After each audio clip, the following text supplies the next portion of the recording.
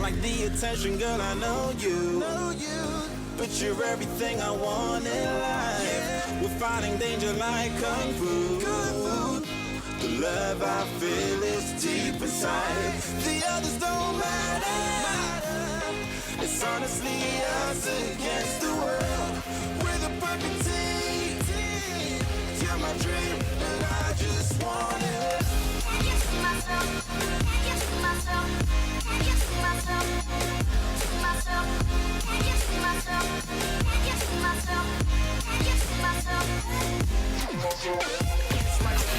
Can't get to myself. Can't get to myself.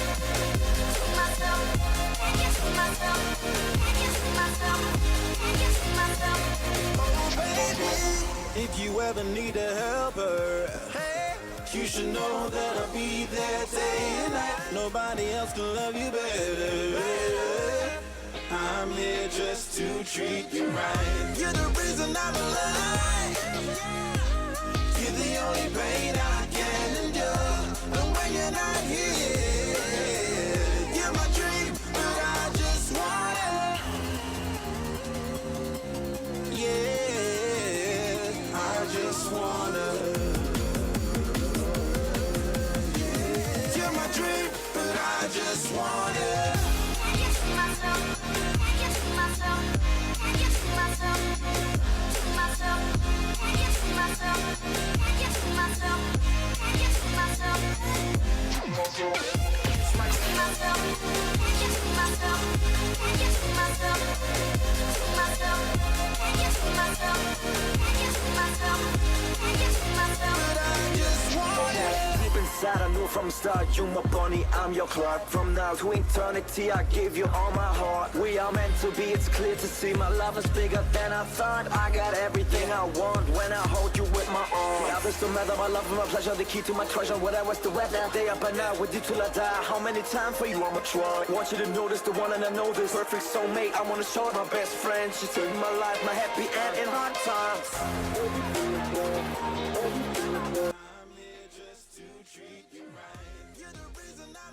To the lobby as we speak right now. What I want to see that I think will be very interesting is how aggressive XCC is going to be, because 756, their captain, came back after a while and he's changed how the team has been playing Dota. They've been much more aggressive, playing less passively. So will that be the case here, going up against a team like DC, who also themselves tend to be quite aggressive in the early game? So I want to see if XCC can actually make the game happen faster, because I think in the late game DC have better experience right now, playing very long games.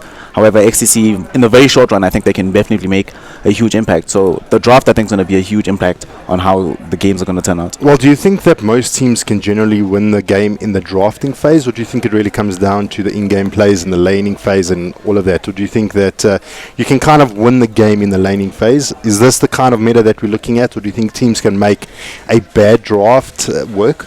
Nowadays, it's been more that the better draft tends to win, but I think that's because Dota, even though the gold mechanics are different as it used to be, it's a lot more difficult to come back from a losing game nowadays. You really have to. We've seen a lot of games either in the first 25 minutes they end, or they go really long, 55 plus minutes. So I think right now we're in the stage of the game where you can win in the laning phase and you can win just off the draft.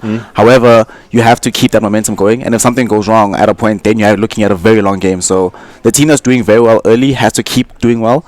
Otherwise, the other team suddenly has a massive advantage. That comeback mechanic is just too strong, and teams do manage to bounce back. So the teams are almost in the lobby. We're waiting for one more player, as the game will be starting very soon. But for those of you that are just joining us, and we wish you all a pleasant stay. I am Jabba. I am joined by Snare. We're at the Telkom DGL Masters at Rage. It is a hype of note. Stores are set up, players are moving in, computers moving around, and I think even when we walked around the expo a little bit earlier, we saw some sick rigs being being displayed as we were walking in. So things are getting rather excited, and it should be a epic weekend of awesome Dota. We've decided to bring to you the XTC DC game. We think it's going to be a rather exciting game. There's other teams that are playing but will not be streamed. The BBT Veneration game, as well as the White Rabbit and Flipside game, that won't be casted. But on our main stage, it will be APG versus Carbon. They're going to be broadcasting on a similar channel to us, but we're going to bring you the XTC DC game. We are hoping for some awesome strats coming out, and big money on the line for the lads over here. There's about R1 million up for grabs between the CS GO and Dota esports categories. So we're going to see what each team can pull out of it. First place for each team in each category will be 200,000 rand. That is for first place in each respective category. So some big money up for grabs, and we'll see which team manages to take it home. The last player has actually entered the lobby, so we're just going to get the ready signals, and then we will jump into the game. So speaking about the money that's going to be coming out of this tournament, do you think it's going to be getting to any of these players? That they're going to start, at the beginning they might be fine, but going forward in the tournament, that players might start to become aware of how much they're actually playing for, and then nerves start to kick in. Then it becomes difficult to play your style game. That big match temperament that we all know and love. Yeah, well, I think this is where the game actually takes the swing, is when you get those players that can actually start dealing with that kind of pressure. I mean, when you're knowing that you are now last hitting and you are taking fights that could basically cost you 200 grand every time you go in and fight, I think it's going to be a big burden on the shoulders of the players. And some players, they can deal with it. They can just say it's just a game. They concentrate on each game as just being a individual component. But 200,000 rand, it's a lot of money for grabs. I mean, it wouldn't surprise me if some people do not manage to handle the pressure. But that's what differentiates the amateur teams from our higher tier teams. So we'll see and see how the teams manage to go, and the way that it does pan out. Yeah, we will. And I think our first game is almost ready. Are we almost ready? Right. Yeah. All players are actually in the lobby, so we're going to get underway very shortly. The players have readied up, so we will be joining the lobby very soon. We hope everyone that is on the stream with us does enjoy their stay, and we're expecting it to be a rather interesting game. And things are going to get rather heated rather quickly. I've managed to speak to some of the teams outside. They seem to think that they've got the opportunity to bring home the bacon. To bring home the bacon. Start dealing with that kind of pressure. I mean, when you're knowing that you are now last hitting and you're taking fights that could basically cost you 200 grand.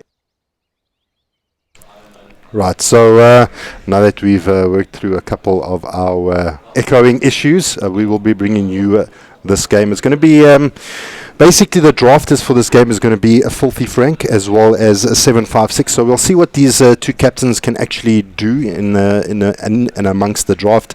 The draft is underway, so we will be moving into that. So guys, we are in the first game of the Masters DGL. This is the exciting point of it. This is the opening up. This is the first game of the entire weekend, and we hope that you enjoy your stay with us.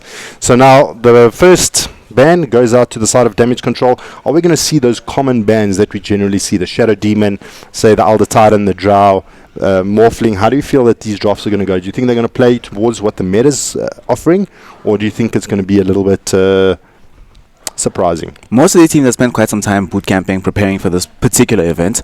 So I think most teams understand that, like you said, Shadow Demon, ET, these are the heroes that get banned very often. So I think teams have tried to find ways to play around it, and more to the point to counter Axe. So I think Axe is going to be the big hero in this tournament, coming up almost every other game. Okay. All right. Well, that seemed to completely go awry. We will rehost the lobby, and things will get underway shortly. So as my friend Sneed does set up the lobby again, what's going to happen now is we'll just wait for the teams to come about, and just chat to you a little bit more here about Rage. If you guys are stuck in the office, if you're stuck at home, do make your way out here to Rage. It's going to be I reckon, an awesome weekend, and a lot of awesome equipment that I've seen upstairs there, and yeah, it's going to be rather exciting. As we just give me a moment as we join the lobby again. Right, things are looking good, guys. The lobby is back up, and we're going to get underway very shortly. But those of you that are joining us once again for the first time, and you're sitting at work at your desk, go grab a cup of coffee. Make sure that your browser is hidden. For all of you sneaky little chaps out there, if you are catching us on your phones, don't have accidents, drive safely, and yeah, the game's going to get underway pretty soon. But how do you feel about the atmosphere so far? I mean, we're sitting here downstairs, right next door to the DGC. The players are ecstatic. There's a buzz about everyone here, and everyone's just ready to start gaming and getting things underway. Yeah, the atmosphere is, as you said, it's sort of electric. There's a sort of palpable atmosphere. Everybody knows that this is the biggest tournament that's happened. Everybody knows that this is effectively history being made in South Africa. Everyone knows that this is the path to something greater. So it's very tense. It's very electric. It's exciting to see, because nobody really knows what's going to happen. People have their ideas of how the tournament's going to pan out, but no one's really sure. No one can say definitively, all right, Bravado's going to win, or APG's going to win, or WRG's going to win, or DC's going to win, or XCC's going to win. All everyone knows is that everyone's going to be coming to play their A game, bringing their first-class Dota that they can. Well, as the first game is underway, for those of you that are joining us now in-game, welcome. I am Jabba. I'm joined by Snare. We have got R1 million up for grabs between the two categories. So the draft is already underway. Some big bans coming out here for both teams. Now, we've got XTC banning out the Wisp. Obviously, kind of worried about what Damage Control is kind of hinting towards, and Damage Control not wanting to deal with the Ricky. But as you said, X is going to be one of those highly contested heroes that have now actually been banned out. Yeah, I was speaking to Prophecy yesterday, and we were both discussing how all the teams understand that Vision is one of the key components to winning Dota right now. So we expect to see a lot of Beastmaster, a lot of Bounty Hunter, a lot of Ricky coming out in this tournament. And we already see Beastmaster being picked and Ricky being banned by Damage Control. So XTC now, their laning phase is already set up to be a little bit more difficult, because laning against Beastmaster, Ogre is decent, but can't really realistically zone out Beastmaster, and they have the Shadow Demon, which combos up very well with the Beastmaster in the later portions of the game. So I think XTC, they probably have to shore up their laning phase with a sort of maybe Sven or Slark, one of these safe lane carries that can get a kill on Beastmaster with a +1. Because right now, DC definitely have the better roam potential between Beastmaster and Shadow Demon, and they have better lanes thus far. Well, do you think the Shadow Demon was actually a bit of a counter or a deny pick, just because Shadow Demon's generally picked up against the Beastmaster? Once that Primal Roar comes out, you can then disrupt the player, save the player, gives him enough time to actually regroup and then actually turn what the outcome is going to be. So maybe a little bit of a deny pick coming out from Damage Control, but the bigger pick of this draft is going to be XTC on the Morphling now. I still feel a lot of our SA teams and SA boys struggle to actually deal with the Morphling. Morphling is really good in this meta, and the main reason why this hero is very good, there's very few heroes that you can pick that deal well with him in the late game.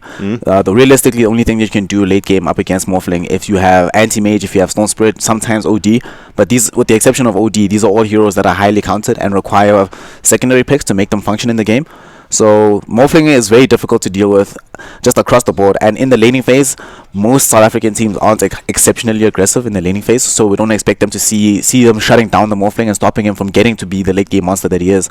And now we see Bounty Hunter banned as well, so no vision at all for XTC. This is denying a lot of vision coming out from XTC. So do you think that XTC just wants to bunker down, try and hold out for the late game, get those big items on the Morphlings? We can probably expect to see the E-Blade, Lincolns, especially with the Beastmaster and Shadow Demon in the pool. What kind of builds could we expect coming out from the Morphling? I'm expecting him to go for the usual build on Morphling nowadays. Dragon Lance into either Lincolns or E-Blade. Definitely a game like this, because you mentioned Shadow Demon and Beastmaster, he definitely does need the Lincoln Sphere, but I think he can safely rush the E-Blade after that and sort of help deal with the Shadow Demon. That being said, though, this might be one of those few games we do see Morphling go for the Manta style, just so that after it comes out of the disruption, you can immediately Manta yourself out of the Soul Catcher and get yourself out of it if you don't have a Replicate up.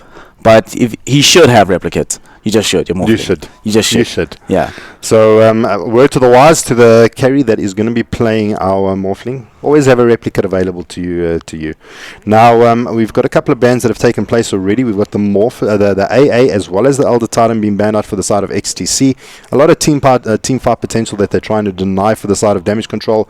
And as you said, the bounty was banned out here for the side of damage control, as well as now the Drow making it to the 4th ban. Generally, we don't see it taking that long for teams to actually ban out the Drow.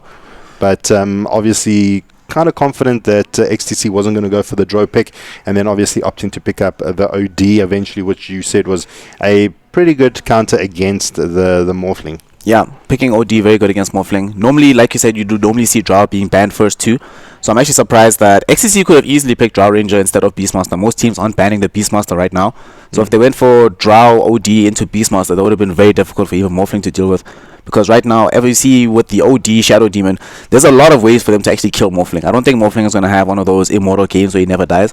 This is, as soon as OD has Force Staff and or Dragonlance, the game becomes exponentially more difficult for the Morphling. So this is a very good pick. XTC might have maybe miscalculated by picking the Morphling so early. They banned out ET and AA in ways to try and protect this Morphling, but they need some beefy frontline heroes to stand up in front of the Morphling and create space for him. So they banned Doxy themselves. I think that would have been a good pick. They might have to go for Tidehunter now in the off lane. I think Slaughter actually. Slaughter can really work for them to try and create space for Morphling in the early game. Well, you need something that can really initiate the fights, really get onto the OD. The Slaughter with Blink, it just does so phenomenally well against the OD because you get the initiation off. Very difficult for him to then get trapped, get imprisoned, and then the rest of the team deal with the Slaughter. So the Slaughter pick could be a good way to actually deal with the OD. But just something I want to mention is that since the new patch has actually come out, it was actually introduced about a week ago, the Shadow Demon illusions generally do less damage to buildings. So do you think that teams are still going to be, do you think it's still going to be a highly contested hero? Because we know prior to this latest patch that's come out, teams would just siege the main towers and then actually just let the illusions run in, destroy the towers, and then basically pick up a free set of racks because they're not really committing anything to that fight. I think the push potential of Shadow Demon has definitely diminished, as you said, based on the nerfs that we saw. But I think the hero is still going to get picked a lot for other reasons, primarily just for the saving potential of Disruption and for the Demonic Purge, because in Dota right now, there's maybe 2 or 3 heroes that can save another hero who's being gone on, and all these heroes are actually in the game: Shadow Demon, OD, and Vengeful Spirit. So and a lot of the time, the team that makes the first initiation ends up winning the fight. However, if you can save the hero that's being gone on with one of these abilities, you can keep the fight going on your own terms. So that's probably why I will still see Shadow Demon being picked up a lot, even though his pushing potential is vastly limited. And I really like this pick from XTC. Going for the Timbersaw, this is a hero that they definitely needed, something that can fight, something that will distract from the Morphling. And also, it's a hero that can lane up against the OD. As difficult as it may be, you can do it, and you can still keep yourself alive. Whereas if you lane with Morphling, you might just die each time you get astraled. Well, for the viewers out there, could you tell us, does the Arcane Bolt actually proc the reactive armor of the Timbersaw should they decide to put the Timbersaw mid? The Arcane Bolt does proc the reactive armor. You do get stacks off of that, but it does take away all your mana from the Timbersaw. So it's a pseudo counter, but most ODs nowadays have generally been opting for the 0-4-4 build before they even go a single point into Arcane Orb. So before that point, I think Timbersaw should be able to do relatively okay. Yeah. So do you think XTC is maybe putting themselves in a little bit of a corner with this with a Timbersaw pickup, or do you think they've got a specific way that they're going to actually run this? I think Timber is a little bit difficult in this game because there's Beastmaster, Faceless Void, and Shadow Demon. There's a lot of ways to control the Timber and just keep him out of the team fight. So I think it's partial answer, but it's not enough. I don't like this. They go for the PA as the last pick, but PA is notoriously bad versus Faceless Void, Beastmaster, and Shadow Demon. So I'm not particularly sure if this is the hero that they should be going for here on the side of XTC. Plus the illusions that Shadow Demon generates from the PA do gain the coup de grace crit. So if they turn around on their master, they can do quite a lot of damage. So I really don't like this PA pick, if I'm honest. Alright, well, the draft is almost done. For the side of XTC, has decided to actually pick up the Vengeful Spirit while we were discussing the Timbersaw. And for the side of Damage Control, they decided to pick up the Faceless Void. They've got quite a bit of control for the side of Damage Control. Do you think it's going to be a little bit of an issue for XTC to actually dance around these big ults coming out from the Void as well as the Beastmaster? I think it's actually going to be hard for XCC to juggle all the ultimates because DC doesn't necessarily have to use all of them in one single team fight. So they can stagger the Chronosphere into the Primal Roar and use the Sanity Eclipse later, or even just use Demonic Purge to get out of particular team fights. I think XCC, they have to search for fights much more often than DC does, because DC, they can just wait for XCC to try and push the high ground. Even when they do try to push the high ground, Faceless Void Morphling can kill Faceless Void can kill a Morphling with the help of the OD. And with Kunkka now as well, it makes it even more difficult for Morphling or Timbersaw to escape these team fights. So I think I really like DC's draft a lot more. What do you think? I also like DC's draft a bit more. They've got a lot more control than what XTC has, but they've got a specific way that the teams want to run the picks, so we'll just wait and see how it actually decides to run. We've got a couple of DCs that's going to give us a chance to actually just run through a kind of things of what we're going to expect. So guys, welcome to the first game of the first day at the DGL Masters. We are at Rage. We are bringing you this action live. We are sitting right next door to the players, and we expect a cracker of a game. And Snare, it's been absolutely phenomenal thus far. The draft, as we said, could be a little bit problematic for the side of XTC. You favored DC a little bit more. You mentioned that the PA pickup for XTC wasn't going to be your favorite. What would you have replaced with the PA? I would have preferred, because they're going to know what it looks like they want to do is who's playing Rip. Ripping is playing on the Morphling and Dota and Dai is on the PA. So it looks like they want to run the Morphling in the mid lane or the PA, but I would have rather preferred that they went for the Invoker, either Invoker safe lane or Invoker in the mid lane. A hero that can create space and a hero that can solo kill the OD if need be, and also a hero that DC will actually have to commit to killing. Because right now with PA, the heroes that they have on the side of XTC, for them to actually get kills, they have to jump into the middle of the fights. We won't expect DC to actually chase after XTC until absolutely necessary. So I don't know. I would have preferred Invoker. I would have preferred something like a Storm Spirit even. Just a hero to create space for Morphling, because I think Morphling is going to be the true carry of this game. Alright, well, as the teams are leaving the base, for the side of the Radiant, it's going to be DC Faded playing on our Faceless Void. We've got Scarnet going to be playing on our Shadow Demon. Stunt going to be on the Beastmaster. The Filthy Frank going to be on our OD. And Atraxian going to be on our Kunkka. Take it away for the side of the Dire. And on the Dire side, as we see here, we're going to have 756 playing on the Vengeful Spirits. Rip Inc. will be repping the Morphling. Dota and Dire are going to be on the Phantom Assassin. Doom Bunny will be playing the Ogre Magi, as well as Timbersaw. Heffalump going to be heading, looks like it's going to be an offlane Timber and a mid PA. I'm not sure. Do you think this could change the expectations that you had?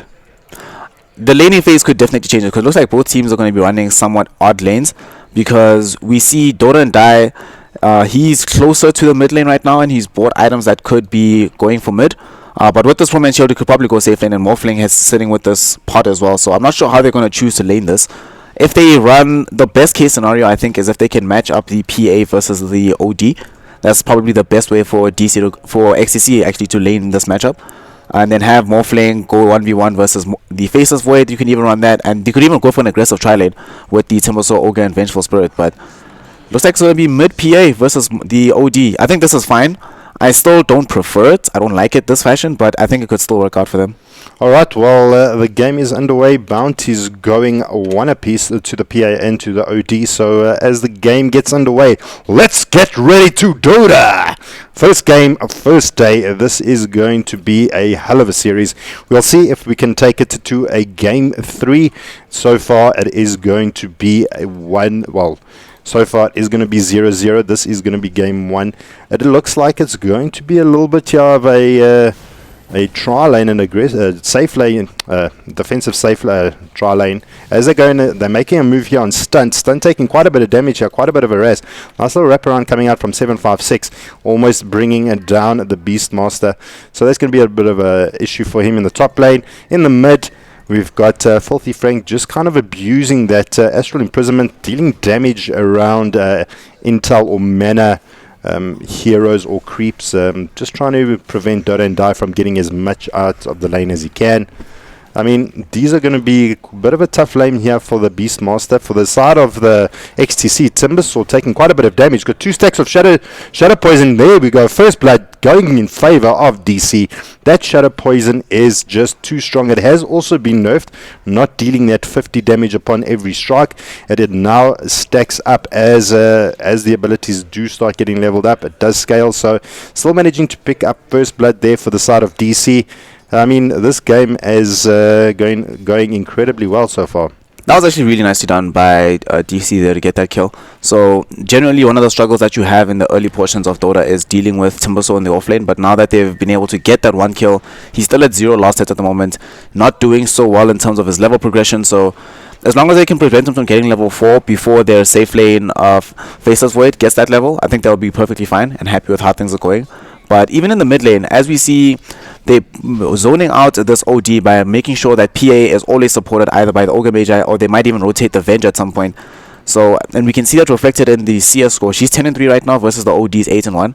And even though Filthy Frank has gone for the Astro build, he's not going to be able to find any real kills on PA for a while. So I definitely like how XTC are laning this. But it remains to be seen if this trend continues into the mid game as well.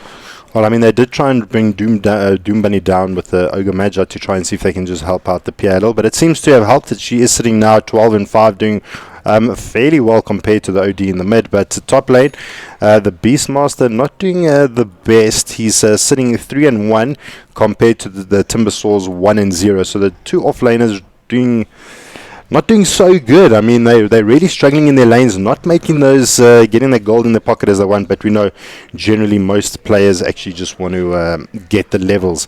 We did lose Kunka in the jungle though. He was just neuting in the mid lane. Oh, Filthy Frank, he does actually Fury Fire up. He's not going to actually be brought down.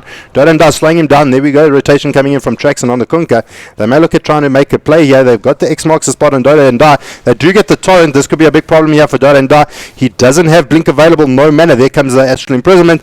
This could be another down, and good night, sweetheart. Another kill going in favor of DC. They may look at turning around here on Doom Money. We've got now 3 in the vicinity. Stunt, he's coming down from the top lane.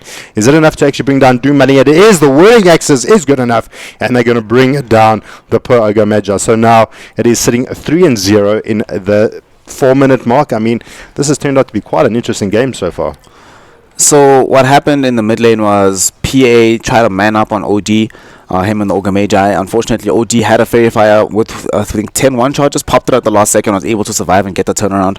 As well as both Kunka and the Beastmaster have picked up Iron Talon on the Dire side, on the Radiant side. So DC will be playing the extra greed game. Traxion could actually go for the greedy Kunka build, that by going for phase boots into the drums, maybe get a Chrysalis immediately afterwards, if not the Blink Dagger. So far, I think DC are doing okay in the farming wall. That being said though, FTD, Rip Inc. is the last hit leader. He has quite a lot of CS on this Morphling. It's going to be a while before Morphling is that hero that's just completely unkillable, but so far his progression's okay. He hasn't been pressured too much, and they get another kill. Bottom, Heffalump dies again. Sure, that was quite deep. Scarnet's going to be in a little bit of problems now. He does actually get fire blasted up. There comes a magic missile, and a Vengeful Spirit being able to pick up a nice little kill there. But now he's sitting 4-1, so trying to gather back all the losses that have taken place so far. And I mean, do you think it's enough to actually do at this point in time? It's sitting 4-1, 5 minutes in. Has XTC got what it takes to go the full mile? I think they do. They can still come back out of this laning phase in a good enough position. It depends a lot on what PA is going to do, because PA in conjunction with Doom Bunny and the Bloodlust from this Ogre is going to determine a lot of the kills that XCC are going to be able to make. But now there's a smoke wrapper. Oh, here we go. We've got the Kunka and the Shadow Demon in the vicinity. There comes the Astral Imprisonment, lining things up here. Torrent not going to latch. That could have been a dead PA, but there's X marks the spot. Last Arcane Bolt does bring down the PA. Now they decide to turn here on Traxion, but the defensive save coming out from the Shadow Demon keeps Traxion alive, and they're just going to be able to walk out of there. I mean, we're talking about ganking potential from both teams. DC just being able to close it out. I mean, the torrent not hitting, but still enough to actually bring down the PA. So a couple of maybe coordination issues on the side of DC, still being able to close it out. Maybe just need to work on the timing of that torrent a little bit more. DC has actually a lot of stuns though. Between Kunka, Shadow Demon, Beastmaster, OD, it's quite difficult for him to actually not get kills as a result of control. So I think generally when you're playing up bottom lane, you might actually see a go onto this Timbersaw. Well, He's they're taking a gonna lot of try. shadow poison stacks. I think he's gonna survive though. I think he should be fine. He's still got 3 poison stacks. Could be enough. If he gets 5, that is a huge amount of damage. There you go. 5 stacks on it. He's going to try and cast again. And he does pop it. 1 more stack and that would have been a dead Heffalump. And unfortunate the poison didn't actually latch. And yeah, being able to walk out there by the skin of his teeth, that could have been a very dead Timbersaw. Something that sometimes you actually forget is how much damage those stacks of the poison just do. Yeah, well, once you get up to 4 or 5 stacks, it does an outrageous amount of damage. I think it's about 500 damage just before reduction. So it's a crazy amount of damage to have from a hero that can potentially just be level 1. He's been making good work of the shadow poison though. Well, so here comes a rotation. Ogre Major coming in from back line. There comes the all that good stuff. Now we've got the Stifling Dagger does hold him in place, and one little blanket to actually finish it off. So PA now puts another kill under her mask. Ping's coming out in the top lane. But that's just probably saying that the Morphling is pretty much free farming, and I suppose this is what XTC... They're going on Beastmaster. They're going to try to get the wraparound here. DC might be able to get some counter X kills. marks the spot, does hold him in place. Traxian, he's going to be in a little bit of a problem here. Stump from the neutrals, that is super unfortunate. Doom Bunny, he's going to try and run out of there. But Traxian, Stunt, and Scarnet trying to pick up a kill here for the side of XTC. But Doom Bunny is eventually going to go down, trying to deny himself there to the creeps. And eventually the Vengeful Spirit does go down to the likes of the Newton to the tower. So, unfortunately, XTC being caught with their pants down a little bit and not actually getting what they need out of it. They were trying to make a rotation to top to try and catch out the Beastmaster, but the wraparound from Shadow Demon was just perfect there. So right now, XTC's heroes, they're trying to consolidate mid again, but the main problem is so far we're 8 minutes into the game, they're 7-2, and their lineup, they sort of will start to need to make kills happen, because Void has level 7 right now, and I don't think DC are going to sit pretty without using the Chronosphere for a long enough time for SCC to feel comfortable. So very soon, as soon as OD hits level 8, I would imagine, we should see DC smoking up as 2 or 3 heroes and using this Chronosphere to try and find a huge pick-off on somewhere. Yeah, it's going to be a bit of a problem. I mean, XTC generating quite a bit of space for the Morphling, but you think it's going to be enough? So far he's doing alright. He's going for the immediate Lincoln Sphere rush, which is definitely required up against Beastmaster and the Shadow Demon. I think it's not enough yet. So far they've been able to defend all their tier 1 towers very well, which is very admirable.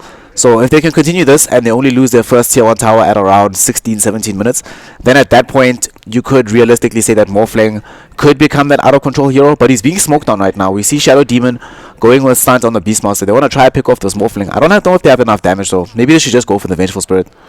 Well, I mean, the high priority target would actually be the Morph. He hasn't actually died yet this game, so that would definitely be the priority. Actually looking like they actually want to call it off. Scarnet just sitting in the river trying to see if they can make something happen, but nothing's going to come of it, and could be a little bit of a wasted smoke. He's here alone. Beastmaster not willing to push out just yet, just at least getting a couple of wards down in the jungle. I mean, let's just have a look at what the vision of the maps look out at the moment. So for the side of the Radiant, got some decent vision, at least in the top parts of the map. For the side of XTC, got quite good vision here in the side of the jungle here, and in the top lane, so they can see those rotations coming in. But now look how far Rip Inc has actually been pushed out of the lane here. We've got double birds here, just watching what's happening here in the top tier tower here, so they can see what's happening. There comes the wave, and immediately actually just replicates out. Saw the danger, and as you were saying earlier, if you don't have a replicate, you will die, and he's okay. Mid though, they're going to try and smoke and catch out OD, although he's just farming in these camps. They've drawn the line though, so they're going to wrap around onto him. PA is going to be the closest. Can they get this kill? Yeah, OD's going to die here. This is going to be a big problem. Doom Money needs to get close enough. They can't actually imprison. Did he just try and imprison a creep there? Yeah, just trying to pick that up, not being able to get it. But good disruption coming out from Scarnet. There's the bubble. There's the thing that's going to change things around. Doom Bunny not being caught up. Now we get the stun out from 756 onto Filthy Frank. And there's going to be no rotation. There's going to be no kills going aside yet. But there we go. Outworld Destroyer on the Filthy Frank, being able to clean out the Vengeful Spirit. I mean, that Astral Imprisonment does so much damage. But Doom Bunny trying to TP out, and he is able to actually get out. Traxian not close enough to actually get X marks the spot off. And he's just going to be able to survive. Morphling in the top lane though, getting a kill on the Beastmaster. That actually looks like he didn't even take any damage there, so Morphling's still full HP, so I suspect it was Beastmaster just being caught off guard, I guess. Ripink outplayed him, so he managed to juke around his paws and the wild axes and just right click him down. And I think that kill that they lost on the Vengeful Spirit, even though they didn't get the kill on OD, I actually think that works out exceptionally well for XTC, because the first chronosphere of the game was committed onto the Vengeful Spirit. And usually for Morphling, the most anxious moment of a Dota game is when there's a hard disable. We do lose Skynet on the Shadow Demon, we do lose the Vengeful Spirit, so one apiece now, both supports down here for both teams, but Boat is now committed, gonna try and catch out Hefferlamp, they do. Traxian trying to make something happen, X marks the spot, gonna try and control this Timbersaw, they do, they pull him back, there's the torrent, it is gonna be good, Doom Bunny just trying to right click away, faded, leaps in, trying to make something happen here. It's going to try and right click. There comes the Chakram, not going to be able to do too much. And I think the call is going to be to retreat and just get out. The players were pretty much saved. Just one apiece dropping the Shadow Demon and the Venge in that little tussle there. So 12 minutes in, we're sitting 9-4. Things looking rather interesting. Let's just jump on to what our net worths look like at the moment, just so we can see what the progression is going to be. Morphling, without a doubt, is sitting top of the log, sitting 5.5, closely followed by the Void as well as the OD. Now, do you think that a Morphling can stand toe-to-toe against a Void and OD? Generally, no. In a straight man fight, he will lose to both of these heroes just because of how, if he's inside the chronosphere, he's pretty much going to die, guaranteed. OD will be able to right click him down any day of the week. However, if XTC decide to play this game in a very split push fashion, pick up the Manta style on the Morphling as soon as humanly possible, get those BTs going, just never actually directly engage DC until they can find a pick-off elsewhere on the map, I think they can put themselves in a really good position. However, they might feel pressured to want to fight in the early game, as we've seen them rotating around a lot, trying to actually get key engagements happening, trying to force the usage of ultimates from DC. So if XTC can keep up with that sort of trend and force DC to fight, even if they lose the fights, but take them on their own terms, I think they'll be fine. But I expect 756 to not die a lot this game. We suspect it. Alright, so for all of you that are watching, send us a tweet and give us your predictions on the amount of deaths we're going to see coming out from 756. You can tweet us at _snare_ or at Jabba Gaming. Give us your predictions and we'll see how close you are. I'm sure we can afford one or two skins to give away to the winners that are able to predict the amount of deaths that 756 actually does cost themselves. So I mean, that's the purpose of a Venge, though. You've got that bubble, you've got the Venge to actually save you out of that bubble, and that is purely just to actually the pure pickup against the Void, just to be able to play those defensive moves. Yeah. So something else that's happening now, I'm concerned a little bit about DC. They're building the Vladimir's offering on Faded in the safe lane. Generally, when I see Faceless Voids in the off lane, okay, they might actually lose the PA here. Mid lane, but does actually commit the total insanity, and it's going to be good enough. Shadow Demon actually being able to put up enough stacks there, and but being able to at least the Venge being able to actually make it out of there. But getting that prize pick on the PA, never a bad thing. It does actually have buyback, and they're not going to commit it by any means. And this may actually translate into a tier 1 tower mid going down for the side of XTC. This doesn't boast too well. Just looking at the general net worths of both teams, DC ahead by 2,000 gold, and the XP above by 1.5. But Torrent is now going to be committed. Not going to catch anyone here in the back line. Chakram, there comes the imprisonment. Going to hold the Timbersaw in place. Is it going to be good timing? It is. Going to latch on Hefferlamp as well as Doom Bunny in the background. There comes the Arcane Bolt. It's going to be good enough. Brings down the Timbersaw. Now Rip Inc. He's in the mix of things. Good save there coming out from the Shadow Demon, saving his little partner there from 756. But now Filthy Frank kicking away. God. This is ridiculous.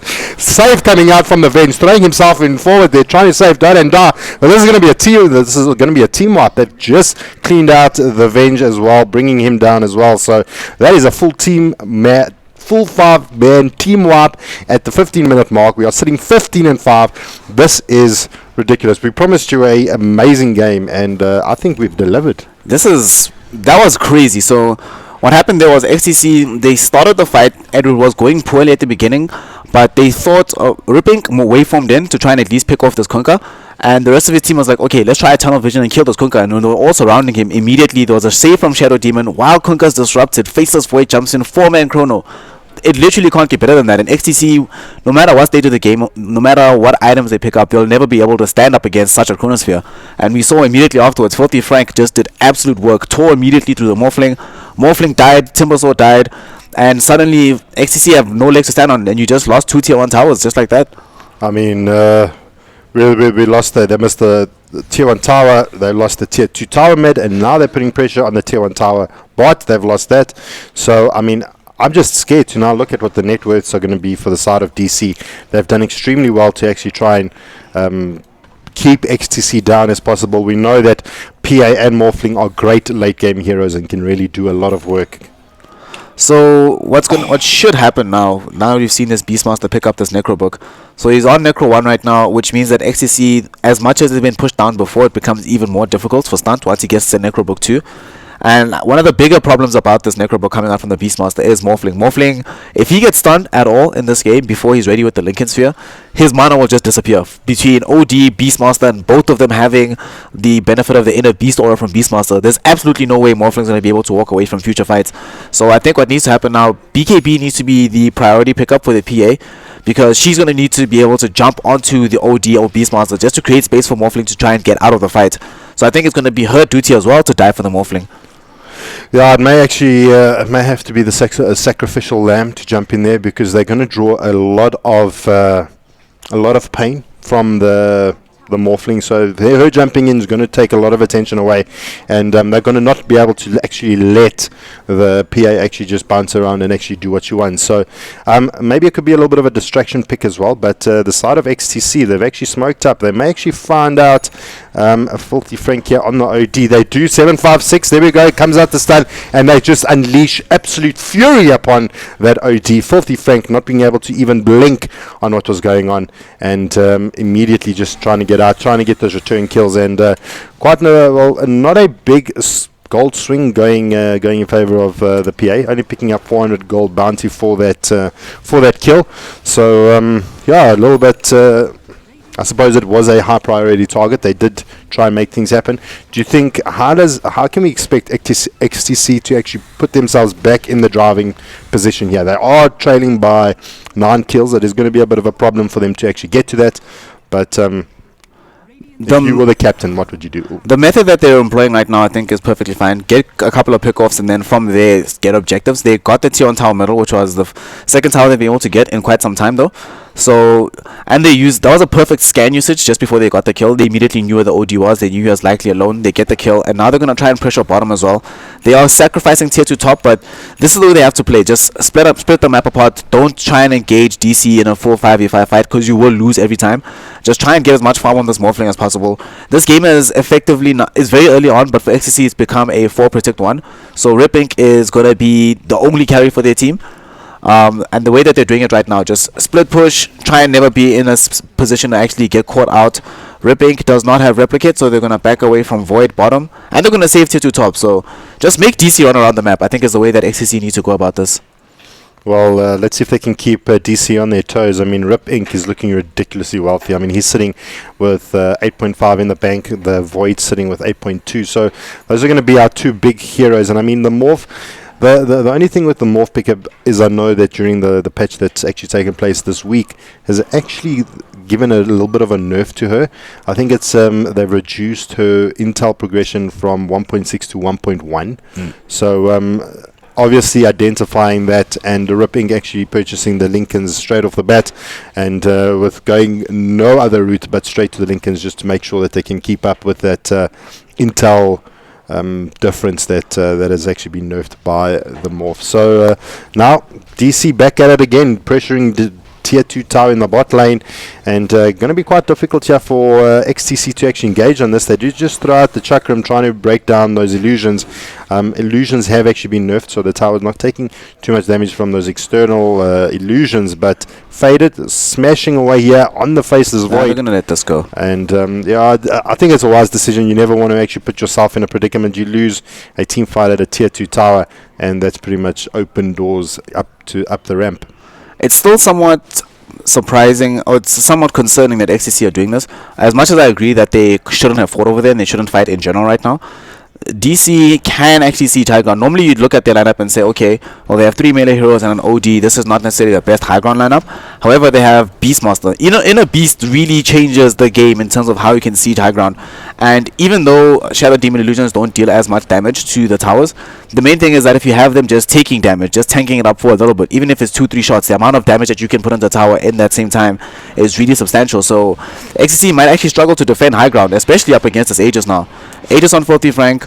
The only hero that they have to easily defend high ground with are Timbersaw and the PA. But it's not going to be easy. I think they definitely going to have to find a pick off or two. If 756 can actually suicide and try and pick off one of these heroes, so I think XCC can make it work, but it's not going to be easy. So they still need to split push, make sure that DC can never actually come to their side of the map without fearing losing a tower or two of their own.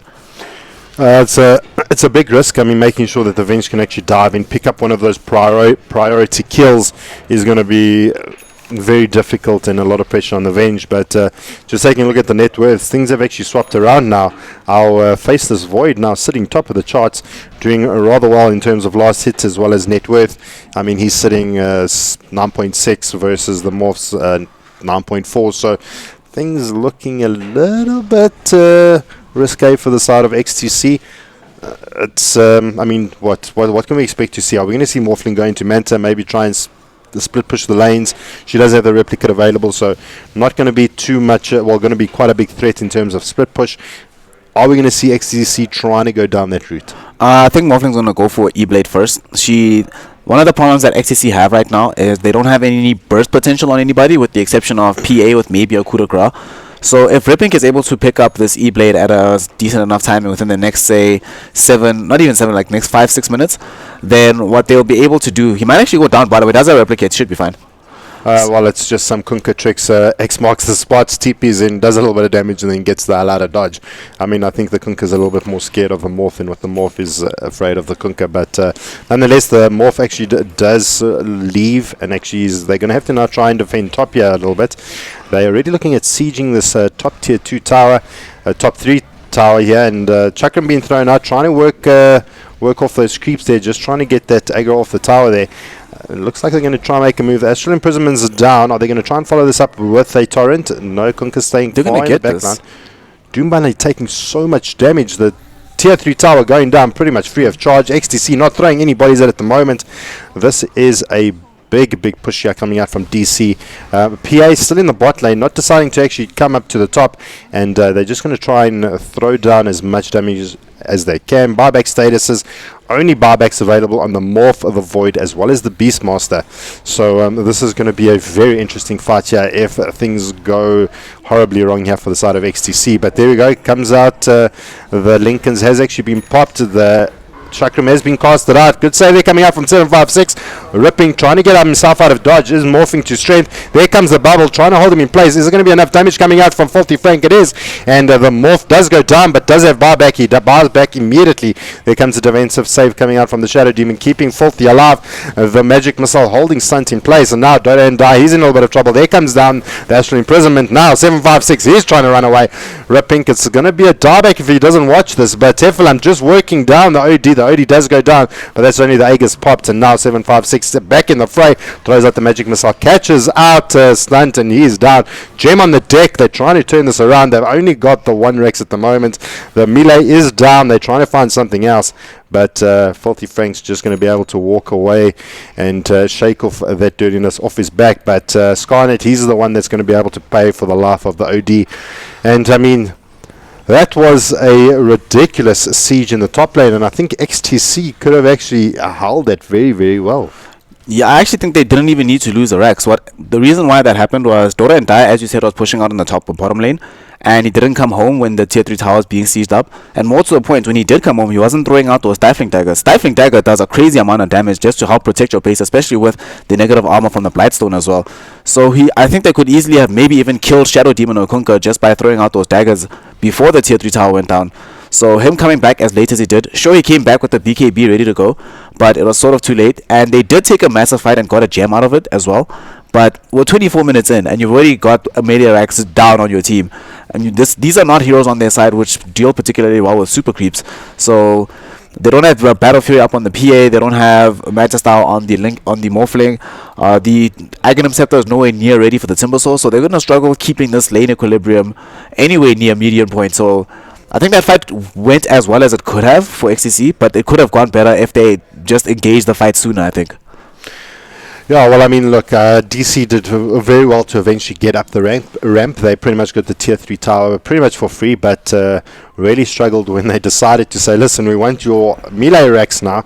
And XTC, no, well, we're not going to have that. And they actually jumped in. And after that fight, they did actually have two diebacks from the Venge as well as the Morphling. So it did cost the side of XTC a lot, but the overall gold swing was around about the 1700 mark, and plus about minus 600 gold for the side of DC. So in overall, the complete net change was around about 2,300 gold, which is quite a significant value. And let's take a look at what our net growth values, well, our net worth graph is looking at the moment, and we're sitting at DC. The graph is starting to tilt towards XTC a little bit. Don't know if it's going to be enough to actually keep them in the game so far, but beautiful defense that they've actually held in the top lane. And XP, I mean, virtually zero. So XP advantage is 0, but the gold advantage says a little bit of a story. It does tell us a little bit of a story. And I mean, do you think that with the lineup that DC has, there could be a little bit of a timing window that DC needs to play around? Or do you think that they're going to be able to then convert the Kunkka into a core as opposed from the utility Kunkka that we've been seeing? And will they be able to go the full distance to that 70-minute game that we talk about? Or do you think it still favors the side of DC? Or do you think XTC does favor the longer draft, the longer game? I think XTC will be okay with a long game, but I think right now DC are perfectly comfortable just sitting back, letting the game go extra late. Because now that they have Blink Dagger on Beastmaster can, with the exception of Morphling with the Lincoln Sphere, can actually solo kill anybody on the map right now by himself. So it's really difficult to deal with this at all stages of the game until you're much tankier on all the heroes that they have on XTC. The supports will never be able to survive against the Beastmaster initiation. Morphling might have some trouble if there's a single +1 hero to break the Lincoln Sphere. And even the Timbersaw, as much as he can survive with later game items, he might still struggle to adjust to a mana burn and be effectively useless in the team fight. So I think right now XTC are the ones that have sort of more pressure on themselves, especially because the result of that fight meant that it delayed dramatically the E-Blade from Morphling. Morphling was actually looking to have the E-Blade by 2 minutes ago. Instead, now he just picks up the Eagle Song at the 25.5-minute mark. So I think XTC are the ones now that are sort of under pressure, because if they don't make something happen very soon, even this BKB Desolator on the PA is not going to be enough to actually take fights from DC, because of the fact that they still have all their huge team fight ultimates and they're ready to use them, and they're coming back to finish the job at top. Yeah, well, we've got the Hurricane Pike up on Filthy Frank, so that's going to be able to get him out of a little bit of trouble, as well as being able to still throw out that damage. A nice item for him. I do like it on the OD. Just gives him that ability to get himself out of trouble if needs be. A little bit of a problem perhaps is that if we just look at the vision for the side of DC, not looking too good. I mean, we've only got one observer in the bot lane. We've got the observer here on the side, maybe suspecting some form of a TP out from the side of XTC, or some kind of smoke gank that may take place around this area here, trying to rotate behind the likes of DC. But Dota and Die doesn't know that Traxian is in the vicinity. This could be a little bit of a problem for her. She has now got up her Deso as well as her BKB, you mentioned before. What do we see Dota and Die progressing into from here? He either goes Manta Style or goes Basher. I would probably like to see Basher a little bit more. If he goes for Abyssal Blade and is able to actually lock down and kill Faceless Void in a short order of time, they're going to lose the Vengeful Spirit though. Filthy Frank trying to make a play here. There comes the E-Blade out from Rippink. It's been revealed. Traxon throwing out the boat. It's not going to latch on anyone, but Traxon's down. The Kunkka is down for the count. This could be an opportunity for the side of XTC to actually make a play here. We have got no more control items. The Kunkka is down. There comes the swap. Shadow Demon trying to make something happen. The Shadow Demon, it does go down to the unlikes of the PA. Now stunned, he gets chewed up, but the Venge does drop. Gem is on the deck, and now XTC swinging things around rather beautifully, getting that perfect pickup on our poor little Kunkka there, not being able to do much or save much. The boat did not catch, and yeah, XTC now looking at putting a little bit of pressure back here in the mid lane, taking down the tier 2 tower. Do you think this is the moment where XTC does manage to break high ground? I don't think they can break high ground yet, but that fight was as perfect as they could have expected. They found not necessarily the most vulnerable hero in the Kunkka, but they found a hero which has relatively high net worth and is easy to kill. They kill Kunkka immediately afterwards. They take down Beastmaster and the Shadow Demon. So the way that fight ended up progressing for XCC, if the game was going to end anytime soon, but that probably bought at least 10 to 15 minutes. Just the amount of space it made.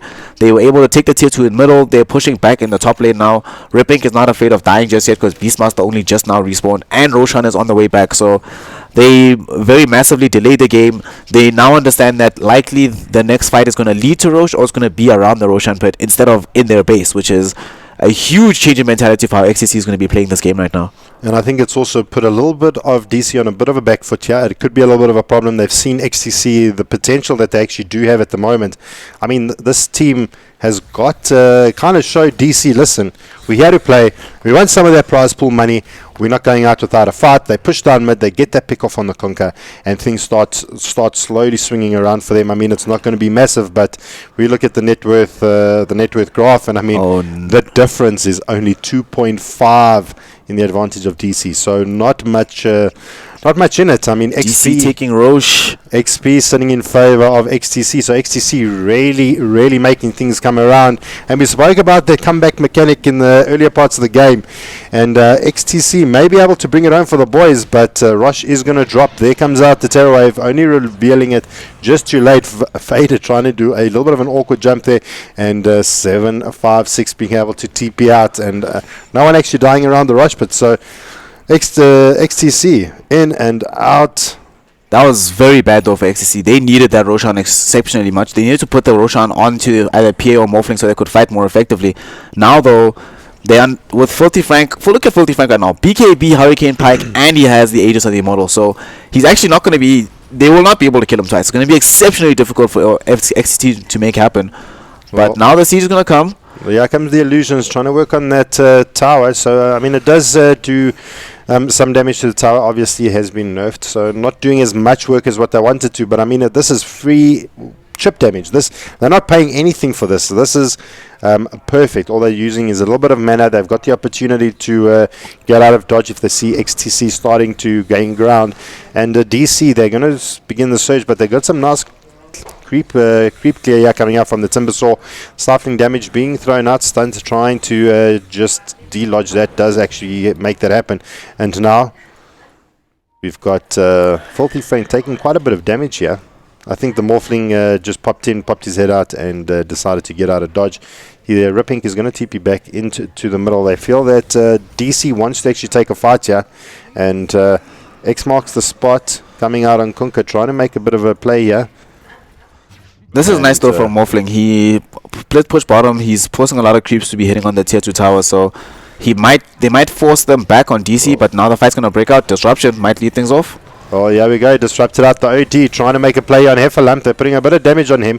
They've still got the Aegis up on Filthy Frank. He actually TP'd back to base, and X marks the spot back into battle. So that's pretty much a free TP boots coming out for the side of DC. And let the siege begin. This is what we're going to be looking at. They want to try and prevent the cause from the side of XTC from getting those important items to try and build their gold up. But Morph's not going to have any of it, and he's actually going to clear out the top. They did actually lose the top ranged Rex at the top, and now there comes this illusions coming out from Scarnet. The Shadow Demon just throwing out those little pesky illusions, trying to chip down the mid-tier tower. And I mean, even with this nerf that we see from the illusions, not enough. Tier 3 tower, I mean, it's almost done. I mean, a little bit more damage and that's going to drop. But yeah, Filthy Frank throwing in there. There comes the X marks the spot on Hefferlamp, but the E-Blade popping down Filthy Frank, and this could be the dominoes that we expect to see. There comes the boat, gonna land on, oh, good dodge from the players of XTC, not being caught down from the boat. Ripink running out of the battle at the moment. Now Doom Bunny, he's taking a little bit of damage there, and they get the tier 3 tower pretty much free of charge. But there comes the swap, there comes the magic missile, holding Faded in place for a little while. Primal Roar down on Dota and Da. They decide to commit the bubble onto Dota and Da. The PA taking quite a bit of damage here. The Shadow Demon Illusion's trying to do some work. Dota and Da does get the kill there on the Faceless Void on the backlines, but 756 does go down. X marks the spot, not necessary, and it's not going to be enough for the side of DC to actually push higher ground, and the call may be to actually retreat out of here. We've got Dota and Da quite far behind the enemy lines here, actually running through the dire jungle. I don't actually know how he got to that far. I mean, that was probably once he cleaned up the Shadow Demon or the Faceless Void, he decided to actually just take a scenic route, see what's happening in the jungle, and see what he can get. But XTC looking in a little bit of a predicament. They've lost the top lane of Rex. They've lost their mid-tier 3 tower. That was a very good fight for them, though. So what happened was Dota and Dai this time around was a lot more patient, only throwing out a lot of daggers in the middle of the team fight. And what Hefferam did, which was really amazing, they waited until they baited out the time walk away from Faded by swapping him, and then they know that he's going to time walk immediately, but he time walked into a chakram, so he couldn't go anywhere. He was completely isolated, spent about 2-3 seconds trying to get out of the chakram bubble, and by the time that happened and he laid down the chronosphere, it was a bad chrono just made to save his own life, and the fight wasn't really going that well for the rest of his team because he wasn't available to start things off with. So the way that happened, and Dota and Dai with BKB was able to force the Primal Roar onto him. So XCC took that fight very well. They forced DC to react instead of DC being able to make their own moves for once. And XCC, as a result, they end up they get only 1-for-1 trade, but they get the hard carry Faceless Void in exchange for 756. And 756 not die a lot anyway, so it's all good. It's fine. He doesn't have a big bounty on his head. He's one of those easy kills, and therefore not worthy on the gold list. But picking up a Void, a Morphling, or an OD could benefit either team quite a lot. Okay, so now that they picked up the Hood of Defiance on Timbersaw, which means that he wants to go for Stant's gonna die almost. He's going to be in a lot of trouble. Yeah, he actually does. He actually does replicate out. The Morph could have actually picked that off. I don't know what was that about. But now bottom lane, Fader picks up 2, catches out 756. He does go down again, but now Hefferlamp, he's in a little bit of problems. We've actually got the time dilation being used out here. There comes the stun. Conker trying to make a play here, but it's not going to catch, and being able to get the kill. I don't know what that fight was a little bit was about, but 756 down for the count, and being able to pick up the Faceless Void in return. 756 trading his life easily, happily away to get Faded brought down. So take my life and let my man live. And he's fine. So that chrono, I think it was right now DC have gotten to a point where the chrono boat combo is not enough in and of itself to actually get kills. So they're definitely going to need OD nearby to actually kill any of these core heroes. He committed it immediately onto the Hefferlamp to Timbersaw as well as the Vengeful Spirit, and he time dilated him as well. But right now, they just don't have the damage yet. That's one of the reasons I don't like this build on the safe lane Faceless Void. It works pretty well in the off lane, but Traxio, nice exit, but he's gonna die anyway. Even the X marks the spot, not actually able to keep him alive. I mean, adaptive strike, too strong, and now. Could this mean that XTC can maybe start knocking on higher ground, or do you think we should still hang 5? I mean, the Aegis is down on the OD. It was lost in the last fight, but here in the mid lane, they're going to be able to catch out 756, and that is another death to his name. So I hope your predictions are coming true, guys, and that you are letting us know what your predictions are. 756 really going down, really taking one on the chin for the boys, and space created. Do we give him man of the match, considering that he's doing his job by just dying? He really is. I mean, each time that he's died, here comes the blow up. Ripping picks up the life there on stunt on the Beastmaster, and now Dota and Dai trying to locate more, just being able to bring down those nasty little necro books, taking 400 damage from those little necro books. And Dota and Dai is going to probably just jump back into base, but does manage to go back for his basher on the PA. But yeah, as we were saying, 756. So he's been doing his job. He's been dying. He's been ensuring that the swap is always on point to save particular heroes. No one on the side of XTC has actually died in a while 756 has been alive. So definitely doing his job in that regard. And one of the reasons as well why DC are finding it so difficult to take fights right now, they, even though they had this gem on the Beastmaster, immediately as they lost the gem, it gave XTC the opportunity to actually create a lot of space around the map just by getting the active D wards. If you look at the vision right now, XTC have, sure, they only have one ward on the map, but DC at one point had a lot more vision than they do at the moment. Right now they only have this set of wards covering the entrance to the dire side of the jungle. So they can't actually catch out and find the XTC heroes. They can't force fights on them because XTC is never staying in one position long enough to actually have an engagement brought to them. So they're doing what I was saying earlier. They're splitting apart the map, not allowing themselves to be caught, never taking a 4-5v5 fight because they know that that's a recipe for disaster. But forcing out these small micro engagements, forcing out the Beastmaster ultimates, forcing out the boat chronosphere combos, never allowing everything to land at once. So even if they lose a small skirmish, by the time the big team fight comes, they know that not all the big ultimates are available for DC. So XTC are doing a fantastic job right now of just keeping this map split apart and then making it look like they haven't even lost the full lane or X. Yeah, I mean, they're keeping the top lane push that rather beautifully, and I mean, Morphling's still getting so much farm around the map. I mean, he's able to actually blow up heroes at the moment. I mean, we saw the Kunkka earlier being taken down in that bot fight. I mean, he just exploded, and I mean, this Morphling sitting on almost 20k gold at the 40-minute mark. OD closest in suit, sitting with 18 in tow. But, I mean, the OD, I mean, he was our mid hero versus our PA, who was also mid. Oh, but here comes the bubble in the top lane. Faded, finding out Ripping. Nice there comes the Lincolns. There comes the Diffusal. Going to be able to bring him down. And that Diffusal coming out from the side of DC is going to probably be the item that changed the game. That avoids the Morphling from being able to wave out, do your strength morph, do your agility morph. And, yeah, that's pretty much going to be what it wrote, and Faded picking up the perfect kill there and completely dominating the side of XTC. We do have buyback available on the Morphling, so it looks like they're going to try and at least force this out. If not, they're going to try and see if they can put some damage here onto the mid lane of Rex. They do get the Shadow Demon Disruption out onto the Void, and there comes the buyback coming out from Ripping. We do get the swap, but he's just going to be able to get out of dodge there. Shadow Demon does go down, and now there comes the Chakram. They are trying to follow up here, but the side of DC just getting themselves out of dodge. That's really good for DC, forcing out the buyback on Morphling. Now you know that you just have to kill him once and you can effectively end the game. There's a tier 3 tower already down in the middle, so it becomes really difficult for XTC to fight without the Morphling. Roshan does respawn right now, but XTC, if they needed the previous Rosh, they really need this one. The big boy is available. Beastmaster Hawk will scout it out though, so DC knows as well, and XTC maybe try and take a fight here. OD might be in trouble. Stunt in the jungle. We've got Doom Bunny. He decides to go onto the Beastmaster. There comes the Starfling Dagger. Not going to be able to do anything. Perhaps the Bash would have actually taken your place.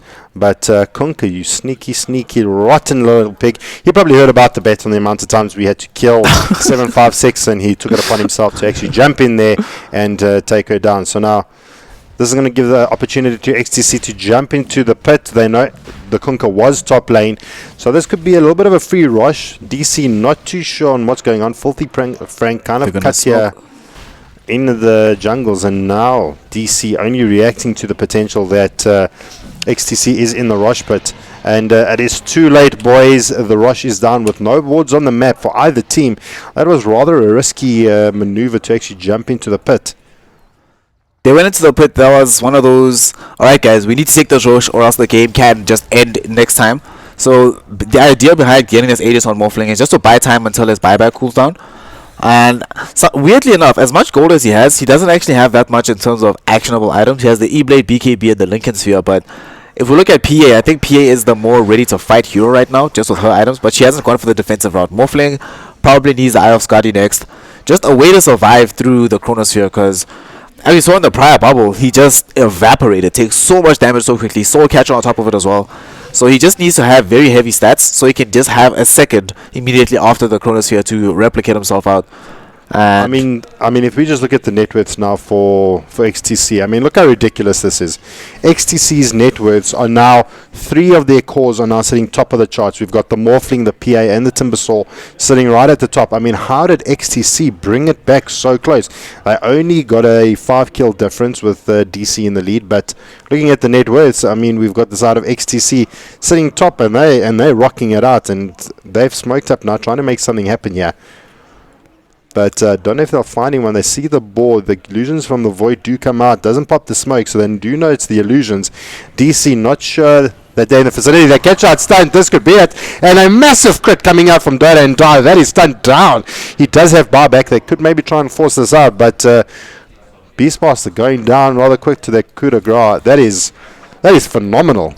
XCC are playing this game exactly as how they need to. They're just getting pickoffs. They never actually, when was the last time they took a 4-5v5 fight? They're never allowing themselves to actually be in a position to be engaged upon. They're not allowing themselves to group up close enough for the Chronosphere. Even when Chronospheres do happen, only kill 1 or 2 heroes. Now Void is going to try to go for BKB, but if we see, look at his build, doesn't actually have damage to his team, doesn't have a crit, doesn't have a Mjolnir or anything like that. So with Beastmaster dead, no Inner Beast Aura actually robs a lot of the damage away from DC, which means that even the OG can't just man up on the front lines and spam out the Arcane Orbs at very high attack rates. He's going to be forced to either commit the Hurricane Pike, or he does have a Moonshot though. Look at, okay, OD is just kind of scary. Ridiculous. He's really scary. He's really Moonshot, ridiculous. Hurricane Pike with the BKB and the Veil of Discord. So he also has some solo kill potential. Now they're going to jump him in though. Darendar jumps in, gets immediately disrupted. The E-Blade does get used, going to keep him alive a little bit longer. But a 2-man chrono catching out Dota and Die, Ripink as well. And now they're trying to make some plays here on the PA. She does go down, not being able to discharge the cheese. And now DC turning it around, trying to get a play here on Heffalump. But Heffalump, they're going to be able to walk out of it. And now in the middle of the base, the Aegis does go down. So Morphling, he's going to be back in the thick of things, and the Torrent is going to be catching him in space, but he's going to wave out. E-Blade catching out Faded, time lapses that off. So now it may be the opportunity for DC to turn things around here and to go for it. The Replicate is out on the Timbersaw. Well, the image of the Replicate is going to be the Timbersaw, and they're going to be looking at trying to get out of dodge. Heffalump, he's just going to TP in the middle of things, and Stunt not having his primal roll to keep him in place. So, I mean, after that team fight, they didn't manage to get the tier 3 tower. I mean, they put a little bit of chip damage on it, not a really substantial amount. I mean, how did that team fight go? I mean, they picked up the kill on the PA, they lost the Aegis, and they did pick up the kill on the Shadow Demon. I don't feel it was worth it for the side of XTC. Definitely wasn't. They lost the Aegis, which was their insurance policy. Morphling will have buyback again in about 100 seconds, but the main thing about them losing that fight is they committed very deeply. PA jumped all the way onto the OD, assuming that she'd be able to survive, but she got chronoed and died inside the bubble. So I think XCC, they've shown that they're having difficulty dealing with this Chronosphere and actually surviving throughout it. Well, so now bot lane, we've got Ripink, does Replicate in, gets surrounded by 3 from the side of DC. I don't know what Ripink was thinking, but he's in a lot of trouble now at the moment. Stun trying to see if they can follow up, and they actually decide to actually call it off, as the rest of the XTC team is actually coming down. She did actually just replicate into the bot lane, kind of got herself into trouble, maybe just a finger slip potentially. She's fine. They do pass the cheese over onto Ripink though, so they understand that the Morphling needs to be able to survive at all costs. Something small that I actually saw as the XCC team was retreating, they used the Morphling Replicate on the Timbersaw, and they made sure that the Timbersaw was walking right next to the Morphling Replicate, so that Kunkka couldn't actually decide which hero would be the one to X, and by the time that decision could be made, it was too late. Heffalump was out. However, the way that fight started with PA jumping in, I think they need to start initiating team fights with Heffalump. Heffalump right now is really, really difficult to kill. 25 Bloodstone charges. He's got a Pipe, a Shiva's God, and the Aghanim Scepter. They are likely not going to kill him at the very beginning, but he's going to bait out a lot of abilities onto himself. So the strategy they've been trying to go for now, with Dota and Dia starting off the team fights and Heffalump trying to do the cleanup duty, probably needs to change. They need to flip the script in that regard and allow Dota and Dia to come in a little bit later, because his BKB is starting to run low. We're at the 5-second mark already. For the PA's BKB, so she's not nearly as safe as she was in the earlier portions of the team fight. And now refresher of Beastmaster. This is crazy. Yeah, this is going to be a big team fight. It hasn't been revealed just yet. It is in his inventory, so if the side of XTC actually do scout it out, that will be the first time it will be revealed. But it is available. We've got Primal Roar online, Filthy Frank in the backlines. Here comes the Siege, boys. Faceless Void Illusions are going to be thrown into the base. We've got Oh, X marks the spot on Hefferlamp. It's going to catch him. There comes the Raw. There comes the Boat. They're trying to target him down as much as possible. But there comes the E-Blade out, holding traction in place, but now faded. Trying to work on a 7-5-6. Bloodstone regenerating his life a little bit, but he still does go down. Filthy Frank, he's the target of a contention at the moment. Traxian leaping out, trying to stay alive, but Traxian is going to go down. Filthy Frank is just going to try and TP out, and E-Blade not being able to catch out the OD, and he's just going to be able to TP out. So good defense coming out from the side of XTC. Dropped the 2 players there from the side of DC as well. So I mean, I think that was a little bit of a better fight for XTC. Didn't get much done, and I mean, this shows you when you jump onto Hefferlamp, your team is going to die. Yeah, so they made the initial jump onto Hefferlamp. He got saved again by 756, who died, unfortunately. But they expended a lot of their abilities to kill Hefferlamp, as well as the OD ultimate and the Chronosphere only solo onto the Vengeful Spirit. Unfortunately, what happened in that particular team fight was that Hefferlamp did buy back. I don't think he needed to. He had 25 Bloodstone charges, would have respawned in about 7 or 8 seconds, so he could have just waited it out, but he bought back to try and get back in the fight immediately. The fight was effectively over already though, and they lost both supports on the side of DC. And more importantly, the person who got both kills was this Ripink Morphling, who now is gonna get close to finishing off his full Eye of Skadi. He went for the BTs in the meantime. So there is still a problem of farm. He can actually finish the Eye of Skadi now and then just grind for buyback a little bit later. But I think he's going to go for the safe route. Just keep these double ultimate orbs. Wait until he actually has buyback once again. And now XCC, they have a gem picked up on Ogre once more. So they have a lot of vision control that they can get over and above DC. And the important thing is that DC were forced to commit the double roll for that fight, and they still couldn't win definitively. So after all their ultimates, they have to be really careful. Ripink, though, he's very far forward, he might die here, unless he replicates out. Tries to catch faded. He's going to try and time lapse off that damage. The Bright is not going to be good. Doesn't latch, but now Traxian is going to be the target of the morph. Dota trying to come around and defend his carries the Stifling Dagger out onto stunt. Trying to make a play here on Filthy Frank. He actually does just astrally imprison himself out. Now Ripink trying to make some plays, does bring down the third Beastmaster, and now we've got our Avenge going down, eventually 2 faded in the backlines, and Dota and Dust still in the mid lane trying to push that down, supported there by the Doom Bunny, and 3 down for the side of DC, and only losing 7-5-6 once again. He is down, and yeah, maybe this is the opportunity that DC needs. Only buyback available on Beastmaster, so this is a big opportunity here for XTC to at least put some damage here onto the mid tower. Glyph is going to be used. Going to try and postpone that push just a little bit, but it now continues. Dota and Da smashing down that tower. That Desolator doing quite a bit of work, but there comes the jump. Jumps on Filthy Frank. The multicast is good. There comes the Ignite. Self-imprisonment keeping him safe for just a little bit longer, and the buyback is now on the Beastmaster faded, trying to find himself a target. The Raw holding down Hefferlamp in the backlines, going to try and keep him down, but now Traxian, he's going to be the one of the target, and Boat's going to land, not going to latch on anyone that do catch down Dota and Da. They do find it totally. The Insanity Eclipse doing so much work. Ripink going to be brought down. Mid-Rex is down. Ripink just replicates out, keeping himself alive, and Hefferlamp walking away. So out of that entire team fight, losing Mid-Rex, only Dota and Da lost. They only lose Dota and Die. They forced out the double buyback, and they didn't lose Ripink. Oh, so look at that. That's a huge goal change. 3,000 gold immediately changes hands, going the way of XTC. And what happened in that fight was OD at first was just extremely hyper confident, standing very far forward before the tier 4 towers, knowing that there's a PA with the Ogre right behind her. Was a little bit far forward. He dies. When he buys back, they try to get the kill on Morphling, but unfortunately the Shadow Demon didn't cast Soul Catcher over him, so the additional bonus damage from the hits wasn't coming out, and Morphling gets away scot-free. They lose the full laner X. Kunkka goes diebacks as well. So DC lost a whole lot out of that fight. Now they're going to try and take this Aegis, but they might not be ready yet. XCC are going to try and stop them here. This is going to be a huge fight. They see it. The smoke is going to be popped. So we got the Void jumping out immediately, but gets swapped back in there by Faded. Ripink smashes up the Void, and now they're turning their attentions onto Filthy Frank. There comes the Magic Missile. 756 trying to make something happen here. Scarnet in the backlines. Multicast onto Filthy Frank. Only 2 times, so that's a ding, and now 756 being chased down. Ripink in the backlines, bringing down Roche. Picks up the Aegis, and now Filthy Frank trying to find himself another target, but Morphling is in in the vicinity. And Filthy Frank, it's now time for him to get himself out of dodge. The wave not going to be good. All 5 alive for the side of DC, but they can't make anything play here. There comes the bubble, just a defensive bubble for the moment, but a 4-man boat. That is massive. Filthy Frank trying to right click away. Ripping has BKB'd up, not getting damage there from the arcane bolt. They're trying to turn things around here. We lose the Venge, we lose Heffalump. Now Dota and I jumping onto the Shadow Demon, defensively disrupts himself, trying to keep himself alive. He does go down, faded now, looking for another target. Dota and Die, he does get purged out, can't run away. There comes the time dilation. Filthy Frank right clicking away. The misses are not good.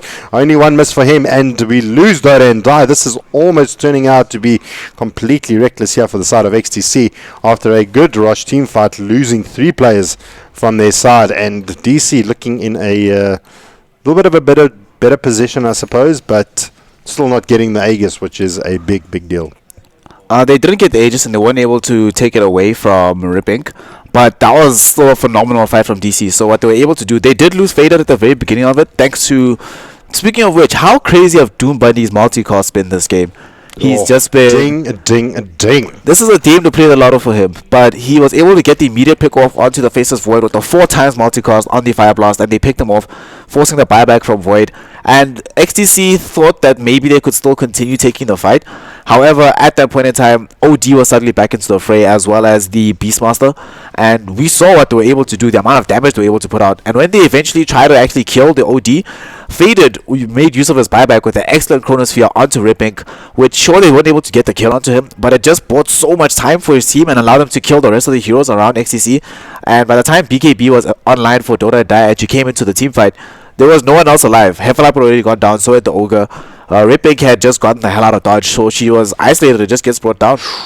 Oh, quick replicate movement there from Ripping, almost losing 2 seconds cooldown from the replicate, so just escaping a little bit of dodge. But how was that 4-man boat coming out from our Kunkka? I mean, that was the game changer. That boat completely turned the entire team fight around, and that, I feel, was where DC was able to actually get things around, and that was absolutely ridiculous. Something else I just want to show you. I mean, if we take a jump into the rush pit, this is like TP heaven. If anyone needs a TP, guys, go to the rush pit, pick yourself up a free TP, head yourselves over here to the Rage Expo where the DGL Masters is taking place, and come and join us, come say hello. But this so far is game 1 of our first Dota games series on this Friday. Gonna be a epic weekend of Dota. So grab yourselves a TP, get yourselves down here, come say how's it to the boys, come support us, and yeah, maybe we'll see some more awesome Dota and some more awesome ships. I mean, all I can say is bon voyage. Bon voyage indeed. That is the Titanic of feed. The Titanic of feed. So 756, he now does have 4 stuff with Ether Lens, thank goodness. He's got some items to his name. But I like this from Dota and Die. Dota and Die picks up the AC, which in some regard, not that they needed more negative armor, but this allows him to solo kill anybody that gets caught inside the Abyssal Blade from him. Which was a bit of a problem before if Ogre wasn't around to give him the Bloodlust. I actually want to see how fast he actually hits when he has Bloodlust. So Dota dies really big. Heffalump is getting to the stage where you'll have the sheep stick as well. But the big story, Ripping first does not finally have the Eye of Skadi, is thinking about the next item to get after the Aegis of the Immortal has expired. Probably going to be a butterfly, I would expect. I don't think DC will have any inkling of a MKB anytime soon. Although they do have Bloodthorn on Kunkka. Okay, this is a good counter from Kunkka. He understands that there's a possibility that Morphling goes for Butterfly, picks up the Bloodthorn in advance, so that they'll always have the negation of the mischance onto the Morphling. Alright, well, something else that I want to ask you. On Stunt, we've got a random Void Stone. What do you think that could transfer into? Most likely he's building Sheepstick with the Refresher Orb. He wants to have the Dung and the Double X. But Ripping getting caught out. There comes the right clicks. I think it's expired. The Bubble's good. Going to catch out both of them. Dota and Die in a bit of a problem now at the moment. Boat's not going to land on anyone. But now we've got 756 going to go down again. Defensive swap coming out from him, keeping Ripping alive just a little bit longer. There comes the wave catching out Scarnade in the back lines. Not going to be able to do much there. But Filthy Frank right clicking down. Not going to be good enough from Doom Bunny. Those multicasts not landing. But that 3 times multicast lost on the Faceless Void, but Time lets that off rather easily. And now Dota and Die, the last one standing. Heffalump already making his way out of that kind of a disaster for the side of XTC, and these Shadow Poisons are starting to stack up, being a little bit of a problem. Faded, Manta's up. Does actually throw down a diffusal charge, keeping him quite close, and it's going to bring him down eventually, and he does go down. So super unfortunate fight there from the side of XTC. 4 man going down, 4 of them dying to the onslaught of the side of DC, and I think that was just being caught off guard from the bubble. I mean, that was a phenomenal bubble, catching out both Dota and Die, as well as Rip Inc., completely making the Aegis a complete waste. And then as soon as he got respawned, to get swapped out, and then after that we got 756 that pretty much swaps himself into battle and then pretty much dies thereafter. So yeah, that was a bit of a nasty team fight for the side of XTC. That fight was actually winnable for XTC, but they made a mistake. What happened was, after the Chronosphere came out, because the Chronosphere caught onto Rip Inc. initially by himself, and before he even popped the Aegis, the Chronosphere ended and he chose to replicate out. But instead of choosing to disengage and wait for the BKB from OD to expire and from Fader to get a little bit more out of position, XTC immediately tried to re-engage and jump back into the fight with the Morphling BKB while he's at half HP and while the OD was still manned up inside the BKB mode. So by the time that the fight actually gets underway properly from XTC, they'd already lost effectively 756. Olga died very shortly afterwards, even after getting a fantastic multicast onto the Faceless Void. So what XTC were running around trying to actually get damage on heroes, but Scarnet was keeping Kunkka alive with the disruption. He did that twice. OD kept the Beastmaster alive twice with the disruption with the Astral Imprisonment, allowing him to come back with the refresher Primal Roar. So DC were just able to keep all the heroes in position and just kept baiting XTC deeper and deeper into the middle of their base. And eventually, even though they were able to get the final pick off onto OD, PA could not go anywhere. She tried to run away, but there was Demonic Purge from Shadow Demon. They had the Beastmaster available with the Wild Axes, the Mana Burn from his Necrobook minions, as well as the Faceless Void with the Time Dilation and the slow from the Diffusal Blade. PA tried to run, but just couldn't do anything, and eventually the fight's just completely over. Heffalump, he saw that there were 4 heroes grouped up together for such a long time, but he knew that nothing he could do. So XTC now are stuck in this position where they can't actually take fights on their unless they get the pick off immediately either onto the OD or onto the Faceless Void, and that becomes more difficult now because Stunt has picked up the Scythe of Vice. So we have double refresher Sheepstick, double refresher Primal Roar, which they're going to commit on top lane. They're going immediately onto Ripek. He's going to get brought down with the double Primal Roar, sheeped up, not even required the first sheep actually. And that was full commitment coming out from the side of DC, completely committing a refresher, sheep, Primal Roar, 2 Primal Roars. I mean, they just really need to drop down Rip Inc. And this could be an opportunity for them to maybe put a little bit of pressure here on the side of XTC. Buybacks available for everyone except for 756. 756, why don't you have a buyback, my friend? But considering how many times he's died, it is kind of understandable. He's 114 and 11. So I hope some of your predictions are around about the 14 mark. But things are going to get rather interesting rather soon. Let's jump onto our networks quickly, seeing how our players are doing here for both teams. We've got I mean, this is a surprising fact from the beginning parts of the game and from how things were looking for the side of DC.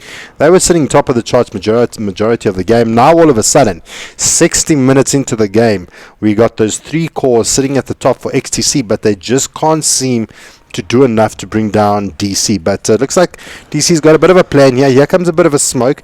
They're going to send in the illusions. There comes the Terror Wave out from Venge. Looks like they may actually wrap up through the top lane, come around from the back. Traxon trying to lead the charge here. They're going to find out. Heffalump, here we go. There comes the Invis being revealed. There comes X marks the spot. 3-man bubble coming out from the Faceless Void. We've got 756. That triple kill Insanity Eclipse coming out from Filthy Frank. And that is just absolutely filthy. The disruption making more illusions of the Faceless Void. And here they have broken higher ground. 3 buybacks immediately coming out for the side of XTC. That Insanity Eclipse coming out from Filthy Frank was absolutely ridiculous. And Yeah. 10,000 gold changed hands in the matter of moments over there. So the Chronosphere on 3. 756 tried to be a hero and swap out Heffalump, but unfortunately Heffalump was X, so he comes back into the Chrono. So 4 hero caught in the Chronosphere, which allowed Filthy Frank to come in with that amazing Sanity's Eclipse. And that just destroyed the game for them. Now more buybacks have been taken away. Unfortunately, with late game Dota, it's not even about how you win the fights, it's can you fight past the buybacks, and it looks like DC made the decision that they cannot. And they back away. There's a smoke coming out from XTC. No, they're gonna miss the Roshan spawn by seconds. Oh my god. That is ridiculous. That would have been huge if they'd been able to get the Aegis right now, but unfortunately, it's gonna be DC who can still come back out and maybe take a fight just in front of the Roshan pit.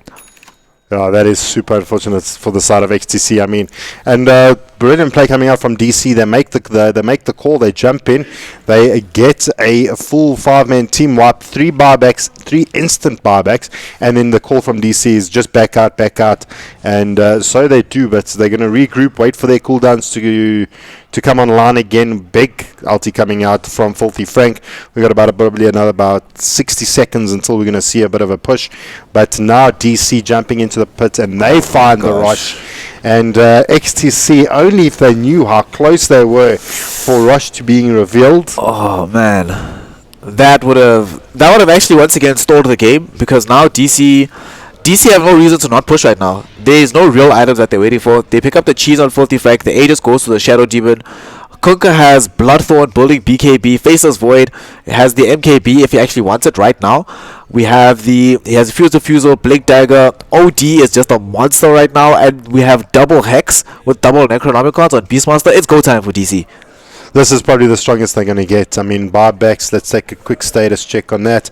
And buybacks available pretty much on the entire side of DC. So yeah, I mean, this is the opportunity for DC to go in and make it and break it. But let us not forget that a lot of pressure on both our teams here. Quite a bit of money to go to boot. They've got 200,000 Rand up for grabs. The winner of this game is guaranteed 10 grand more than the loser of this game. So 10,000 Rand on the line in just one best of 3. And we're still in game 1, and this is already a pretty crazy game. I'm not entirely sure where this is going to go at the end. Gold graph is 8,000 in favor of DC, and experience is about 14,000 in their favor, but I don't think it really matters right now. What's the most important thing is the buybacks, usages of these ultimates, and where will we see Faded land his Chronosphere this time around? Well, they're going to try and make a play. X marks the spot. Is going to be used on Heffalump. We have got the Glimmer Cape. Going to keep him safe for the moment. But there comes the swap. Trying to bring in Filthy Frank. And they catch a 4-man chrono. But Traxian as well as Skynet being caught out there. There comes the Primal Roar out onto Ripping. Is it going to be enough? The Sanity Eclipse not doing so much this time round. But now Ripping does go down. Bars back immediately. Now we've got the Vengeful Spirit. He is down. Don't die. He's down as well. There comes the Timber Chain trying to keep Heffalump alive. But now Heffalump trying to man mode it up. Skynet does go down, does have the Aegis. He's going to come alive again, but Faded working on Ripping, trying to bring him down. Filthy Frank coming back into the fray. Buyback, TP it in, and now they're looking at taking down these tier 4s, and I think the steam is out of the tank.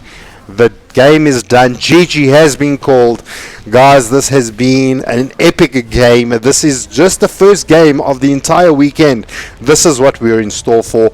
So we hope that the rest of the games are going to be pretty good. For those of you guys that are still watching in-game, we've got the stream running. We're going to jump into a little bit of a post-analysis just now. If you do want to join us in the post-analysis, you can join us there. For those of you that are going to stay in-game, do hang around. The game 2 is going to be up in a few minutes. Give us around about 8 to 10 until game 2 is up and running. But for those of you that are on the stream, we're going to continue with a little bit of post analysis. So we do hope to see you there. We're going to jump into game 2 of the XTC damage control game, but damage control bringing home the bacon so far. So in game, guys, we will check you just now.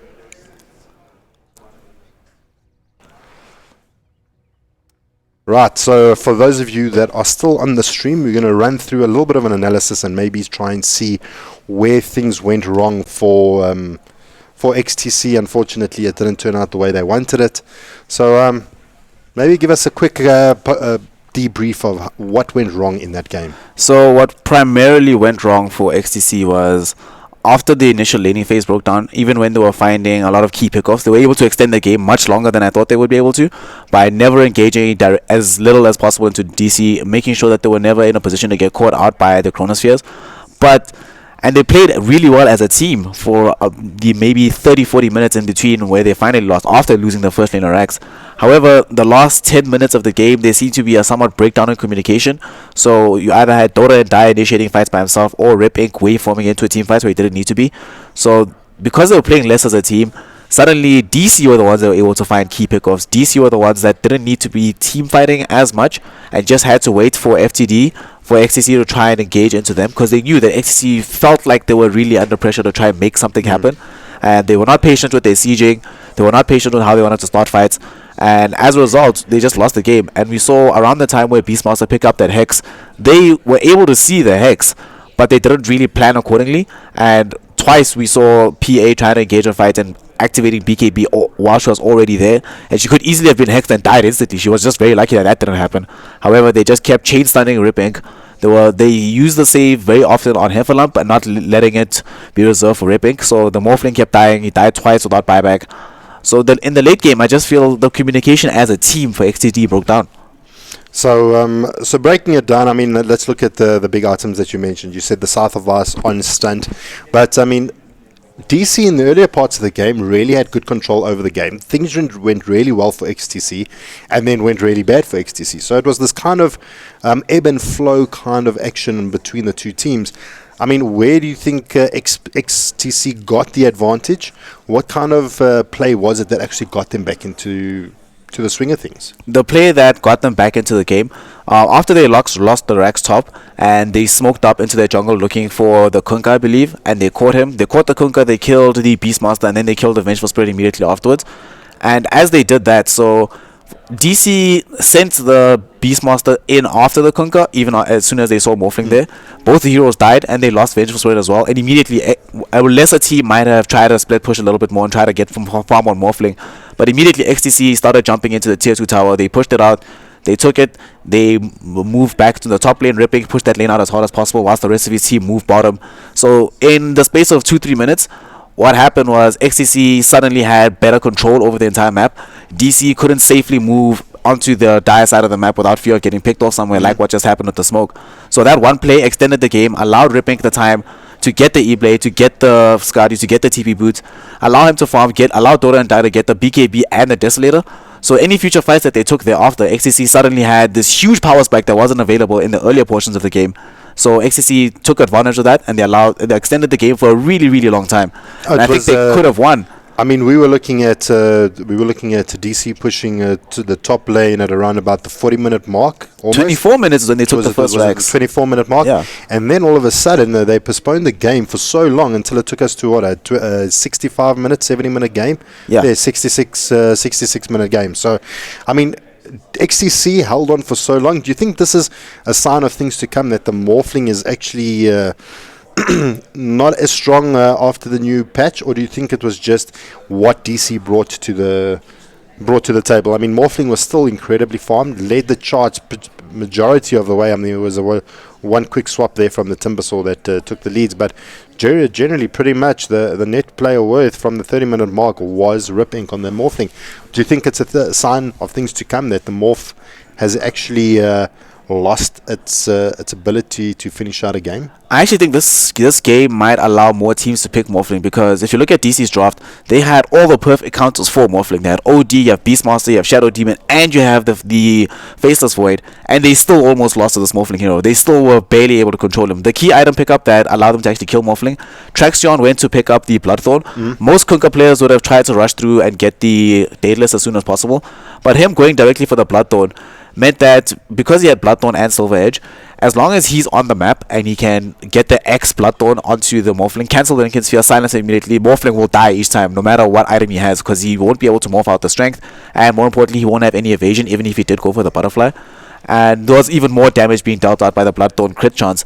So Traxion helped change the game in that regard, and even still, I think had had Ripink and his team been able to play a little bit better around the Morphling and and maybe gotten the Aghanim Scepter on the Vengeful Spirit so he can have the longer range swap, I still think they could have won, and I still think the hero was very difficult to deal with. It took a massive team effort from DC to actually contain this Morphling, and I think if let's say they didn't have OD, they didn't have Faceless Void, they had other heroes that didn't have as much lockdown on Morphling as they saw now, they probably would have lost, because Morphling was, if he had mana, it was just actually flat out unkillable in this game.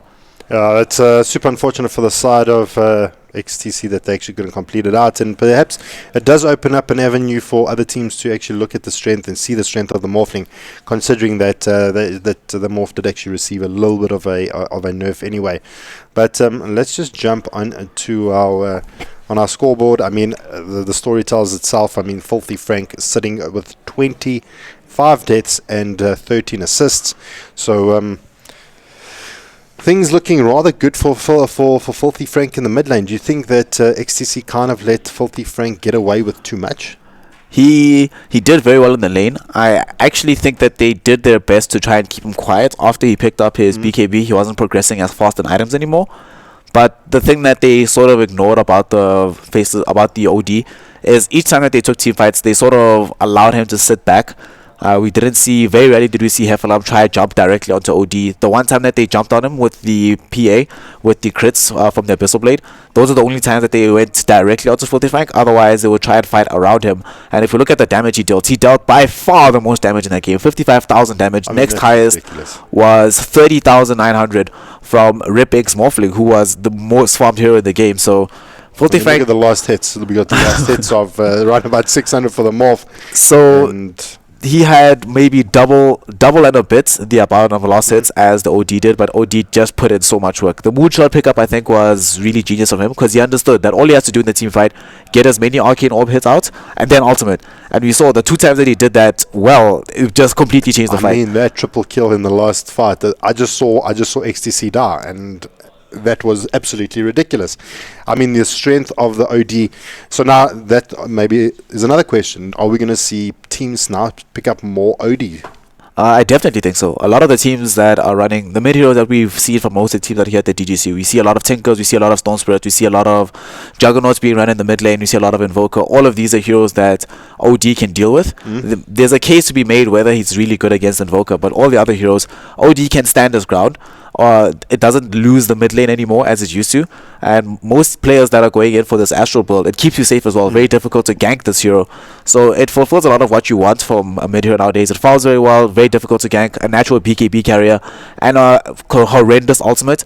And also him having the mana drain from the Arcade Orb means a lot of heroes such as Morphling, such as the Sven, such as Juggernaut, these safe lane heroes that are very mana dependent can actually be killed. If there's even one stun on the enemy team with OD, you die. So I think this is also a hero that we're going to be seeing a lot more of the tournament, which I think he also, as much as Rip Inc. extended the game for his team, DC, without Filthy Frank, would have been in a much worse position than they ended up actually being. Well, I'm just looking at our die heal kills before we forget. We just jump on to 756. He finished with 16 deaths, so we'll see who was the closest. And the person that probably molested 756 the most is going to be Filthy Frank, you dirty 8 kills. Dirty bastard. So, yeah, we're just having a little bit of fun on this side. So, nothing personal. We know that 756, his responsibility, his job is to throw himself into danger, to throw himself into the spikes and actually allow himself to die so that his team may actually gain a foothold, which they did very well. I mean, XTC was looking at an incredible position at one time and could have gone either way. And I feel if they had waited a few seconds to see the Rosh Pit, things could have changed quite a bit if they would that probably lost.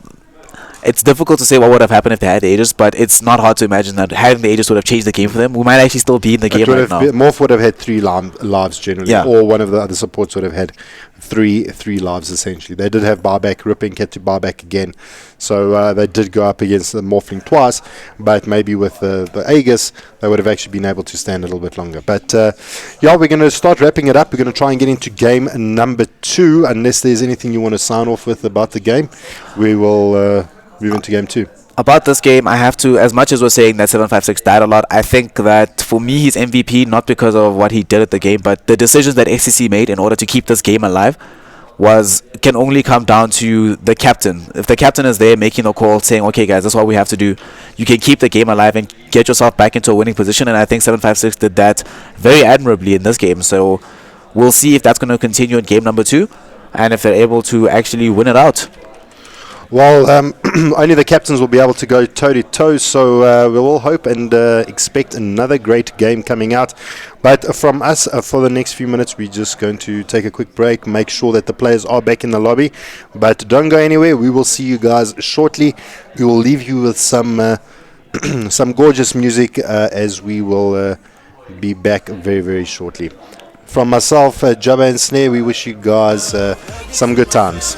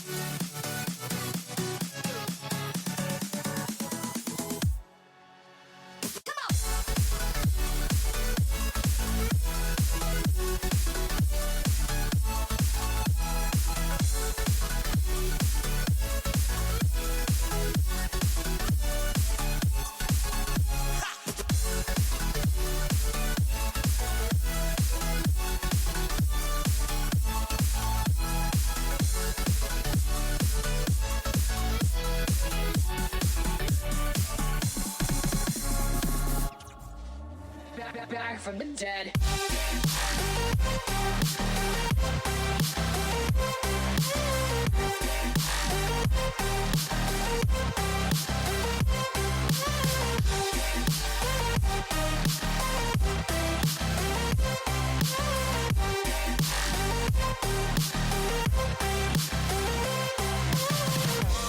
Ladies and gentlemen, you're all invited to go fucking mental on this motherfucking drop. The countdown has just begun. Are you ready?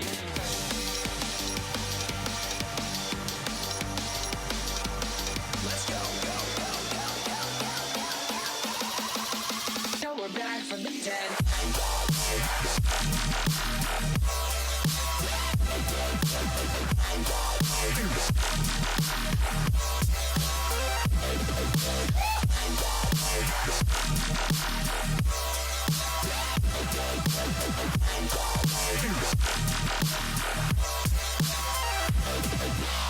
We're back from the dead.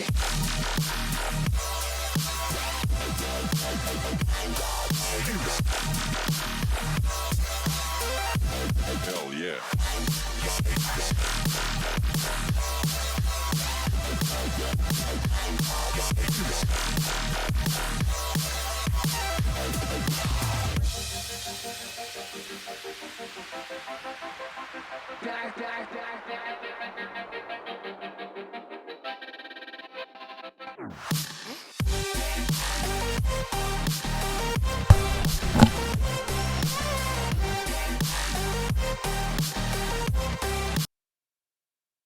And welcome back. We're going to start game 2 very shortly, but for those of you that are just joining us on the stream, we have already got a victor. DC is one game up. Rather interesting map for the first game, rather interesting, big pushes, big maybe throws, I'd imagine, almost in the mid part of the game. But game 2 is underway. I've spoken to the captains. They're really excited about the outcome of the first map for the DC guys. XTC got a lot of stuff that they need to do in game number 2. Yep, a lot of work that needs to be done. I think what they need to address, I think if the draft was different, because XTC nearly won the game with a lost draft. So I think if they can win the draft definitively, it puts them in a really good position to actually beat DC. But that depends on, we'll have to see what the draft is. We'll have to see which heroes they ban. I think they need to focus on getting rid of that Shadow Demon. Shadow Demon made too much of a difference in the laning phase. A couple of key kills would realistically not have happened if not for the Shadow Demon being available. So that probably needs to be addressed. But they stick with the Wisp ban. They don't want to deal with that for some reason. That's the hero that they are really afraid of from DC. Oh, well, that's I suppose it lines up a couple of more opportunities for the side of damage control. You've got the normal ones that you'd opt up to put them with, the Bristleback, the Tiny, the CK. I mean, those are all opportunities that damage control can always turn to as being one of the core heroes. So, I mean, game 2 is underway. I mean, just a little bit of background. The other games that have actually been taking place at the moment, I did get some information. White Rabbit Gaming did go 2-0 against Flipside. So, WRG, they're going to be making their way forward in the ladder. We'll take a look at the ladder after the series, and then we can discuss that a little bit further. But the draft is underway. We have got the Wisp, as you said. We've got the Beastmaster now being banned out for the side of XTC, not wanting to deal with that. We spoke about Vision being very important in this type of meta. Yeah, Vision is the key component of how these games are played, and a large part of what DC was able to accomplish in game number 1 was as a result of the Beastmaster Hawk constantly scouting around, ensuring that they understood the position of the Morphling. For example, that Chronosphere that we saw in the top lane was not going to be possible without Beastmaster Hawk that was following the Morphling for at least 30 seconds beforehand. So Vision is a big deal. XTC will take the Shadow Demon instead of giving it away over to DC. And DC this time will take the Ogre themselves. So a little bit of a swap around in the first 2. Yeah, well, I'd say XT realizing Shadow Demon and did a lot of work for the side of damage control, but damage control jumping back onto the OD, Filthy Frank really liking this hero, realizing the strength of this hero, especially now since it's received its buff. I suppose something really XTC needs to come to the party and make something play, but with a Shadow Demon pickup, with the OD coming out on the side of damage control, there is still the possibility of an AM. Or could we possibly see an AM here? Anti-Mage I would like Anti-Mage in this game because Anti-Mage traditionally does very well against Ogre. If Ogre can't really man-fight against you in the laning phase as the Anti-Mage, which allows you to run aggro try if you really want to, versus the Ogre. But more importantly, right now DC's lineup, they don't have in that much catch. They're probably not going to go AM because they went for the Juggernaut. They could still run Juggernaut mid and go ultra greedy on the side of XCC. But now that they've done this, so the idea is similar to what they wanted to do with Anti-Mage. A hero that, if caught out by himself within an Astral Imprisonment, won't die. Can either spin TP out, or in the case of the Anti-Mage, blink away. So they just want to be able to get a safe farming hero that doesn't necessarily have to rely on Shadow Demon being constantly around him in order to be able to save his life. And if they decide to run the Jugger mid, how do you think he stands up against the OD? If he gets back up from Shadow Demon, he does fine. If he doesn't, he loses the matchup but shouldn't die if he's playing that okay. As long as he has at least 2 pointers to spin and 1 pointer to heal, he should be relatively fine. Okay. It's not the best matchup that you could ask for, but Juggernaut is one of the few edgy melee heroes that does reasonably well up against range int heroes in the mid lane. Okay, well, generally also another decent hero that sits mid against the Outworld, the Outworld Devourer would be the Razor. Could we see a Razor being picked up here for XTC, or do you think it's going to be the mid Jugger that we may be speaking about, or going to be that safe lane Jugger? I would love Razor. I think if they went for Razor or Viper, one of these lane dominators that can actually go 1v1 versus the OD in the mid lane. Firstly, it allows them to win the lane, or just to draw even in the lane, which is something that doesn't always happen up against OD. But more importantly, these are both heroes that are sort of anti-carries. So even if DC get a different safe lane hero, it's harder for them to just man up and go into the middle of their team fight, lest they get all their damage drained away, or if it's Viper, just get completely kited around. So I think that it could work out well for XTC. They could actually be going for that route. They've banned out the Faceless Void and the Morphling on the side of XTC, both of which are heroes that Razor doesn't want to play against because of the fact that these heroes jump around a lot. They don't stay nearby. DC, they could go for Venge here after banning out Bat and ET. But they could also go for, I think Doxy or Weaver are pretty good for their offlane here for DC. Heroes that can actually do damage against Juggernaut, push him out of the lane, force Shadow Demon to have to sit in the lane, not actually rotate around middle, because you don't want to have a situation where OD gets caught out. This works as well. Caustic Finale ensures that Juggernaut's not going to have an easy time, which might require XCC to run a full defensive tri lane and not roam around in the early game. Alright, well, we'll see what XTC does bring to the fray. But in terms of the bans and drafts, do you think that maybe XTC just didn't want to deal with the Void Morphling again? Or do you think they're planning for something specifically, maybe resorting to some kind of pocket strat that they've kind of developed? Or do you think, I mean, that Morphling was massive for the side of XTC. Ripping did a lot of work on that hero, and the Faded from Damage Control doing quite a bit of work there on the Void. I mean, it's two strong heroes that both teams could really benefit from picking up, banning those out. Damage Control banning out the Elder Titan as well as the Bat Rider. Now we've got some more control heroes that have been taken out. Kunkka's still in the pool. We were speaking about it earlier. Do you think a Disruptor could actually still be in the meta and can still actually be used to control heroes? I think Disruptor right now, if XCC do go Disruptor, it works really well with the Juggernaut. It allows instantaneous kill potential all the time, and it synergizes quite well with the Shadow Demon. You can lay down the kinetic field around the Disruption every time. So they could go for Disruptor. I think they're probably looking for Marana in the mid lane. As hero, that probably is one of the reasons why they banned out Faceless Void as well. Void is very good against Marana. You always can catch out that hero, burn away his mana, not allow him to jump, or just catch him out in the Chronosphere and kill him. So I think XCC, if you look at the bans, they've banned out every hero that like 3 of the heroes that were in game 1 have been removed by XCC. So they're like, okay guys, we want to play as new a game as humanly possible. They see the OD and they understand DC are going for something similar, but they want to play a completely new game, completely new draft, and be like, okay, new cards on the table, let's try and win differently. Because they understand that they were close to winning, but there was just something missing. So if they just flip the table, this could work out for them. And as we spoke about just before game 1, Slaughter comes out in the offlane now for XCC. So you were saying this is a hero that can initiate onto OD, a good hero to initiate onto Shadow the Sand King as well. Synergizes decently with the Shadow Demon. Unfortunately, not that great versus Drow. Well, only Drow being picked up now, so being a good counter towards the Slaughter can really do some good work. But I mean, also something that sits in benefit of XTC, sitting on the dire side. Slaughter now opens up a early rush potential as well for the side of XTC. Could this also be something that they'd be playing around to the pit timing? Yes, definitely a pit timing, because between Juggernaut and Slaughter, these heroes can actually take Roshan at level 8, respectively. They can just go in, lay down a healing ward, throw out the amp damage, and Roshan will die every single time. And now that they have the Tinker as well, I really like the Tinker pick. So the idea behind the Tinker, DC obviously want to be able to push the game forward as fast as possible, having OD and Drow giving a lot of extra damage thanks to the precision aura. But XCC realized that, like, okay, similar to game 1 where early game team fights were sort of suicide for them, in this game they can fight, but more importantly they can just keep the map open. Tinker is just going to run around from tower to tower. DC, the only catch they have is from the Sand King, but right now Tinker is going to have effectively a free game. How are they going to be able to deal with the Tinker? He's gonna run around, have the early blink dagger with the ether lens, burst down heroes from far away, and more importantly disable the blink dagger from Sand King as well. I mean, even the split push potential now really opens up the doors here for the side of XTC. We've got basically 3 heroes already for the lineup of XTC. They can pretty much run down one lane, send Tinker into another lane, and then be completely available to fight in the team fight when it does break out in the certain lane. So XTC really trying to make DC work for their money. I feel this game they've really got some good control. They need a strong support though. I feel that would actually completely round up their draft. What do you think XTC is going to be looking at?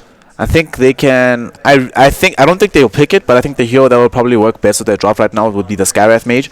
Synergizes very well with the Shadow Demon, but the more important thing is having the instantaneous silence on Sand King and Ogre, not allowing these heroes to actually do anything in the middle of team fights, and its extra kill potential on OD. They go for Lion instead, so this is burst damage, this is a Hex, which can be dispelled by Oracle, which DC go for though. So DC, I think, were prepared for a heavy stun hero coming out from XCC. With this disable though, what this also means for XCC having Lion is their lane is particularly strong even against Sand King, so Sand King has to really watch himself. He might actually choose to forego their lane entirely and just do something else. So I really like XCC's lanes here, actually. Even with the Oracle available to help keep the draw buffed up, XCC has really powerful lanes, and I don't think, if they play carefully, I don't think they'll actually die any of their heroes in the laning phase. So we were speaking about it earlier. Drow's kind of got a peak timing where we can look for that 25-minute push strat that the Drow and the side of damage control are going to be looking at, going up the higher ground, trying to get to that early tier 3 lane of Rax, tier 3 tower, and its Rax. Do you think that we're going to be playing towards some kind of timing from the Drow?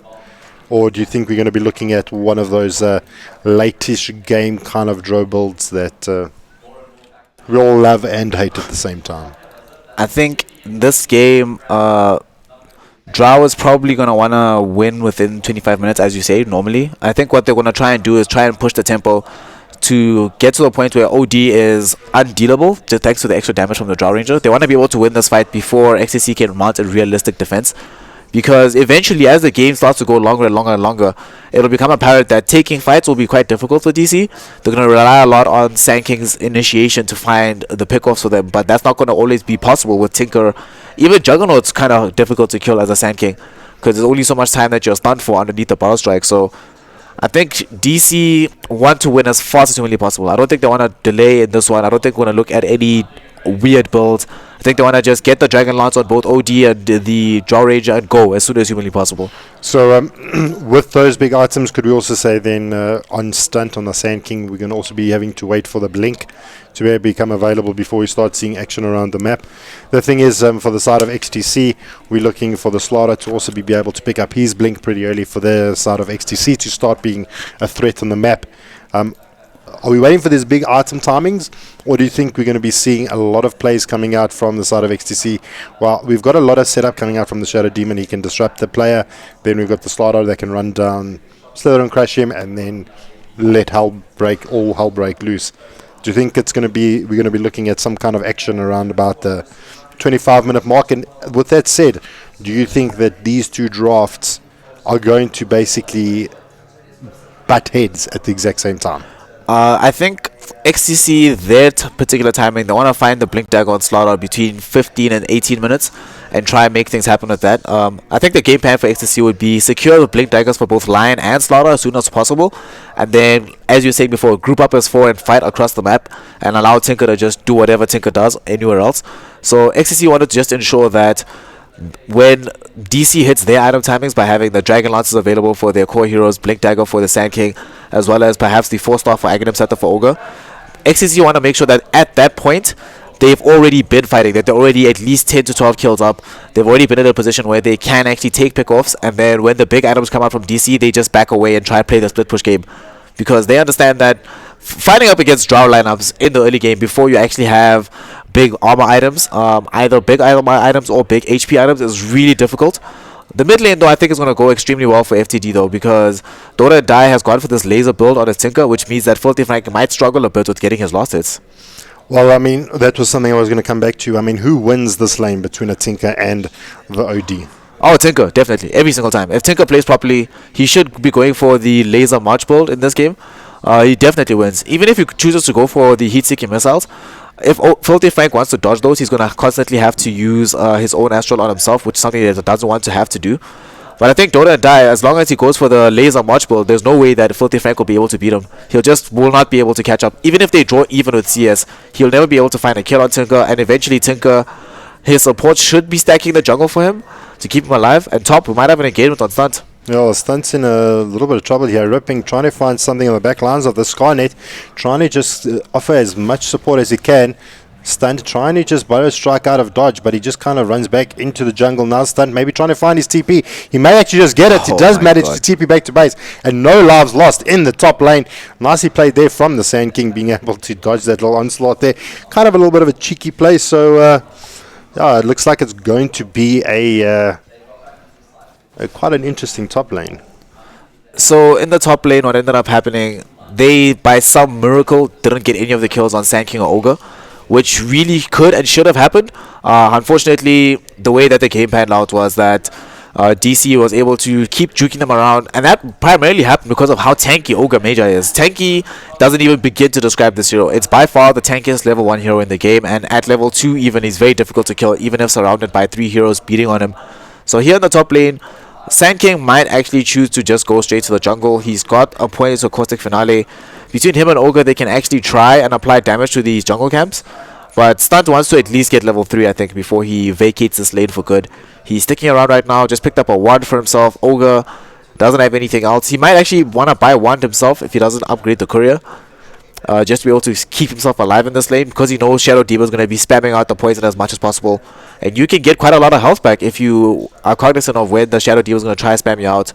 Ostwal bottom, Slaughter is being completely zoned out. He is about to crack level 3, but this is a rough lane, and this is one of the reasons why it's difficult to pick Slaughter into Drow. Just as much as it's necessary to have a hero that can jump directly onto the Drow Ranger and try and kill her. Top lane, just top, yeah, Stunt should die here. Stunt should be able to go down. Nice little block there from Rippink, and Doom Bunny being able to just cast that last right head out there, and his auto attack being able to bring him down. So, I mean, XTC this time around getting first blood up and grabbed up for themselves.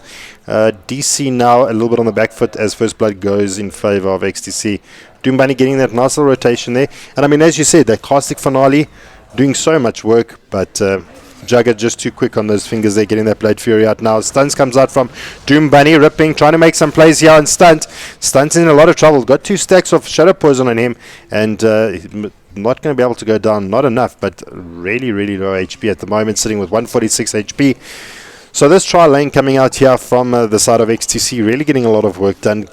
And this is the kind of sacrifice that you get when you put 3 heroes in a lane, is that you have to essentially win your safe lane. You do. You have to win the safe lane. You have to win it really hard. You have to ensure that you get as many kills as possible. Shadow Demon, they did lose the Lion. Shadow Demon can actually very soon start moving around and maybe try and make action happen by stacking up these camps with Tinker. So one of the things that I don't understand what's happening though is so far they've rotated. Okay, Slaughter's going to try to go for a kill here middle. They're going to be able to get this OD kill. He's dead for sure. Well, he's invis. Hefferlam drops the Slither and Crush. Doom Bunny gets the stun off. Good job in not stacking stuns, but Dota and Da unleashing complete hell. There comes a rocket, the lasers, but beautiful little Fortune's End coming out from Traxian over there, just keeping Filthy Frank alive, and a beautiful rotation coming in from him. Had no surprise, but those quick rotations can absolutely make or break your ganks. So that rotation was looking really good for FTD, but what was really amazing, so Filthy Frank, firstly he puts the Astral onto Tinker, which he doesn't know it, but that actually delays the timing of the gank coming in from the rest of the team. And what a rotation from Traxion. That was a fantastic Fortune's End, catching both heroes, not allowing them to move a single step forward. So OD just walks back, and OD is still the net worth leader here, Juba. So he's 28 and 10 right now. Filthy Frank is actually beating out this Tinker quite substantially. He might actually get this kill on Tinker with the help of Traxion. He doesn't have ultimate though, so he's not going to go for it. No, but really draining Tinker's intel at the moment, sitting with no mana, and this is the strength of the OD. It just becomes an absolute nightmare to deal with. Got no mana to actually do anything. Going to wait for those stacks to wear off before he can actually take the stacked creeps in the jungle, and he can start accelerating his farm a little bit more. He's going to decide to actually stack it once more, and then probably then just throw down his March of Machines.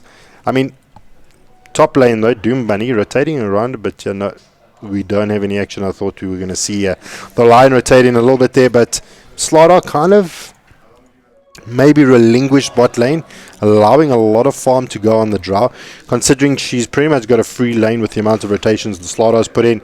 Just picking up her level 6 now at the moment is going to make her something to actually contend with. And let us not forget about the aura that comes out from Joe. Allows our Filthy Frank on the OD to hit just a little bit harder. 23 extra damage doesn't seem like much, but it's actually a huge deal at this stage of the game. And top lane though, Ripping, he's going to spin. He's not going to die. They're going to get the maybe kill onto stunts if they spin him down. While they're trying to chase him down, there comes they actually be able to bring him down. Healing ward coming up just in time. We've got the illusions coming up for the save from the Shadow Demon. 756 doing some good work here. Traxian trying to be spotted out. Double kill going on the side of XTC. 756 from the first game, becoming the sacrificial lamb, now bringing things around and doing it for the boys and getting those kills that are necessary. But Stunt TPing back in and trying to see what else he can find off the back of this, and it's not going to be that. They got a double kill for the side of XTC. They leading 0-3 at the 7-minute mark. Things going a little bit better for XTC this time round. And is this enough for things to be going in their favor? I think that if they almost lost a Juggernaut, and they're losing the other two lanes, they're losing middle and they're losing bot as well. They need the Juggernaut to do exceptionally well on the side of XCC. And 756, he saved him at the very end of it. He almost got brought down by Ogre Major with the Fire Blast, but 756 get the last minute disruption, keeping him alive. Top 756, he's now the one under attack. They realize he's got a bounty. Fortune End's going to be good, and Oracle being able to snake himself up. A nice little kill there. So 756 Shadow Demon down for the count, and these rotations coming out from the side of DC, they're really very active in their lanes, and I suppose they're trying to plan out this timing that we spoke about earlier, trying to make sure that the Drow gets the farm. They're going to get the kill on Drow. But Doom Bunny rotating around, gets sheeped up, now faded in a lot of trouble. Slither and Crash keeping her in place, and last right click coming out from Doom Bunny. This is going to be a ridiculously fed line. I mean, he's pretty much 1500 away from his blink. Yeah, and this is one of the key times that they need to get as well. It's not enough for them to have the Slaughter Blink Dagger. They desperately need it on this line as well. The Blink Hex being used up on either the Draw Ranger or the OD is going to be a crucial element in their ability to take team fights. Scarnet does try and get chased out of lane here, but here comes the Marcher Machines trying to clear out these creep stacks, and Scarnet does go down. Ogre Major does go down to that Juggernaut. Hefflam still surviving though, surprisingly. And now Filthy Frank does get spotted out. Has got that amplified damage on him as well. But the side of XTC not going to be able to chase that down for too much longer. And Ripping now finding himself in the mid lane, trying to farm out what he can. I mean, we've got the two top cores for the side of DC, sitting 50 and 49 on the Drow and on the OD. I mean, the Drow's pretty much had free farm. She's sitting with 50 last hits. The Filthy Frank on the OD is sitting with 50 last hits. So you kind of question, maybe is the Drow not getting as much farm, or is Filthy Frank just getting so much more done? Filthy Frank is actually just playing really, really amazingly. If you look at him now, he's a full level up on the Tinker. At least he was. Tinker should have just cracked 8 just before that. So he's a full level up on anybody in the game. He's farming exceptionally well. Almost has the Veil of Discord complete, which is the build he's going for. Drow as well has quite a lot of farm to her name. She's finished off the Dragon Lance already. So within the next 2-3 minutes, I expect that DC want to be able to pressure the tier 1 tower bottom. So Drow is here, backed up by the Oracle. They smoke up themselves. They're going to try and make a wraparound play here. Looking for somebody middle, but I don't think anybody's going to reveal themselves just yet. They're going to try and just pressure this tower, force a rotation, and kill whoever comes out. But unless they go bottom, Lion's very vulnerable here. I think Lion might die. Well, we've got Traxian leading the charge here. The smoke is revealed. Fortune End's going to be casted. Doom Bunny gets silenced out, gets stunned out there from Traxian, and that is going to be a purifying death as Joe picks up the kill there on the Lion. The Lion picking up and opting to go the Arcane Boots as opposed to the general Tranquils that we generally see.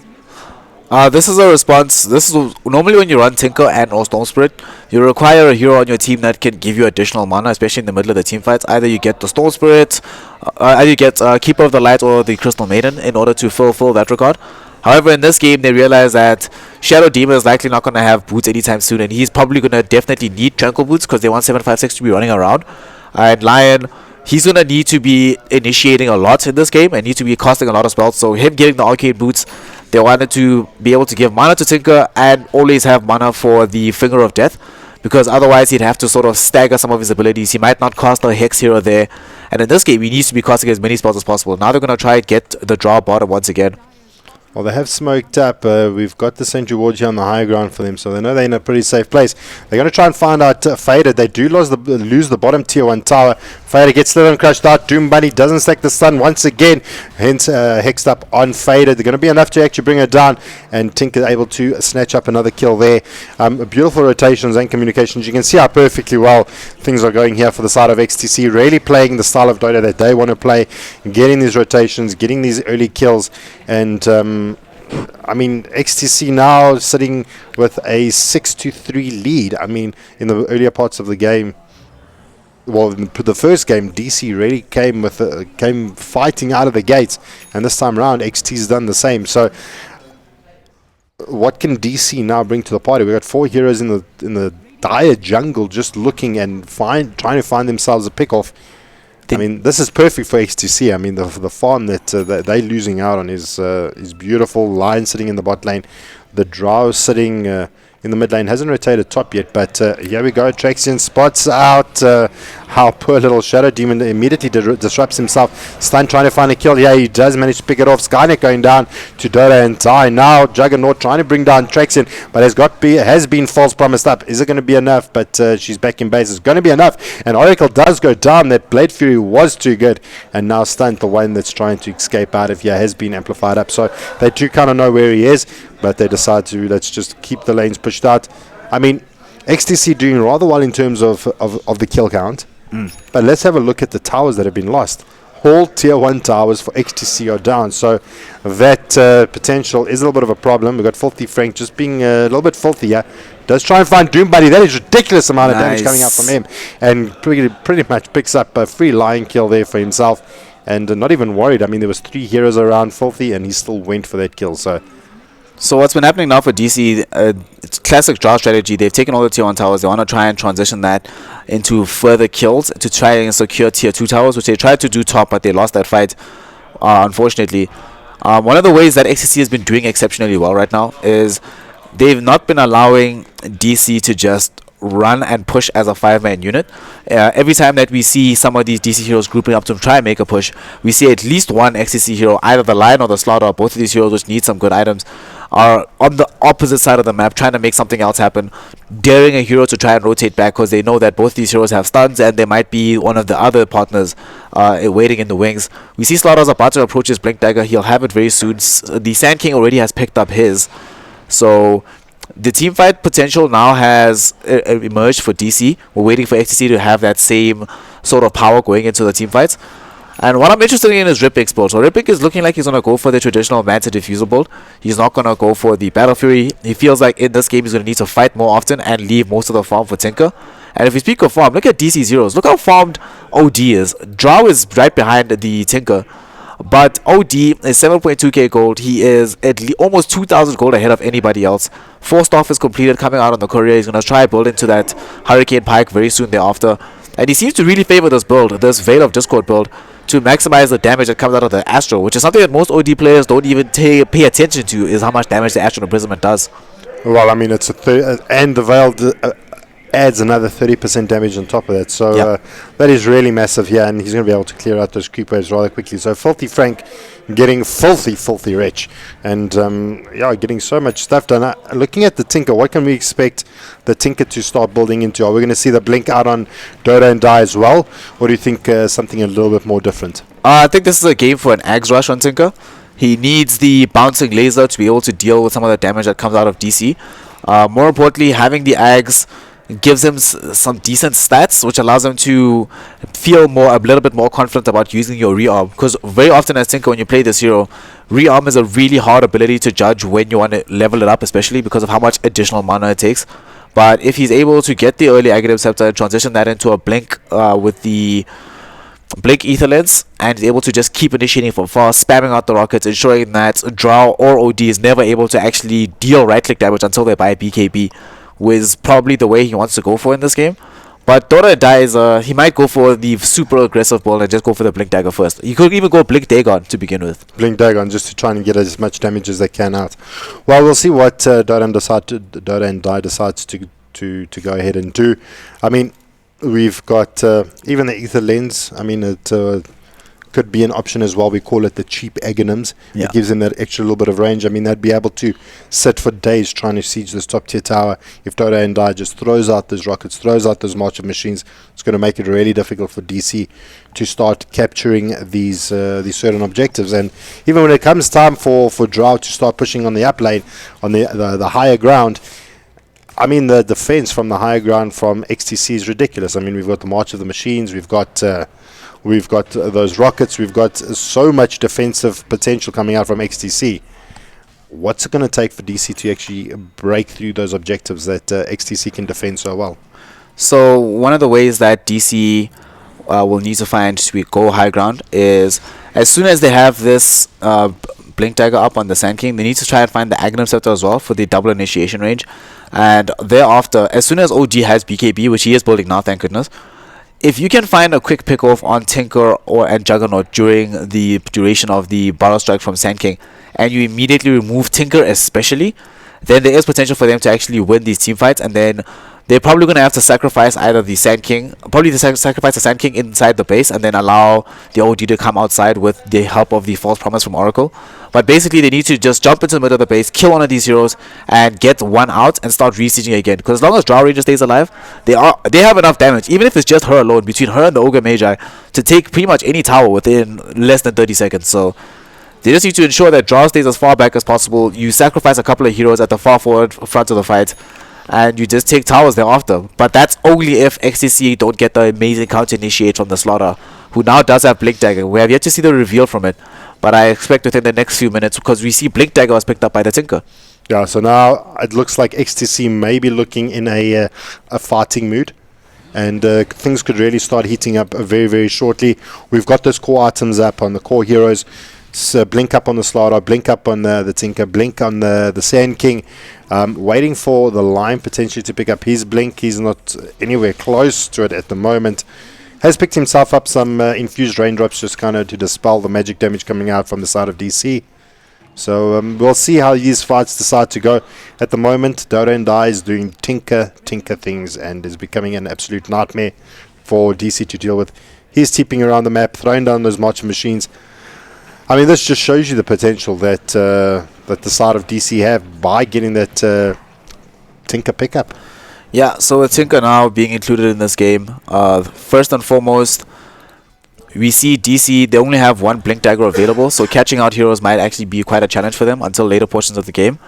However, the one thing that they have going for them is that Drow Ranger and the OD will have Hurricane Pikes of their own and ways to also not be directly involved in the middle of team fights. So a lot of this is going to come down to the offlaners, as we often see in Dota nowadays. You need these initiating heroes. Faded goes top to keep farming. He just finished off the Hurricane Pike. OD has finished off his as well. It's coming out to him now. So I think this is the time. This is where DC have to go and fight. This is... Right now, they've hit one of their power peaks, and they can try and make an engagement happen. They are really not much stronger, but they're definitely stronger than FTD right now. But however, XTC can come back. XTC has Tinker, they have Juggernaut. These are heroes that can farm very well. Jug went for the Diffusal first, which is something I normally don't like. I prefer the Yasha. But in this game, he understands that they're going to need to slow some of these heroes down because there are 2 Hurricane Pikes available on the enemy team. So he needs to be able to keep them in position long enough to actually hit and kill. And Diffusal Blade will help in that regard much better than a Yasha will. Well, I mean, what we're looking at the moment is looking at the net worth. We've got OD sitting with the highest, 9.2, followed by the Tinker, and then followed by the Drow. Now, with that said, we've now got the kills in favor of XTC this time, sitting 8 and 5. Now, is kills enough to win you the game, or are we looking at the net worth? I mean, how does this meta favor this kind of situation? Does it favor the more farmed hero, or does it favor the team that's got the most kills? Generally, it just favors the team that's better able to fight at whatever particular within a 10-minute sphere, I think. So right now, the team with more kills is not the team that's able to fight, and we see that they trying to avoid fights as much as humanly possible, trying to take the tier 2 down bottom as a 4-5 man unit, while DC take the tier 2 top. So the meta right now requires you to always stay ahead of your opponents and be able to fight your opponents. And right now, actually, I think XTC are outmaneuvering DC, because even if they don't get this tower here bottom, the fear of going up against a draw lineup is always that you can just lose a tier 3 tower afterwards. So they're keeping this push away from themselves. Well, they're looking like they can maybe jump on Heffalump. They get the defensive disruption out from Shadow Demon. By that is suddenly Eclipse doing so much damage to Heffalump, not actually being able to bring him down. He's just going to be able to get himself out of dodge. Lion and Rockets bring down the Oracle, and that is good night, sweetheart. We lose the Shadow Demon, lose the Sand King, and now 2 down for the side of DC. I mean, this is a little bit contradictory to the Drow lineup that you would expect to see. I mean, we'd expect the Drow lineup to have a lot more strength in this timing of the game, but now XTC showing complete dominance and saying, well, come DC, we've got what it will take to bring you down, and they're showing it. DC actually made a mistake in that fight, so they TP'd all their heroes back to the tier 3 tower and then came back to defend. They do manage to end up defending their tier 2, but I think the better play is if they just continued sieging top and force XTC to come to them. And the reason why it's a sort of a mistake to engage into XTC is because they have the Shadow Demon, who's going to wait for you to use key abilities on a certain hero and disrupt and save them. There would have been an easy kill on Heffalump had he not had the Shadow Demon behind him, and because the Shadow Demon was behind him, he stays alive and more importantly survives the Sanity's Eclipse, which means other heroes aren't going to be good caught in that ability as well. So he gets himself away. Suddenly the fight has been broken into 2 pieces. DC now have to decide, okay, are we going to chase for the Shadow Demon or just try to get the easy kill on the Slaughter, who's very low. They choose the Shadow Demon, but they commit 2 heroes to do it. And now, because of the fact that it is a draw lineup, they're grouping up to try and push through this tier 2 middle. XTC will try and trade and get Roshan. Repink is not in the vicinity just yet on his Juggernaut, so he's not going to be able to take this even if it does go down. He's going for Blink Dagger actually, so this is a much more fight-orientated Juggernaut. He understands that he needs to be able to get as many kills as possible, although they're going to lose Doom Bunny in the mid lane. Well, we've got Stunt initiating over here. Faded and Filthy Frank doing huge amounts of damage. And this mid tower is going to drop so quickly. Yeah, we go. We can already see the strength of the Drow lineup. They're going to lose their tier 2 tower. It does get glyphed out, but Rosh now is going to be the prized possession here for the side of XTC. They're going to put the Aegis onto the Juggernaut, so he's going to be looking ready to fight very, very soon. DC, they just kind of get themselves out of dodge and know that XTC is a little bit more dangerous at this point in time. So maybe DC's got a better lineup at taking down towers, taking down objectives, as opposed to the fighting lineup. But eventually, the 2 teams are going to have to meet, and it's going to cause a lot of problems. Yeah, when eventually, like you say, the 5v5 will have to happen. And when that happens, actually, I think it's gonna depend a lot on the positioning of the Tinker and how many marches he's able to get down into the fight before the time. Because if we've got mass marches down, it becomes really difficult for DC to keep pressing into it, because with the exception of the Draw Ranger and the OD, all the heroes have very low armor. So Ogre is still relatively tanky still for a support right now, but Sand King and Oracle will struggle, and especially Sand King because you won't be able to get the blink off inside the march. So right now FTD or XTC FTD are doing the correct thing. Once again, similar to game number 1, they're just splitting the map apart. They understand that the push potential from Drow they can't really contend with right now. But going high ground, as difficult as it was for DC to go high ground in game 1, it is exponentially more difficult to go high ground versus Shadow Demon and Tinker. And Slaughter as well, who can catch you if you try to place yourself in a negative position. So DC, they're probably going to get the tier 2 tower bottom within the next 5 minutes, but after that is when I think the game really begins for them, because XCC will not yield the high ground very easily this time. Well, they've got a lot of defense for the side of XTC, so it's going to be a lot of work that DC is going to need to do. What kind of items could we expect to see out from the side of DC to kind of actually tie up the push?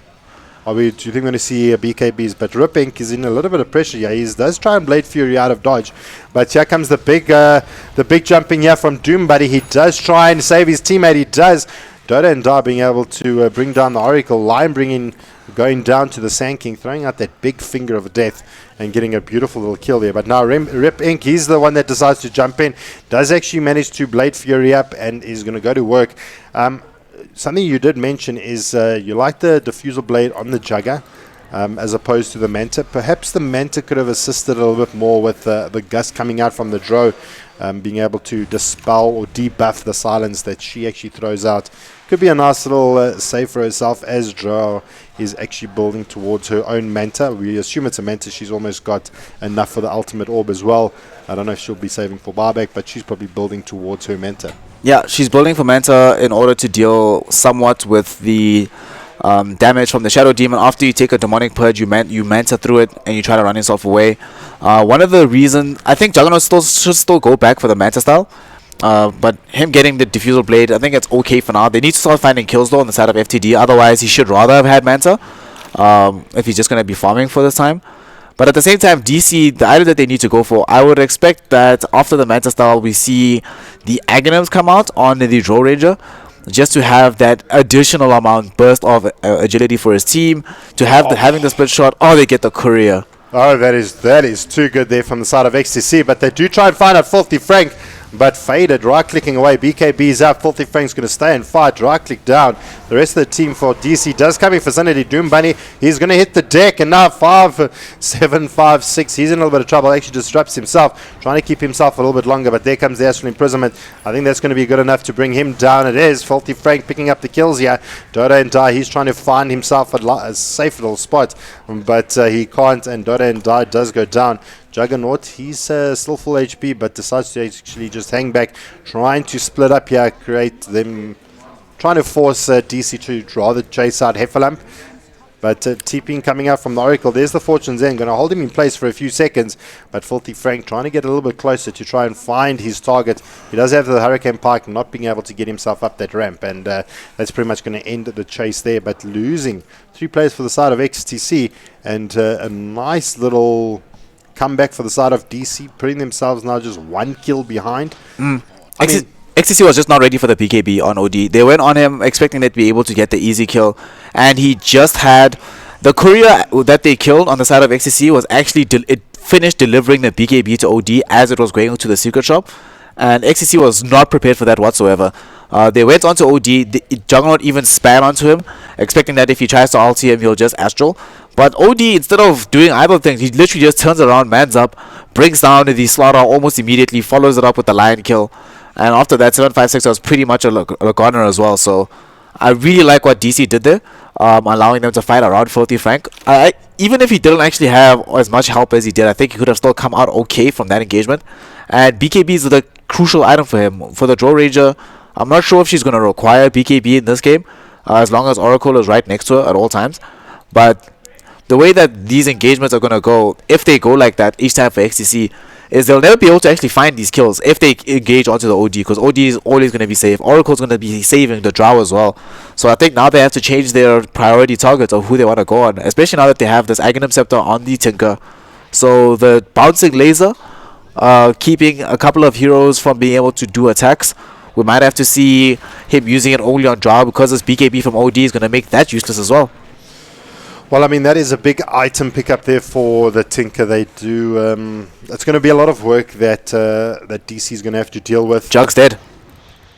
Where? Jug died just in front of the tier 3 tower. Here at bottom.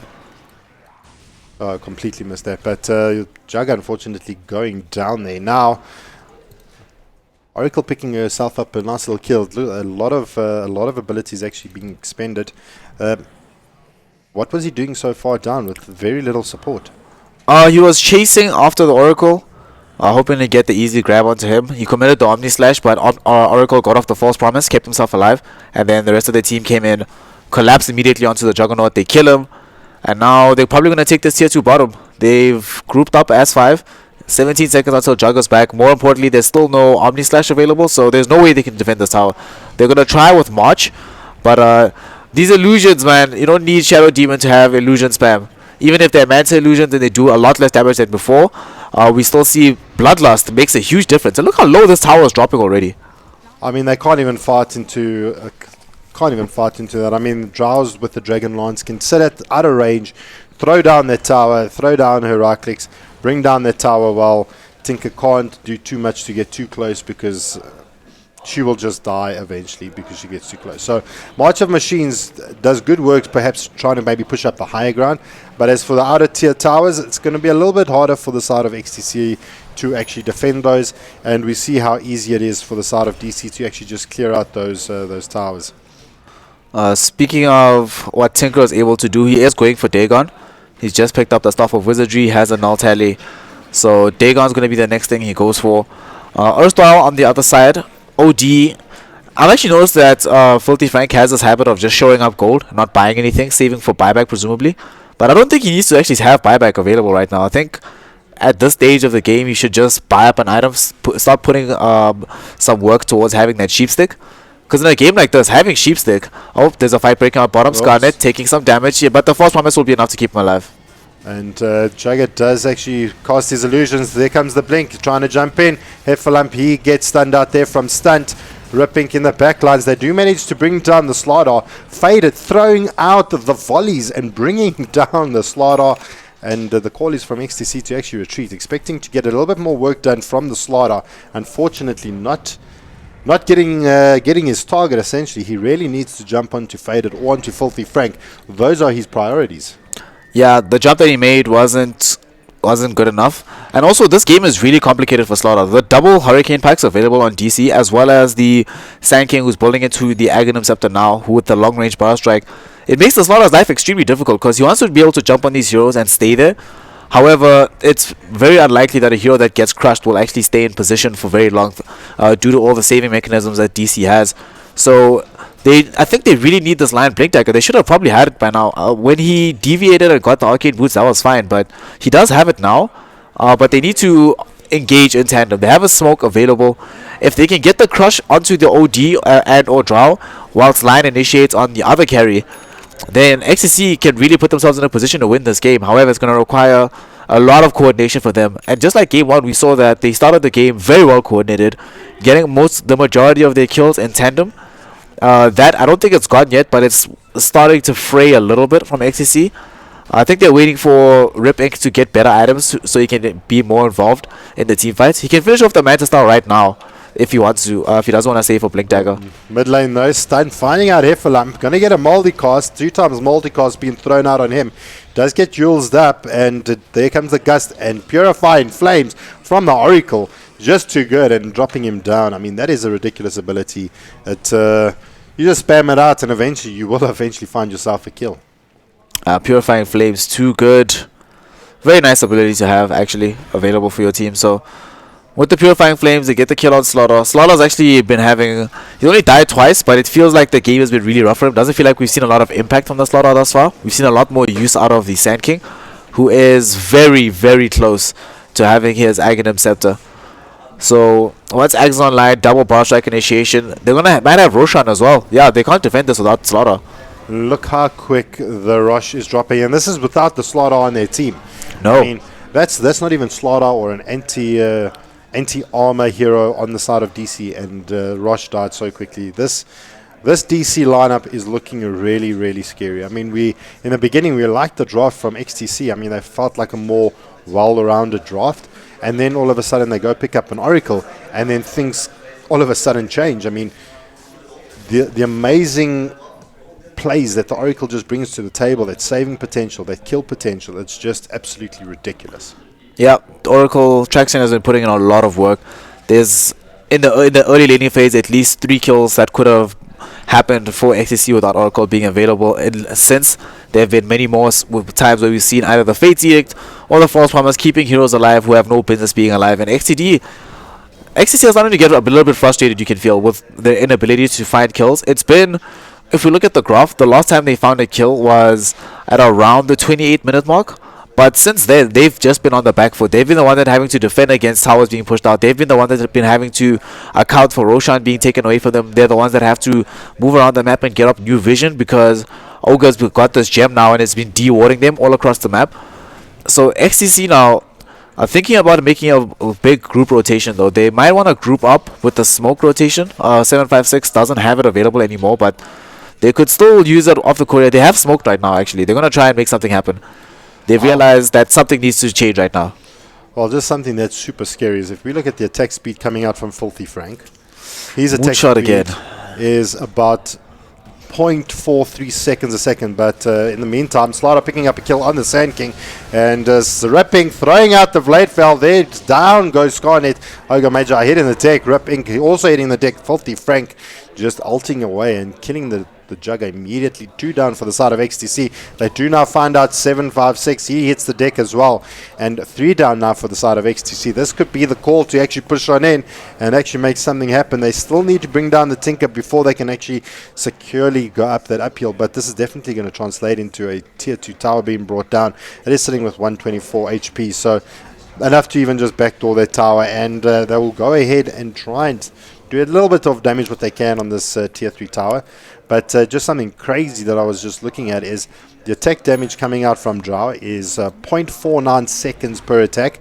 Looking at the OD, we're looking at 0.50. So that is 0.01 second difference of attack speed between a Drow and OD. But there we go, OD automatically imprisoning himself, avoiding that, actually taking the damage from the laser, but not being able to get followed up too much. Heffenlamp not on target with that Slytherin crash. You can't be making mistakes like that in this part of the game, my friend. That was some really good jukes from Filthy Frank as well, keeping himself alive. They back off, they don't get the tier 3 tower. But that fight that broke out, something really incredible that Filthy Frank did. So when he got the kill on Juggernaut, Juggernaut was sieging up against Traxion, and he was about to get off the Omni Slash. But what OD does, OD hits him twice with the Arcane Orb and then ults him. And suddenly Juggernaut doesn't have any mana left to cast the Omni Slash and promptly dies to a Purifying Flames. So he did very well in that fight. And the way XTC now... So they realized something in that fight. Firstly, that Drow and OD hit incredibly hard and incredibly fast. But sadly, we've gotten to the point in the game where DC doesn't even need the Sand King in order to take fights, because he died first, and they still had the better advantage at the end of that fight. So the Drow and OD are really big right now. 12,000 experience for DC. The gold is at just above 5k. But if you look at the heroes that the gold is concentrated on, sure, Tinker and Juggernaut are putting in some work, but OD, he's just been honestly the hero of the series. Filthy Frank with this OD right now, going for the exact same build as he went for in game number 1. BKB, Moonshot, Hurricane, Pike, and Veil. XTC are finding it really difficult to fight around OD if he's even remotely alive. And this is an 8-second BKB. He is not a vulnerable hero right now. I don't know how they're going to kill him, especially with this Aegis. If they can if they know the timing, they can bait him uphill just before the Aegis expires, because it expires in less than a minute. But this is the test right now for XTC, and they just lost their courier. This is very deep for XTC. They are trying to defend it, throwing down March of the Machines. Bloodlust, Filthy Frank, he has... Oh, but the laser from the Tinker, too good, bringing down the Drow. And now False Promise being used up on Filthy Frank, trying to keep him alive as long as possible. But the Slytherin Crash this time, too good. The BKB out from the slot are keeping him alive, so to prevent that ulti coming out. But the Omni Slash from the Jugger is going to be good, brings down 2. Now we've got the buyback coming in from the Shadow Demon, trying to get himself back in. 756 does get the disruption off onto the Slider, but now we've got this big ulti coming in from Filthy Frank, doing so much work, trying to chase down the Jugger, but gets the kill on the Dire Courier. And now... oh, things went terribly wrong for the side of XTC. Now jumping back into the fountain, trying to heal up. Dota and Dry trying to make something happen here. Does blink forward, laser. Oh wow, look at the plays coming out. Does get that actual imprisonment off the Slider. Misses the Slytherin Crash. Super unfortunate. Now DC trying to create some space for Filthy and just right clicks. I think that was like 4 hits, and that is a dead Slider coming out from Filthy Frank. Filthy Frank is absolutely ridiculous, sitting with like 6k gold in the bank, highest on the net worth charts, followed by our Dota and Die on the Tinker. Rip Inc. not being able to contribute too much, got a good couple of Omni Slashes off, but not really getting too much done in that little battle there. And as that happens, DC back at it, trying to push out the lanes. That was a phenomenal fight from DC for 2 reasons. Firstly, they lost the Aegis. OD died with the Aegis, literally 2 seconds before the Aegis was going to be reclaimed. Had XCC been able to draw out that fight for 2 more seconds, they would have been easily able to kill OD. And that's it, then he's just dead. But the big thing that really happened in that particular engagement, they lost Drow at the very beginning. She just got bursted away by the XCC lineup. But the DC, with the use of the Bloodlust, which firstly was used to seize the tower, they used it to get more movement speed on their heroes and back themselves away as fast as possible. And when OD was in the False Promise, he understood that, okay, I'm in False Promise, I can do whatever I want, but he still BKBs and mans up to avoid being controlled up by XTC's lineup, and brings down 2 heroes on the low ground before trying to force stuff up to kill Ripink. He fails in that regard, but when he's trying to back away, he completely outplays both Heffalump and Dota and Dai, who ran out of mana, unfortunately couldn't get the kill onto OD. So now DC are in this position where, sure, their Drow, they picked the Drow, it's a Drow lineup, they picked the Drow to be able to push down with, but she's honestly not the important hero anymore. Filthy Frank, 2 games in a row, has just snuck up on us as the big hero to watch in this tournament. So he does now have double boots, should be selling the power trays to start building into a sheepstick, I'd imagine, or a Shiva's God. But he's getting preposterously big. Like you said, he's got so much gold on him right now. 23k net worth, and even though he doesn't have to, he's not buying an additional item just yet. Thanks to the Drow, he does so much damage it doesn't even need a secondary item yet for damage. I mean, I just see Traction constantly just purifying out Filthy Frank for absolutely no reason, and that passive just continues to regen his mana. Now, in the bot lane over here, this gem has been sitting in this vicinity for pretty much quite a while. Scarnet on the Ogre Mage are just running around and completely negating the fact that there's a gem on the deck. So yeah, I mean, we're getting to the point of the game where we're 40 minutes in, net worths are sitting over the 20k mark. Let's just jump to our net worths at the moment. Looking, I wouldn't say massively at this point in the game. It's rather close, I would say, 40 minutes into the game with only, like, say, a 6k gold difference. I don't think it's really that big of a difference jumping onto our XP, but that's what tells the story, is 12,000 in the lead in terms of experience for the side of DC. I'm sure majority of that is held by Filthy Frank. His level at the moment is sitting 22, with the closest on the side of XTC is going to be Riptink on the Jugger. So, I mean, that just kind of tells the story in itself, how much work Filthy Frank is getting done. So, Filthy Frank did just pick up the Scythe of Vice. He can jow the Moonshot and buy another item later. But I think the biggest problem of the reason why this experience is a huge deal for XTC is that this Lion is level 13. He's quite far away from having the max finger, which, more than having the damage increase, the cooldown reduction, a full minute less cooldown at the level 16, and he's quite far away from having that happen. Erstwhile Oracle is looking to pick up the 3rd level of the False Promise quite soon, which also dramatically lowers the duration. So DC, just based on the balance of these experience graphs, they can actually take fights much more effectively than XTC, because their abilities come off cooldown faster, have a greater range of initiation, such as the Sand King with the full epicenter Burrow Strike. And now, although XTC want to try and fight this, they've got vision, they can do this. They do find out Traction dies immediately. Dota and Dai getting that Dagon off, bringing her down. Now, Heffel, I'm trying to be the target here, but that Dagon dodge coming out with the yours. But now, that massive eclipse coming out from Filthy Frank, dropping the HP so much, and now we've got Faded. He's the one in trouble now. He does get trapped out there from the OD, keeping her alive just a little bit longer. And Sand King bringing down the Juggernaut, but Jugger bringing down the Drow eventually. We've now got Filthy Frank trying to find out 756. Stunt missing his Burrow Strike, not being able to actually find him out, but Filthy Frank being able to pick it out, and godlike on Filthy Frank. I mean, this is absolutely ridiculous.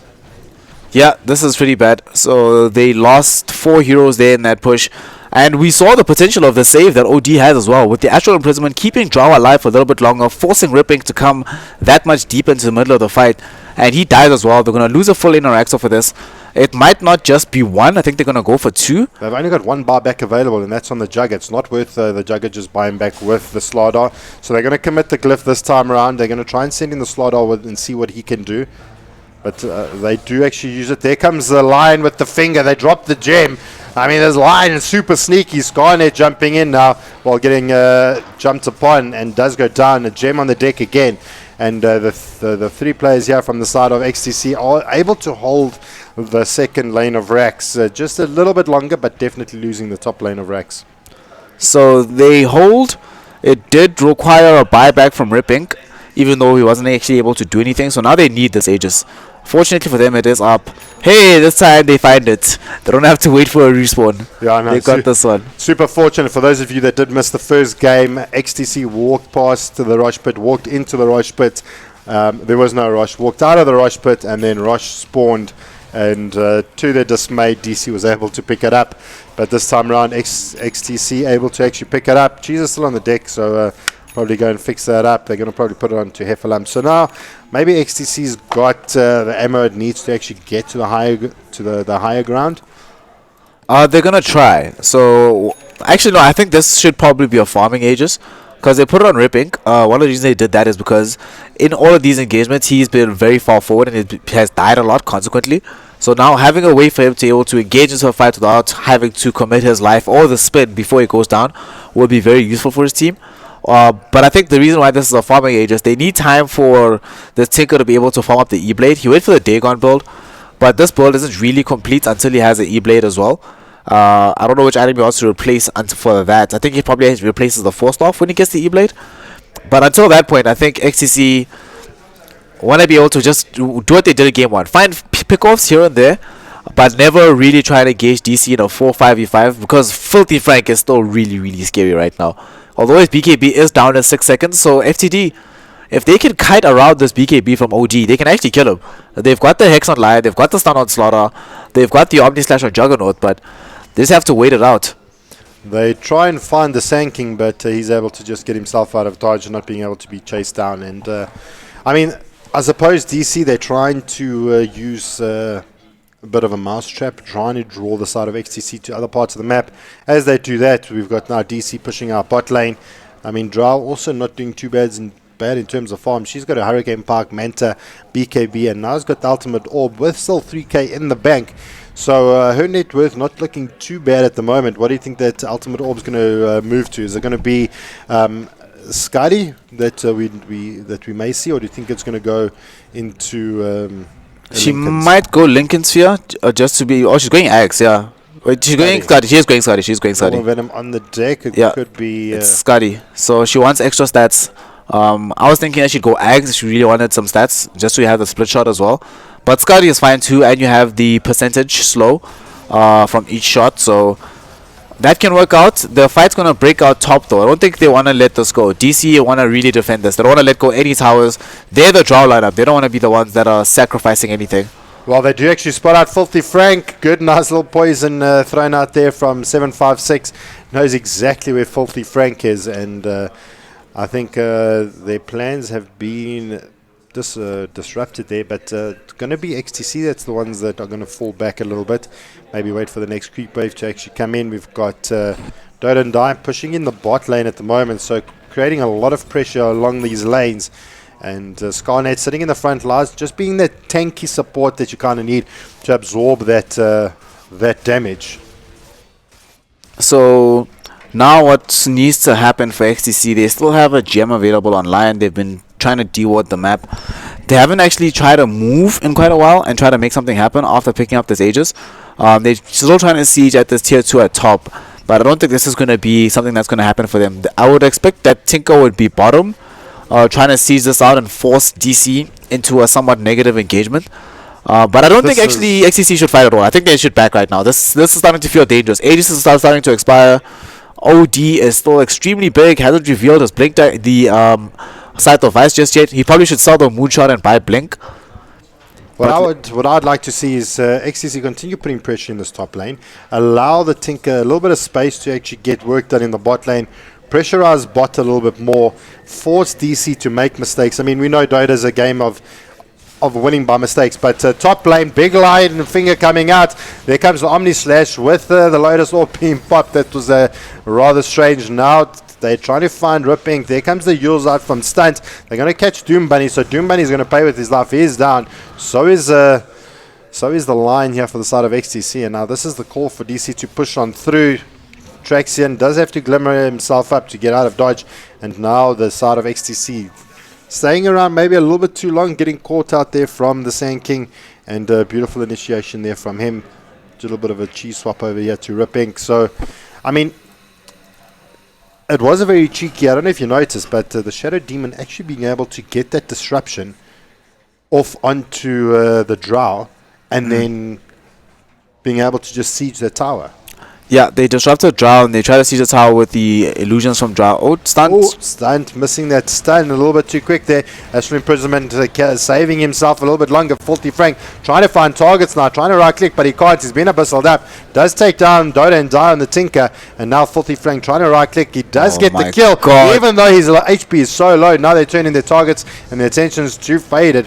But Heffelam trying to get closer, gets forced off closer, but there comes the Hurricane part and faded, bringing in the big guns at the end. Now Dota and Da back in the fray of things, did buy back, trying to make something happen here, but stunt. He does try and get that Tinker down again, gets that stun off, but Dota and Da being so aggressive, jumping forward, dropping down the Oracle, bringing down the Sand King. He's back in the action of things, and now faded. He's the one that's being hunted down at the moment.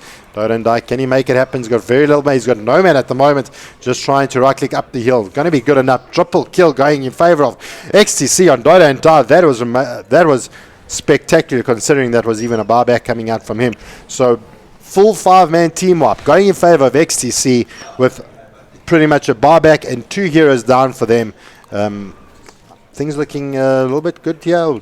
Yeah, that looked really good for XTC. One of the primary things that ended up happening was, so they killed Tinker at the beginning of the fight, thanks to the OD manning up. Also, the OD manned up while surrounded by Juggernaut, Tinker, and Slaughter. Kills Juggernaut, he kills the Tinker, dies to Slaughter, but what happens then, after Tinker buys back, what they realize is, okay, so they use the Hurricane Pike to kill the Slaughter at the very end of things. They used the Astral Imprisonment on OD earlier, so he couldn't save himself.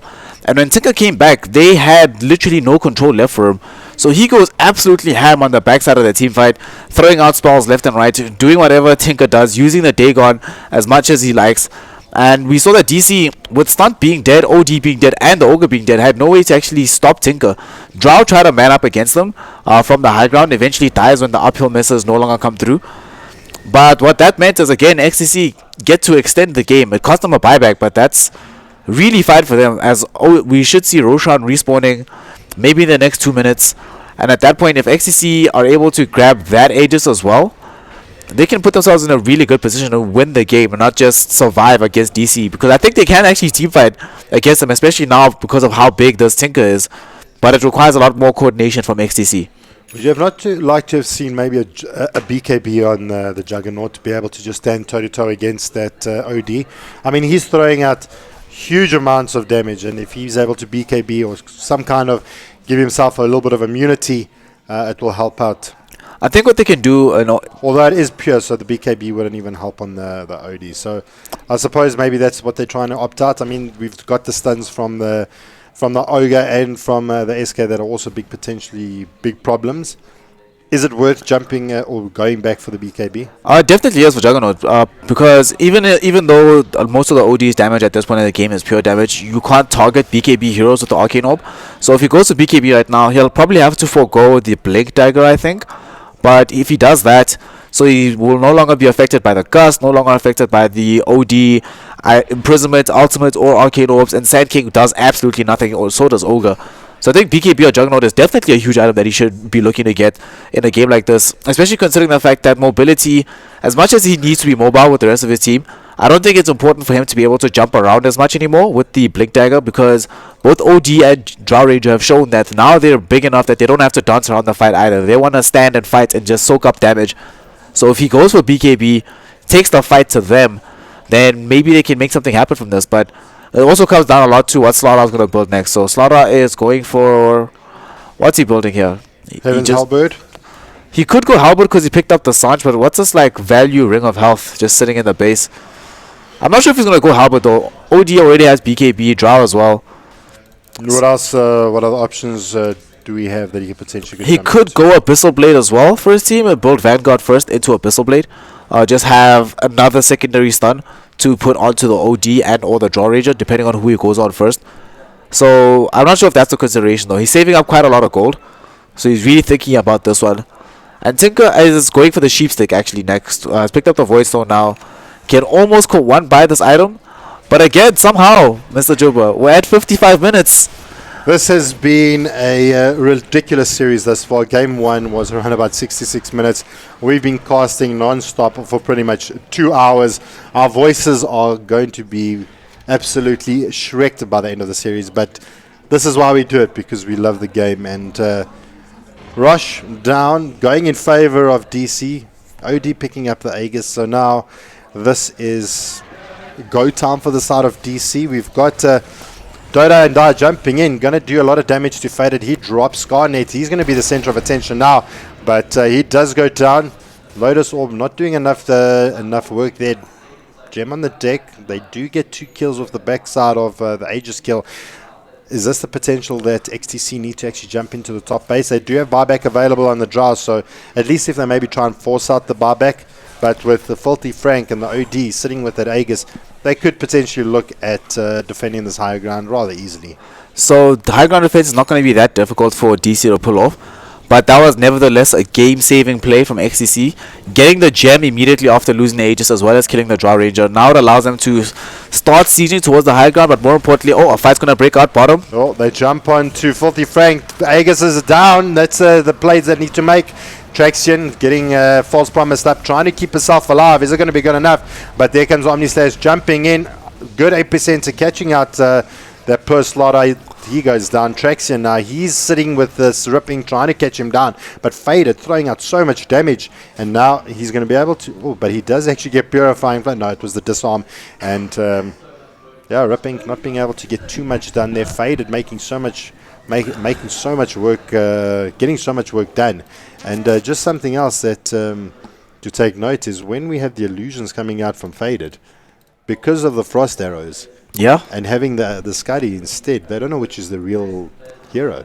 They don't know which is the real hero. All the illusions with the hero deal a crap load of damage. But XCC were just a little bit too hasty with that engagement that we saw. They jumped immediately onto the OD. They get him, they kill him, they force a buyback.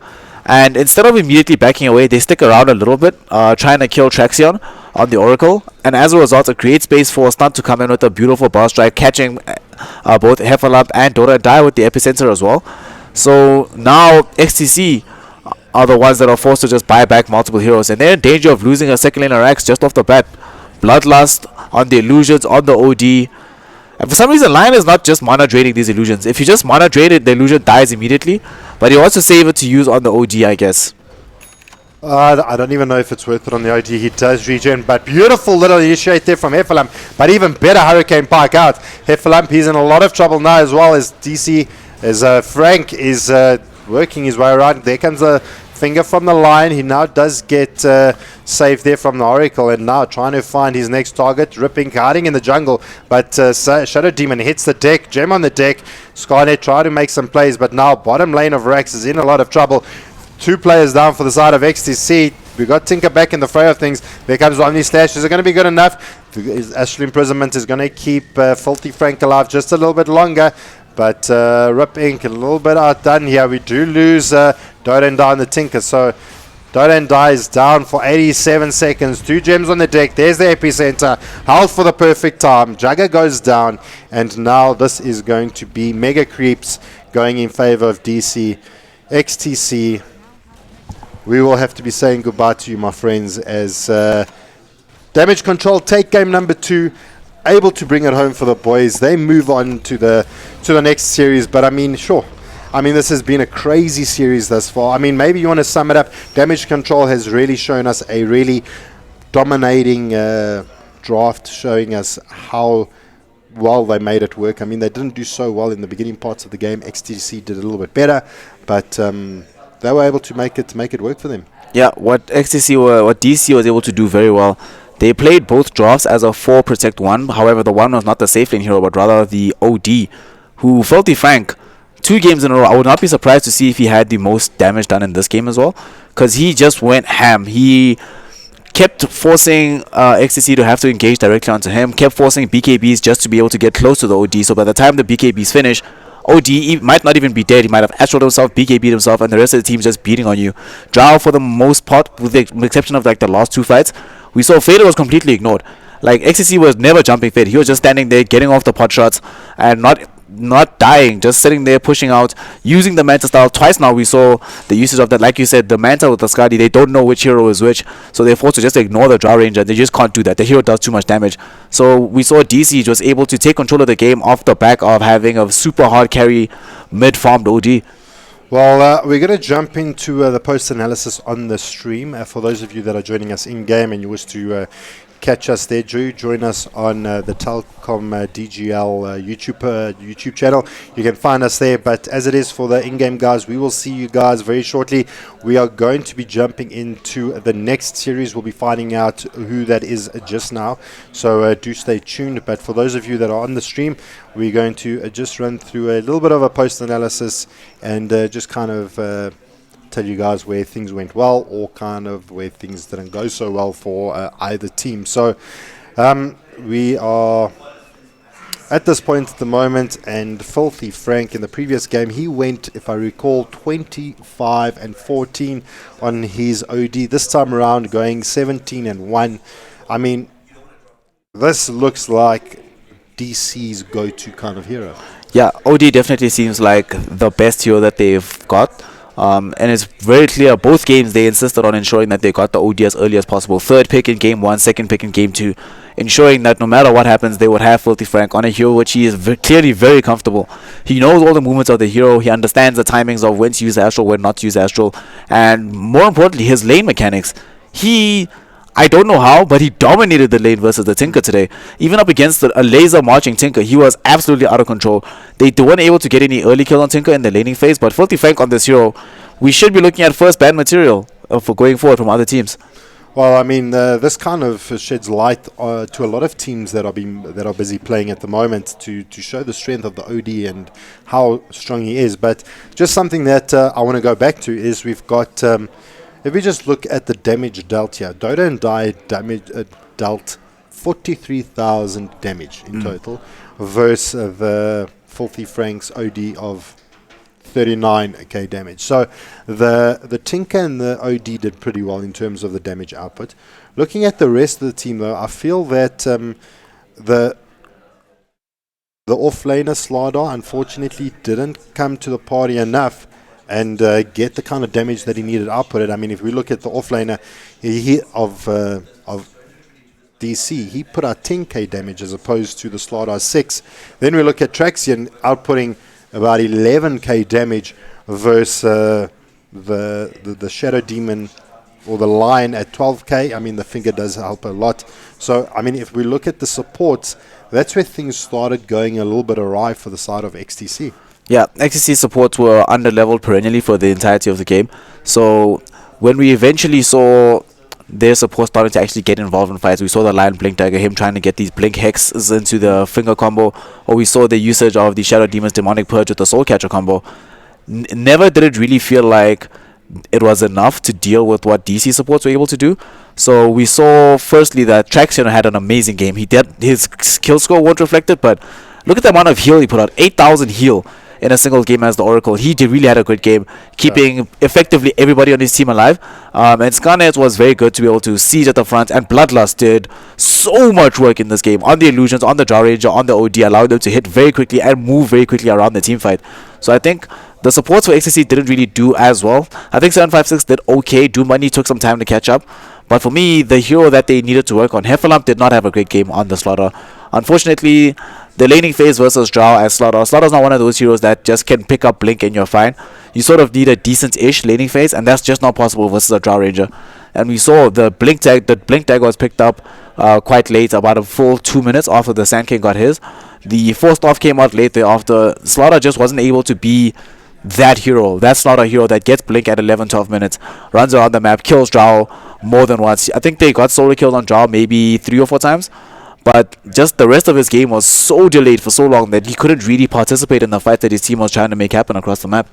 I mean, I think it was almost just a little bit sooner that the SK actually picked up his Blink just a little bit sooner than what Heffalump did. But Heffalump's mobility was kind of hindered, and you'd expect that the Slaughter would get that initiation off onto the OD, get that stun off, drop the amplified damage, and then you would have the Jugger come in and do that kind of work. Now, the Jugger did do quite a bit of work, but I feel that he was kind of underwhelmed from the strength that DC brought to the table. I mean, we had these ranged heroes from DC that was just outputting a huge amount of damage. What could XTC have jumped onto besides maybe the Jugger? Do you think maybe the Slark could have been a little bit better? What other cause could they have played, or do you feel that the Jugger was the right call for this draft, and it just so happened that they couldn't get enough out from the support players? I think Juggernaut was okay, but the thing with Juggernaut, you have to pair Juggernaut with heroes that'll allow Juggernaut to actually get on top of heroes and kill you. I think if Axe hadn't been banned, Slaughter would probably been replaced with Axe, or maybe if they would have had the Darkseer in place of the Slaughter in this game. Because Juggernaut, we saw the entire time, even with the early pickup of the Diffuser Blade, even after he gets the Blink Dagger, even after he get the Manta Style, he just struggled to get on top of and stay on top of heroes. And he just got kited around exceptionally hard this game. The Oracle with both the Fate's Edict and the usage of the False Promise was able to keep heroes who Jugger's going on alive for so long that it doesn't really matter what items he had. Maybe they could have rather considered a Sven, or maybe the anti-mage as you spoke about in the draft might have been better than the Juggernaut this game. It worked really well in the laning phase, but because of what was happening around the game, and especially in the off lane, they weren't able to transition their laning phase wins into more concrete objectives, because Juggernaut was he just felt behind the entire game. Even at times when he had, it seemed like he might be on a similar level of form with either the OD or the Juggernaut or the Drow Ranger, he never felt like he was able to actually fight. Always felt a little bit behind, almost like he was a full item behind the entirety of the game. Well, I mean, we look at the XP graph and the player level graph, and we just see that Filthy Frank's level progression was ridiculous. We jump onto to Heffalump. That's what was Heffalump's XP growth. If we look at SK's, I mean, we can see SK's level growth was just a little bit better than Heffalump. He did have a couple of peaks, but just not enough to actually to make that kind of difference. SK really came to the party, really felt that he was making those big impact plays that your team actually needs, holding players in place. I mean, they did have a lot of disable coming out for the side of DC. They had the Fortune's End, they had the Fire Blast coming out from the Ogre Magi, and the Stun from Stunt. So a lot of players that were able to keep the side of XTC in place. Unfortunately, only one reliable stun was coming out from the side of XTC, which was the Lion.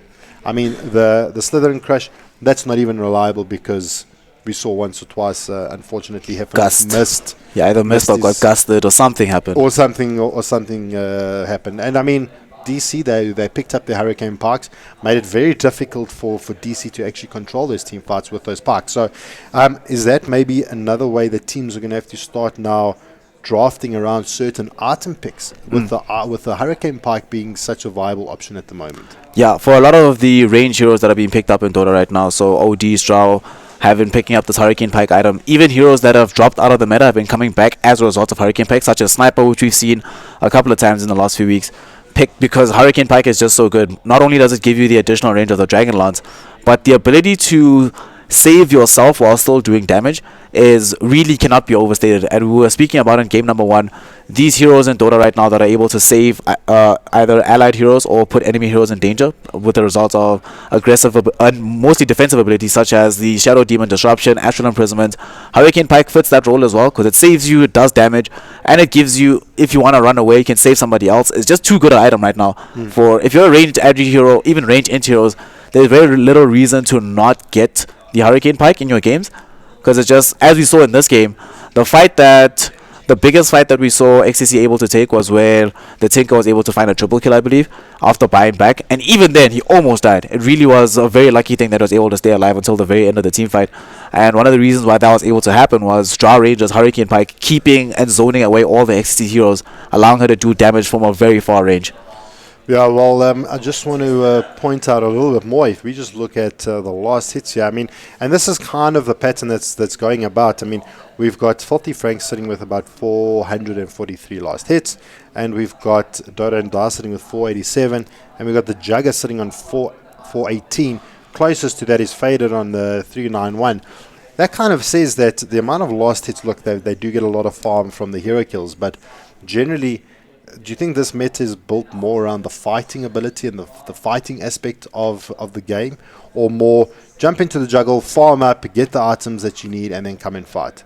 I think mostly right now it's based a lot around the fighting potential, and because generally it's very rare these days that we see big team fights not result in some sort of objective, either a tier 1 tower, a jungle being cleared out, more wards being placed around the map, or a Roshan being taken.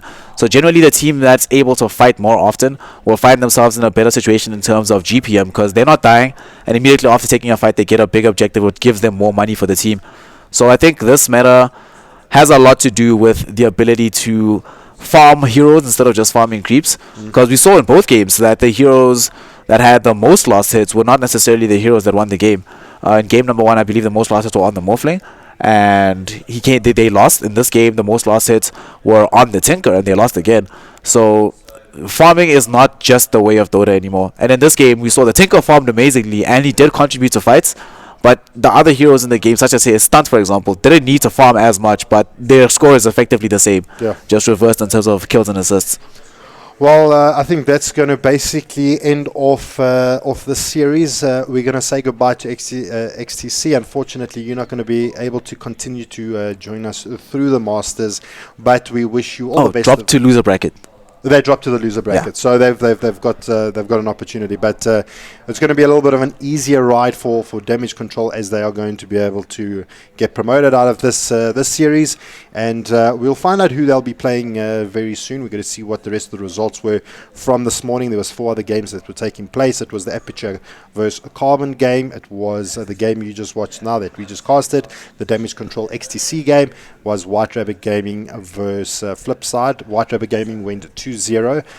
Don't know the result of BVD versus Veneration, but we'll find that out, and we'll see how the ladder is going to actually progress, and we'll give you some updates about that. But for the moment, we're going to leave you with Stream A's production, and when our games are up next, we will let you guys know.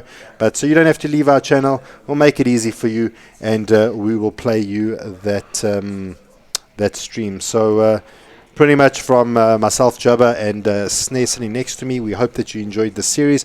I mean, it was one of the longest series that we've had already. Most of the games are done, so we've been busy casting Dota for the last 2.5 hours. Our voices are wrecked, but we will see you guys very shortly. So we're going to leave you with the pleasantries of Stream A. From the crowd, please, to come join us up here on stage.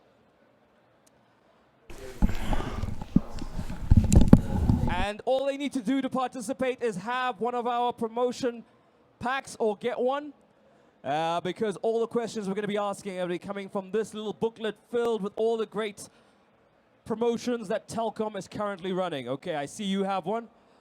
You can put your stuff at the end of the stage here. Just bring your pamphlet with you. Yep, there we go. That's all you need. Okay, what is your name, sir? Darren. Darren. Your name? Seth. Seth. Stefan. Stefan. Stefan. Okay, that's enough. Okay, one more. Well, that's fine. You I made know the we trip. said 3, but You he's made the my trip. pick. It's okay. I'm a nice guy. What's your name? Nick. Nick. Okay. Do you have any friends here to support you? Where are they? Where are you?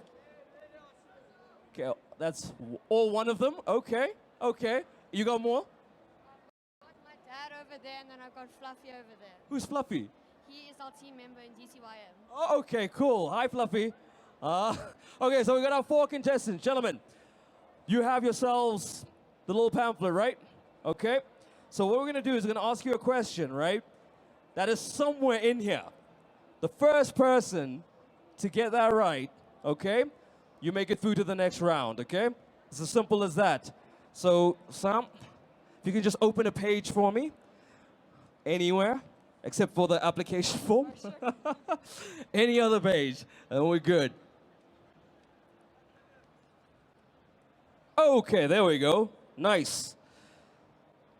Gentlemen, pamphlets behind your backs. Behind your backs. Okay. First question. I need to know one of the 2 games that you can get with our PlayStation 4 1 terabyte bundle that goes for $397 per month for 24 months. Okay. In 3, 2, 1. Go for it. Have a look. Have a look. Oh, you got it. Seth, you were right. Uncharted. Uncharted 4 is a good answer. Well done. You're in to the next round. Okay, you three gentlemen now. I'm going to ask a question, then one of you has to go back and sit down with your one friend. Okay? Okay, so here we go. I'm going to ask the next question. Seth, you're chilled for now, okay? You're through to the next round. One of these guys has to go. Okay, here we go. I need to know from you one of the two benefits of VDSL. One of the two benefits of VDSL in 3, 2, 1, go. One of the two benefits of VDSL. There we go, light speed and connectivity. Gentlemen, I think the two of you, you can go take your place in the crowd. I'm sorry, guys. I try to make it as easy as possible. Okay, so here we go. This is the final round. One of you will win a cap and a backpack. Okay, I'm upping the ante. Here we go.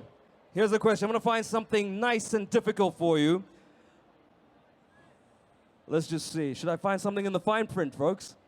Fine print is small. There's a lot of it.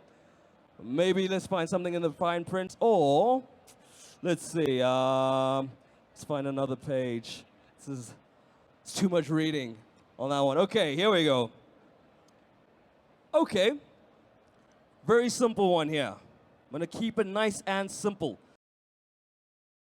If you pick your data on a freebie package and you're paying 300 Seth, if you're paying 399 Rand on a freebie package for 10 gigs, okay? I want to know from you one of the things that you get for free in 3, 2, none.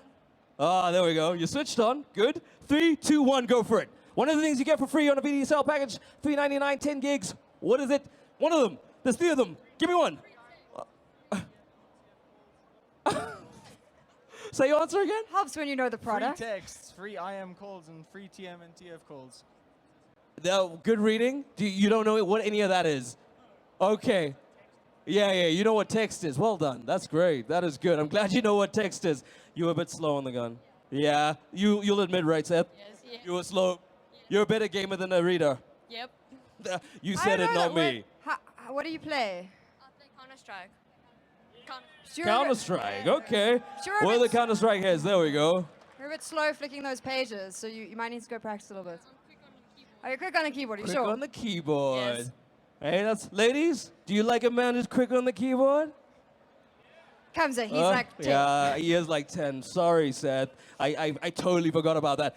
Well done for trying. You're going to get a cap for your efforts. There it is. But you get a set of a cap and that backpack. Congratulations to you, sir. Make some noise.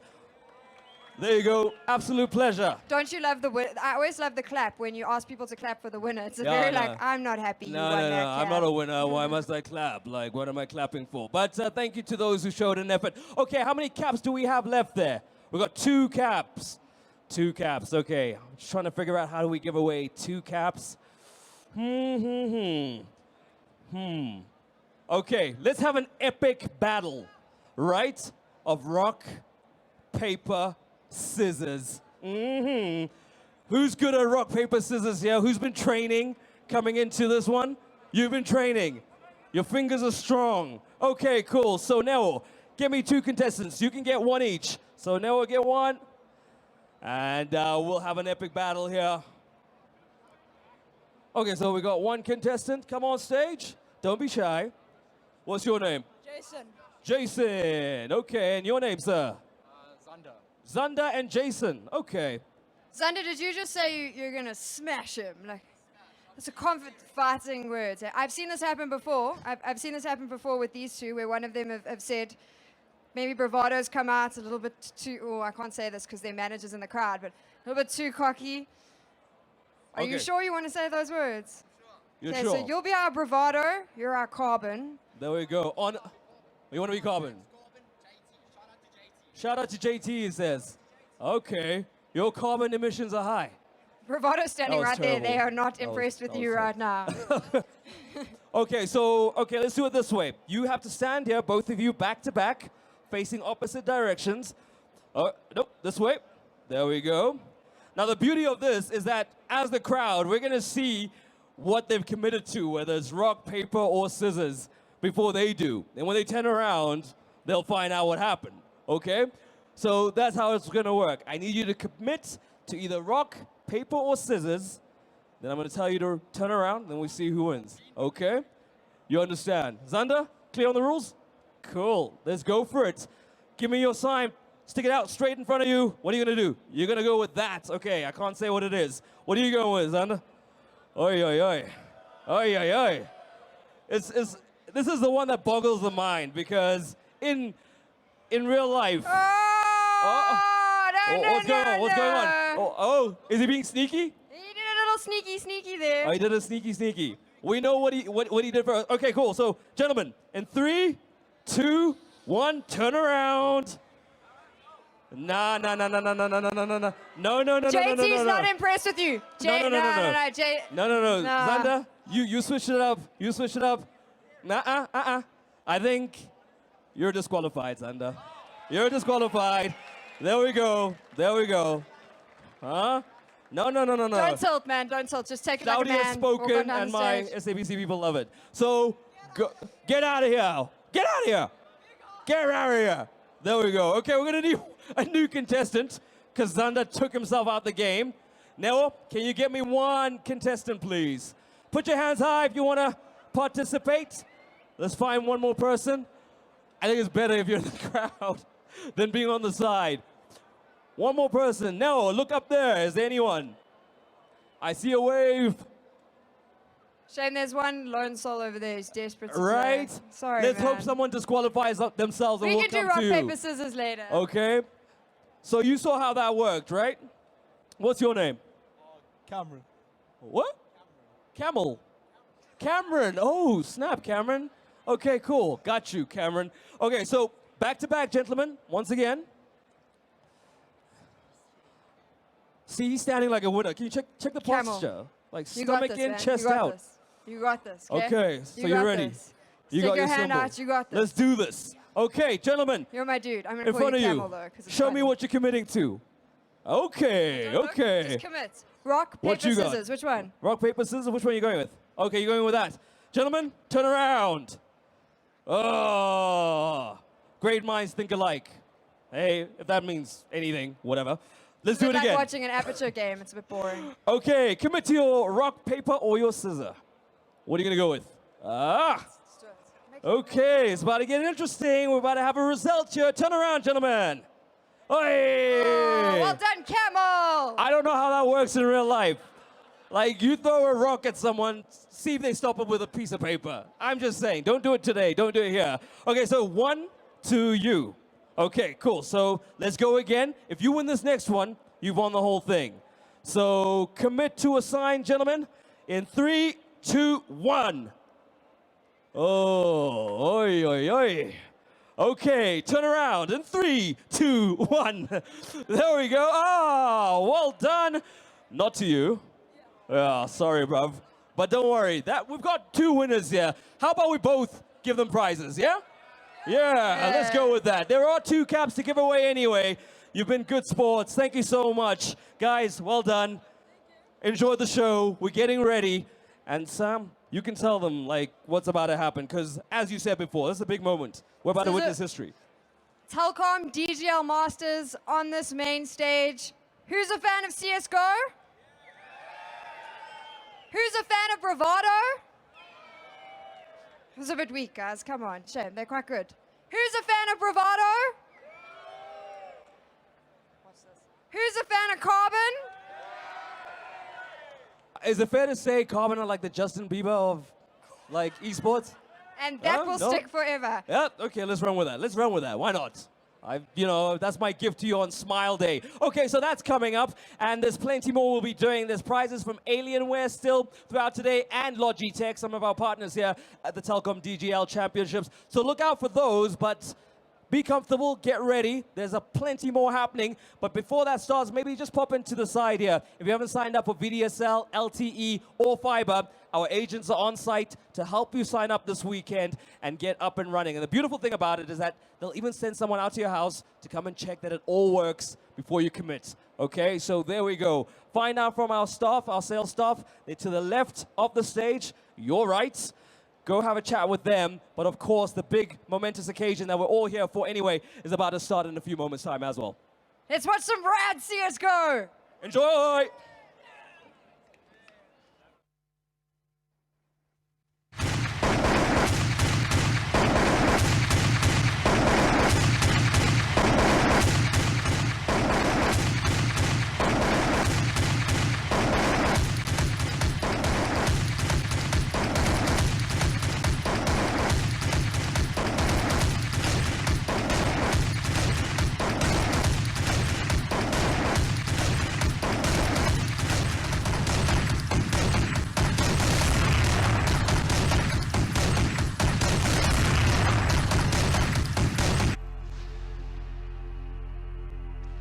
I will be here, risen above the rest. And you will know me by my rightful name, for I shall be victorious.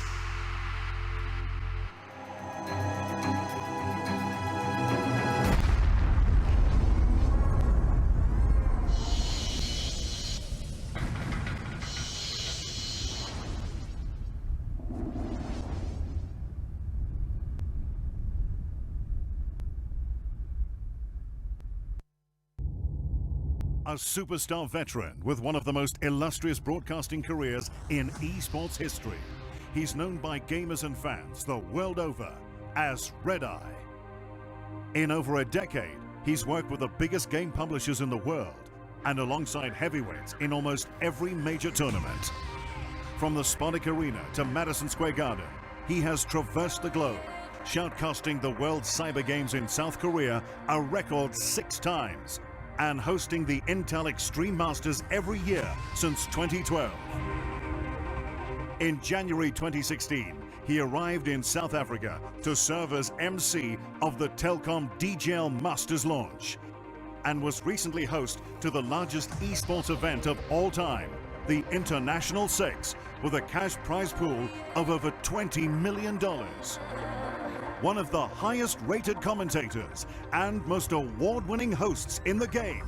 Put your hands together and join us in welcoming him to South Africa, a true esports legend of our time, Paul Challoner.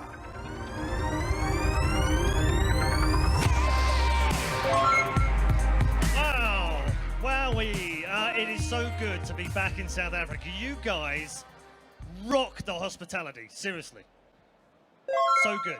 From the moment I get off the plane, looked after by the Telkom guys, to meeting all of you around the Rage event as well. It's been absolutely brilliant. So thank you very much for that. You give me a very warm welcome. It's lovely to be here.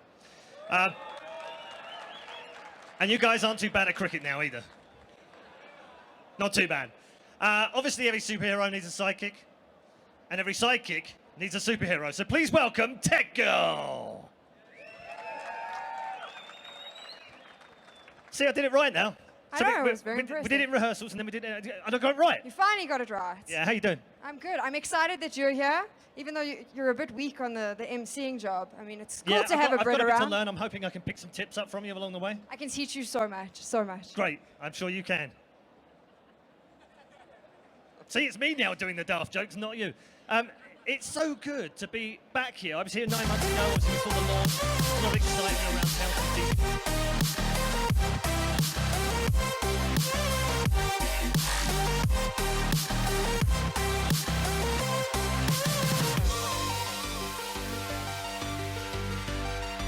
We're back from the dead.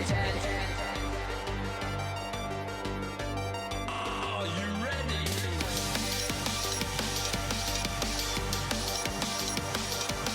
Let's go. Back from the dead.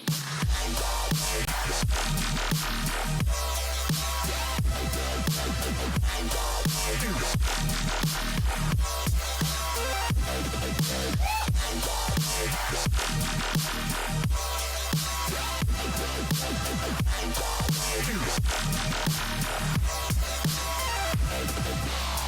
back from the dead.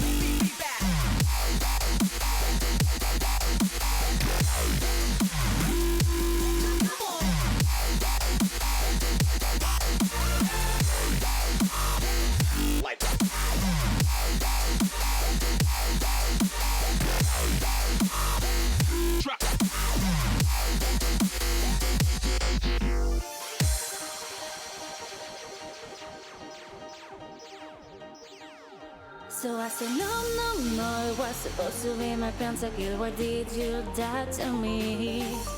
I killed alone, 1, 2, 3 for champions. I can't believe you're trolling. No, it was supposed to be my pentakill. Why did you die to me? I killed alone, 1, 2, 3 for champions. I can't believe you're trolling.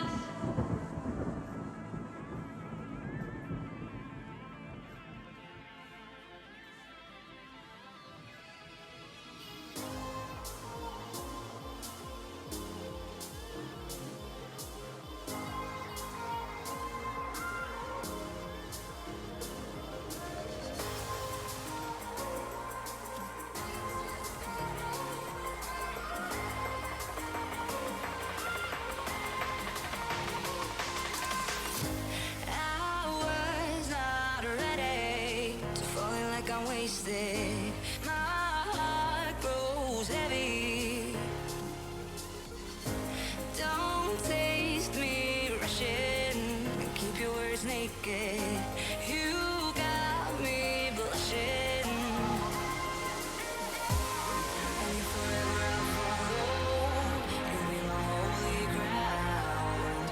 You forever I'll follow in immortality. I can see you and me.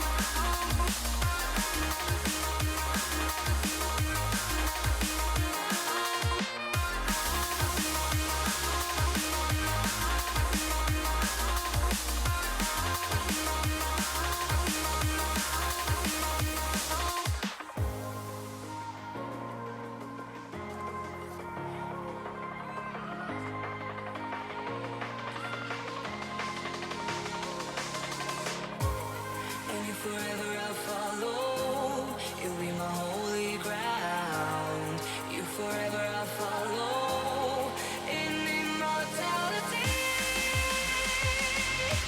I can see you and me.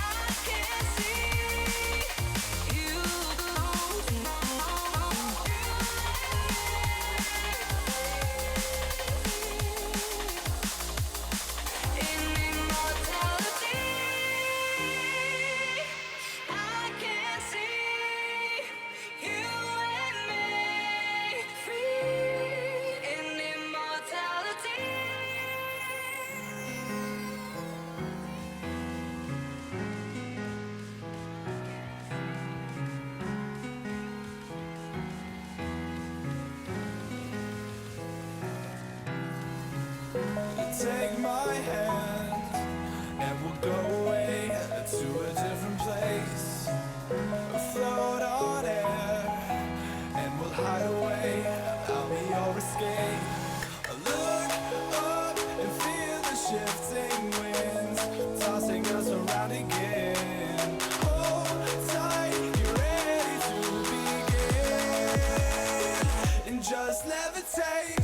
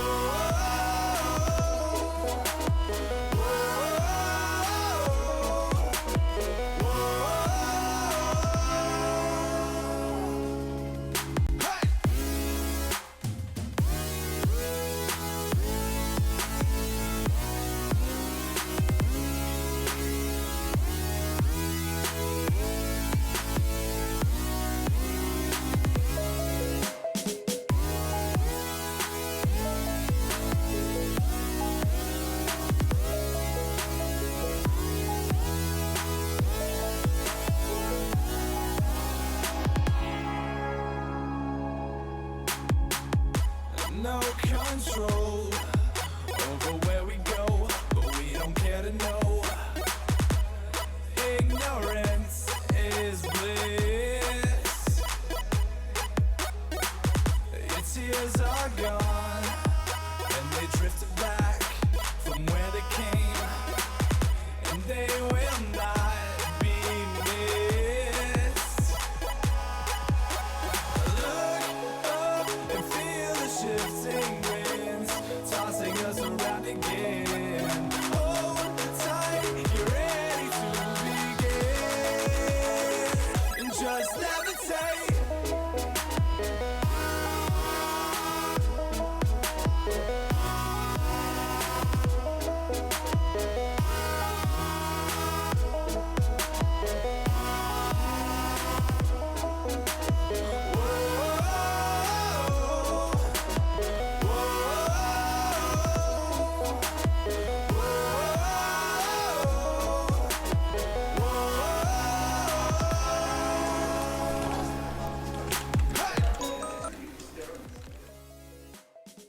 Right, well, welcome back. We're in our next game shortly to take place. It's going to be the BVD APG game. You guys don't need any introductions. These are two big names in our local esports scene. So, yeah, we've earlier this morning, APG went up against Carbon. APG went 2-0 against them. So this is now putting them up against Bravado. Bravado went 2-0 against Veneration. So this has led to this game, and I'm Jub. I'm joined by Snare, and so far it's going to be, I think this is going to be quite one of those El Clasiquillo kind of games where these two big titans kind of bash heads. Yeah, it's going to be one of those. I think the El Clasico is still coming, the White Rabbit Gaming Bravado one, but this is as close as it can get because these two teams are definitely, everyone agrees, definitely top 4 material for this tournament. Most people believe this is going to be in some way the top 3. We don't know who's who exactly where. But the way that the game is going to turn out, generally in the past, Bravado has had APG's number for a very long time. However, APG, having learned from those losses and understanding how Bravado plays, could have come here and studied the tape, know what to do differently. But then again, it is still BVD. So these are still the best teams in the country right now. So anything could happen. No, absolutely. And if you guys are not here with us, we are at the DGL Masters at the Rage Expo. So do come down if you're in the local vicinity. Come join. Come down, join your local teams. Come support them. I'm sure they would love to see you guys, get to know you a little bit better. The prize pool at the moment, we're sitting at R1 million combined between the CSGO and the Dota 2 scene. So some big money up for grabs between these two teams, and we'll just wait and see who's the big boy on the day and who can bring home the big bucks for the team. So with that said, the players are in the lobby. Just finalizing one or two things. Players have loaded up. We're going to get the lobby underway very shortly. So it's going to be one of these big games that are going to be maybe one for the record. It's probably one of the bigger games of the day. And after this game, we'll just wait and see how people progress. So the countdown has begun. We're going to begin very shortly. So yeah, guys, hold on to your socks. Get your drinks, be prepared. For those of you that are at work and hiding your YouTube stream, ATU, and joining us on quite a big game here. And Snare, I mean, what else can you say about these two teams? All I can say is Bravado is probably the toughest test for any team to face here at the tournament because all these players have extremely high MMR. I believe the lowest MMR is Odu, who's at 6K. So these are extremely talented players. They exactly know what's up. The only difference is going to be who wants this more. APG, I think, can have the potential to beat BVD, but they really have to want this. They cannot come into this half-court, can't come into it without anything less than the desire to absolutely win at every single minute of the game, because this is not an opponent you can take lightly. I do think, though, that APG, depending on how they set up their draft, aggression in the early game has always been traditionally one of the ways to deal with Bravado, and if they can do that and they can get that right, and that's going to come down a lot to what they draft. So going into it right now, we get an opportunity to see what they're going to be doing here. Well, this is now where the two captains are going to go head to head, try and get the best draft that they can for both teams. The first ban is going to go to BVD. They're going to see what they can actually ban out for themselves, and it is going to be the Kunka.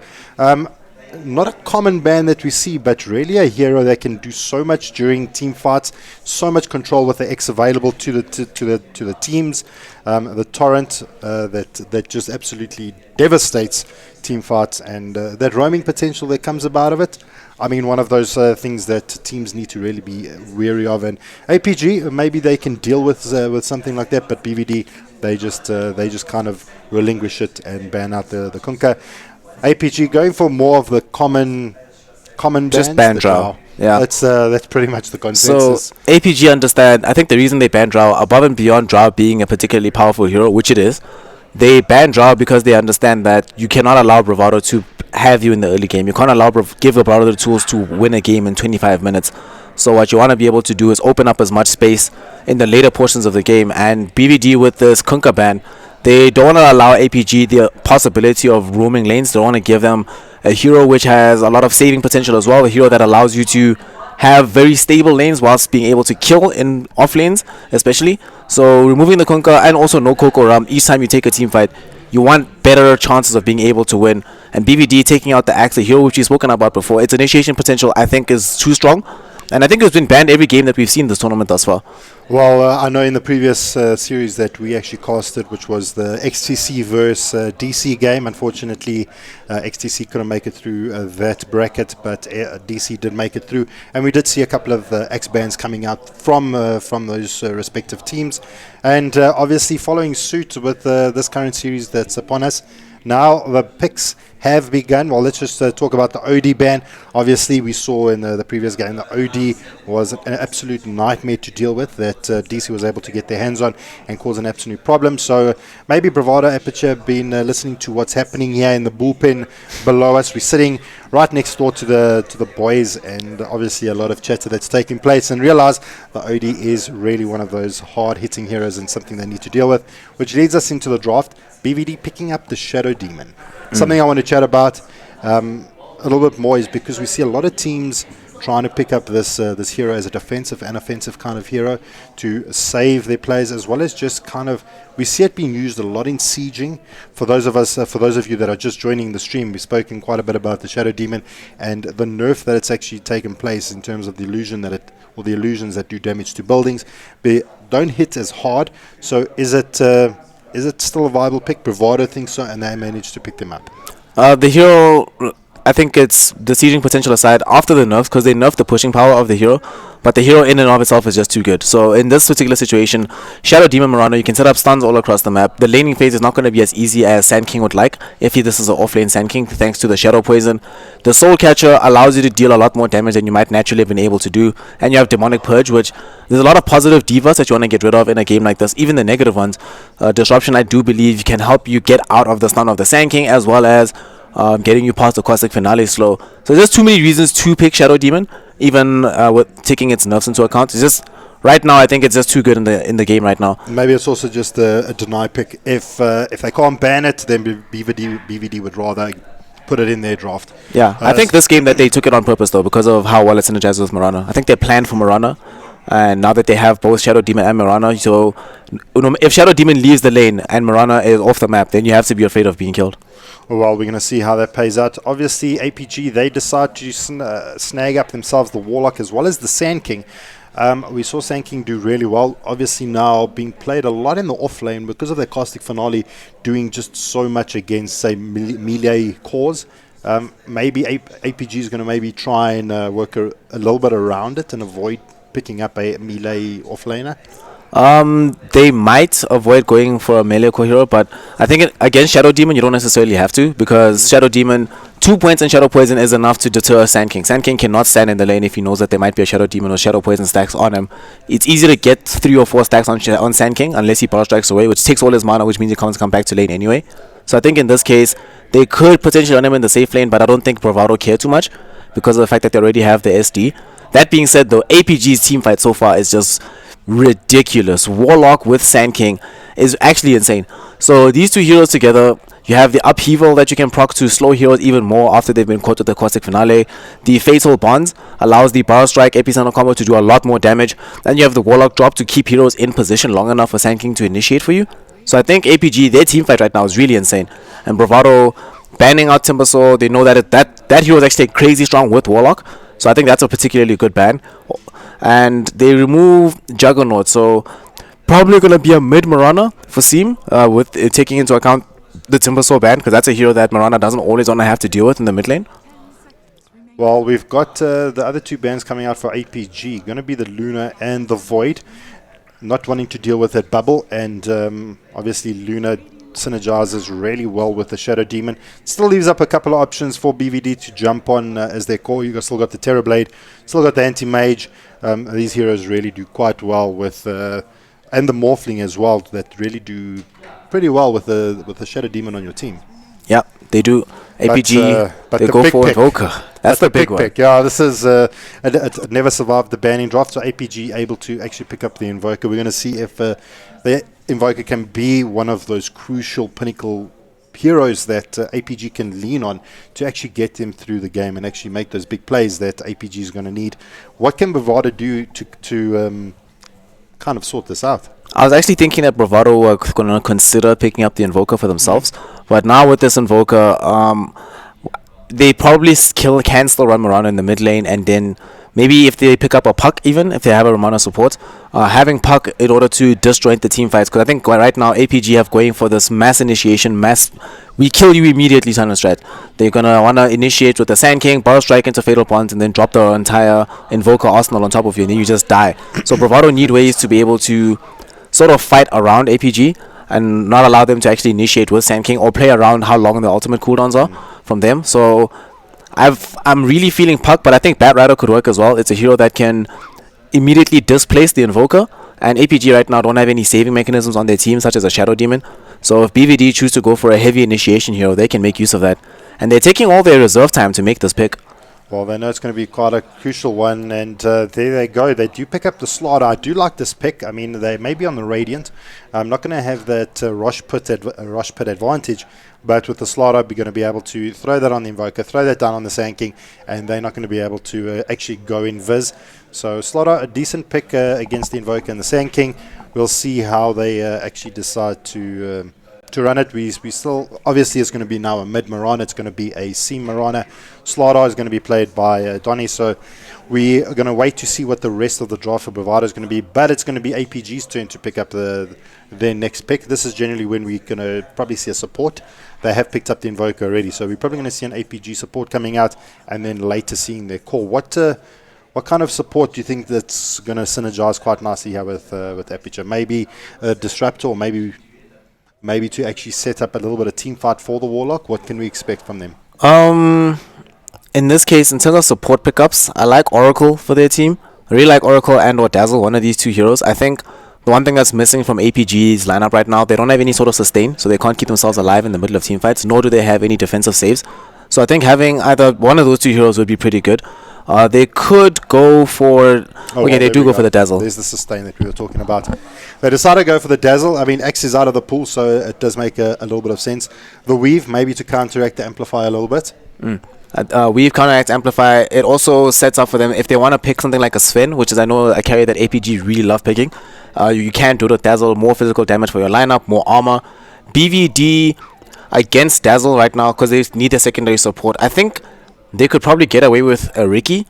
I think Ricky would be really good for their team. If they get Ricky right now, at some point in the draft, it'll allow them to get powerful control over their lanes. And now with Lifestealer as well, this is not the easy lane for Sand King. The Lifestealer has been one of those heroes that's come heavy into the meta, played a tons load, kind of falls off for no reason, and then now it's being brought back into it. What do you think Bravado is actually going with? They got these two big cores that are melees going up against the Sand King.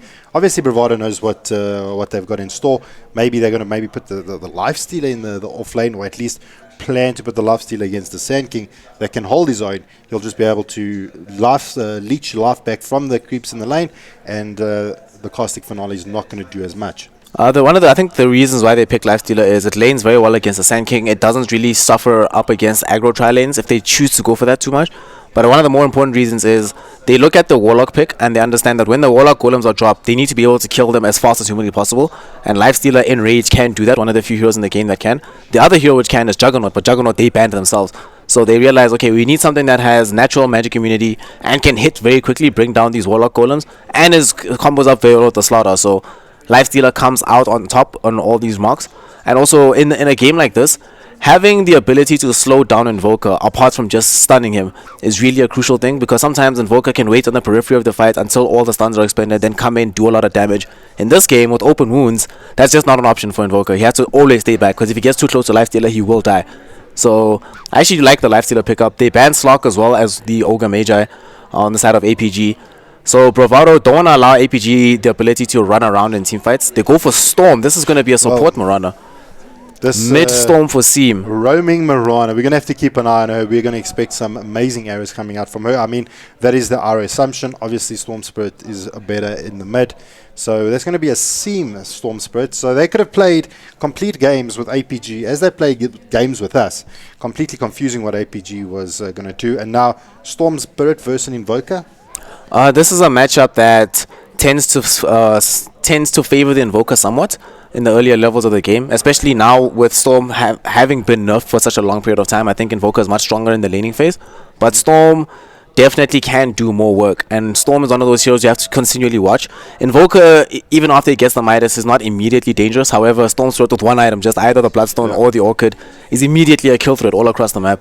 So absolutely. And while they're picking up Storm, does give them that vessel that the Lifestealer needs to actually get around the map. He's got two vessels, Slaughter and Storm Spirit this game. Yeah, so even the Marana with the leap, if they decide to actually use it that way. So Bravado finishing up their draft, opting to put Storm Spirit in the mid, Lifestealer in the safe lane with roaming Marana, Shadow Demon, and the off lane Slaughter for the side of APG, managing to snack up the Terrorblade. Works really well with the Shadow Demon, as we said, and their draft is going to comprise of the Terrorblade, Dazzle, Invoker, Sand King, and Warlock. This is going to make up the two teams, and yeah, I mean, so far, how do you feel about the draft thus far? Who are you favoring at the moment? I think APG's draft can work for them. The only problem that I have is it's kind of dangerous having a situation where your main carries a Terrorblade up against heroes that minus your armor, such as Slaughter.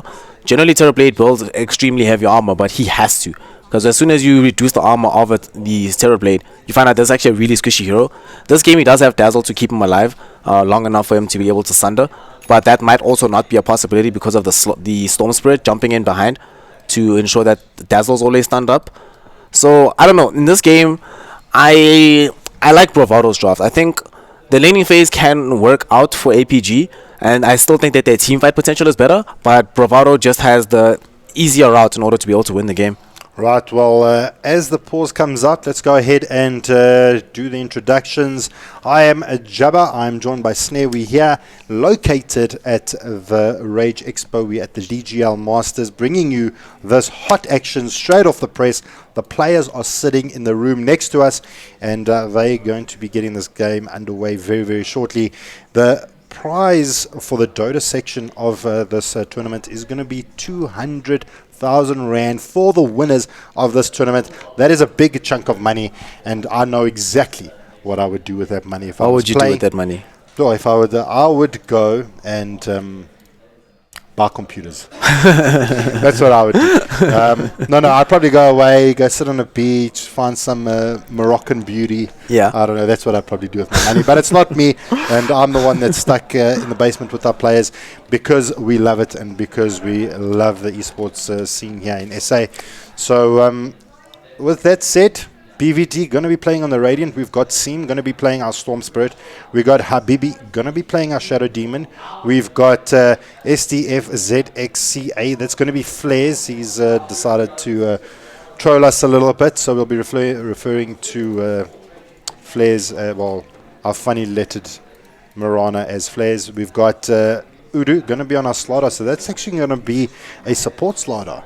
And Donny going to actually be playing the off-lane Lifestealer. So lane's a little bit different to what we expected a little bit earlier, unless the players have actually decided to take different roles. But that is going to conclude the side of BVD on the Radiant.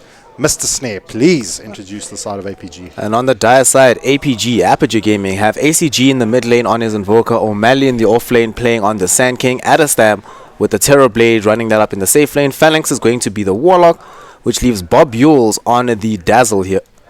I think, although something else that might change the game, if we see that the Slaughter is actually a support being played by Odu, one of the things that support Slaughter does enable you to do is when you run around the map, if you get that early point and sprint, you can play it sort of like you play Ricky, early point and sprint with a Orb of Venom, and it's actually impossible for the offlaner to escape you. And you're just constantly slowed. If they don't put enough pressure on flares, we're going to have a BB and Odu running around the map, disrupting people. Yeah. Then we've got a perfect setup for Udu to run up there, get that Slither and Crush off. Seam then just waddles his lightning ass towards the fight, gets that Vortex off, keeps him there, and now you've got... This is actually a very deadly combination. This is... to think about it. Yeah. The team fights are going to be... I don't think Bravado's interested in taking straight 5v5 fights. They're just going to want to run up to you, kill you. The way that they're setting up right now with the support Slaughter, they can really crush the lanes if APG are not really prepared for this. Although APG does have some time to look at, okay, Odu has Slaughter, it might be a support Slaughter. If they're not properly prepared for it, and suddenly there's a rotation, like you said, with Shadow Demon Slaughter, you will die every single time. And if this is a defensive tri lane, this kill potential is freaking insane. Between Flares, Habibi, and Odu, anything can happen, and they might actually go aggro try with this. Well, the game is under the way. The pause is let go. So welcome to game number 2 at the DGL Masters, BVD versus APG. Let's get ready to Dota. Look how quick Bob Yules gets to the mid lane, drops that observer down just to kind of scout out to see what BVD is doing. Bob Yules, you sneaky son of a Russian. As BVD, they've actually pushed quite far left here. Going to go up the top lane over here as Sand King and Phalanx. They're just going to chill in the bot lane pretty much and not make too much happen. So BVD looking to get a little bit aggressive here. Yeah, they smoked up as 5. They're hoping that one of these APG heroes TP to top to try get the immediate defensive ward out. Unfortunately, it's not going to be the case. They might catch ASP 8 at a stand, but he's fine actually. I don't think he'll die here. Where's he going to stand? Okay, he should be okay. He's too far away. They see the footprints though, and they're rotating around to him. Shadow Demon leading the charge, but yeah, okay, now they're visible. Yeah, smoke's broken. This is not going to happen. They may actually be able to pick off something. They're trying to get away. We've still got Adderstam quite close by. They just left the Terrorblade alone. The side of BVD is going to wrap around, but can Adderstam just completely run around in circles? And it looks like it may actually happen. Juked! Nice. Juked without knowing. He's fine. Everyone's okay. Ends up being normal. All that happened was Bravado ended up spending an extra smoke in the early game, but I think they're still okay. No, absolutely. And Bounty going one apiece, going to Seaman the Invoker. They eventually do actually find out Adderstam. There comes Arrow, going to latch. And now the illusion is just going to work down Adderstam. I don't think he's actually going to come... Not going to be enough to actually bring him down, but enough chip damage in the beginning of the game to give him a little bit of worry. So this is actually going to be an aggressive try here coming out for the side of BVD, and we're going to have Odu just going to be sitting in the safe lane solo against O'Malley and Phalanx. They don't know Phalanx is here in the bush, so just going to come and throw out that Fatal Bond is going to do a little bit of work there in the bot lane. Top Seam needs to be a little bit careful here, but Donnie's playing mid. Okay, things have gone completely awry, and players are not playing their respective positions. So, going to be rather interesting to just keep our eyes on what's going to be happening. So, Seam's going to be on our life stealer. Habibi going to be trying to get those. I suppose they're going to be a little bit more offensive plays than those defensive plays coming out for the side of BVD. Yeah, if you run aggro try with, or just any sort of aggressive dual lane as they're running now, you always want to be as aggressive as possible with your Shadow Demon. Although they might choose to back off and try and make a movement towards middle. We see Flares is set up here. He has Arrow ready to go. He does throw it out. When it latch, it just catches the range creep. So, no luck there. Doesn't catch ACG just yet, but the potential for this kill potential mid is absolutely redonkulous. There's a lot of ways for them to actually bring down these heroes in the mid lane. But what I'm interested in is seeing top. So far, Adderstam hasn't been able to get too much CS out of this. He's 4-2 compared to Lifestealers 5-6. But he has a crap load of armor. So 11 armor for the Terror Blade early on, and he went for the Pro Man Shield to start off with. Understanding that he's going to be taking some right clicks, needs to find a way to deal with this somehow. But now they've rotated Phalanx back to the top lane. They want to enlist the help of the Warlock to just zone out the Shadow Demon, zone out the Lifestealer as much as possible, get a couple of these pull camps back. But now Marana comes back. Disruption. Aggressive. The arrow does latch. Phalanx in a lot of trouble. Seam trying to get some right clicks and damage done. Last hit. Oh, it doesn't go down. Dazzle coming just in time to keep him alive, but eventually Phalanx does eventually go down. They do get the trade-off, bringing down the Marana. Flares does eventually bite the dust and go down. So, I mean, at the end of the day, going 1 and 1 apiece, not too bad of a trade. Hashtag worth for BVD. Get first blood. It's all good. You sacrifice. I mean, it's weird to say that Flares is the one playing support, but that's what this Marana is. He's only level 1 at the time, so him dying, not that big a deal. Disruption again. They're going to try for another arrow. They do. They get that thing off onto... They do get the disruption off onto the Terrorblade. There comes the Grave, keeping him alive just a little bit longer, but I don't think he's going to stay alive long enough as the heal is... God. The heal is strong, good enough, and going to keep Edistam alive. They now decide to turn around, trying to find Seam out, but Bob Yules, he's just trying to make some plays happen here, keeping the side of BVD at bay. And that's pretty much going to stop the onslaught. They do eventually pick up the Shadow Demon trapped in the trees there, and easy money, I guess. There were a lot of factors that went into actually keeping Adestam alive there. So the Pro Man Shield, I think, blocked a little bit of damage from Lifestealer that probably would have gotten the kill. The Shallow Grave, as well as the Shadow Word coming in from the Warlock, who actually put a point in that at level 2. Most times we see Warlock, they only want to level that at later points, level 4, level 5. But comes out early, keeps Adestam alive, and keeps him farming. Now Seam actually has to reconsider how committed he is to staying in this lane, because now his own CS is starting to suffer as a result. Oh, this is going to be a big problem here for the side of APG. I mean, if you look at the last hits, I mean, the side of APG is not doing too bad. We're sitting... arrow middle. Does it latch? It does latch. ACG in a lot of trouble here. Actually going in favor of Donny on the Storm Spirit, picking up the kill mid. So, I mean, Flair's getting quite a bit of work done with these arrows. I think we should pay a little bit more attention on what the Marana is doing. Look at the kitty, the pretty kitty, and see what she does. That was a really good arrow. ACG now dying, which is a pretty big problem, because beforehand he was already losing to the Storm Spirit, which is something that I'm a little bit surprised about. What build is he going for? He's going for the Quas Exhort build, but he's been struggling thus far versus Donny, and now Donny level 6 with a double damage rune, putting some damage on this tower. ACG is going to be some ways away from actually being able to pick up the Hand of Midas. He just went for the Ring of Aquila, standard Invoker stuff nowadays. Bot lane, we're going to have an action here. There comes the stun. Not actually, the arrow didn't actually connect, but stun straight into a do there. But the Slither Crush holding him in place. Sunstrike not going to latch. Starfall being brought down. O'Malley going to be able to just kind of juke around the trees here. Throws on that Caustic Finale, and O'Malley bringing the kill around, getting the kill there on Flares, and the Marana is down for the count. That was a great rotation from Phalanx. Once again, in the right position at the right time, throws out the Fatal Bonds, keeps O'Malley alive. Odu's going to try for him again, though. They get the crush. Yeah, I said. Sticking around a little bit too long and not being able to actually survive through it, and SK being brought down. That was actually a really good play from Odu. So what he did was that he looked at the Sand King, understood that SK didn't actually have mana for the Power Strike unless he was able to get off the 1.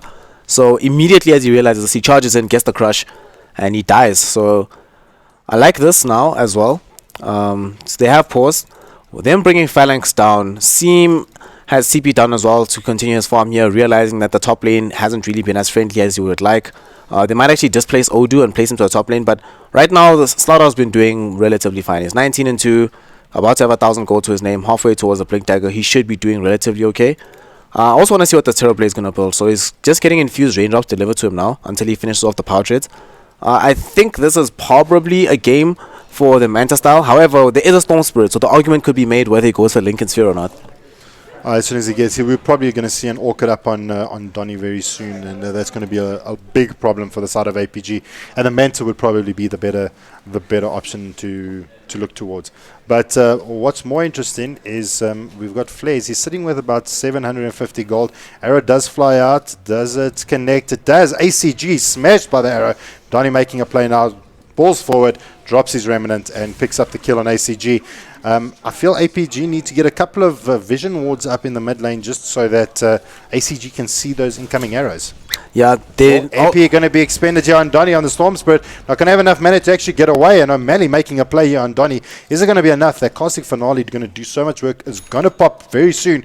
He's going to try and get one more right click. There's the stun, and they get the kill on Donny. So O'Malley doing a huge amount of work getting that return kill, even though they did lose ACG in the mid lane. That was a really nice play from O'Malley. Donny was trying to sort of see if he could soul ring bait into another ball light and keep himself alive, but he could not. Top lane though, Bob Yule's being crushed. Arrow does miss. They do turn on Bob Yules, does grave himself. They're looking to continue pushing this out. Adestam had quite a bunch of illusions, but they've been brought down now. Now Uda looking to make a bit of a play. Yeah, gets the Slither and Crush off. Bob Yules just keeping Adestam alive. There's the arrow from Flares. The Sunstrike is good, brings down the Slider. Now we've got Donny jumping in. Adestam, very low HP, is not level 6 yet, can't surrender. And Bob Yules, the call is for him to just get out of dodge. Can the side of BVD try and make a play? Bob trying to hide in the jungle here, tries to make a little bit of a play here on Flares. And Donny, can he actually keep his teammate alive? Here, BB throws out the Shadow Poison, going to reveal the position where he is. And Donny just going to just simply walk up. And Bob Yules just walks away. Bob He's Yules. fine. He's Bob fine. Yules. Bob Yules is okay, man. Look at him. He's cool. Level 5 on Dazzle with 3 points into the wave, 2 points grave. He's okay. So he walks away. They do get the big prize though. And all they really cared about was getting the kill on Adestam, and they do finally find it. So I think all in all for Bravado, that ends up going exactly as expected. This like Donny doesn't get 2 kills, which is what he really came for, but getting the 1 and now starting his progression towards his Orchid is perfectly fine for him. And I think APG, they need to start making rotations elsewhere across the map, because we are now have a Lifestealer infest into a creep, but they won't be able to kill him. He's fine. No, they don't. Nice little attack there from the side of APG, trying to bring down Seam on the Lifestealer. He's able to quickly infest that Burrow Strike, not holding him down just long enough. And well, there we go. Fatal Bond's being used out. The attack is now on O'Malley. There comes the open wounds. Going to hold him in place. He does have Burrow Strike available. If he wants to try and dodge it, he does. Not going to be able to catch that third stack of Shadow Poison. So things have slowed down a little bit here for the side of APG. BVD want to take things to the front and make a little bit of action here. We've got 3 players here for the side of BVD. May look at trying to take bot tower. Odu now just protecting this mid run, probably for Donny to try and come around and get it. He has got his bottle. He's going to try and build up towards that. I mean, what are we seeing on Flares at the moment? He's got his arcane boots, got his windlace. What can we expect to see more coming out from him? He's going to try arrow middle. They smoked up with 2 heroes. I think that was right underneath an observer ward though. So ACG knows exactly what's happening. He backs himself away. Marana right now, she's gone for this windlace. Generally when you see support Marana, it doesn't always matter too much what you get, as long as at some point in the game you're able to pick up that axe, which I think is the crucial item for Marana. A game versus Sand King and Terrorblade though, I could see the argument being made for him to go for the Yule Scepter, because that'll be an additional way for them to set up stuns from Odu and from himself. Now they're going to jump onto ACG, grabbing him in the jungle. And Donny gets a 3rd kill on this Invoker. I mean, this is a lot of farm for a Storm so early in the game. I mean, this is just going to accelerate exponentially when it comes to the later part of the game. So now the decision has to be made. Is he going to go for the Bloodstone, or is it time to start making his tracks towards the Orchid? He has 900 gold. Generally, when we see the Bloodstone being built up immediately after the Soul Ring, we see someone picking up the point booster, but he might... I think this is a very good game for Orchid, just based on the fact that there's a Dazzle in the game. Whenever these saving heroes, Dazzle, Oracle, Shadow Demon, it's always nice as a Storm Spirit to have the early Orchid, so you can guarantee a kill on one of these core heroes. And Donny might be going for that route, but he still has some time to decide. He's in a lot of trouble. Dive behind his tier 1 tower. Arrow doesn't latch. Does miss. Look at that deep ward coming out there from the side of BVD. We've got the Warlock rotating in now. Phalanx trying to see if he can make a play. Ult is available for everyone except for the Warlock. Still not level 6 at the moment. He's sitting level 4. So a couple of levels that Phalanx needs to actually get on himself, that he can actually start contributing towards the team. So something else is actually happening for Bravado right now. Because of the lane mismatches that they had earlier, and how often they've had to swap around their lanes, Lifestealer CM bottom hasn't actually been able to find as much farm as he'd really like to. He's only 3k net worth right now. He is just picked up the Helm of Ironwall. He's about halfway through his armlet. Generally at this stage, CM or any lifestealer who's playing carry would like to have this item already, but he gave some space over onto Odu on the Slaughter, who has picked up the Iron Talon now. Iron Talon with Tranquil Boots. He's going to stay here until he gets his Blink Dagger here, Juba. And then after that, ACG has to really watch himself. His game has been hard enough as it is, but a Blinking Slaughter is not a friend of an OD. Or an Invoker, sorry. No, it's going to be very difficult for the side of APG to actually deal with. He's going to have to be rocking those fingers to get that that tornado off and actually be able to dispel that. I mean, we've got Fight's going to break out bottom. Building towards a Quas Wex build, so not going to, rather opting to put out the damage. But bot lane now, Odu does the stun out O'Malley. We're going to actually see a reveal. Yeah, the upheaval being dropped down. Is it going to be enough to actually drop Seam? It is. Seam's going to be able to just escape out of there. But we do lose the Shadow Demon now. So APG getting a nice rotation in bot and picking up a kill there on the Shadow Demon. Not one of those high priority kills that you'd like, but definitely enough to do some work. That was a really good kill, actually, to be able to get. So it allows them to get this here on tower. They know there's not going to be a defensive save, so it's unlikely any of these BVG heroes will rotate to try and save this tower. This might put the mid lane ACG in trouble, though. He's being jumped on by Donny. Okay, but there's a nice ghost walk from him, so he should be perfectly fine. And they get the tier on tower bottom. So now the game's starting to open up a little bit for APG. They've already got one ward that's scouting out some movement inside the entrances to the Radiant jungle, so now they can get forth a little bit more vision and try to scout out movement next to the tier 2 tower. But they're just pushing with this Metamorph right now. It just expired from Adastam, so this would probably sound the cue to retreat. See him coming in. O'Malley power strikes away, but I think this fight should not continue. Weave has actually been expended. There comes the Shadow Wave. Going to keep him alive with the Grave. They didn't actually decide to go on him, but there comes Donny, jumps him, brings down O'Malley. Easy money for the Storm Spirit. Throws out the arrow. Not going to actually connect onto Adastam. They now decide to push forward onto Phalanx. They've got the amplified damage on. Odu gets close enough, gets that crush down. Now Donny follows up, throws down the Remnant, and down goes the Warlock. That is super unfortunate for the side of APG, but still APG not completely out of it. We're sitting 13 minutes in, 8 and 6 at the moment. So we just jump to our graphs quickly. Kind of tells us a story that the XP is kind of at the 0 mark. Net worth at the 0 mark. So pretty much 13 minutes in, both teams getting quite a bit out of the map and equally as much. Yeah, a lot's happening from both teams. I think what's keeping APG in it very well, ACG with his Midas has been quietly and casually farming since his last death, hasn't tried to get involved as much. Erstwhile, we have Terrorblade, who's already picked up this Dragon Lance. So APG are doing their utmost right now to not actually confront BVD as of yet. They want to get off a couple of more items, get some levels going, pick up this Blink Dagger on the Sand King, who's actually going for the Aghanim's Rush instead of going for the Blink early. I'm not so sure I agree with this, considering that the enemy team does have Slaughter. But maybe he's concerned about the fact that Storm Spirit is a very good hero at ensuring that your Blink is always disabled. So, and I suppose being able to use that long-range stun. I mean, BVD at the moment is playing rather aggressively. They seem to be the ones that are making the plays, jumping into the battle. So if O'Malley is just sitting at the back, does warm up his ulti and then stuns in with his Burrow Strike, could get quite a bit of work done where Blink doesn't actually provide any damage. But big jump in here from Odu and Seam with the Infested Lifestealer. There comes the Warlock ulti. That drops. Donny flies in, going to bring down Phalanx. He drops in the back lines. And now they're looking for more. Odu surviving with a little bit of his life. Sanking, epicentering up, does get brought down from the stall fall there from Flares, but Adastam trying to make something happen here, does get the kill on Seam. Can he find more? Can he find the Shadow Demon? And he decides to actually stop the pursuit. And I mean, that was a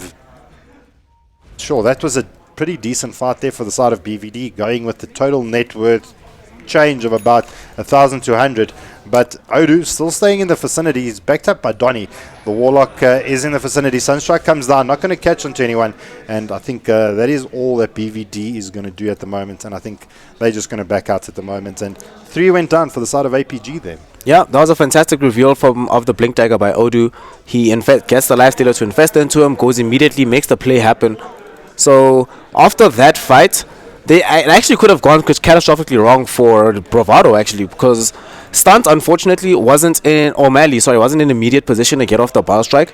So he wasn't able to immediately counteract Odu's initiation and maybe stun the Lifestealer before he can get his rage off as he's coming out of the Slaughter. So all things considered, and there was no massive drop of the Warlock ultimate with the Fatal Bonds on top of it, It really could have gone worse, but they get they get the kills that they need. Get 3 heroes down. More importantly, we see Donny survive the entire engagement, and look now, 15.5 minutes in, we have the full Orchid completed for the Storm Spirit. How is that in terms of timing? Very good, very good. So generally, if we see Orchid coming out early on the Storm Spirit, we have it. Oh, Arrow catches O'Malley just as he's about to get the power strike off. I think he should still be fine though. Yeah, he's okay. He's able to get away, Habibi, just offering as Nope, much as he Donny's can. here. But no, Donny does rock into the vicinity. Remnant not going to do any damage, but that electric vortex just too good, and that overload. Now they turn in their attentions. They do eventually find O'Malley as well. So Warlock down, O'Malley down, ACG sitting in the jungle farming away. In the bot lane we've got Adestam and Bob Yules just sitting pushing out bot lane. A little bit of a disaster here coming out from the side of APG. Something interesting though about ACG's lineup. So ACG chose to go for the Yule Scepter build on his Invoker. Something that we generally don't see as much anymore. Normally when we see Invokers nowadays, they go for the BT's rush or they rush the Aghanim Scepter. Yule Scepter is still a little bit more of a niche pickup here. And I think one of the ideas behind him having this Yule Scepter is you can keep if a hero gets gone on by Donny, or if he gets gone on himself and he gets Yules, or he gets Orchided, he can immediately Yules himself out of the silence. So that's definitely a requirement for ACG in this game. Otherwise, he's at risk of Donny just hyper-focusing him and ensuring he can never cast spells. And speaking of Donny, secures the top tier 1 tower. He's got the Soul Ring, Orchid right now with the power trades. He's probably going to go for the Bloodstone as to complement his current Orchid build-up. But he really can do what he wants right now. He's actually really far ahead. Generally, when you see Storm Spirit and he's ahead of a Terrorblade by 500 gold, then you know he's playing really well. Well, this is big plays that is coming out from the side of PVD. The question is, does APG have what it takes to actually stay in this game, or do you think it's slowly starting to accelerate towards the side of BVD? I think APG can do it. They have the heroes in order to make turnarounds happen. Terrorblade is one of those heroes that can take advantage of a single one-team fight, push 2-3 towers at a time. Erstwhile Invoker is your big playmaker. This is the hero and the player, I think, that can make things happen for you when it looks like engagements are going very poorly. He can turn things around, make huge plays occur. And as well, they have Dazzle. Dazzle cannot be understated in losing games, because this is a hero that can turn a game around for you just by the basis of a few well-placed Shallow Graves. And him having Weave is really good at Terrorblade, because this makes this hero even more difficult to kill. And right now, most of Bravado's damage is physical. They don't have much magic damage on their lineup. Which to the point, actually, do you think that we might see either Terrorblade, I think Terrorblade, or maybe even the Sand King after getting his Aghanim Scepter should consider picking up a Crimson God? I definitely think they need one in this game. If you look at all the heroes that BVD have, they've got Storm, which does a lot of magic damage, but between Slaughter, Lifestealer, and the Marana, who's probably going to be doing some semblance of right-click damage, it might be nice for APG to be able to mitigate a large portion of that, either with Crimson God or AC, but Terrorblade is a while away from being able to pick up AC. Yeah, it's going to be a tough pick, but I do like the Crimson pick. It kind of gives you a certain time limit for the side of APG to fight until. I mean, if BVD are looking to take it to the late game, then the Crimson, I feel, may be just a little bit overwhelming and rather go maybe towards the AC. But if BVD actually start deciding to push in, then the Crimson obviously would be the better choice. Now they're getting back to trying to just find pickoffs. Odu sitting here in the trees, playing some HY Dota. He's iron tiling behind the lines here, looking for someone to jump on, but looks like APG are not really interested in fighting. Everyone's just trying to farm it out. They are rotating bottom though, and there is a smoke on Bob Yule, so they could try and pop this out. O'Malley has the Aghanim Scepter now as well, so this is go time for APG. They're going to try and make something big happen here. Well, there's been no kills going around the map at the moment, so maybe it's going to be the big play from APG. We've had a couple of tussles here and there, but really not including Adestam as of yet. So maybe trying to get their big core play involved, try and make those big plays that they need, and maybe trying to get a tier 2 tower out of this. They're probably going to aim for the tier 2. Habibi understood the rotation. All of Bravado have actually backed from this bottom lane, because they looked at middle. They're like, okay, so middle is being pushed in. Top is being sieged by Odu and Flares. So where else could they be? They're all bottom right now. They're going to try and make this kill happen on Habibi.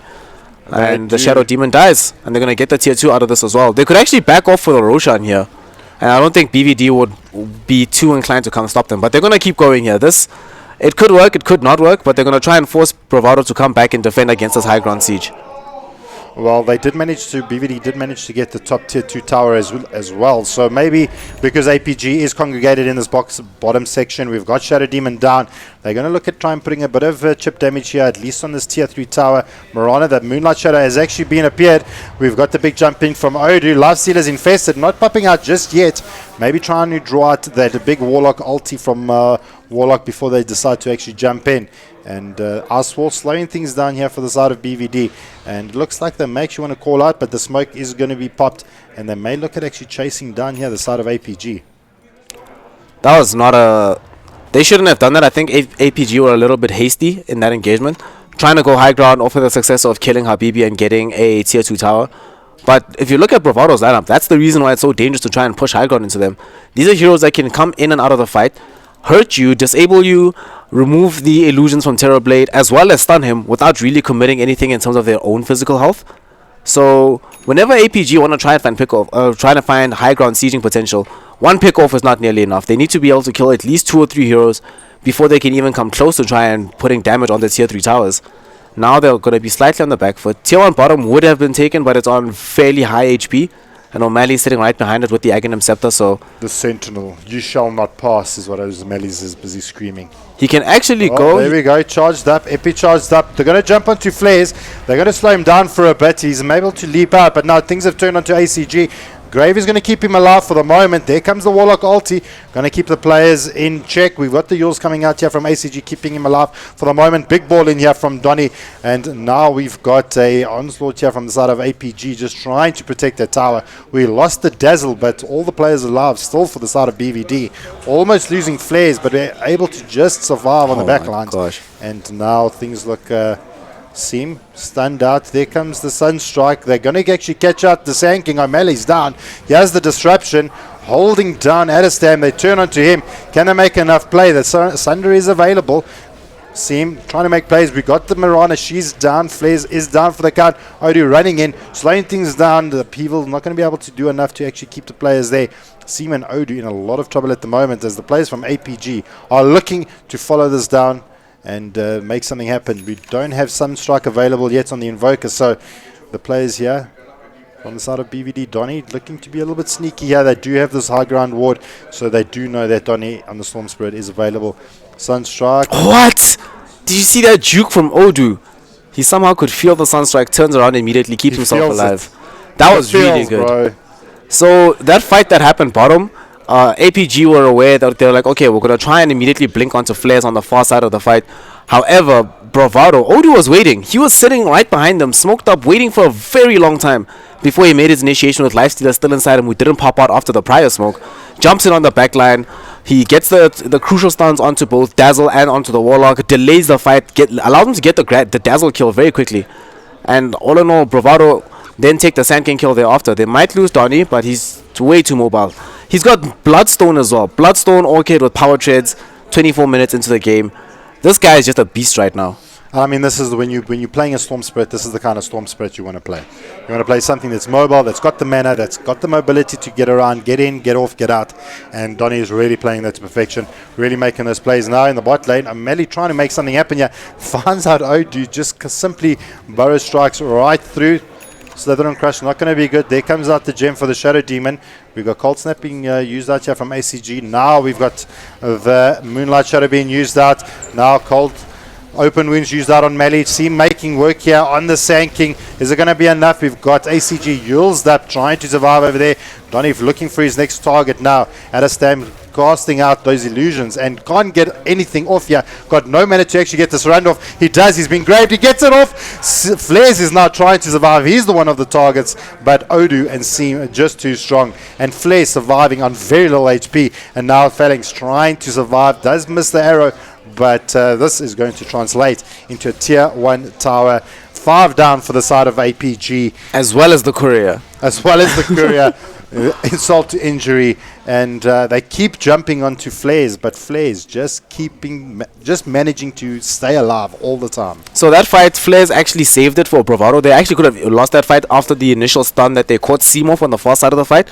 However, the arrow from the tree line where Flares initially jumped into with the leap, he hits ACG, And APG keep fighting over here with the Terrorblade, Sand King, and the Dazzle, not understanding that they're not getting any additional damage from the Invoker. And suddenly Donny jumps in, immediately pops down the Invoker, and the fight is all of a sudden no longer a winning fight even for APG.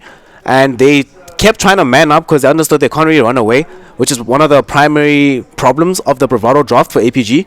Because of Slaughter, because of the lifesteal with open wounds, the slows from Shadow Demon, the Storm Spirit that can just jump in on you, as well as the Marana Leap and the Arrow, there's very few ways for you as APG to run away. They don't have particularly mobile heroes with the exception of the Sand King.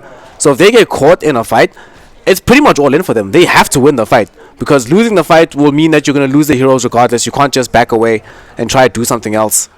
Bravado's got very much a poke and prod kind of style. I mean, you got the Storm Spirit that can jump in, cause that disruption, and then pretty much jump out. But they have scanned out the Storm Spirit. Oh my goodness! But nice. O'Malley actually finds him out, but Donny just being able to ball out of that chaotic zone that he seems to keep dodging.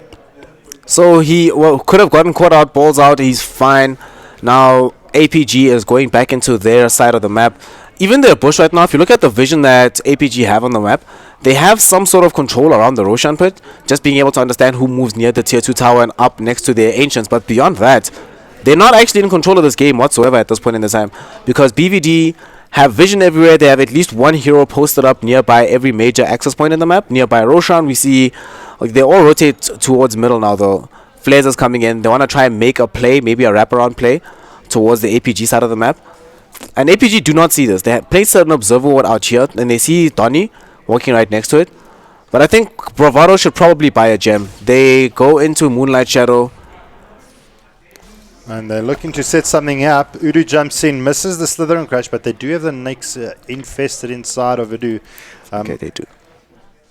I was just thinking that they should probably have a gem on Bravado, and Habibi does have one. Yeah, he does actually have the gem. So, I mean, APG going to have to do some serious work trying to hold back this uphill battle that they're going to soon find out. We've got the side of APG sitting inside the base, only Adestamp sitting in the bot lane, pretty much left to his own devices at the moment. So, looking at the way that this team fight's going, jumping here from Donny in the mid lane, finding ACG, being kept alive here from the grave, as well as the heal from the Dazzle. And pretty easy. Donny just decides to get out too many APG around and balls out. This is very bad for APG. They forced out the Warlock ultimate from Phalanx, so they're actually going to try and rush right now, try to do something with this ultimate, because this is a massive cooldown to have expended thus far, and Warlock is not really getting that many levels. He's level 9 right now, 28 minutes into the game. The experience graph, if we look at it, is well in favor of Bravado, just over the 12k mark. And they might be able to get this Aegis. They will spot out that Donny and Habibi are coming closer and that they know this is happening. But I think they can maybe make this happen fast enough. Flares jumps in, distracts them. Well, there comes Udu on the slot outs. Nake's trying to find something. Lifestealer trying to make something work, but ACG does actually just shadow dance out in the backline. Storm Spirit on Donny is just doing so much work. He's now going to find Phalanx as well, bringing down the Sand King, bringing down the Dazzle, bringing down the Warlock. These supports are dying left and right. Seam trying to get something off here on ACG. Is it going to be enough? Beautiful armlet toggling coming out from him. Yule Scepter to try and keep him alive. And ACG does go down. GG has been called. This is going to be game 1 of this series going in favor of BVD. Made it pretty easy for themselves. And where do you think things went wrong for the side of APG? This APG, I wouldn't say that this was purely a draft win. I think the draft had a lot to do with this, but primarily the way that they try to approach the laning phase and they try to actually take fights, especially in the top lane around where Seam was, they weren't able to actually kill the lifestealer very often. They left ACG completely to his own devices in the mid lane, so Donny got a huge advantage over him. And even bottom lane against Odu, Odu was still able to get a semblance of farm as his Slaughter over and above that of the Sand King. So I think just Bravado were better able to play the lanes. The laning phase did not go well at all for APG side, and as a result we see that the heroes that they have were heroes that required them to win the laning phase, and instead they lost all across the board and they lose the game. Donny just went out of control, actually. Well, as we say goodbye to our in-game viewers, for the guys on the stream, we're going to go through some post-game analysis. Hopefully we can sort out the issues that we are having here with our PCs. So do stay tuned, but we're going to just run into some post-analysis and then we will be back shortly for game number 2. So do stick around.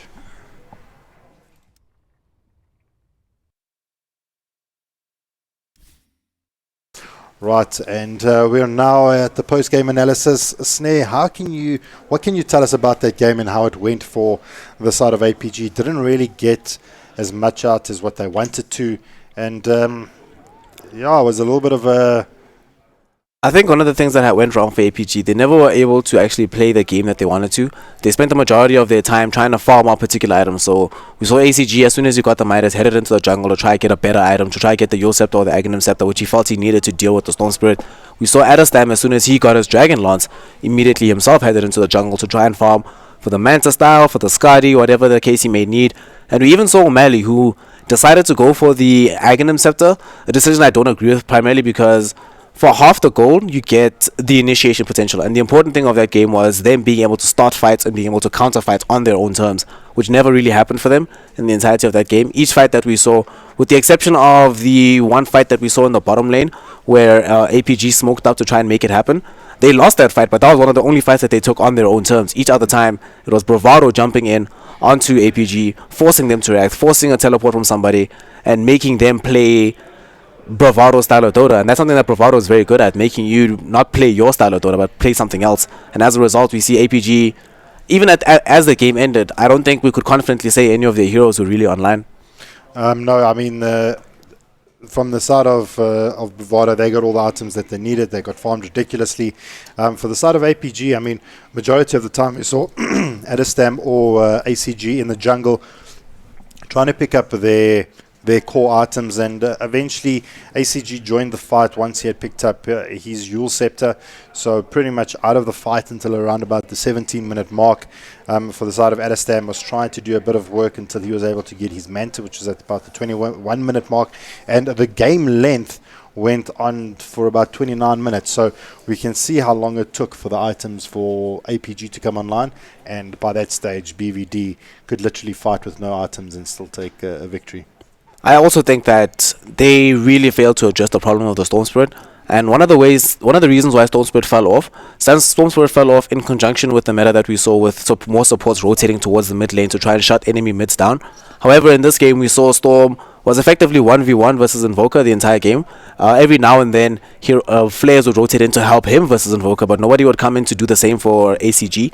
So ACG going 1v1 or 1v2 versus a Storm Spirit is not going to be enough to control him, and as we discussed, ACG wasn't able to actually get his items to start his own game. So Donny was actually uncontested. He effectively had free farm. He had a 15-minute Orchid. He had, before the 24-minute mark, he had Orchid and Bloodstone.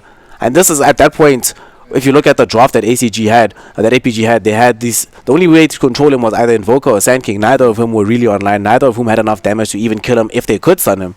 And we saw Donny just take over the game, completely uncontested in the team fights. APG knew that they have no slows on him, they have no control over him, and he just jumped in and out of the fight, killing everybody along the way. Yeah, so it made it very tough for APG to stand toe-to-toe against BBD. But I mean, going into game number 2, what could we see a little bit different? APG needs to be more proactive in the early game. One of the weaknesses of their draft, and I think of the playstyle that we saw in game 1, was that they were just way too reactive. They were waiting to respond to what Bravado were going to try and do across the map. They need to pick heroes that can get things going, that can get kills, make kills happen in the earlier portions of the game, such as the Shadow Demon that we saw Bravado pick. We could see them go for Ricky. We could even see them pick heroes like Axe. They need to just be able to fight very early on, secure dominance in the laning phase, and not allow Bravado to run over you, because if you let them, they will. Well, we're going to move into game 2 fairly shortly. I think the players are taking a little bit of a toilet break. So don't go anywhere. We're going to get game 2 underway very, very shortly. So stick around. It's probably going to be another interesting game. And hopefully APG can come to the fray and show us what they can actually bring and shut down the BVD monster. Yep, we'll see in game 2 if that's actually going to happen.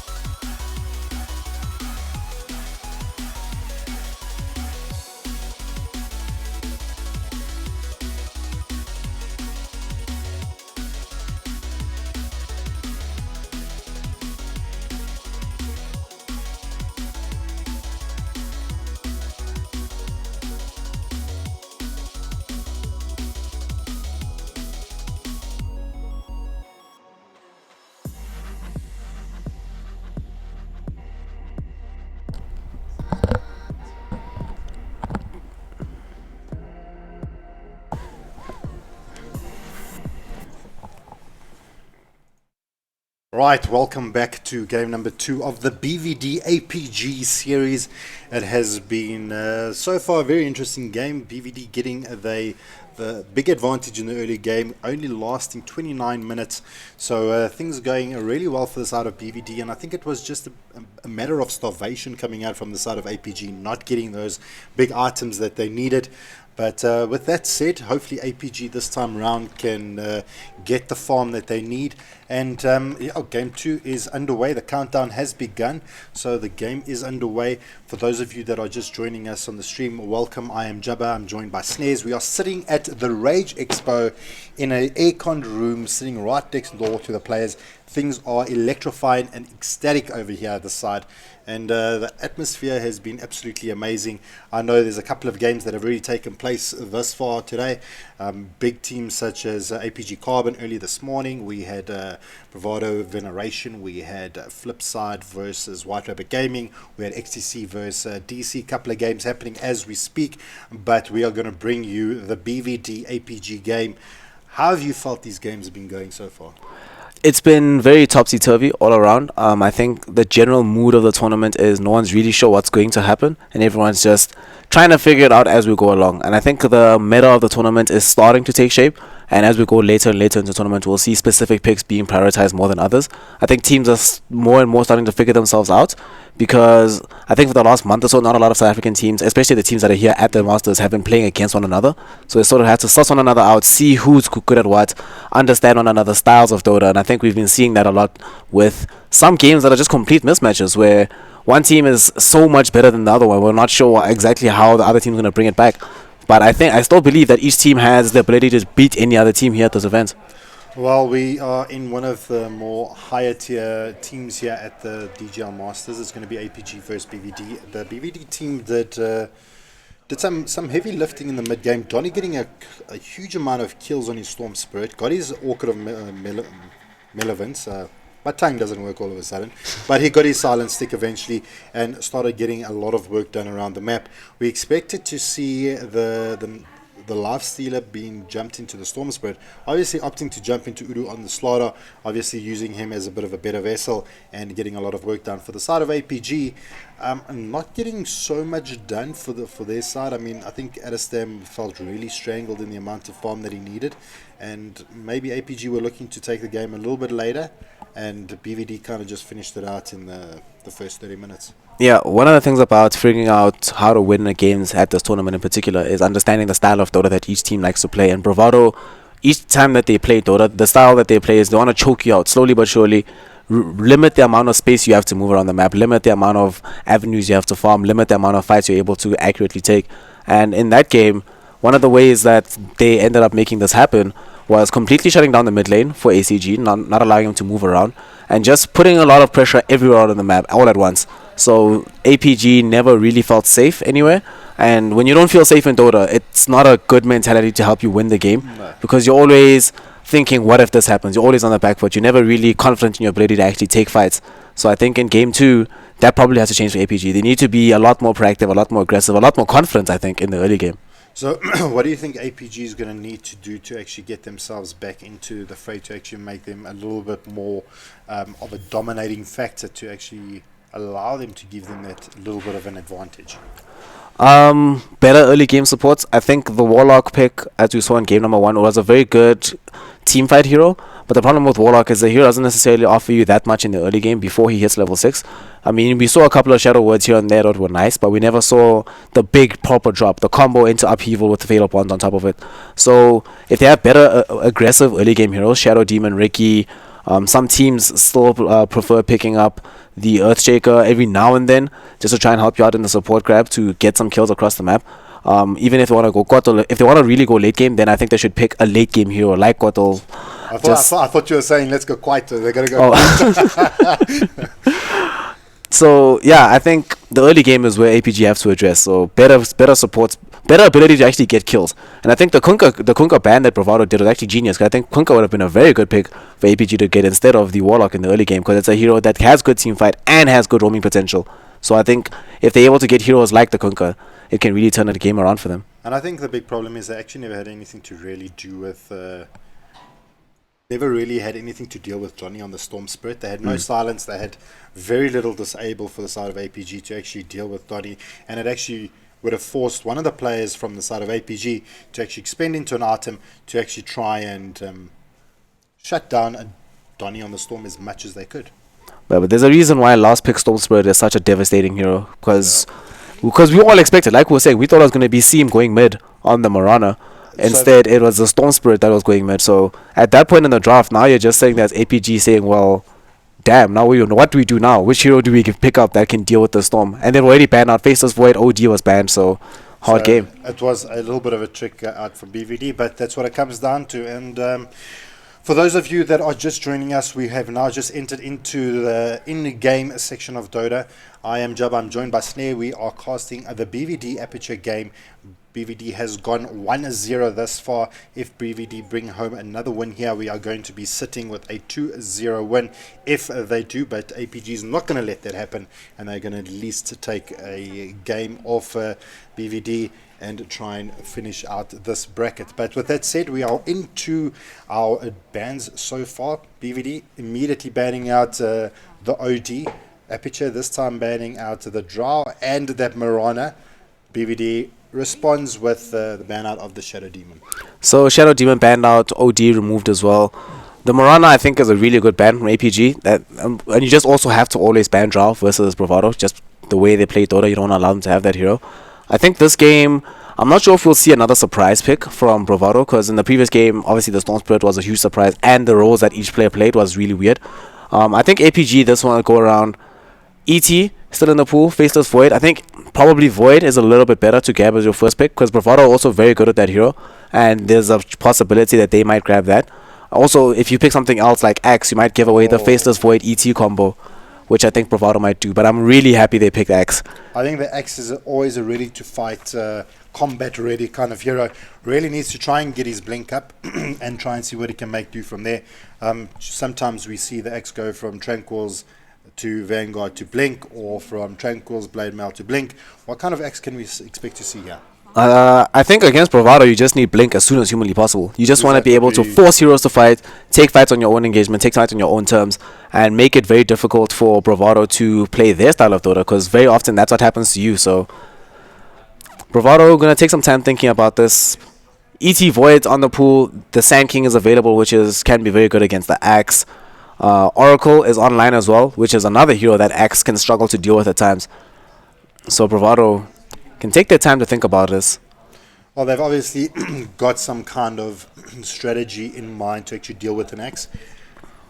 You said that Oracle would be a good pickup. I mean, obviously we've now taken out of well, there we go. The Oracle has actually been picked up.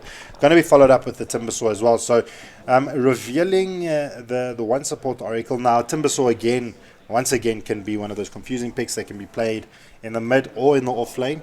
BVD kind of throws surprises up our alley, and they respond with the Skyroth Mage, a pure counter towards the Timbersaw, throwing down that Ancient Seal, not allowing the Timbersaw to get out of dodge, keeping him where he's situated, and maybe they've got something that can deal with BVD at the moment. This is actually a very powerful combo, Axe Skyroth Mage, so the Berserker's Call will always set up for the Mystic Flare for you, which means that, because very often you have to use, the combo has to be Ancient Seal, Concussive Shot into Mystic Flare. However, if there's an Axe, you drop the Mystic Flare first, and you still have the Concussive Shot and the Ancient Seal for after the call ends, which still allows you to chase and kill. Also, this is a good hero, like you said, it's a hard counter to Timbersaw and a counter to Oracle, because you don't allow him to cast off False Promise. There's no more Purifying Flames that come out in the team fight, no more Fortune's End to slow down the Axe from running at you. So far, I really like this 1-2 punch from APG. It allows them to fight pretty much anywhere. They can also run this as an aggressive dual lane if they really want to. So they could do this aggressive dual lane. There could be an aggro triad. This could be a Skyroth Mage that goes to assist in the mid lane. And they ban out the Kunkka themselves, understanding that this is not a hero that they want to have to deal with right now. And Husker, because you don't want to play Skyroth Mage versus Husker. Yeah, that could have been a very sneaky pick, because Oracle does well against Axe. APG obviously thinking Oracle's just going to be a good counter, but hang on, what goes really well with Oracle? A Husker. So being able to ban out the Husker for the side of APG, I think, was a saving grace. But BVD banning out the Void as well as the Kotl now. Another good counter towards the Timbersaw. You throw down that mana leak on the Timbersaw, and the Timbersaw's going to go nowhere. Yeah. They could actually potentially go for Storm again and rush Lincoln Sphere instead of going for the early Orchid to help deal with the Skyrath Mage. The only difficulty with that is then you'd have to guarantee that you run Storm middle and know that Skyrath Mage is not going to rotate too much, so you might have to run a super aggressive hero in the safe lane such as Doxia.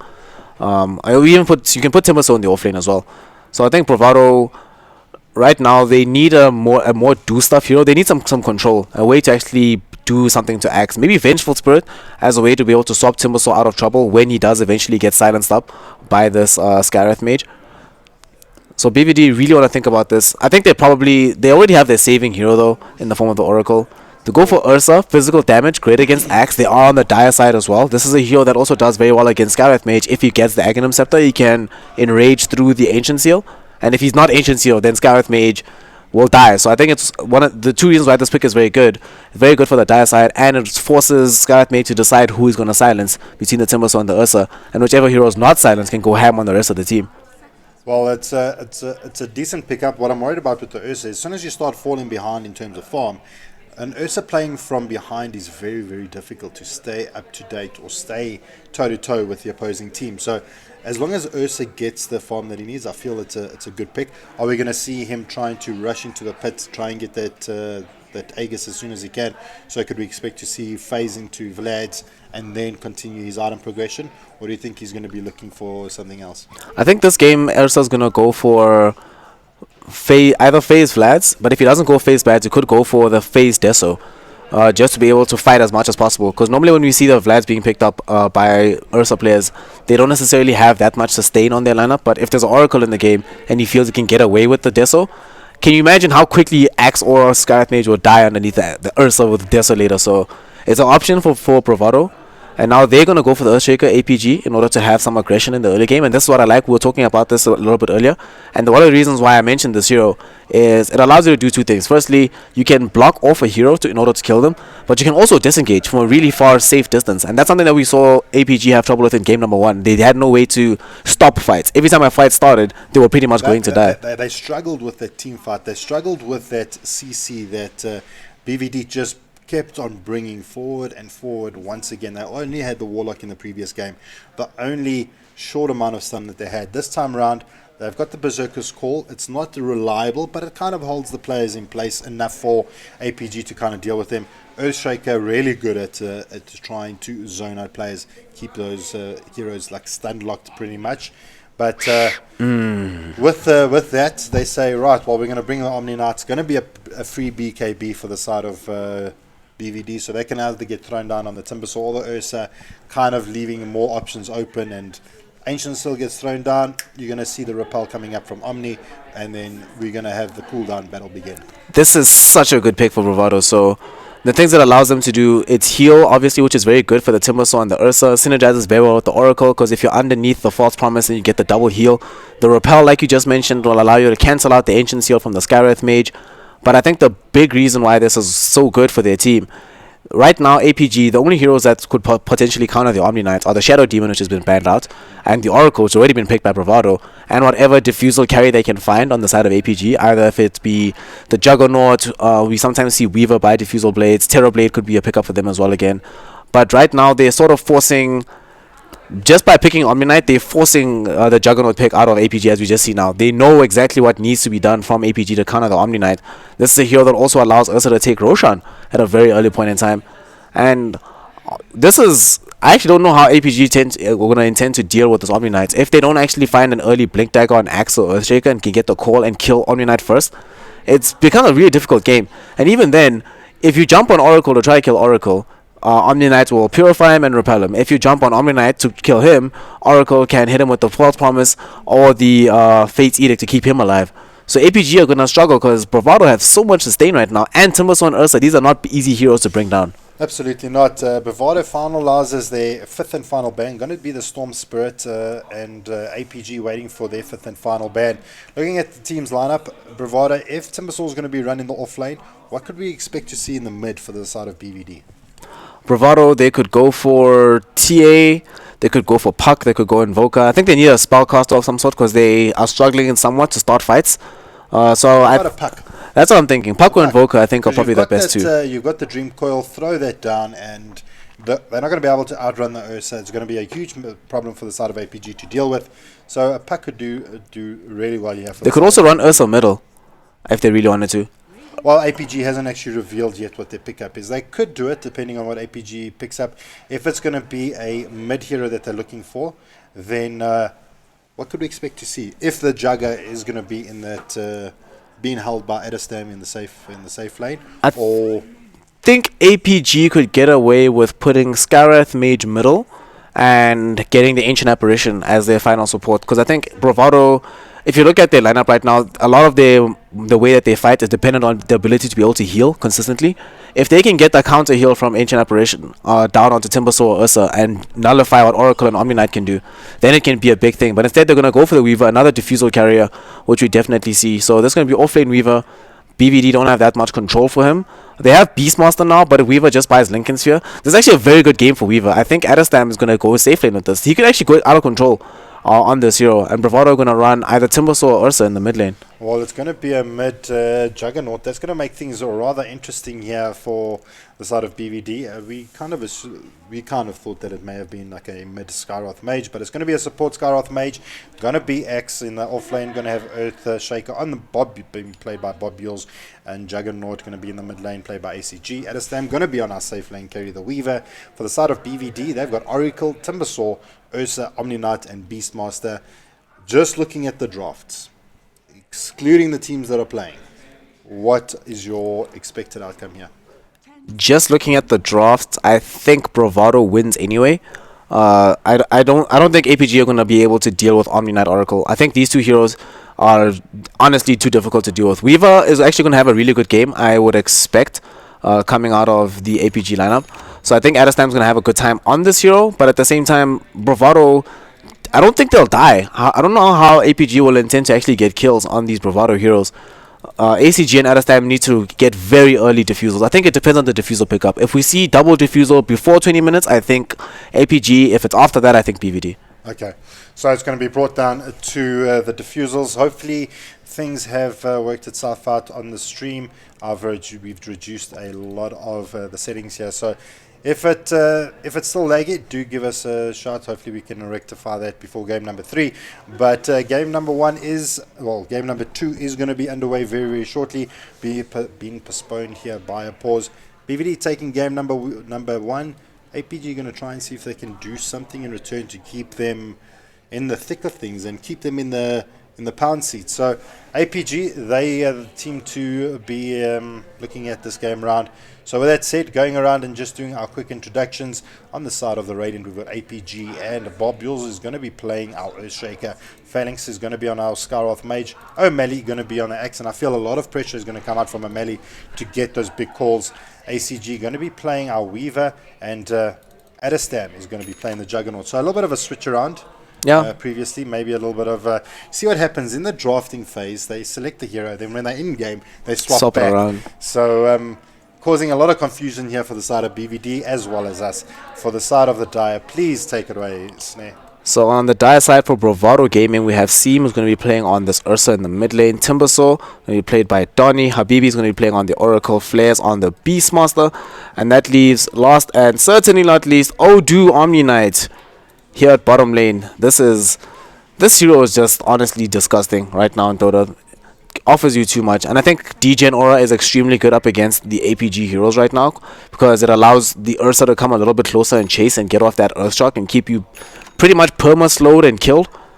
And what do you think about this? The fact that Flares is looking to be playing just directly in the jungle. He's not going to get out of the lane into the lane at whatsoever, so it's going to be a pure off-lane Omni Knight for now, which means that Bravado in the early laning phase at the very least will be getting more. If as long as Odu doesn't do too badly in the laning phase, they'll be getting a lot more out of this early game due to the greed of having a jungle. And APG, it's going to do pressure on them to stop Bravado from doing this. Well, for him to get that amount of free farm, do you think BVD is going to have to counter anything towards that, or do you think it's going to be good enough? I think it'll actually be good enough for BVD. Him having this Beastmaster in the jungle. I think what they should do now, they've already moved O'Malley into the jungle himself with the Iron Talon. I definitely think they should actually take the Earthshaker. Oh my gosh, this is so sad. Look at how far away the sentry is from dewarding. the ward placed by Odu. But I think Bob Yule should actually go into the off lane, because what does he? I don't think he's going to really offer too much to this lane that Phalanx can't do by himself, and I think he can actually get something out of this top lane. So I think the APG should probably play the greed game themselves, otherwise they're just going to fall behind. And Beastmaster farms amazingly fast in the jungle. Well, I'm just looking at the mid lane at the moment. We can jump to the rest of the lanes, but I mean, ACG doing relatively well against the Ursa. I mean, putting on so much pressure onto Seam at the moment. He seems a little bit more to deal with Omni now in the game. He's made sure that he doesn't get farm, he doesn't get XP, and bringing him down very, very quick in the. Look at losses right now. Adestam, the loss at leader, he's 14-1. Axe goes down in the creeps, but that was not on purpose, I don't think. Did he buy out before he died? No, he didn't. That was weird. Mid lane though, ACG trying to make a play on Donny. We've got the Skyroth Mage in tow. They do get the kill now on Donny. So already APG bringing the fight to the side of Bravado, saying we're not going down without a fight. And I mean, so far getting quite a bit done around the map. Yep, that was a really good engagement from them, being able to find that kill. They bring down Donny, who was the problem last time around. They almost get the kill on Flares in the jungle though. Phalanx is here. He's out of mana though. He's actually going to get brought down by those bow. Flares doesn't want to chance his luck though. He sees that this Skyroth Mage is out of mana, so probably just going to head back soon, go back to base, and be like, okay guys, I've done my job, done my duty, and I'm done with this. Phase Boots now up on Adestam here in the bottom lane. He is almost at level 6, which means that even Omni Knight has to be a bit careful. Skyroth Mage goes down to neutral. He just denies himself. Free TP pretty much for himself. Yeah. Don't have to double TP out. So yeah, OG now is level 4 on the off-lane Omni Knight. He is not actually struggling as much as I thought he would be. He's 6-0. He can't really come close because Juggernaut can really do a lot of damage to him. But he's doing fine. He's getting the levels that he needs to be getting. O'Malley is being chased up by Seam. The call will come out. They're going to try and make the turnaround onto the Ursa in the top lane. He's still chasing onto the Axe, but they've zoned him back. Battle Hunger's out. They're going to try and chase him, actually. They're slowing him down, but Habibi is nearby. I don't think this kill happens. Well, it's very potential. Still mana available on Phalanx. We do have the Fortunes End coming out. Just going to hold O'Malley in place for just a little while. It's not going to be enough. If you could get just one more Arcane Bolt off, it would have actually helped. But now they turn their attentions here to Habibi. No more mana for Phalanx, so this may end the chase. But O'Malley, he's a little bit more tankier. He can actually lead the charge here. He decides to actually run into the bush. Habibi trying to clear it up. Nice little juke there. Eats through the trees and going to avoid seeing out the Oracle. O'Malley, he's just going to TP out. Does get that rotation from bot. So Udu TPing to the top lane generates a little bit more space here for the side of Adestam. And I mean, that's a win in itself, I believe. Yep, that's definitely a win. So Odu now has to leave the lane. This means that Bravado are going to have to try and find more creative solutions for all the heroes that they've got top. They've got 4 heroes suddenly grouped around the tier 1 tower and the Dire jungle. So farm distribution gets a little bit tricky. Donny is doing decent, but he's being definitely beaten by this Weaver. Normally Timoso wants to be able to stop you from being able to get your own farm, but that's not possible with this Weaver, who's gone for the Blightstone as well. So I think as it stands, Adam Stam as well, just putting pressure on the tier 1 tower at bottom. He's doing really well for himself. About to crack level 6. So things could really be worse once again for APG. They're actually doing incredibly well considering how the lanes have initially set up. They do lose Skyroth Mage, who denies himself to Ancient once again. Doesn't really care too much. And now Fuller Killer and a bottle have arrived for ACG. So this Weaver is not going to have too many troubles sustaining himself for the foreseeable future. Well, he's getting that important farm that he needs to get up. The question is Donny getting enough out of his lane? He just, the courier did bring him an item, that was his bottle, so drastically suffering in terms of farm, and Donny now just trying to make what he can. ACG now trying to move to the bot lane, trying to pick up that bottom run. Odu is in the vicinity, taking quite a bit of damage here from ACG. This could be a kill here for the side of APG. Going to try and deny himself to Rosh. He can't get there. That Germinate attack is just too strong and bringing him down as well. So the kill that they got there onto Odu, bringing him down inside the Roshan pit, means that, okay, so this is time for Juggernaut to be able to get more farm. This is a lot more gold towards ACG. And this Weaver has actually got himself up to a good start. Level 6 at the moment, about to crack level 7. Donny is likely gonna. What kind of game is this? I think this is a game where Donny can opt to go for the early Yule Scepter, just to be able to ensure that he can consistently get off the silence from Phalanx, even if for some reason Oracle is getting brought down. Top lane though, Phalanx gets brought down. Seam and Habibi jumping onto the Skywrath Maze. They get the kill, they get the drop, and they pop him off. And now they're going to regroup at top. Flares with Seam and Habibi. I don't think they'll be able to get this tower definitively, but they're going to try for it though. APG, there's no TP on O'Malley, and there's a TP on Bob Yoles. He goes top, but with no TP on the Axe, I don't think they're going to be able to fully defend this. They have the Earthshaker nearby. He throws out the concussive shot onto Seam. Fissure catches him out. And now they throw a little bit more damage onto him. Flares just backing away after getting the summon off of the ball. And the push will end. And APG keep the tier 1 tower top alive.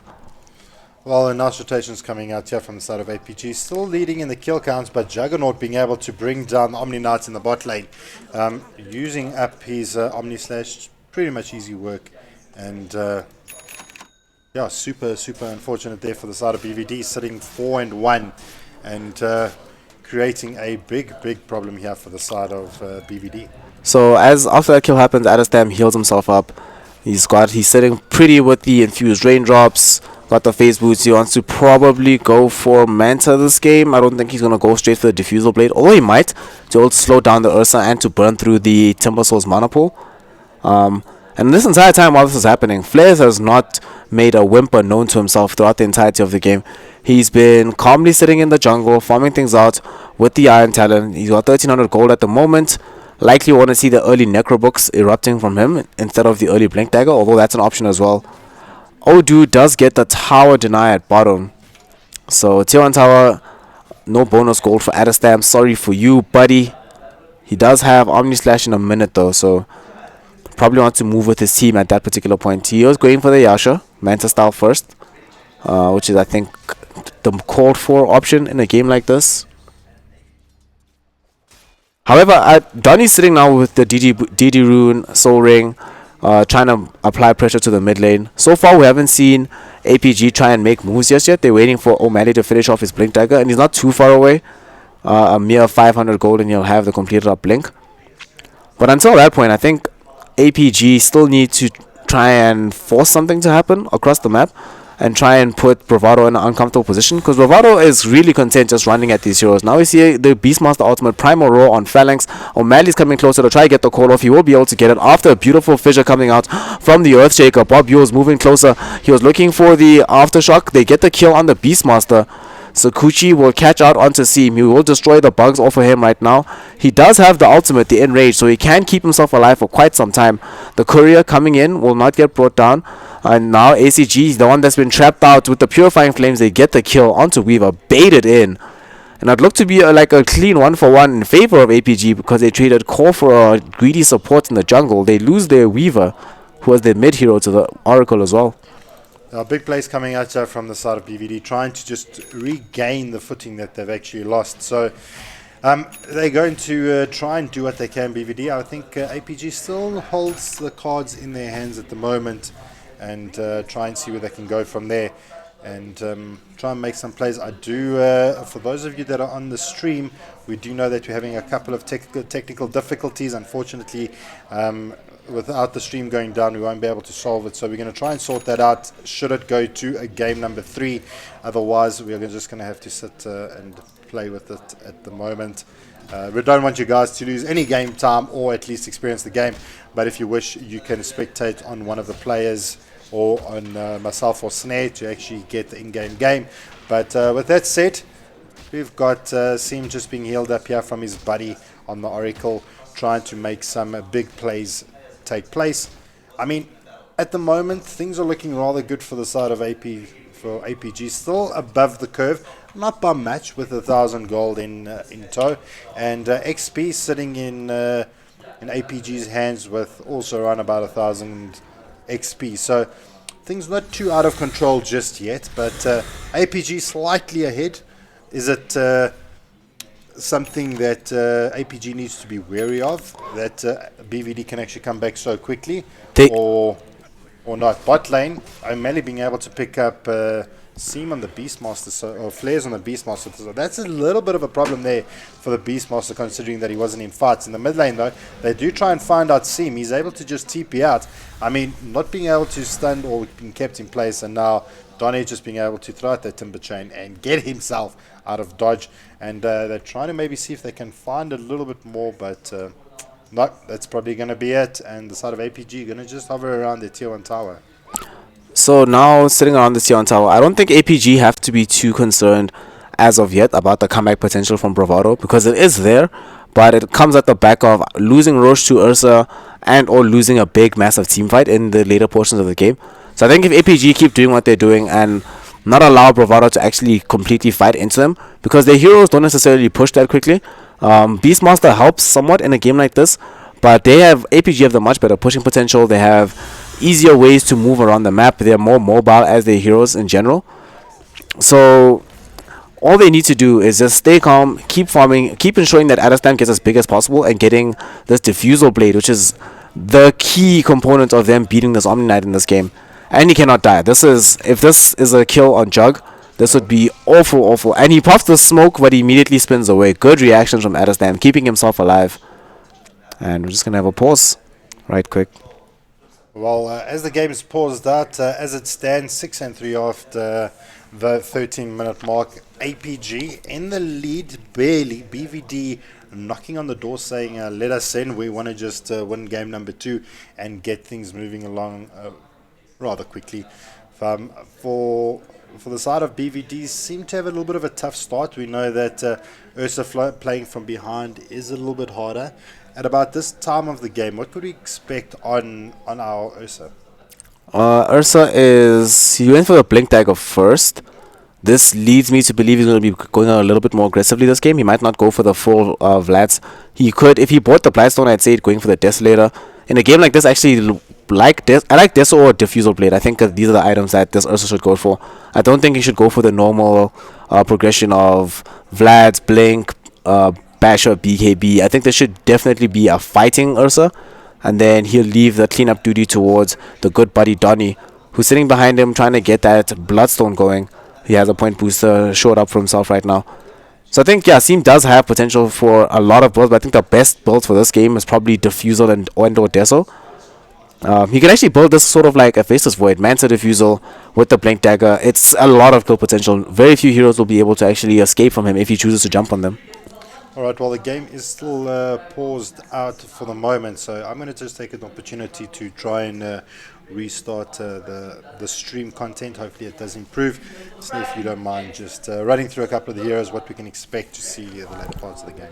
No problem. So I will pause while Phalanx sorts out some of his tech difficulties. He's feeling sick. It happens.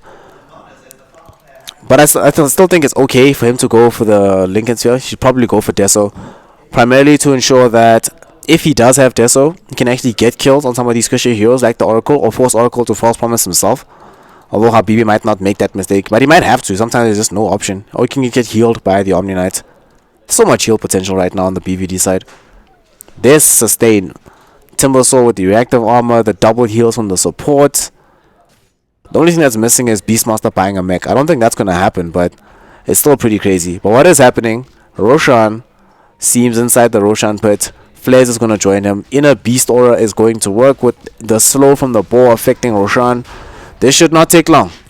This should not take long. Although, here we go. APG, aware of what's happening.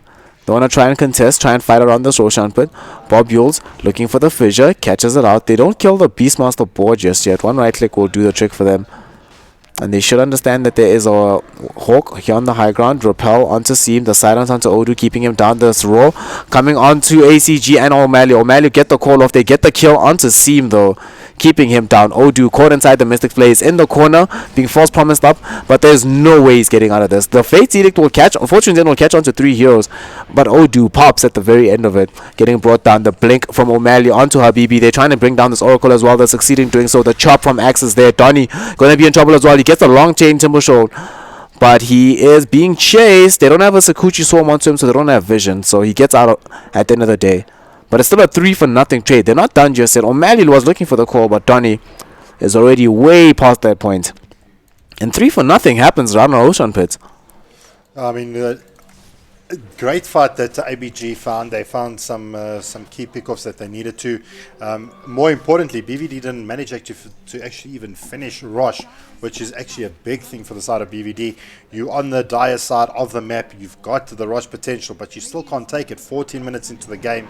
Seems struggling to get those important items. He's now actually opted to get the blink after his morbid mask, and maybe giving himself a little bit more kill potential. Obviously available here for BVD. They do know that APG is in the vicinity, so whether they continue to fight or not, this is going to be super interesting for them as well. So they're going into a Roshan pit now. Ursa really wants to complete this, and they've already re-smoked for this. I think APG might know something is happening, so they're nowhere nearby though. Yeah, this is going to go down. They haven't smoked anything. They don't have any additional smokes on their supports. Phalanx is not carrying one, nor is Bob Yule. So I think they're going to get away with this on the side of BVD. This is somewhat of a cheeky play, going immediately back for the Roshan after losing a fight around Rosh. And you were mentioning how important it is that they get Roshan as the Ursa lineup. And they finally do. It cost them quite a lot of lives initially to make happen. But in the interim, Juggernaut's able to pick up the Manta style. So now his trick for the Diffusal Blade will begin. And I think that will highlight a large point in the game where APG will feel more confident taking fights, not knowing that Repel is not going to be the death sentence that it once was. Well, who was it that picked up the Diffusal? Adestam, Juggernaut. He just got the Mantis now. No, Manta style was picked up by a Juggernaut, sorry. Diffusal's still on the way. Oh, is the Diffusal still coming on the way? He still needs to farm it, yeah. So the advantage is now he can displace any of those lock abilities trying to get out of that. The Ursa is struggling somewhat, and Flares has just finished off the Necro 2. Necro 3 will be coming on shortly. So I think BUD, as much as they're falling behind right now in terms of kills, and they're not actually taking concrete objectives all across the map, I still think they're putting themselves in a decent-ish position to fight. They still have these 2 tier 1 towers. They're not that far behind in terms of net worth, and I think they're going to probably come back to pass over APG. I think APG probably have to make something happen a little bit faster than Bravado does right now. Do you think it's more of a timing window that APG faces, or more BVD? Because I suppose the longer the game goes on, the more the BVD lineup can get online and actually start becoming a bit of a problem. Or do you think APG is in complete control? They want to take it slow. They want to push a little bit later. But they do get the kill. The Skyroth Mage manages to pick up the kill there on the Timbersaw. And now the fight looks like it's turning around. Adestam drops his Manta, just stopping out Flares as well as Sim. But he just got this Bloodstone. He's already down to 9 Bloodstone charges. So that was for more reasons than simply getting a couple of kills. APG did really well there, limiting the item progression from the enemy Timbersaw. At the moment, APG is looking rather good, jumping on quickly onto the XP, sitting 5,000 in the positive for APG. Net worth sitting pretty good. X in the vicinity to try and find something. There comes the Blade Mail, not going to be able to catch up. Armor Raw is good. Drops the Flare, catches out the Beastmaster, even though they lose the X. So a nice little rotation coming out from both. But while that's going on in the bot lane, Seam and Habibi trying to put some damage onto this tier 2 tower. Maybe it's going to be enough to do something, and maybe it won't be. We'll find out. Bob Yules throws down that Fisher. ACG trying to find a make Echo Slam used just to try and damage Seam just a little bit, but getting the kill on the Oracle in the backline, and eventually the Ursa does go down. Double kill going in favor of ACG. That Weaver is getting so much work done. Yeah, ACG is really playing well here, so we spoke about it somewhat in the draft, how this hero is going to be extremely difficult for Bravado to catch. They actually don't have any control for this. As soon as Beastmaster is off the map, suddenly Weaver has what amounts to a free game. He can do whatever the hell he wants. None of these Bravado heroes have any availability to keep him controlled. We don't see anybody who's going to be buying up a Orchid Malevolence on the side of Bravado. Nobody's going to be buying a Hex anytime soon. So Weaver is actually doing quite well. He is now starting to build towards a Deso. He just picks up the first Mithril Hammer. And top lane, actually, Donny might be in some trouble. He could get hexed up right now. The call will miss, but I think he's still going to die here. Ancient Seal's too good, keeping Donny in space and not going to be able to timber chain out. He's just able to deny himself as well, losing some more Bloodstone charges, not the position that Donny wants to be in. And even though the call was off the mark, still being able to make a couple of plays there, bringing down the Timbersaw. Yep, Call wasn't even required anymore. The main thing, as you said, the hard counter from Phalanx on the Skywrath Mage. Just Ancient Seal. 4 points level into it right now. As soon as it goes down on Donny has nothing that he's able to realistically do. He is maybe trying to build his own Lincoln Sphere. Has Perseverance in his inventory right now. I don't think he's going for a Refresher or anything of the like. But simply having the ability to move past the Ancient Seal. Although I'm not even sure that Lincoln Sphere is the best way to go about it, because APG have a couple of ways to get rid of the Lincoln Sphere block. We only have a few ways. They can use the Battle Hunger and or the Cutting Blade. So, but he can still be called by the Axe Berserker score, which is still the most dangerous thing that Donny can undergo. He will now smoke up 4 heroes from Bravado. They missed the smoke onto Flares. They might try to use him as bait. And looks like that's the plan from them. Well, the smoke has been revealed from the Weaver. We get the jump in there from Seam. Brings down Skywrath Mage rather quickly. ACG in a little bit of problems now. Throws down his Weaves, and now the chase is on. Can they find ACG? No detection on the side, but they do. Seam finds him out, but immediately just Sakuchi's out. They did have a sentry available here for the Radiant side, and now Oracle still smoked up, trying to see if they can find something more. It has been revealed.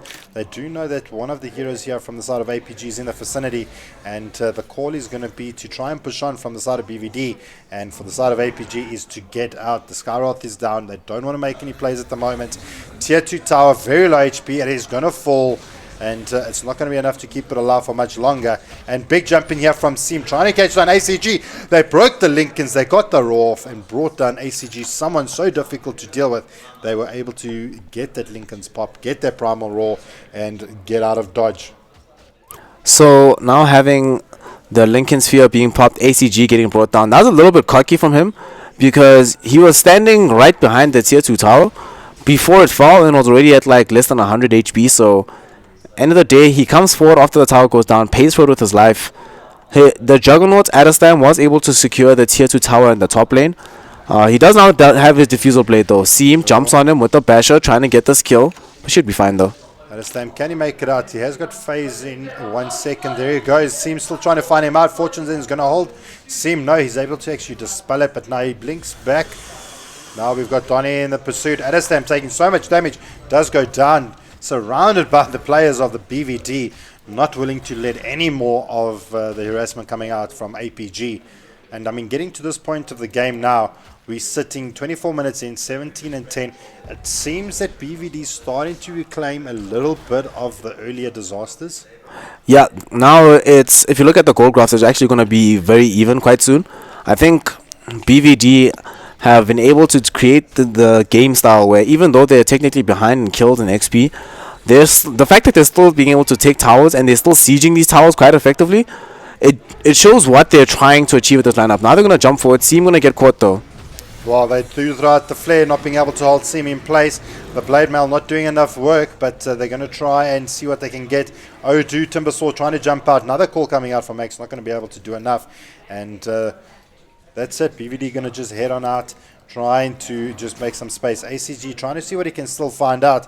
Not going to get too much. And I suppose maybe some good baits coming out from the side of APG. BVD not willing to stick around too much longer and just getting themselves out of that mischievous position that they were in. That was fantastic from Bravado though, because they bait out the buyback from Adderstam, so that severely hinders his progression in terms of items. So now he's effectively behind. He's struggling in order to find these kills. They do get the tier 1 tower middle, but now Adderstam, where once he was looking really far ahead of the pack in terms of net worth, he's only slightly ahead of the Timbersaw. They smoke up right now and will try and find a kill. Seam is sieging the Roshan. Snare, be very, very quiet. We're hunting BVD. They find out Donny. There comes the Primal Raw out onto O'Malley. Is it going to be enough? Fisher does block off Seam. Seam can't actually close the gap, but ACG now going to be the point of target. And Adderstam is trying to get some right clicks off here. ACG trying to make something happen. Guardian Angel has been brought down. Adderstam trying to get himself out of this precarious position. Big 3-man echo stomp coming out from the Earth Spirit, from the Earth Shaker, bringing down 4 plays from the side of BVD. Only Seam the one to survive. Blink is available. He's going to try and get himself out of dodge. And Bob Yule's just a little bit too slow there and allowing the Ursa Spirit, the Ursa Bear to actually survive. Beautiful fight taking place outside that Rosh pit. BVD, where do we go from here? So that fight, they took the Roshan and they felt really good about that. And that fight was, oh, there's a gem on the deck. Well, that was a showcase of what can happen when you fight around an Earthshaker. The beautiful fissure block. So they killed Donnie, but none of the Bravado heroes can actually get next to him to help him out in the fight or even to get the immediate counter kills. And as a result, they're forced to sort of meander around, wait until the fissure goes down before they can get any counter kills going. And it looked decent for Bravado when Ursa went in. Seam popped the Enrage, had the Roshan going, the Aegis going. He was ready for a huge fight. However, we saw comeback from Bob Yule, the huge Echo Slam onto 3 heroes, making it very difficult for Bravado to continue their fight. They lose both supports, and immediately afterwards they lose the Beastmaster as well. So I think that fight, top lane, Donnie getting caught with the core, but he's fine actually. There's no way to kill him. There's no Sky Mage nearby. They kind of just shake hands and say, alright, another day, another day you live, another day I live, and they kind of separate paths. And I mean, APG, I mean, they're looking so much more confident in this game than what we've seen. And like we were saying, Ursa to come back from a terrible laning phase is rather difficult. You think there's enough for BVD to actually make something happen. We've seen some great fights that have been going completely in favor of APG. The question is, does BVD have what it takes to get to where we need to get to? I think they do, and a lot of it's going to come down to how they fight around this Ursa. One of the things that we didn't really talk about in the draft was the Enrage and how difficult it is for even APG to control this Ursa. This Ursa is a really difficult customer at this moment, and now that he has the BKB, the only way they have to actually keep him in position is the Blink Core from the Axe. Without Blink Core, they don't even have ways to kill him, because if he enrages before he's either silenced or called, then there's never going to be a situation where you're going to have enough damage to cut through both Enrage, False Promise, and the heal from the Juggernaut, from the Oracle. Look at this problem. Seam doesn't have a TP. The side of APG is knocking on the tier 3 tower top lane. It could be the opportunity for APG to make a play here. Only flares on our Beastmaster is available. Throws out the whirling axes. Does still have Necros available. Illusions trying to do what they can to this tier 3 tower. And it may be just APG may just look at trying to sieging up this tower. But we do get Earthshaker just returning to base. Probably just chilling for the moment. He's going to relax. I don't think APG knew for a fact that Seam didn't have TP. If they did, you're right that they probably would have continued pushing. Now bottom lane, Phalanx is going to die. Easy peasy. Seam just jumping in. It's so difficult for supports to actually just stand toe-to-toe against an Ursa. That hasn't got his 4-staff available. Only got the Rod of Atos, so just being more of an offensive item than something to actually deal with the Ursa. So after that kill, I think what Bravado, the next thing that they're going to try and do is ensure that at each single point in the lane, they're going to try and ensure that the Creeper Equilibrium doesn't come close to their base anymore, because they see this push top and they recognize that for them to be able to move out across the map, they can't have a situation where either Juggernaut or Weaver can rotate in and deal damage to their tier 3 structures. So now we can see that they're trying to make this happen. They're pushing back. They do throw out the scan, lands directly onto ACG. Catches ACG, just walking through the bush, and he's just chilling, meandering, and is able to actually catch him out. So now the full charge is look at the charge. Just look at the heroes on the map from BVD. They're trying to hunt down ACG. This could be a little bit of a problem if they actually do catch him out. They don't know where he is. I think he's gone. I would be very surprised if they caught him out here. ACG, what's your plans? The problem as well is that he can't even, if this is a normal game without Oracle and or Omni Knight, then he could just pop out on the backside and pick off one of these support heroes and get himself away. However, it's so difficult to kill either of these heroes. So he's going to have to wait for the rest of his team to come from front. Okay, he's just going to split push the map. He's going to creep cut, not going to allow them to actually keep fighting. So doing quite a bit of work to this tier 2 tower. Pretty much no response yet from APG. They may actually just be willing to actually just trade our towers for the moment. Or just kind of lose the top tier 2 tower at the moment. Yeah, I think giving up the tower is perfectly acceptable thing for them to do. They don't really, they're not really in a position to be able to fight right now up against Bravado.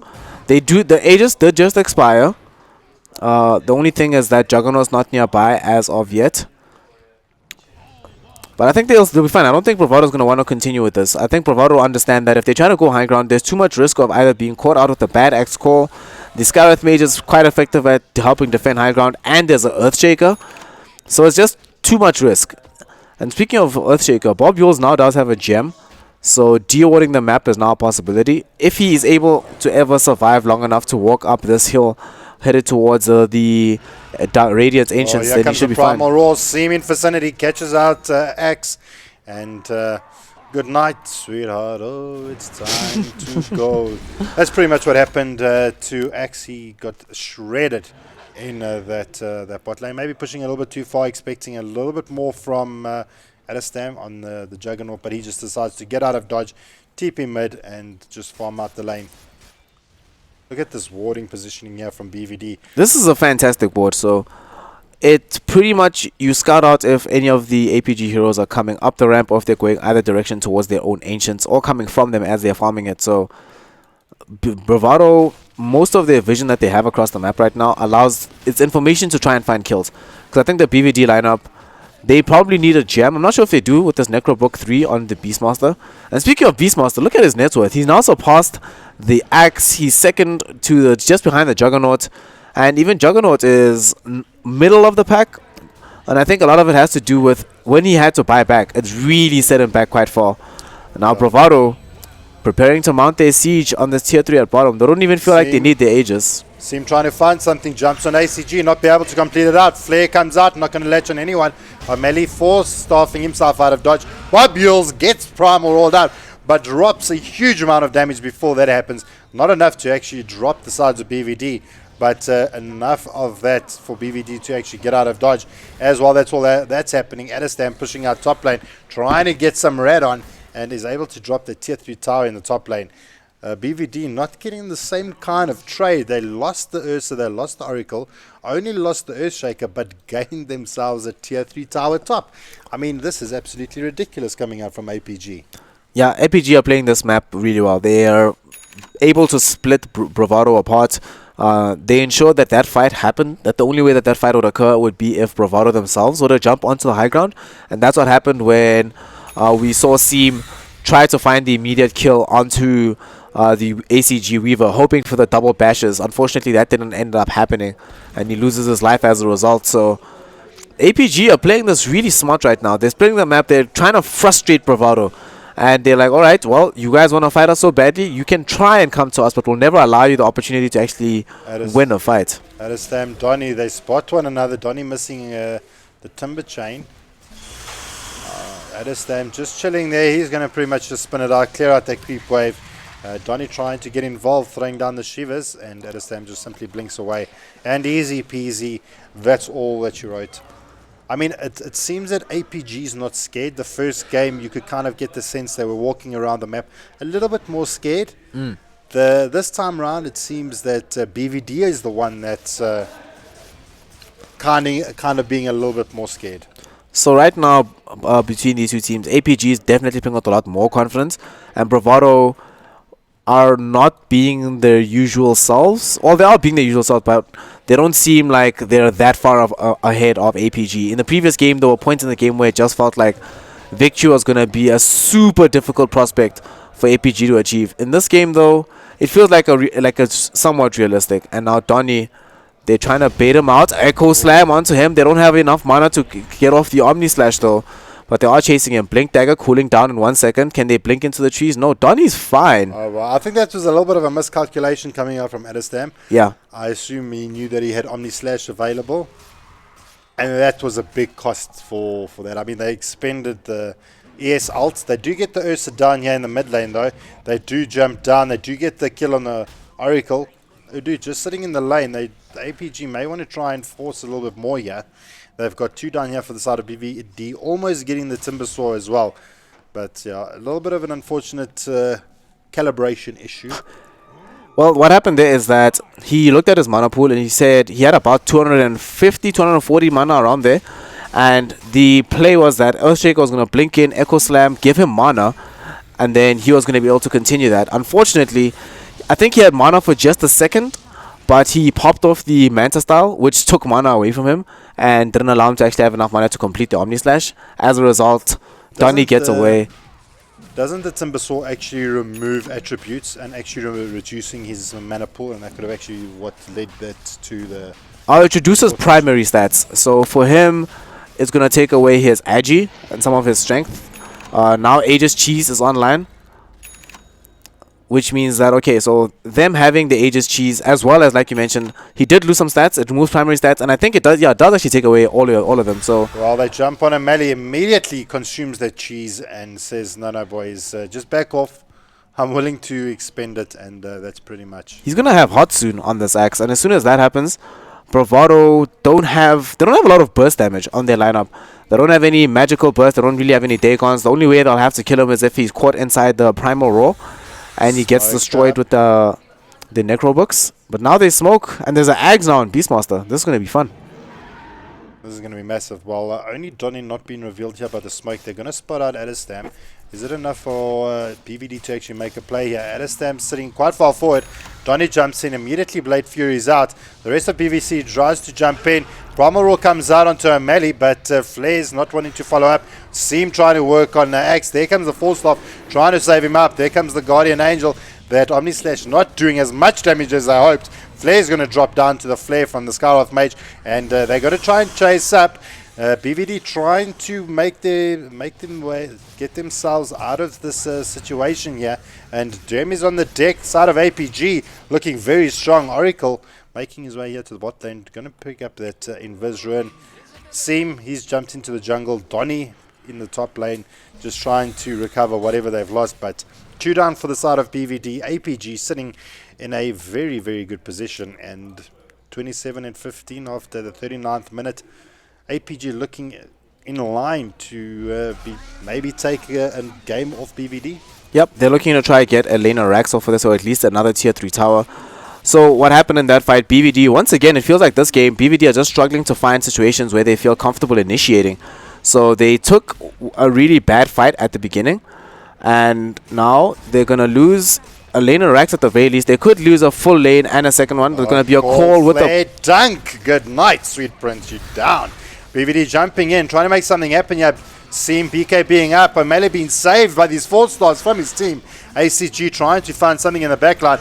Now targeting down the Omni Knight. Big Roar coming out here from Flares, trying to just hold Adestam in position. Seam being able to get the kill there on the Earthshaker. Now they're trying to get down Phalanx, and Phalanx too quick on the TP.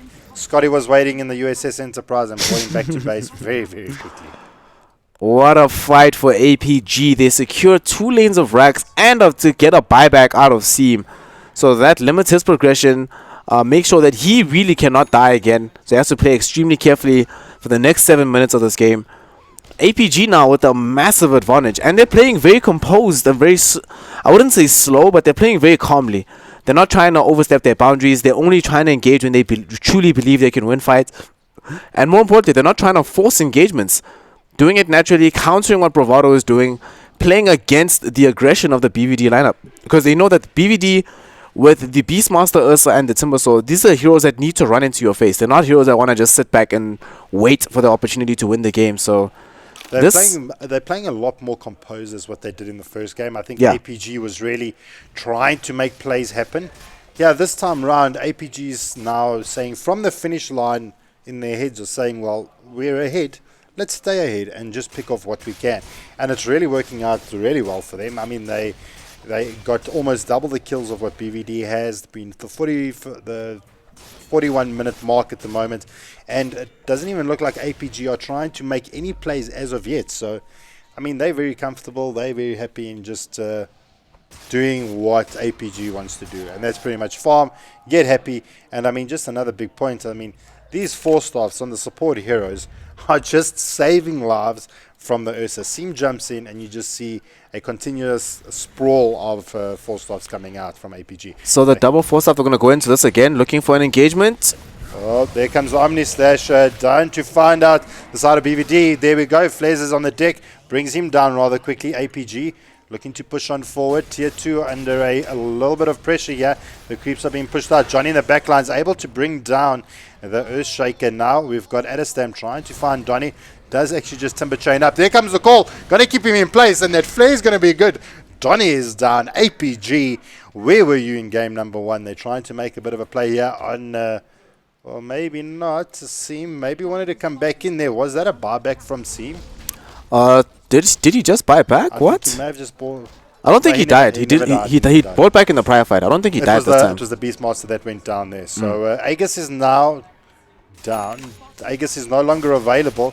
They're trying to take down this bottom lane of Rex. Now, this could mean Megas here for the side of APG. And GG, well played, has been called out from BVD. There you have it. We have gone from BVD taking game 1, APG taking game 2. We are now going to go into a game number 3 of BVD versus Aperture Gaming.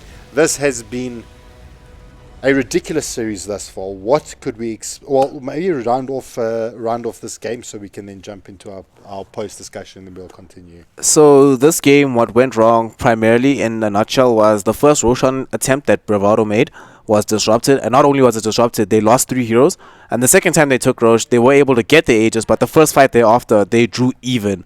And normally when you have an Ursa lineup, the intent is that you start the game, you get the early Roshan, you take a huge fight, not lose it, and then take more objectives. But unfortunately, because they died around the Roshan pit and drew even in the next fight, all the objectives that they needed to take thereafter didn't happen. So their lineup was just stalled, waiting for their next Aegis to come. And in that time, APG just got too big on their Weaver. Yeah. Well, that's going to say goodbye for the guys on the in-game that are watching in-game. We're going to jump onto the stream now just to give the guys a little bit of time to take a bit of a break. They've been playing non-stop constantly. So cheers to the guys in-game. We're going to keep the stream going for the moment. So if you do want to join us on the stream, you can find us at Telkom Gaming on YouTube. Come and visit us. Come and take part in the chat. And yeah, come just mention your comments. But as it for now, we're going to jump into game number 3. It won't be too long, but we will see you guys shortly. For you guys that are still on the stream with us, it's going to be rather interesting to just go through what we get to experience and to kind of see where things went wrong for BVD. So far, we've got big plays coming out. I mean, big kill count coming out for BVD on the Ursa. We've got not too much impact coming out from the Beastmaster or the Omni Knight, I believe. Looking at the side of Aperture Gaming, we've got 14 and 2 on the Weaver. Got so much done in the mid lane. And going back to the beginning part of the game is when they kind of tricked BVD thinking that it was going to be a Adestam Weaver and then swapping in-game to an ACG. There was a little bit of a fool around in the beginning part of the game, and it actually may have been a little bit of a problem, kind of put BVD already on the back foot. It did, definitely. If we saw in the beginning of the game how BVD tried to lane it, they sent the Ursa middle, expecting that it was going to be going up against Juggernaut, because the Ursa Juggernaut matchup is very, very good for the Juggernaut. However, as soon as they got there and they found the Weaver, Ursa was already like, okay, well, I can't really do too much in this particular situation. So they rotate the lanes. However, by the time that they get the rotation done, already Weaver has secured himself level 3. Even in the off lane, they left the off lane mostly empty, but all the other heroes across the map, no one's dying, no one was actually getting that much out of the lanes. Even for Bravado, as much as the Beastmaster was able to farm in the jungle, by the time we saw him make his first rotation, it wasn't really that impactful, and they didn't take a tower immediately afterwards, which is generally when you play jungle Beastmaster, as soon as you get the first Necrobook, you want to leave the jungle with the smoke, get a kill, get a tower, and that didn't really happen for Bravado. And another thing that was a huge problem for them is, as you said, there wasn't really that much of an impact from the Omni Knight. We didn't really see enough team fights where Bravado start the fight, and as in the middle of the fight we see Odu coming in with the Guardian Angel or a clutch repel. That didn't really happen too much, so I think it didn't feel like Bravado were necessarily comfortable playing with the Omni Knights. It felt like something that they thought about at the very end of the draft, saying, well, this pick is very good, but not necessarily that it fits our lineup that well or that we are that good with it. It just seemed to be a good hero. It fit the lineup, not really maybe the individual player, perhaps. Yeah. So, yeah, well, that's something to take into account. And, I mean, I must say, O'Malley on the axe. Now, we've spoken about it. Either it's been banned out or another team's picked it. And this is the first time that we've seen the axe in action, at least today, here at the DGL Masters. And we saw the amount of work that the axe got done. I mean, it was here, jump in, catch out Donny in the last fight that actually took place. Catching out Donny, keeping him in position for the flare from the Skyroth made in position to actually do that damage. I mean, we said in the beginning of the game, O'Malley's going to have to rise to the challenge and actually make those big calls. And I feel that he really did. He really did. Axe, his score, I don't think accurately reflects his contribution to this game. There were too many situations where the fight was looking realistically lost for APG. However, the counter initiation from O'Malley, he jumps in, gets the call onto a couple of heroes, and he got his blink, I think, at around the 13-14 minute mark. Going for that, the axe actually got his blink 10 minutes, yeah.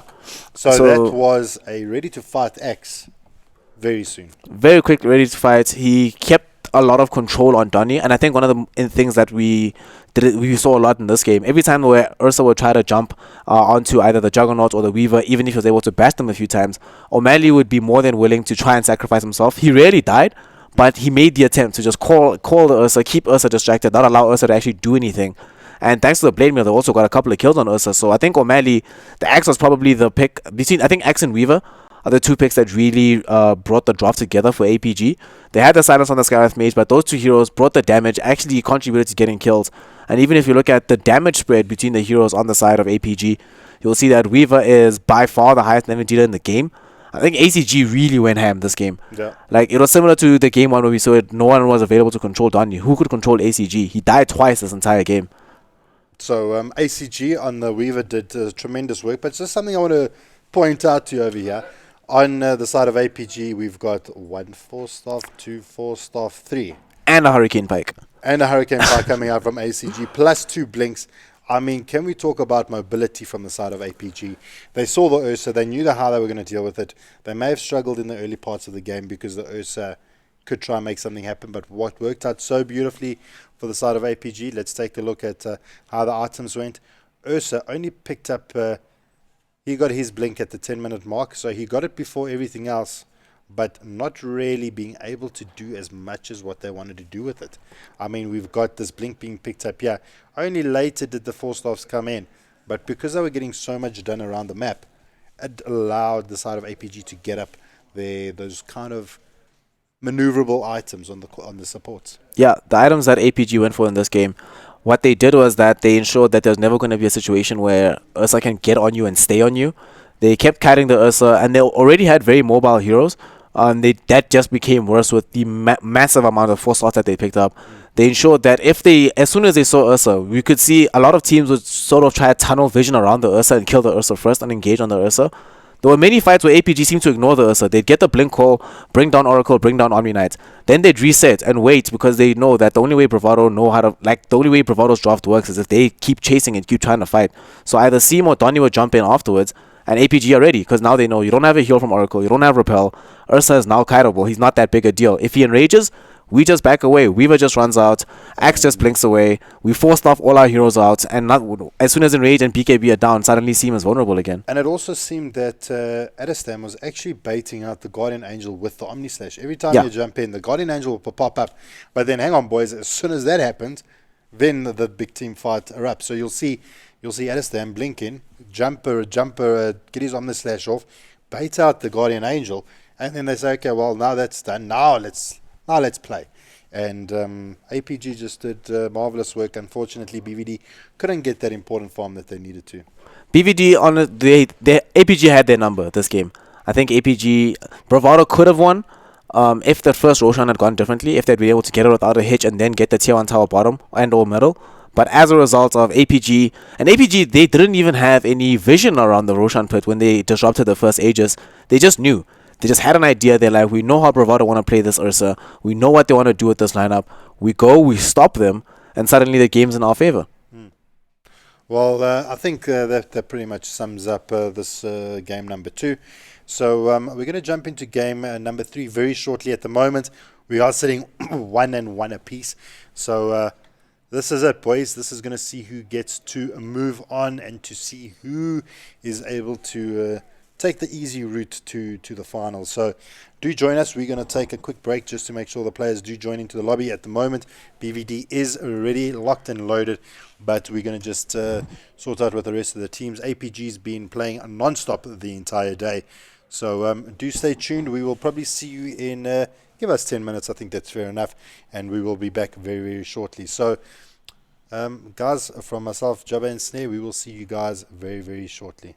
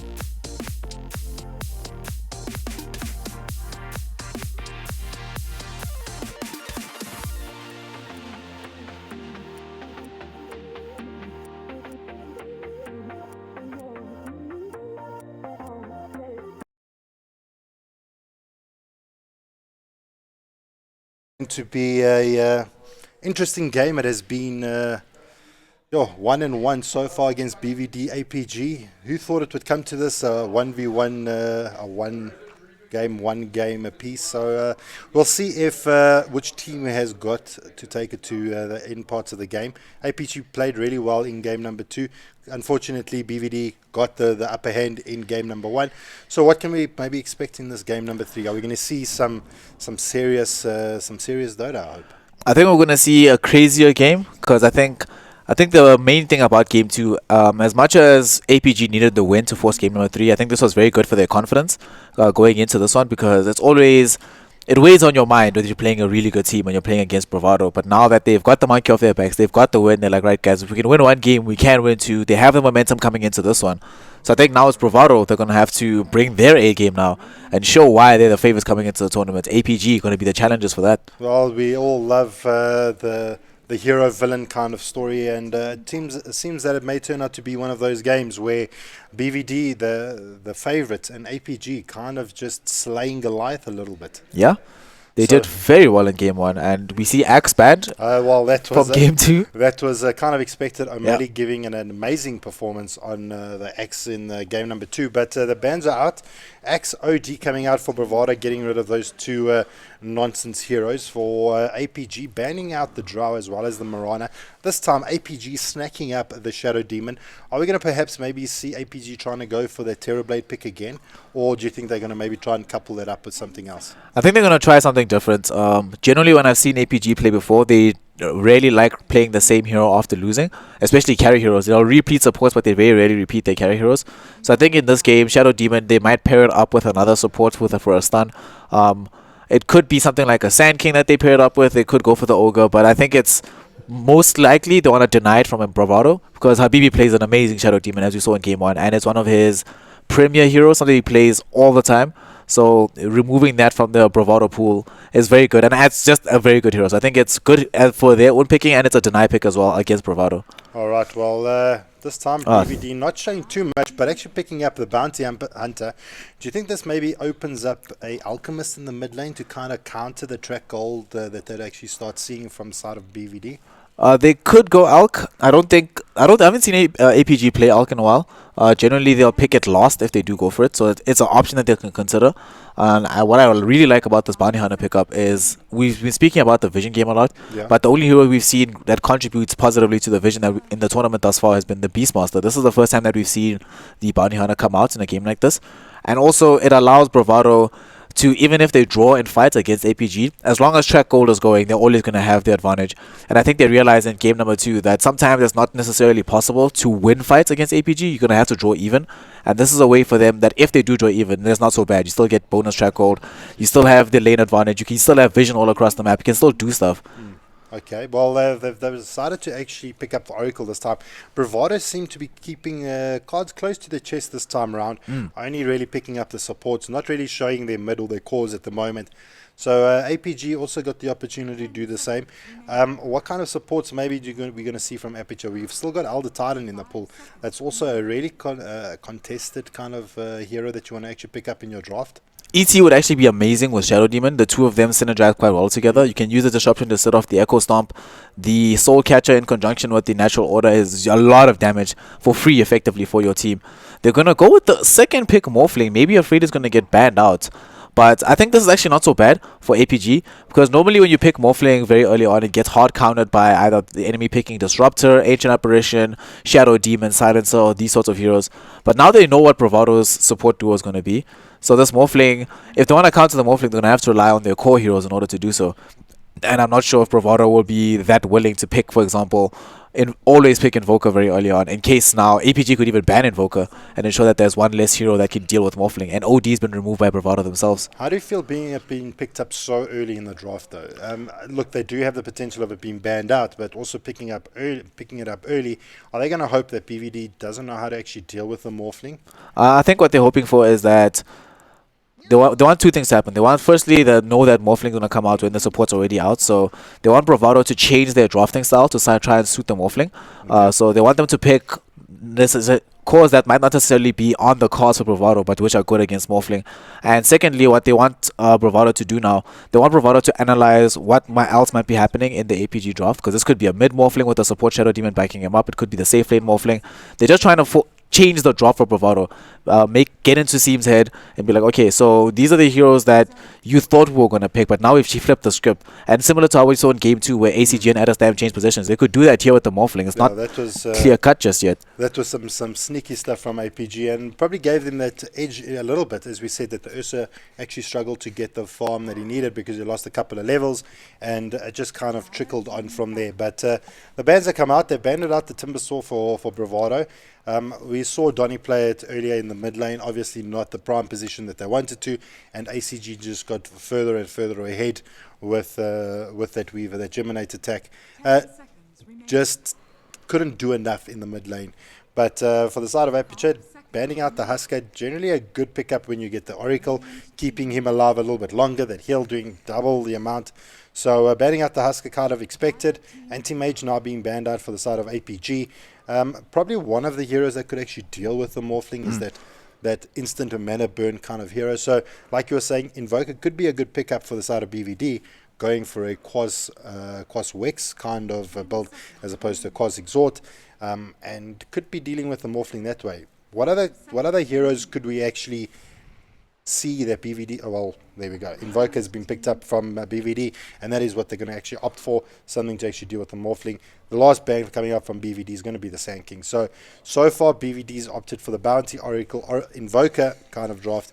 How do you feel about this so far?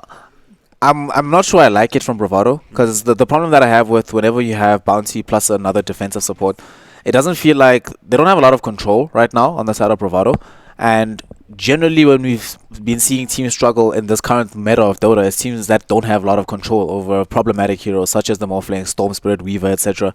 So in this game, even though Oracle is very good at keeping Invoker alive, Bounty Hunter is very good at assuring that Invoker wins the lane, Morphling is going to be a problem. And even him, though they pick the Invoker, they might be forced to play him in the, like you mentioned, the Quas Wex route instead of going Quas Exhort, which once again changes the game for Bravado. Because normally when Bravado wants to run Invoker, want to run the very hard farming, high tempo controlling Invoker, high damage dealing. However, in this case, if they go for the Quas Wex, it changes the game for them. He has to itemize differently. They might have to decide on their rotations differently. And already APG just want to throw Bravado off their game, and I think they've done so successfully. They could go for AA on the side of Bravado, but I think it's too late now. There's no space for the AA in their draft. Well, so now APG has picked up the Kunkka, and the Kunkka Shadow Demon combination, this roaming pair, if they get the opportunity to actually roam and let Adastam, we assume it may be just a safe lane morph, Adastam on the Morphling, got a pretty easy lane, can kind of let the Kunkka and Shadow Demon do what they want.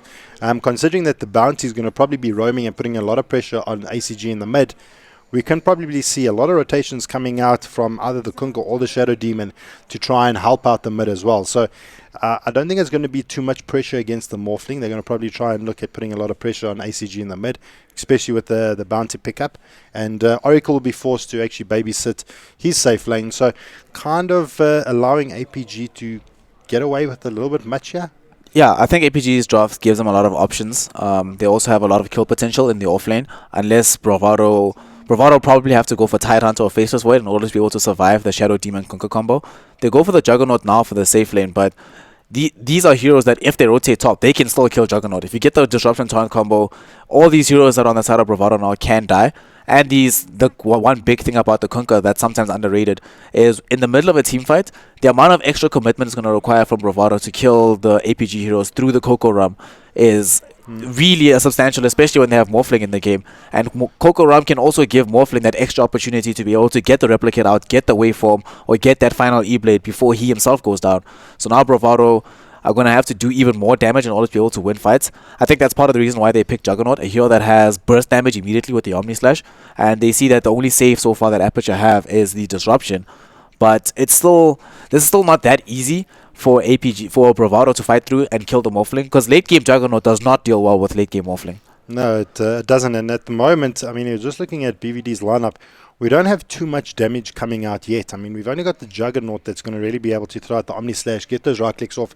If Seam has to actually play the Invoker in a quas exhort kind of manner, he's not going to be putting out a huge amount of damage, which is, you can't rely too much on the Oracle or the Bounty Hunter to do the same. So I feel the Bravado needs to actually bring something big to the party here to can actually throw out the amount of damage. APG is kind of getting the dream draft here. I mean, I just see Kunkka, Shadow Demon, Morphling, Faceless Void. I mean, control after control here coming out from APG. And so far what I'm seeing from APG is looking in a really good position. APG look very good. I think the Faceless Void is part of a deny pick as well, because Faceless Void would probably have been one of the better heroes for Bravado to grab in the offlane.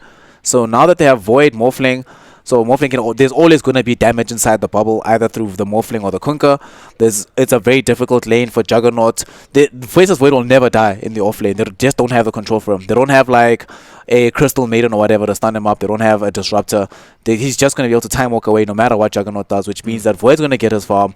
He's not going to struggle too much in the offlane.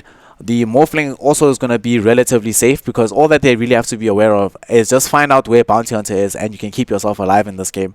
So the only point of contention, we don't know what APG is going to run mid. Morphling is going to be the pick. And they banned Dox here. I was thinking that BVD could do really well with a Dox here in their lineup, but with that being banned out as well, I actually don't know what Bravado are going to run in the offlane. This is going to be really difficult. You kind of need something that can actually aid or supplement the amount of damage that's coming out from the Jugger. Maybe Batrider could be the option for them in the offlane. Puck for Potentially mid. trying to, but I mean, looking at, Morphling would want to be your priority target, but he's going to build into a Lincoln, so you need something that can do a little bit more. But APG going for the puck mid, and look at the amount of control APG is going for over here. You've pretty much got Shadow Demon, Disruption from the Shadow Demon into Torrent, into X, if they, well, not even X at the moment, they drop the bubble. Then you've got the Morphling that can then wave through, bubble goes off, X marks the spot, then you've got the coil. I mean, there's just so much control coming out from the side of APG. They do decide to finally pick up the Slardar, put Donny on the Slardar. Probably going to be an off lane that we're going to see. So, I mean, that is going to pretty much tie up the game thus far, the draft so far. We've got... for the side of BVD, going to be Bounty Hunter, Oracle, Invoker, Juggernaut, and Slaughter. For the side of APG, going to be the Shadow Demon, Morphling, Kunkka, Faceless Void, and Puck. And just looking at the draft so far, you must really be feeling a favorite. APG. I really like the APG draft. I think Slaughter struggles in the safe lane, in the off lane versus Shadow Demon and Kunkka individually. Nevertheless, when they're in tandem, he doesn't have that much kill potential on Morphling, even in the later portions of the game, unless he goes for some funky sort of build to try and bash the Morphling down. Also, the mid lane, it's going to be difficult for them to control ACG. There's no way they're going to be able to kill this Puck. And normally when you pick Bounty Hunter, you want to be able to find some kills in the early game on some heroes. And that's going to be very difficult to do here up against Puck, who's very elusive in the mid lane. There's a very elusive Faceless Void in the off lane, very elusive Morphling. There's a save from Kunkka and from Shadow Demon. I just think APG's draft is very difficult to deal with, and I really like it in this game. Yeah, this is one of those fairy tale stories where BVD goes 1-0, then APG brings it back 1-1, and then APG kind of gets the dream draft. So I think at this point in time, it's APG's game to lose. I do think so, and I think Slayers has gone safe lane, so he's been playing pseudo support and jungle, but this time they're like, okay, they're dude, pulling out the big guns. Now they know. You gotta be serious. The boys know, right, now we've got some serious plays to do. Udu sitting with the Orb of Venom, so we're going to expect some of that earlier RS coming out from them, and it's going to be just a simple trade-off at the moment. It seems that we can see different players at the moment, just the way that they hunt the bounty rune. Pretty much not wanting to commit too much, even the side of APG, just securing the bottom lane, not doing any roaming around, not getting up to too much mischief just yet. And they may be able to pick up this mid-run here from O'Malley. The tree is down, trying to defend that bounty.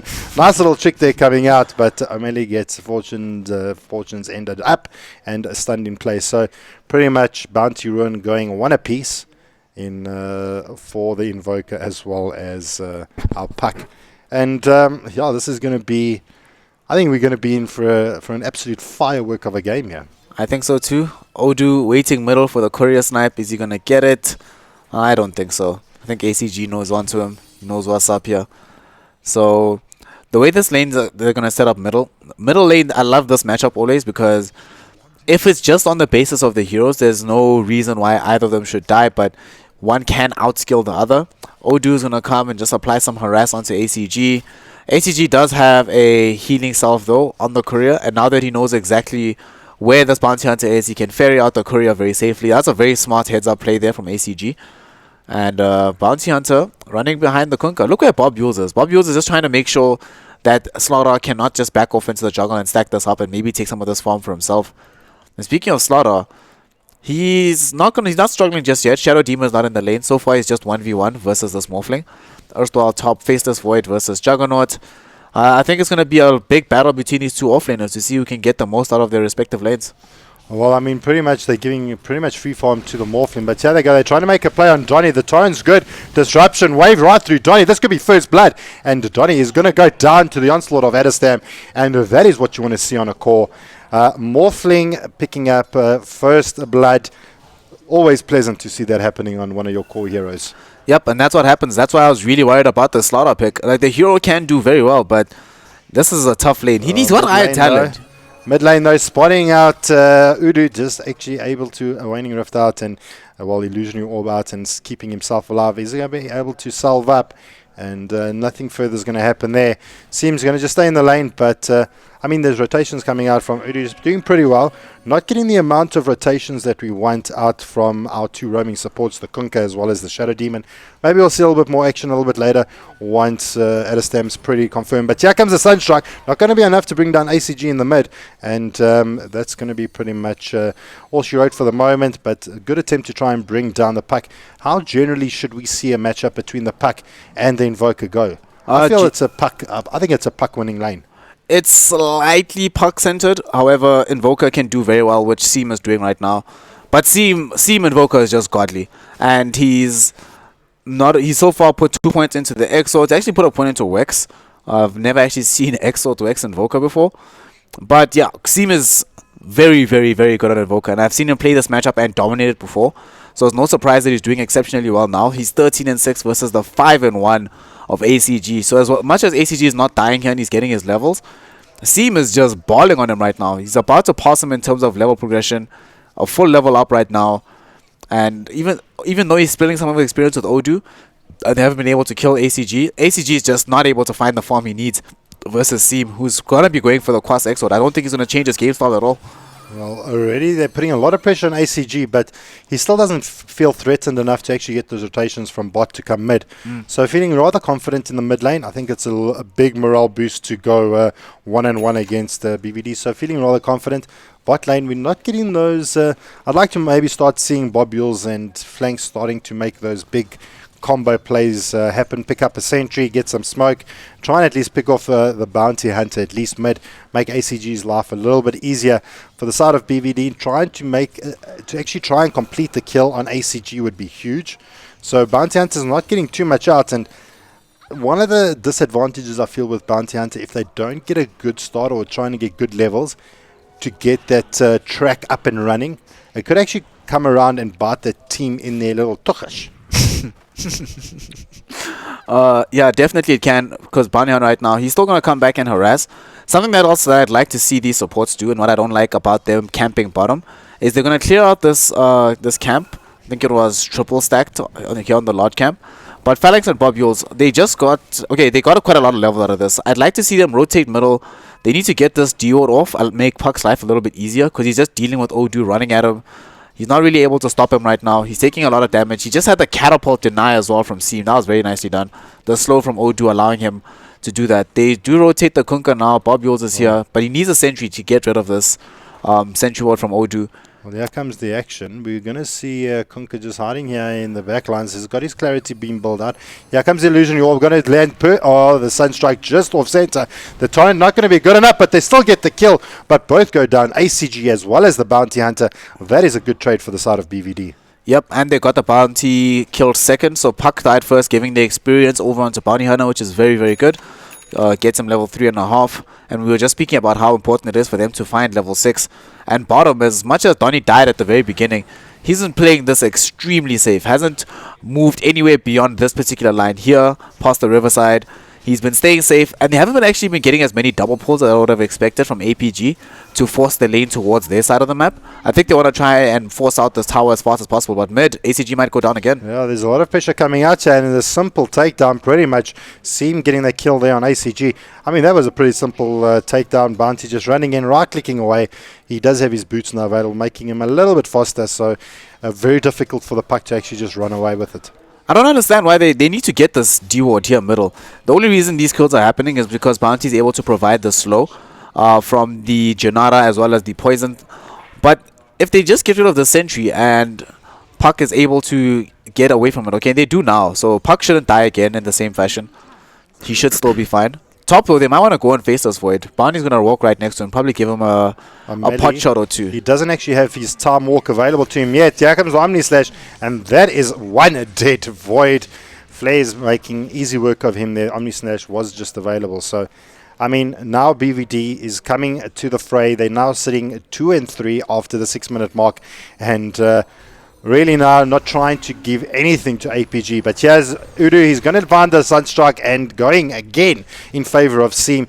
They are really trying to shut down ACG this time around. And BVD now really starting to take command of this game. Even though we felt that the draft was a little bit better from APG, the execution from BVD seems to be a little bit better here. The kind of drafts that they build is a lot better. I think what's been happening, the fact that of the 4 kills that they've gotten on the side of BVD, 3 of them are on this puck.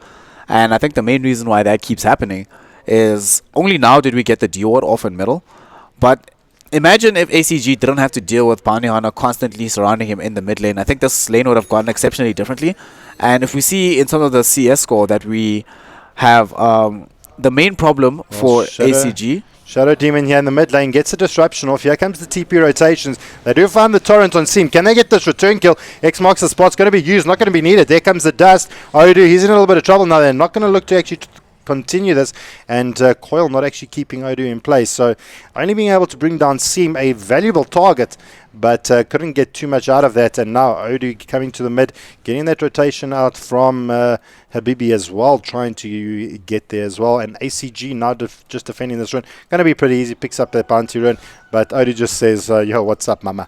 And gets that Orb of Venom working for him. So with all that said, and things happening around the map, our calls, something we haven't had a chance to actually discuss about. I mean, Flair sitting 58 to 2022, and Adestam sitting on 65-29. Now, how does a late game Morph versus a late game Jugger fare? Morph all the way. Morphling as he gets later and later into the game. The only thing that Juggernaut is able to do at a particular point is just have the Manta style. Manta AC with Diffusal is pretty much the only option for him. However, late game Morphling is just ungodly difficult for him to deal with. And it doesn't help that the rest of the team doesn't really have that much control. Unless they're able to consistently get off some slithering crushes into the EMP from Seam. But right now, they're going to try and make a go at middle again. Well, so both teams are doing the same thing. Well, Donnie's here in the vicinity. They feel that mid is going to be the winning factor here. We've got Uri here on the sidelines. He hasn't spotted out. He does now just spot out Bob Yules. There comes a disruption out on Seam. Coil's going to hold him in place. Torrent is good. Donnie's trying to make what he can happen here.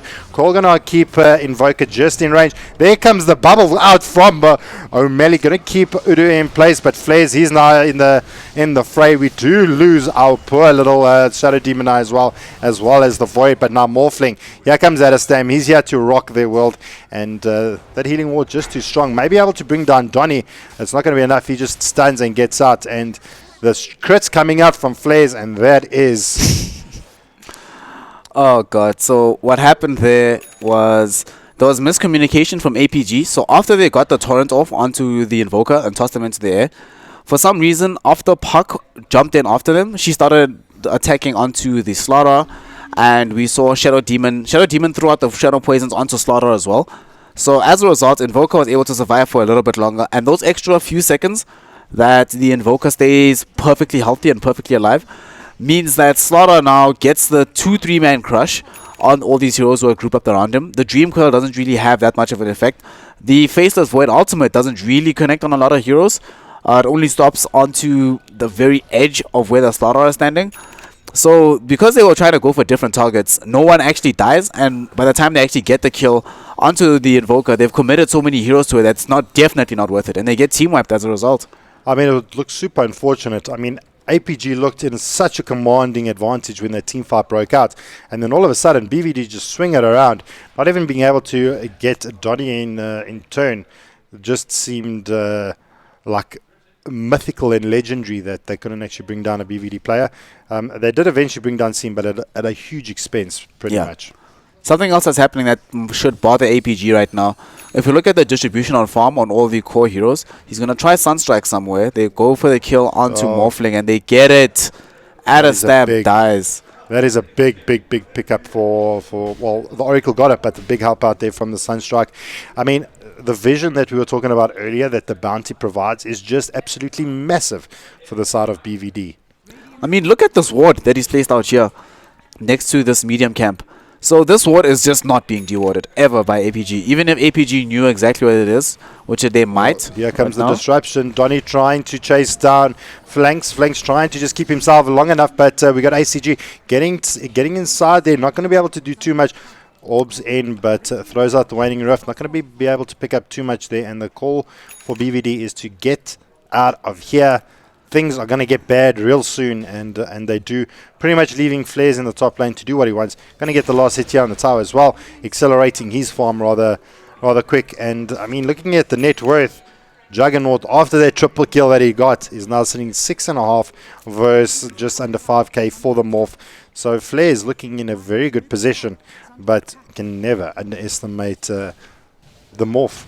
You can't underestimate Morph, but at the same time, bravado with this bounty hunter. Odu's been putting in so much work. I think the last 2 or 3 kills have been track kills for his team, which changes the game substantially. They will see him going into the Shadow Walk here, so they should be able to evade this particular gank. But him having the track vision and being able to give the gold over to his team, so far it's enabled the very early pick, or not early, but decent time pickup of the Invoker with the Hand of Midas. Slaughter has been accelerated towards getting his Blink Dagger. Even after an awful laning phase, we're still going to have a very good Blink timing for Donnie here in the off lane. So right now, the way Bravado has been, they've been able to pressure the lanes, pressure the map as a large. And again, a lot of it came down to what happened in middle. Because ACG was forced to die a few times and wasn't able to actually get counter kills as many as he'd have liked onto Seam. Now we're in the situation where they have to sort of try and protect the mid lane because ACG hasn't had the best start. But this bounty hunter is free to roam around in your side of the map, in your jungle. But the Faceless Void can't really farm bottom because he's afraid of what might happen if he pokes his head outside and they don't know where the Juggernaut is. I mean, it's a completely different scenario here now. BVD with absolute confidence, sitting in the Radiant jungle farming. APG now being a little bit more scared, hovering around the tier 1 tower here. They're going to spot out the Oracle, so they're going to actually commit the bubble to bring down Habibi. Maybe a little bit of an overkill. There comes the Torrent, but I suppose bring down the Oracle should they get into a team fight. Oracle's not available, and they can maybe make something happen. Mid lane, we've got ACG just trying to keep Flares at bay, but a completely different side of events happening this time around. BVD seems like they've been revigored and renewed and completely not taking any nonsense from APG. Yep, BVD feel like the much stronger team right now. Odu will be spotted. They know where he is. Flares has to watch him. They're looking for the Omni Slash. They're going to get the call. There comes the boat. It's not going to land on anyone. Flares busy Blade Furying up, but they do get the Torrent on Udu. This might be enough. There comes the dust. They're going to probably lose Udu over here. Can he actually escape? But the poison too good. And Flanks picking up himself a pretty little kill there. And only losing the bounty hunter, I suppose, worth it as opposed to losing one of your bigger players. And yeah, BVD, even though BVD seems in a little bit more of a commanding lead, APG, I feel still has the tools they need to actually win the game. I feel their draft is a little bit better, but BVD is just playing absolutely phenomenally well. BVD is really bringing their A game now. So Juggernaut is crazy farmed. He's got 7,600 net worth at the moment. Morphling is tied up with the Invoker, but seems not going to stay here because he's just almost completed up his full Yule Scepter with this Hand of Midas. And as this game is going, Morphling sure might be a huge problem as the game goes late, but I'm not sure that APG will be able to reach it in one piece. And also, if by the time they reach it, Odu might have been able to close the gap in terms of what they need gold-wise to bring down this Morphling, because he's been getting these tracks off. They're going to try for top as well. He Shadow Walked in. They just picked up the Yule Scepter for a Seam. I don't think they'll try go for Morphling. He just gets the tower. He's going to get himself out. That's a rather interesting decision to actually just let the tier 1 tower go pretty much free of charge. I think they were afraid of where Puck and Faceless Void are. Neither ACG was showing middle for a little bit, but then the wave was cleared out. They don't know where the Faceless Void is. He's not showing on the map whatsoever, so it just felt a bit too risky. Oh, he has a big opportunity here for BVD. They spot out that Adestam's actually just used his wave. Udu's going to make a bit of a play here. Does just actually Janare strike him, and Shadow Demon maybe actually returning here. He does actually have a dust available. It may be enough to actually bring down the bounty. They get the rotation coming up here from Bob Buell on the Kunka, but they may also just let bot lane go pretty much easy and free of charge. So now Flares has picked up both tier 1 kills. I mean, that's a huge amount of net worth going in his favor just for picking up those 2 tower kills. Yeah, definitely. He's now... Well, X marks the spot on Udu. There comes the boat. Is it going to be good enough? There's the dust. Perfect ship. But they're not going to actually follow through with it. They don't have any... They already used the reveal. It's on cooldown, the one that's being held up right now. Bob Buell has... Oh, does Bob Buell have a new one? Okay, I don't know why he didn't dust there. I may have just come in from the courier, so I may be under correction. But as it stands, he actually did have a dust. But there comes Fortune's Head, holding Bob's in place. Donny on the slider, trying to see if he can find a pick-off. Has he got his blink yet? He does. So this will probably be the first time it gets revealed. As far as I know, we haven't actually seen a fight with his blink up yet. So APG need to do something to actually just kind of be a little bit wary of what's happening. We've got a melee here on the Void. Donny doesn't actually spot him out. He's actually trying to look for the Morphling pick. He's just going to wave out, TP out, and... He was easy done. Actually really lucky that Donny wasn't a little bit closer because he didn't have replicate. Imagine if he got stunned. He would have actually died and there's no way that we were able to save him. Would have been a track kill thanks to Bounty. So, but he gets out. No harm, no foul. And now Habibi. Well, there comes another track. Adu. Phalanx has tracked. Habibi. O'Malley just sitting here in the trees, maybe trying to see if he can just find a little bit of a pick-off here. We do have bubble available. There comes ACG, blinks in, drops the orb. Now they're going to try and bring down Habibi. There comes the bubble, going to use it on Habibi. Maybe a little bit of an overkill, but has actually used up his false promise. Is it going to be enough? It is going in favor of O'Malley on the Faceless Void. So, I mean, this O'Malley is getting so much out of this Faceless Void. He's got his Iron Talon, just treads at the moment. But there comes a disruption out onto Udu. There comes the torrent. Perfect latch. Ship's going to be used. Not going to land. But Donny jumps in. Now running out. Yule's coming out from Seam. Trying to keep himself alive. And he does go down. Omni Slash trying to do work. The 4 players here from the side of APG just trying to tank it. And going to be able to do that. But able to bring down flanks at the back lines on the Shadow Demon. Flares does eventually go down. Donny just a second too late to actually save his teammate there. And now Donny is looking to make some tracks, get himself out of this Hell's Kitchen position and go back to farming as APG are looking clear to take tier 1 tower in the mid lane here. That was very good from APG. So firstly, something that O'Malley's been doing that I like and dislike, he's been ensuring that he uses the Chronosphere onto the Oracle to make sure that he gets the kill. So very often when you don't use Chrono, you run the risk of someone surviving for whatever reason, or worse yet, they get the turnaround play onto you. However, he's ensuring that he will kill Oracle, and when the fight breaks out afterwards, I think Bravado realized partway through that even though Chronosphere is down, and that's part of the reason why they took the fight, that they don't have enough sustain to actually keep alive through it. So first we saw how quickly Odu went down, and as he was going down, Seam tried to back away, but it was just way too easy for the APG heroes to just chase him down. They have their X onto him, they had enough poison. ACG as well also now does have the Blink Dagger, so Seam's plays are a little bit risky now. That there's this easy catch potential from the puck, always available to run you down. So that fight, I think, definitely brings APG back into it, even though if you look at the gold distribution, only the Morphling is in the top 3 for his team in terms of net worth. And the net worth lead is slightly in favor of Bravado right now. But it is making its way back in terms of APG. But here we go. We've got the bounty being spotted out. Has been dusted up. Gets disrupted. And easy peasy, says Adestam. Smashing the waves. Bounty Hunter thinks it's a little bit of surf time. And just wanted to get a little bit of waves going on there from Adestam. Eventually does go down. So, I mean, the players from BVD, they are just trying to get as much as they can out of the map at the moment. Donny trying to get as much farm as he can. He's sitting with... 2.2, let's say. Top. What's Seam's gonna die. Top lane. They have dropped down that sentry, so They do actually know that this ward has actually been placed here. O'Malley, long arms, my being able to God. get that. If they dropped down an observer ward instead of a sentry, that would have been a free kill on Invoker. He doesn't have Blink Dagger. All he has is the Yule. Faceless Void did have the Chronosphere. They had the boat. That would have been such a good kill. But unfortunately, they only dropped the sentry. Worse yet, they destroyed the enemy sentry. So that gives him the information he needs to know that something's up. But they're still going to just push on this tier 2 tower. And I don't think Bravado want to fight right now. Well, Bravado, they've jumped into the pit. APG may look at actually taking the top tier 2 tower here. I mean, in this position, what objective would you want? Would you want the top tier 2 tower? Or would you want to be taking Rosh? APG is aware of it, goes down rather quickly, and now it's it's BVD's opportunity to try and get to the top lane to try and defend it. And So 2 seconds on replicates.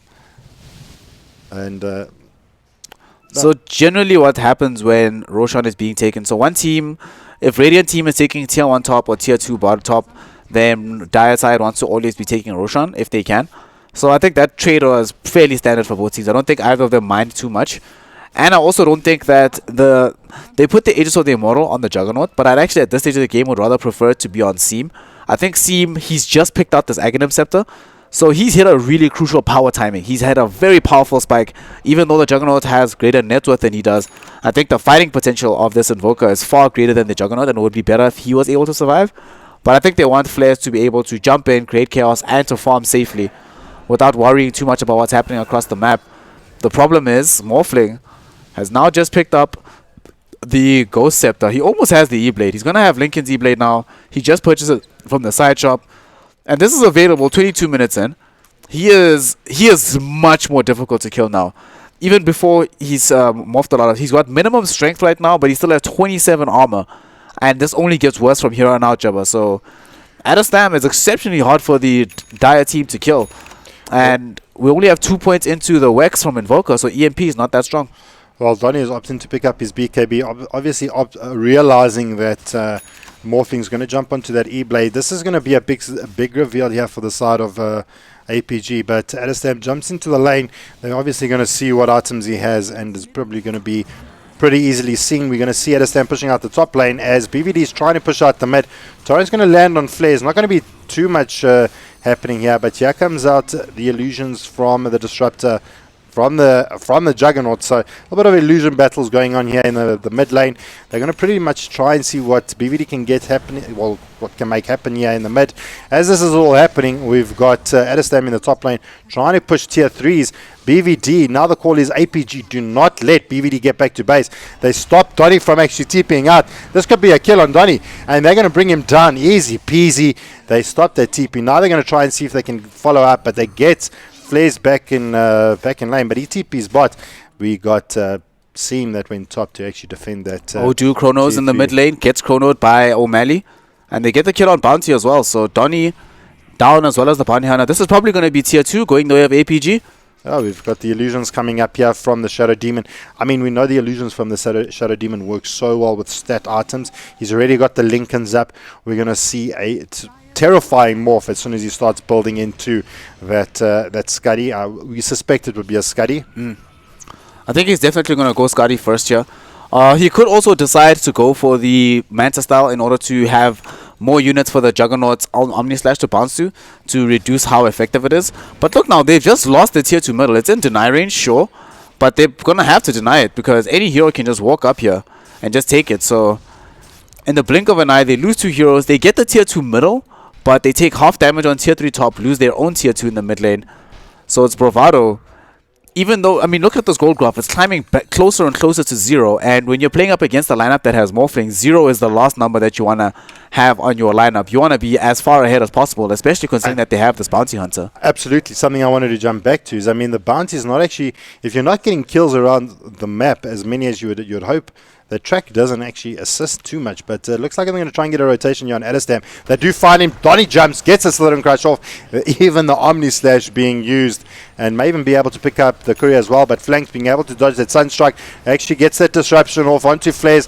Going to keep him in position for long enough, but it's not going to be good enough, and he does go down as well. So maybe a little bit of an overstay there coming out from the side of BVD. So now BVD starting to get a little bit of a better footing, I feel, this time around, being able to. But I suppose APG, what you doing so far up in the lane without seeing any of the BVD boys on the map? I think the main question is, what is Adestam doing that far out of the map without his replicate online? As a Morphling, I think in you a game mentioned like it. this, I think you mentioned in one of the previous games, if you play a Morphling, you have a replicate. you No have replicate, to have replicate. you're a duplicate. I don't know, I just made up that word. But BVD looking to maybe put a little bit of pressure here on this tier 2 tower in the top lane. They're probably going to get it rather easily with Adestam down. Not going to be buying back for this, but ACG just trying to keep things at bay here. We've got Adu looking on the sideline, seeing if they can find something. The deny is good. ACG, you little biscuit, getting that little deny off. O'Malley trying to see if he can find more. He can't. Easy TP out there from the Oracle. And yeah, I suppose they're getting that free tier 2 tower. Odu maybe can be able to, he doesn't get that courier snipe. And Seam now just jumping into the bot lane, trying to farm what he can. I mean, I think BVD is like a little bit nervous. APG's also playing very apprehensively now after that little bit of maybe a little bit of a misplay, I suppose. Adestam being in the top lane, dying as well as the Shadow Demon. Not the best kind of scenario, but yeah, that's the way it goes. I can understand the trepidation of these two teams to truly want to go too far in, because I want you to think about something, Jabba. Whichever team wins this particular game is through to the winner bracket final and guaranteed top 3. So the loser of this game, no matter what... What is the value? Tell the viewers out there what the value of top 3 The value of top 3 is 50,000 Rand. So that is a 15,000 Rand difference for this game alone. This is what is essentially on the line. 50k in your pocket. I mean, that is just a hell of a lot of money to go to a team that is basically 3. Oh but no, now Flares goes down. Morphling just too strong. They're going to be able to actually dust out the bounty hunter. They're not maybe able to follow up. Donnie's in the sidelines here.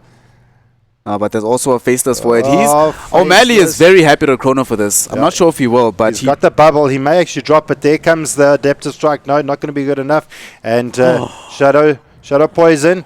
Is it good? There we go. Shadow Phalanx, you little biscuit, dropping that sentry just in time, just kind of determining the path that he's taken, and gets that kill there on Odu. A little bit of a misplay, I suppose, earlier. Maybe they're looking at taking high ground, and O'Malley's been told, don't use your bubble just yet.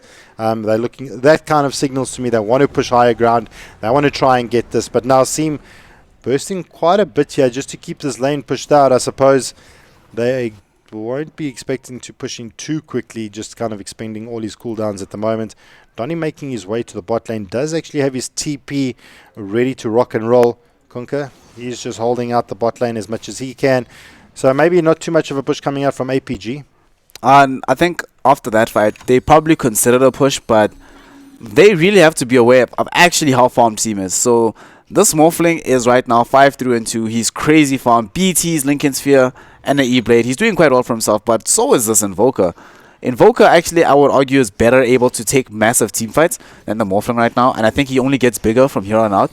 And also the thing that APG have to keep into consideration is that the later this game goes, the closer Invoker becomes to getting level 25, and thus maximum EMP and Deafening Blast, both of which are extremely good. He's in a little bit of trouble. He does actually dodge out, but now comes the Omni Slash. Doesn't actually drop the bubble, and he's down for the count. Now ACG in a little bit of trouble. Actually heals himself up now as well. The Slithering Crush not going to be good. He's able to actually just phase shift that out. He's going to be able to blink himself out of that dangerous position. Sunstrike, is it going to be able to find him? It does here on the sidelines, and not going to be able to be good enough here from the side of APG. Losing 2 heroes there, and they are the 2 crucial heroes that could actually mount a very good defense here for the side of APG. Flanks and Adestam maybe actually looking at trying to put a bit of pressure mid here. We've got Seam that's actually come here to the front to actually just defend what they can here in the bot lane.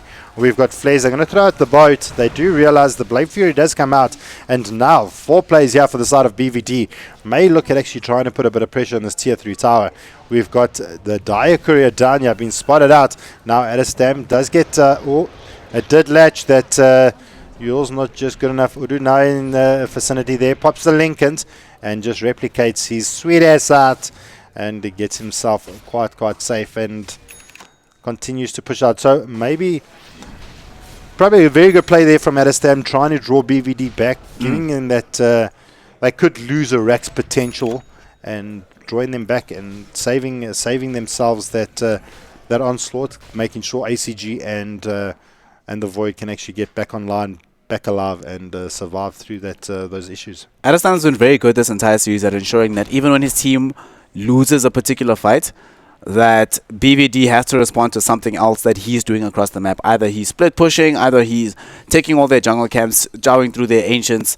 So in this game, what he's been very good at doing is ensuring that even when some of his own heroes are being gone on, he is presenting some form of threat elsewhere on the map. And now Roshan was being started by APG, but the Sunstrike will let them know that BVD knows, and Bravado will not allow them to actually take that Roche. And for the first time this entire series, we look around the map, APG are the ones that have much more vision than Bravado, and Bravado are the team that normally we expect to control the entirety of the map, to show their dominance through their understanding of the mechanics of where everybody is going. But this time they only have the one ward that's available for them, right here next to the tier 3 tower on the top lane for the Radiant. They will get those Roshan though, and they just placed some new vision around it. But is this going to be enough? BVD jumps into the pit, so risky, so risque. Perhaps APG can actually make something happen. Yeah, they're going to send this illusion in. They do know how far it is. There comes the illusion. There comes the bubble. Going to bring down flares. Is it going to be enough? False promise used up. There comes the wave. Here comes the boat. BKB up here from Donny. Is it going to be enough? They're going to try and bring down Roche, but flares is down for the side of BVD. APG trying to make something happen. We've got O'Malley on the backlines trying to deal with the Invoker. Rush going down in favor of the Dire. Slider picking it up. And Donny, you sneaky little bugger, picking up that Rush. Now ACG, O'Malley trying to get themselves out of this little precarious position. Bringing down the Kunkka. The Morphlings hit the deck. And I thought that technically APG looked good at winning. Completely went in the way of BVD, and that was all because the Invoker was just sitting in such a prime position and throwing his nonsense into that pit. So as dangerous as it is for Bravado to fight inside the Roshan pit, it's equally as dangerous for APG, and we just saw why Seam bossed on them with his Invoker. Also, there was a buyback from the Juggernaut who came in to help his team win that fight with the Omni Slash. Also, I don't think that was the best Chronosphere from O'Malley. I think O'Malley, if he'd been able to Chronosphere Donny as well, they would have won that team fight a lot harder than actually what happened. But unfortunately, he only caught flares, and they weren't able to actually kill flares in the duration of the bubble initially. He still got the Omni Slash off. He died because False Promise wore off and he took too much damage. But the damage was done from him as well. Being able to do enough damage for Donny to come in and get another stun, another amp damage, and give Seam the power to clean up was what ended up winning them the fight. He buys back, and they still get the Aegis on Donny, who still has it on himself right now. So I think Bravado, that fight and forcing the Morphling to buy back, as much as it looked like they were sort of on the back foot, that very much evens the playing field. And I think it's becoming worse because Morphling is the only really farmed hero on the side of APG, and Bravado are starting to really hurt with both Seam, Juggernaut, as well as the Donny Slaughter are starting to have some form of real effect in these fights right now in terms of damage. Well, here comes out the spare from the Oracle just to bring Donny back to full HP. But just looking at the current gold situation, we've got Invoker sitting with about 5.5k worth of gold. What are we going to see coming out from Seam on his Invoker? Most likely the Sheepstick after he sells his Ring of Bassi. Let's see. He's not buying anything just yet, but I would imagine it's going to be the Hex. Very good against the Morphling, very good against the Faceless Void. It's actually exceptionally good against Morphling. If he can get the Hex off, and as well as they drain away his mana, that Morphling will die every time. And now it's going to be APG who might be flanked here. BVD coming in behind them. Oh, be very, very quiet. We are hunting APG. We've got Seam sitting at the secret shop, so he's in good lines to throw out the Tornado MP. Donny, he's going to try and jump. He's going to be able to find anyone. ACG's been yours. Instant button press on that phase shift. He's going to try and get himself out. He's been tracked now, so going to be a little bit of a problem. Phase shifts out to that Fortune's End. There comes the coil. 4-man coil. Beautiful bubble coming out from O'Malley. But TP back from the Kunkka, now leaving O'Malley just to suck it up and die in the top lane. Illusions from the Morphling just whacking away at this Rex. So flanks you, little biscuit, pushing out the top lane while the rest of his team's fighting bottom. I mean, the split push potential from the Shadow Demon, unheard of. Unheard of. Actually, there was a small mistake there. Adestam, he was top with the Shadow Demon, with the replicate, but he chose to replicate back into the jungle. He was afraid of heroes coming from Bravado to stop him. But had he stayed, they definitely would have been able to claim this melee racks, even though the fight that they took at bottom, it went okay. I think it could have gone a lot better for the APG lineup. The problem was, as the fight was happening, we saw Adestam with Phalanx were top, so there was no more additional damage to put into the 4-man Chronosphere that we saw. Instead, they were like, well, let's play some surprise Dota with Shadow Demon. But don't you think at that point in time, the team should know that, listen, Morphling and Shadow Demon in the top lane, we could sacrifice... oh my gosh, Donny. Oh, he almost get blown up. He's trying to run away from Adestam. He does able to just run his ass out of Adestam's sweet, gorgeous grasp there. But going back to Adestam and Phalanx top, don't you think that maybe they could have sacked the Void, sacked the Kunkka, just to keep BVD in that position to actually Rax top lane? I mean, the damage that they actually got into that Rax, I mean, if Adestam was there, that would have been a dead melee Rax. I agree with you that they definitely should have just sacked. They should have said, okay, Puck, Void, Kunkka, you guys are going to bite the bullet for the team. You guys will die, but it's okay. We're going to get a lane of Rax out of it. And even if you do die, hopefully you have buyback. I don't think ATG does. But instead, they decide that they want to... The Morphling decides that he was a bit dangerous top. He backs off, and as a result, he doesn't die, but they don't get anything out of actually losing the fight bottom. And they actually lose the Shadow Demon at the end of it. So overall, it ends up being a much bigger loss for the APG lineup than it could and should have been. ACG might die here. He has to really be careful. Slaughter looking for the crush onto him. The Yules is available. They're going to get it. Oh no, but there's a Hex from Seam. He just picked it up right now. They get this kill onto the puck. Donny does pop the BKB, but doesn't really matter. It's worth getting a slot kill to blow a 8-second BKB charge, I guess. Well, now that the Aegis is offline, it has actually been swallowed up. Rosh has reclaimed it. It's going to be a little bit different now. They can't push higher ground as confidently as before. Aegis is off flares, so... no, Donny actually picked it up. So Donny going to have to play a little bit more carefully. He has actually picked up the Vlads now for his team. What could we see Slaughter actually progressing to? Slaughter needs AC for the team, so he is going to be... He just got some TP scrolls. I definitely think they need AC for the team, just to another way to be able to do damage onto Morphling. Top lane, look at this. Here comes the siege. They're going to lose the top range Rex, and they do. Is it enough to actually bring down the melee Rex? 3 rotations pulling in just to deal with the illusions from the Morphling. I mean, this is ridiculous. It seems perfectly fair, man. You pick up a Shadow Demon and it's like almost a free Rex kind of vibe. So they just got range Rex for doing absolutely nothing. He pressed one button and range Rex are the results of that particular engagement. Adestam says, okay, let's banter, click. And then Phalanx says, okay, let's click. Disruption and Rex. And that is one range Rex down. So now this also brings a new element to the game. You've always got this potential where APG is going to rock up and say, well, okay, you're pushing my bot lane out. I'm not going to just sit and push in your top lane and put in a lot of damage. But now, not being able to find out, see him quick on the fingers, using that blink to get himself out of that little bit of a precarious position and keeping himself alive. O'Malley just a little bit too slow there. That's not his fault, man. Seam Invoker, what can you do? Well, see him looking for something. He's actually ghost walked it up. Maybe he can just find that pick off. But look how sneaky this is. We've got Phalanx hiding in the trees at a stand.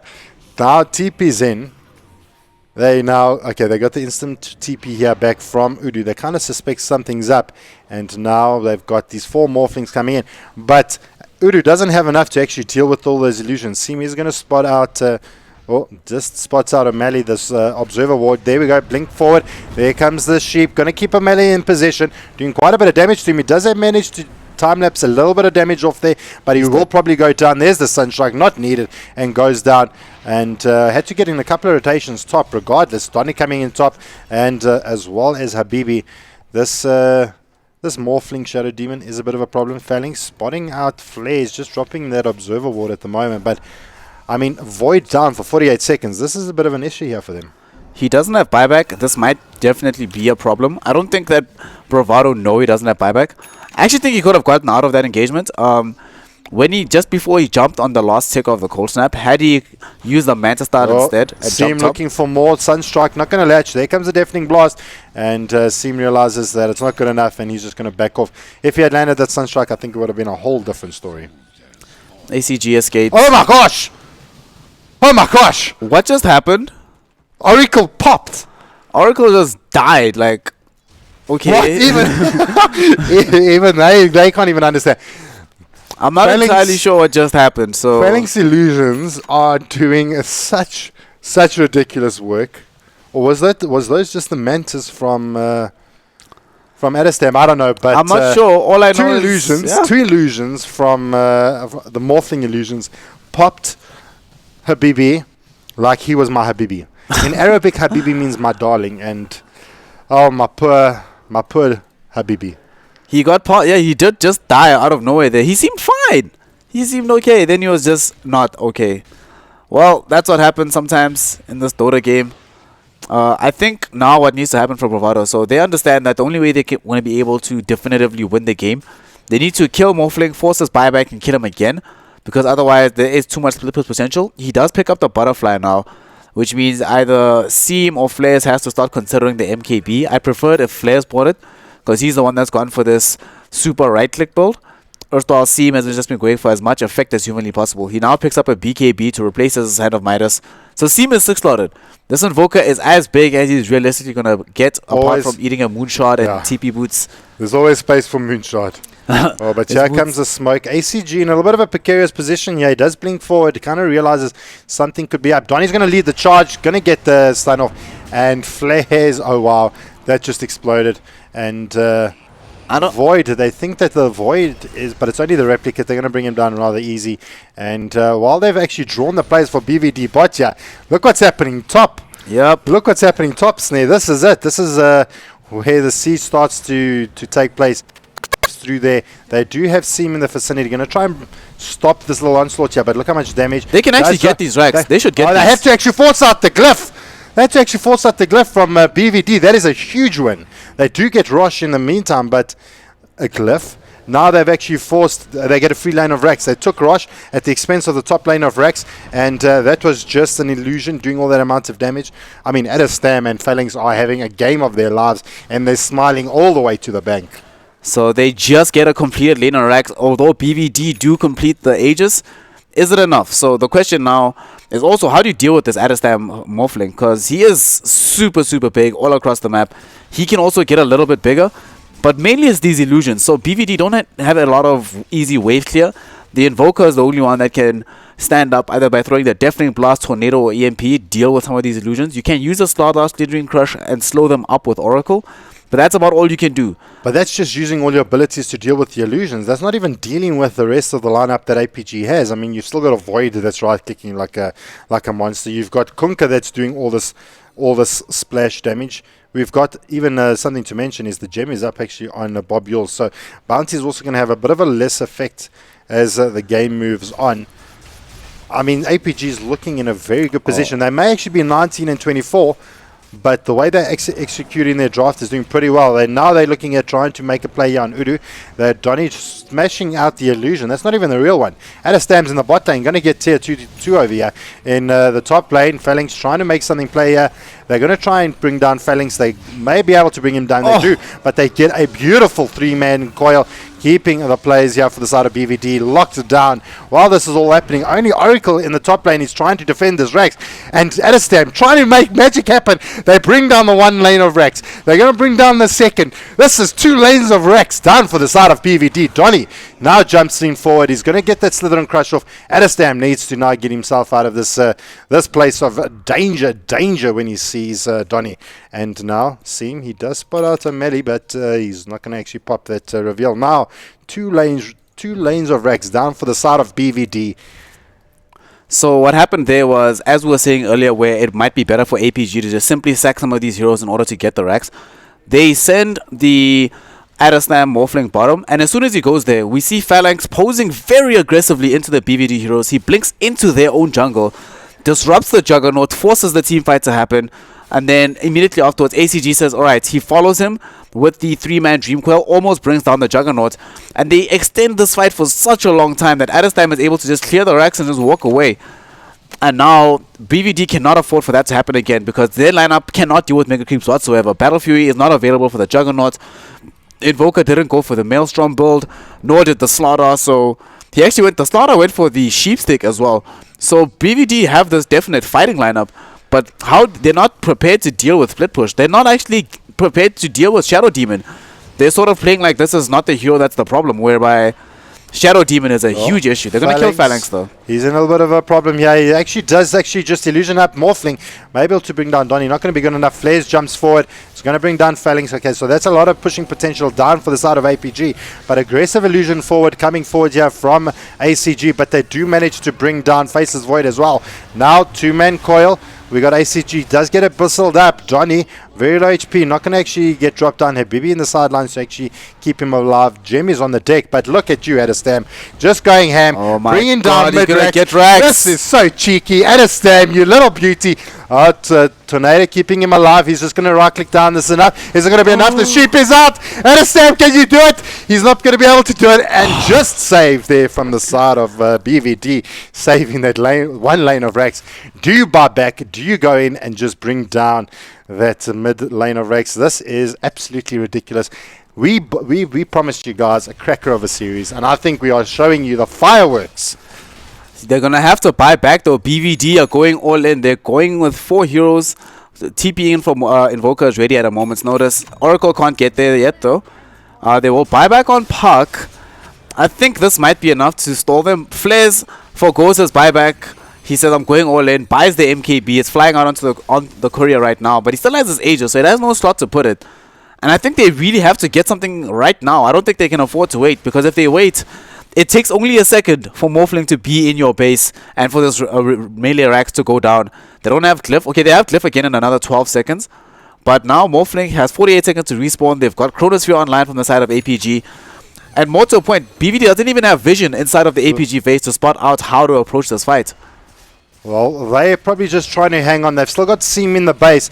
They probably put Seam into this team fight, so it gives the opportunity for Adestam to try and get to the dire side of the map and try and get that last bit of Rex. I mean, they're doing a great job at just keeping BVD at bay. But I mean, if they keep this up, I mean, this is just going to leave the opportunity open again for Adestam to get in there.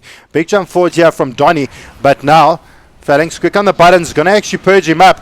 Lotus Orb, is it going to be good enough? He is actually forced to pop a BKB. This may be enough. ACG being sheeped out. Donny now just blinks out. And this could be the opportunity as Ship's not going to be on the mark. They do pick up Slaughter eventually. Phalanx forcing himself forward, picks up another kill here on the Oracle. And now APG doing absolute wonders. O'Malley finding out Uru. There comes the poison. And it is going to be enough. Kunkka finishing that up. And now the courier here. They have to buy back right now. Every single hero who has it. No heroes have it on the BVD. Slaughter does not, nor does the Oracle. This is the call. This is the call to arms. This is it. I think this is game. I don't see how Bravado can hold this. Oh, Seam has BKB. It's a full 10-second BKB with the Sheepstick. He's going to have to come up huge in this fight. He buys the Refresher Orb immediately. Replicate is available, and that is it. Megas are available for APG. BVD, oh, that Cliff was completely off the mark. Not even being able to do anything with that. Tier 4s under pressure. Mega Creeps on the deck. APG, how did you bring it back? Bring in the series almost 2-1. Game's not over yet though, but there's a lot of pressure being put out. No buybacks available, but APG in line to bring home game number 2. There comes the illusions out from Phalanx, just throwing down the illusions, just sitting in the back lines, letting Adestam right-click down the throne. There comes the Omni Slash. Adestam not even trying to get involved, just right-clicking down the throne. Throws out the ether, the E-Blade onto a do. Is it going to be enough? And GG, well played is called. APG take this series completely dominating in the second 2 games from this APG BVD lineup. And those that said they can't tame the beast, APG have proved them wrong and has really come out to slay Goliath. Bravado down to the loser bracket. here at the DGL Masters. So can you believe it? I'm actually stunned. I mean, we were all expecting. I mean, BVD really came in here as the favourites. APG came to the game and said, right, we are going to walk home with a victory, and they did. This puts them in line for at least a minimum of 50,000 Rand cash in their pockets. Yes, please. So this is the easiest game in the world to analyze. What happened was Bravado weren't able to win the game, and they lost to Shadow Demon Morphling. How many games have we seen that come down to effectively Shadow Demon Morphling? And there's very little you can do about it, because as we saw, it's free racks. One person presses Q, one person presses Manta, and that's it. Elena Rack's gone. And the stats from the Morphling, did you see how much damage he was doing? Killing heroes left and right with just the illusion. So yeah, that was absolutely phenomenally well played from the side of APG. BVD got kind of caught with their pants down, not being able to get what they needed out of the map. But Seam playing unbelievably well on the Invoker, getting a lot out of his hero. Flair's doing really well on his Jugger. I felt the rest of the players didn't really come together. The bounty pickup, one of the risky pickups is because if they're not ahead, the bounty, it's a good way for them to try and get back into the game, but when they're not picking up the kills that they want, the bounty kind of falls apart, and maybe it would have been better for them to have maybe looked at a bit of a different support, maybe an Elder Titan as opposed to the bounty, or maybe even the Ricky could have provided more with the smoke, preventing ACG or perhaps the Morphling to escape as much as they did. I think the main problem with how the bounty went was the combo of bounty Oracle seems very awkward, because these two heroes don't do anything together. There was never a situation where you were like, a kill happened because of Oracle. It was Bounty was all out in position, but they couldn't actually chase. They had no stuns from the Oracle. They had no burst damage. Imagine if they had, say, a Lion instead of the Oracle, and then you'd have the mana drain to get rid of the Morphling illusions immediately, and you'd have Finger of Death to kill this hero when he falls low. Instead, you have this hero which is, it helps sometimes, and it's got a couple of saves in this game, but most of the heroes that we saw get False Promise died anyway because there's just too much damage from the rest of the team and not enough control from Bravado to stop APG from chasing them. Yeah, so I think we kind of expressed this as sure. Well, I didn't expect this result, but it was still an amazing result. And the team and APG played absolutely phenomenally well. I mean, they played their draft the way they were supposed to. They had the Shadow Demon, even though with the nerf on the illusions dealing damage to towers. I mean, they still did so much work and got so much work done. So I think that's pretty much going to wrap up this series. We're going to continue on the stream for a little bit more. For those of you that are in game, you're more than welcome to join us on the Telkom Gaming YouTube site. We're going to just go through a bit of the post-game analysis, maybe pick up a few errors that maybe took place. But otherwise, for those of you that are going to be loving and leaving us, do give us a follow. We've got some more games coming up this weekend. We are at the Masters DGL at the Rage Expo. So if you're in the area, come down, say hello to us. And otherwise, just follow us. Follow us on Twitter. Follow us on Facebook. You can find me at Jabba Gaming on both Facebook and Twitter. You can follow Snare at _Snare_. And yeah, give us a shout out, come say hello. We're sitting downstairs in the DGC section, and the atmosphere I can hear in the background that the players are going absolutely bananas, that APG was able to take a series off BVD. So get yourselves, get your asses down here to the DGL Masters. It's going to be a lot of fun.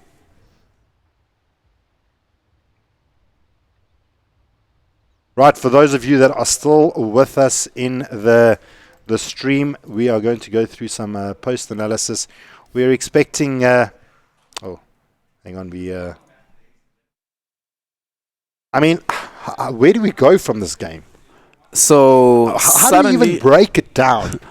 So we were speaking earlier on about which heroes are probably going to come up in the tournament, and you were speaking and asking, is there a way to deal with Morphling in this matter right now? No. And the answer is clearly no. So the two times that we've seen Morphling today, we saw it earlier, DC versus Ecstasy. And DC, they beat Morphling in game number 1, but they had a heavy outdraft. They effectively picked all anti-Morphling counters and still almost lost to Morphling. And now we see Morphling come out without any real counters on the side of Bravado, and Morphling wins. So what's the answer now? How do you deal with this Morphling hero? Which team is going to be the one to definitively say we have the strat prepared, that's always going to be able to take out the Morphling? Because even in this game, Alistam didn't have he had an okay start. His start wasn't as phenomenal as it could have been in other games that we've seen Morphling play. But Bravado, as well as Seam was doing and as well as Flares was doing, they weren't able to actually at any point in the game directly threaten Morphling. The only times that Morphling died this game were I'm not going to say his own fault, but kind of his own fault, where either he was somewhere out of position on the map, didn't have a replicate up, ways that could have been avoided. But in terms of straight out being able to counter and beat the Morphling, even Bravado Emotion fell short of that lofty ambition. So what do you do? How do you control this Morphling? And how do you stop your racks from being taken by a Morphling with Shadow Demon? We're going to have to speak to some of the teams here to actually find what the solution is going to be for the Morphling. At the moment, the only solution is ban the Morphling. That's the only way that I feel they can actually deal with it. Even though Flares did some great work. I mean, his Jugger was sitting 16-3 with 3 assists. I mean, he got a lot of work done. He did a lot for his team. But they just couldn't bash down the objectives that they needed. I mean, Aperture is sitting 24, Bravado is sitting 31. So it just kind of tells you that APG was just trying to avoid BVD the entire time. And when they did try to engage, all they wanted to do was force out team fights to give Adestam and Phalanx the opportunity to run in the lane, smash down the objectives, get their racks, and then get themselves out of the danger zone. Danger zone! Yeah, so that style of Dota is very difficult to play against, especially with the heroes that Bravado had. Again, I think it all comes down to their support pairing. Neither of their supports could kill anybody by themselves or could threaten anybody in terms of being able to control the game by themselves. And generally, when we have supports in Dota right now, you want at least one of them to be able to control up one of the core heroes from the enemy side.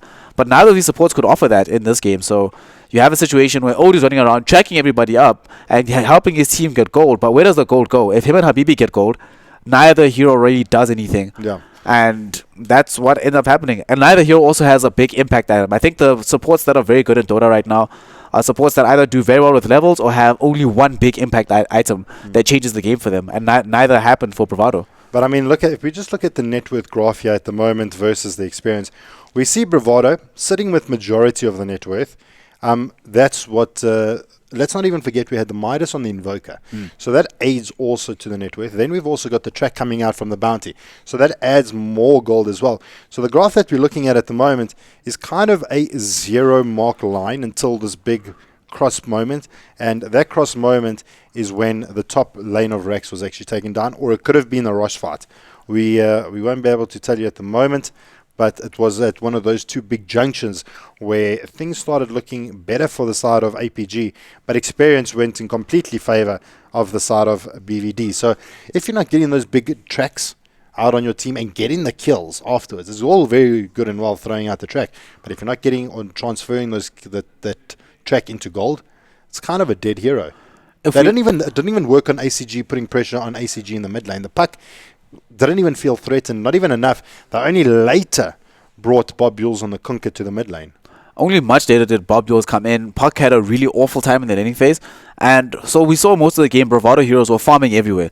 We had Seam farming the jungle with his Hand of Midas. We had Flares running around just getting whatever you wanted with the Juggernaut. But what was very strange is, as much as the Juggernaut did, he had a lot of farm. He was very big. Ended 16-3 5, I think. But it didn't really feel like the Juggernaut was a real factor in that game. It never once felt like, all right, Jug's coming to the fight, everything's going to change right now. It always felt like APG were completely prepared to just buy time for Adestam. And if we look at the progression of their gold, we saw that the only hero that was actually farmed at all was Adestam. But he was all they needed. Every other hero was like, we will sacrifice our lives, we'll sacrifice our farm, we'll sacrifice our time just to ensure that Adestam is able to win the game for us. And he did. You sound like Mel Gibson in... what was the movie, Mel Gibson movie? Which one? There's a lot of Mel Gibson movies. Braveheart, that's the movie. When he stands on the front lines of his army and says, we'll fight until the death. And all Adestam had to do was, he needed to farm Phalanx. All he needed to do was throw down the disruptions, and the rest of the team was just to make sure that Bravado couldn't get back to their base to defend it.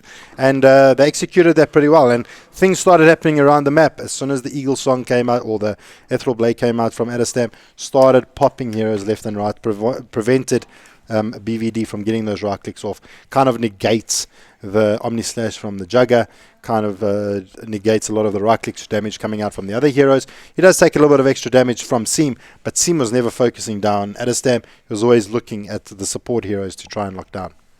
Also, I think APG were really good about not allowing... They saw how big Seam and Juggernaut were getting, And the entire game, I don't think we saw one single huge team fight that allowed Bravado to get off their full combo, that allowed them to get off the Sunstrike Meteor on top of the Omni Slash. It was always APG in opposite sides of the map, always one hero willing to sacrifice his life for the cause. There's always Coco Rum somewhere, there's always someone being disrupted. Bravado just, as we were saying in the draft, the main objective of APG in this particular game was to disrupt how Bravado want to think about Dota and play Dota, and they did that very successfully. And if you look at the draft, I definitely think this was the first time in a long time I've seen Bravado definitively outdrafted, and I think a lot of that has to do with how APG opened their first two. They went for Shadow Demon Morphling. They kind of showed their cards, and then they're like, let's go. And now BVD are saying, well, okay, well, now we got to play against this. So it seemed that APG really got control in the early parts of the draft, and we said from the beginning that we really favored the side of APG in the draft that they had, and that's what ended up taking it away. So I mean, I think this is pretty much going to sum up this series. We're going to jump into another game very soon. It was actually supposed to start at 5. We're going to go and find out if the games are actually going to take place. So we're going to leave you guys. We're going to love and leave you.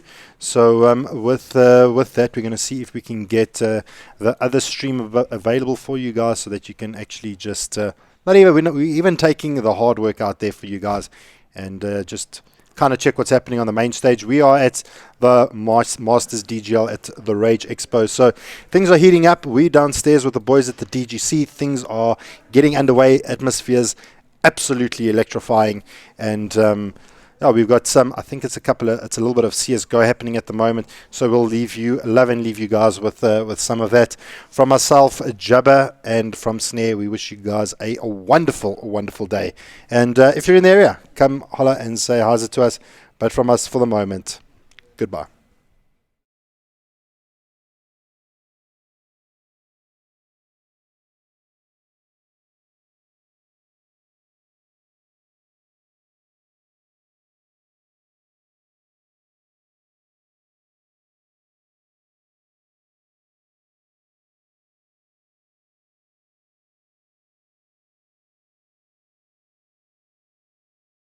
Where it is, but look at Sonic, easy for Sonky, just stomping on them so far, 3k. And just Fady left alive. He's got the bomb, but Goals is hunting him down. Gonna pull out the CZ actually. He gets the kill after all. CZ kill there for Goals, so easy for Bravado as it turns out, 12-all. We know what Goals can do with the CZ. Yeah, absolute beast. It's Cobble. Beast mode. And look at that, Elusive on 23 kills, which is very interesting. He's not usually the guy who drops the big frags, but proving to be very effective on the CT side so far. Flexi actually leading the way for his team on 24, and JT, who has been quite influential throughout the series so far, actually, I mean, he's sitting in second place in terms of points, but he's not really contributing as much as he was on the CT side. I think he's having just a little bit of trouble at the moment trying to, kind of find his feet or find his position. Maybe it's not a very strong map of his. But nonetheless, 12-12, and here we go. Carbon getting the first frag, important one for them. And this full utility and full AK buy-up already. Magma quite low in the HP. A lot of utility moving in towards the B-bomb site right now as they all come in through the plat. It's going to be up to Sonic and his teammates, Goals, etc. to try and defend them off. And at the moment, Carbon just struggling a little bit moving in towards the site here. Not finding anything, but look at that, Goals through the smoke there, just catching the foot on the edge. Elusive coming in, Detrony as well, just shutting them down. Just 2 players left for Carbon 9, just about to be extinguished. Detrony with the final frag, and it's all over there. So 13-12, and Bravado with a decisive lead now. I mean, considering only 1 round for Carbon the whole half.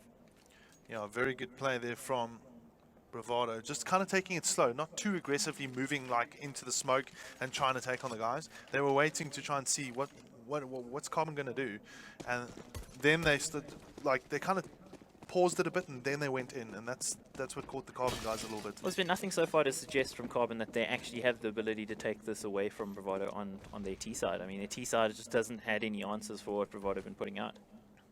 Yeah, Bravado just looking very strong on the CT side now. We know that they're very strong on the CT side, and it's quite proven here at the moment. Carbon not really displaying the kind of coordination I would have expected, considering how much they've played this map, even against Bravado this year.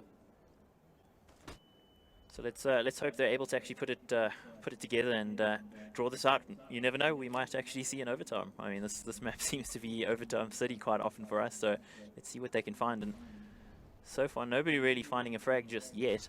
1 minute just over on the clock at the moment, and So far, Macma actually with that P90 hoping to find somebody to rush down.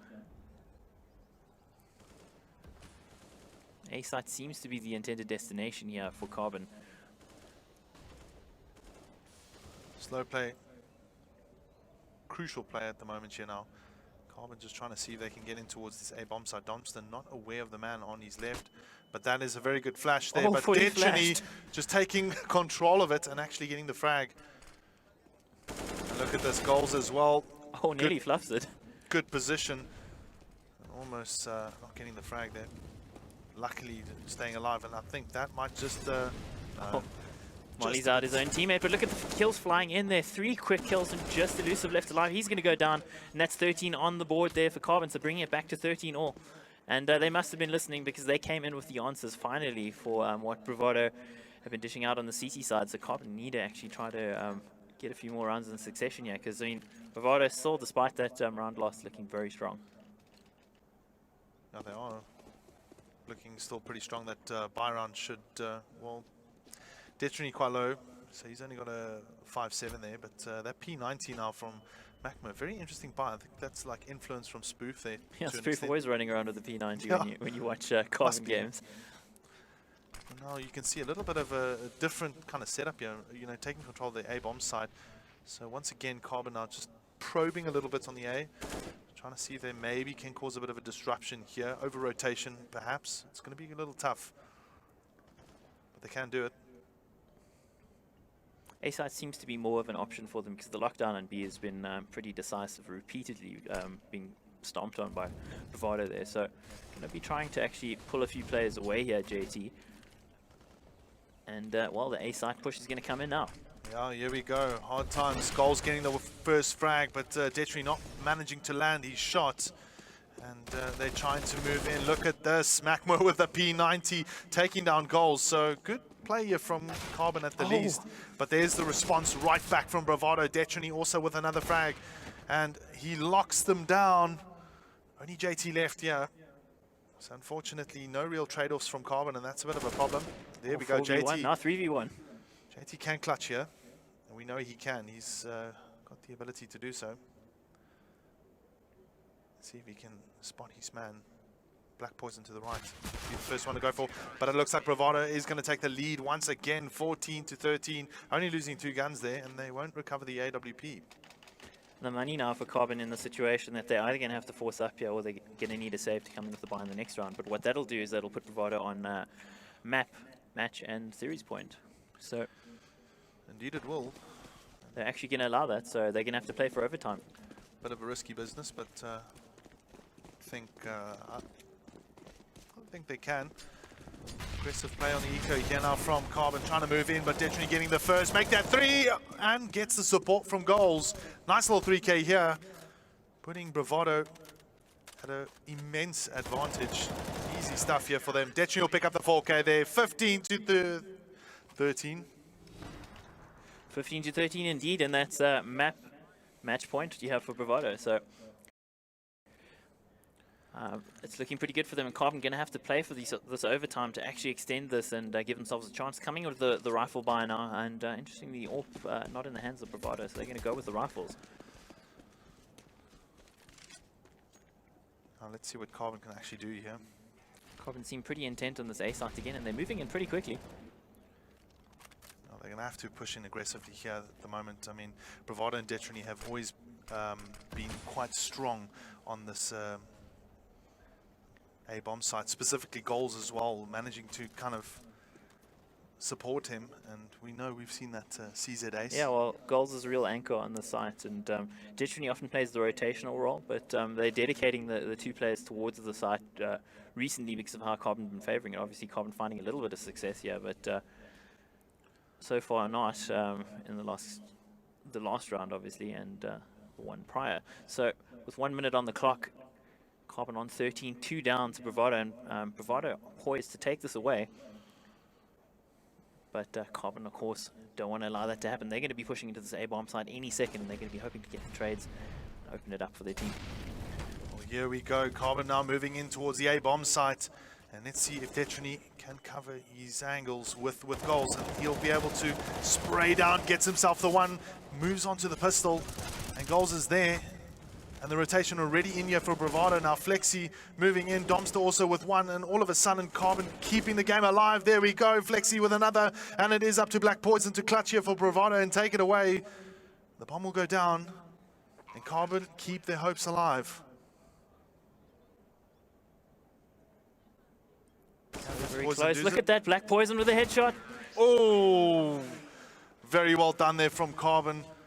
And they keep their hopes alive. Money not too good though.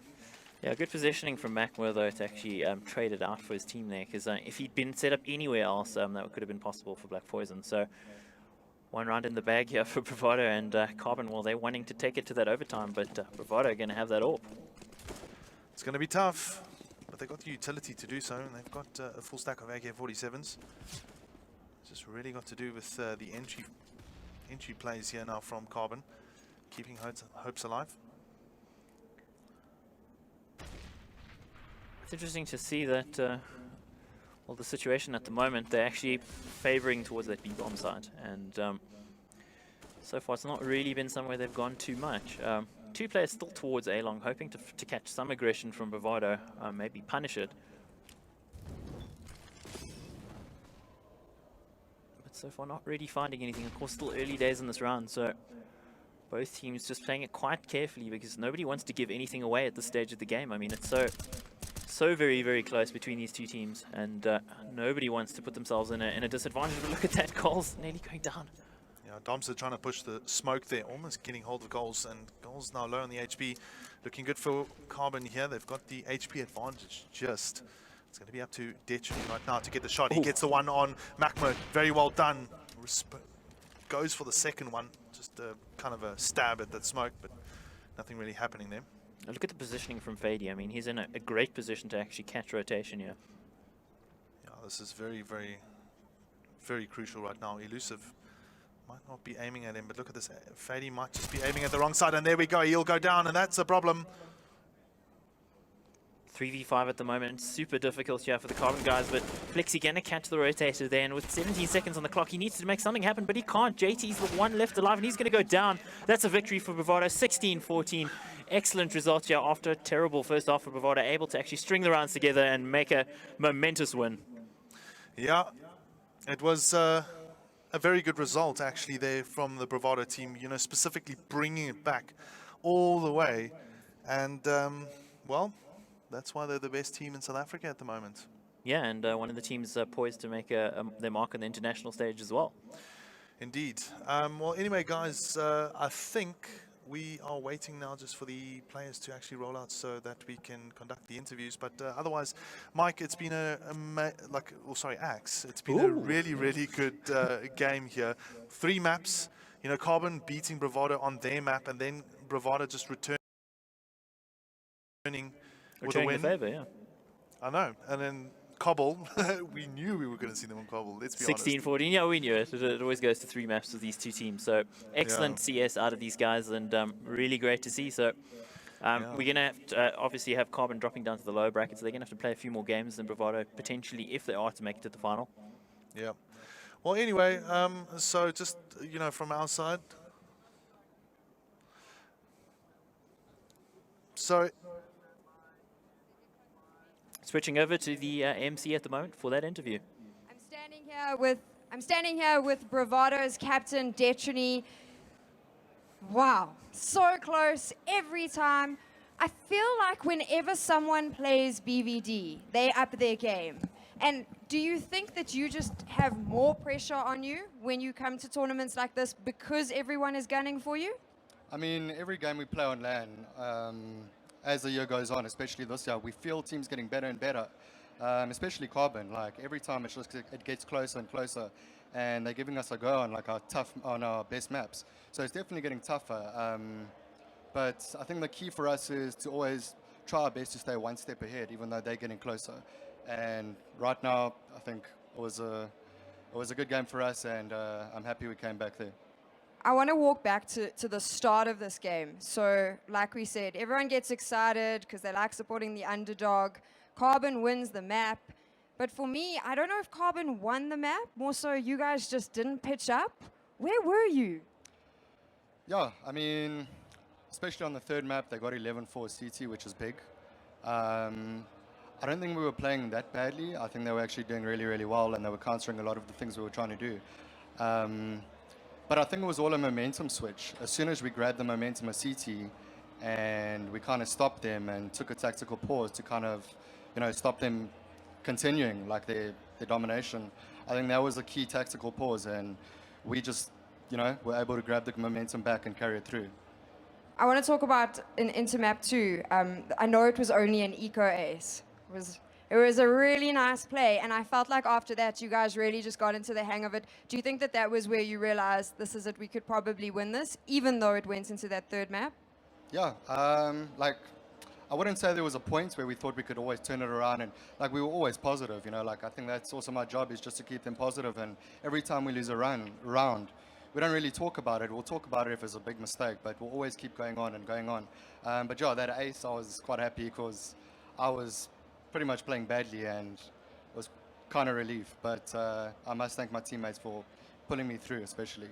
It was a very, very rad play. Final question.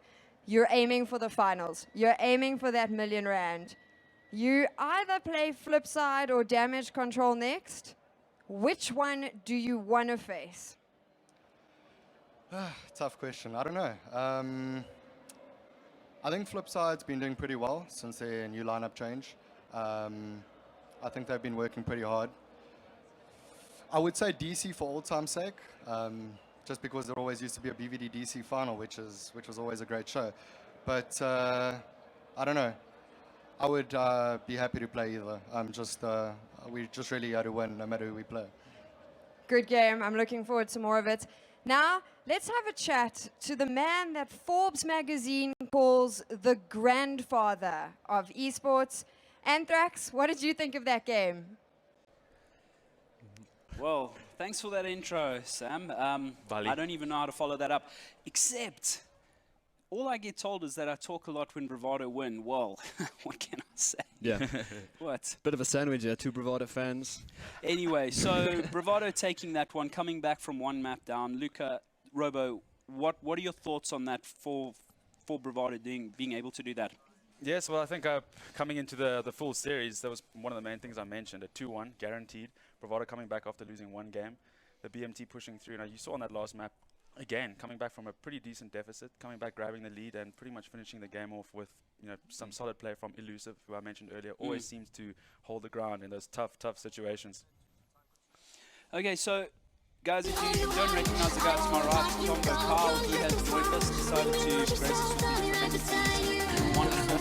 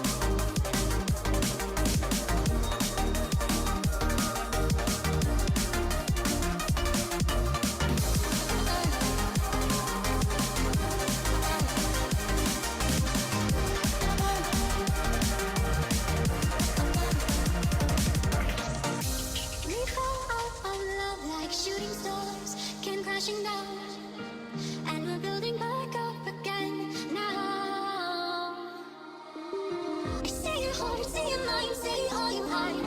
I won't let you go, can't let this die. When you lose yourself, I'll be right beside you.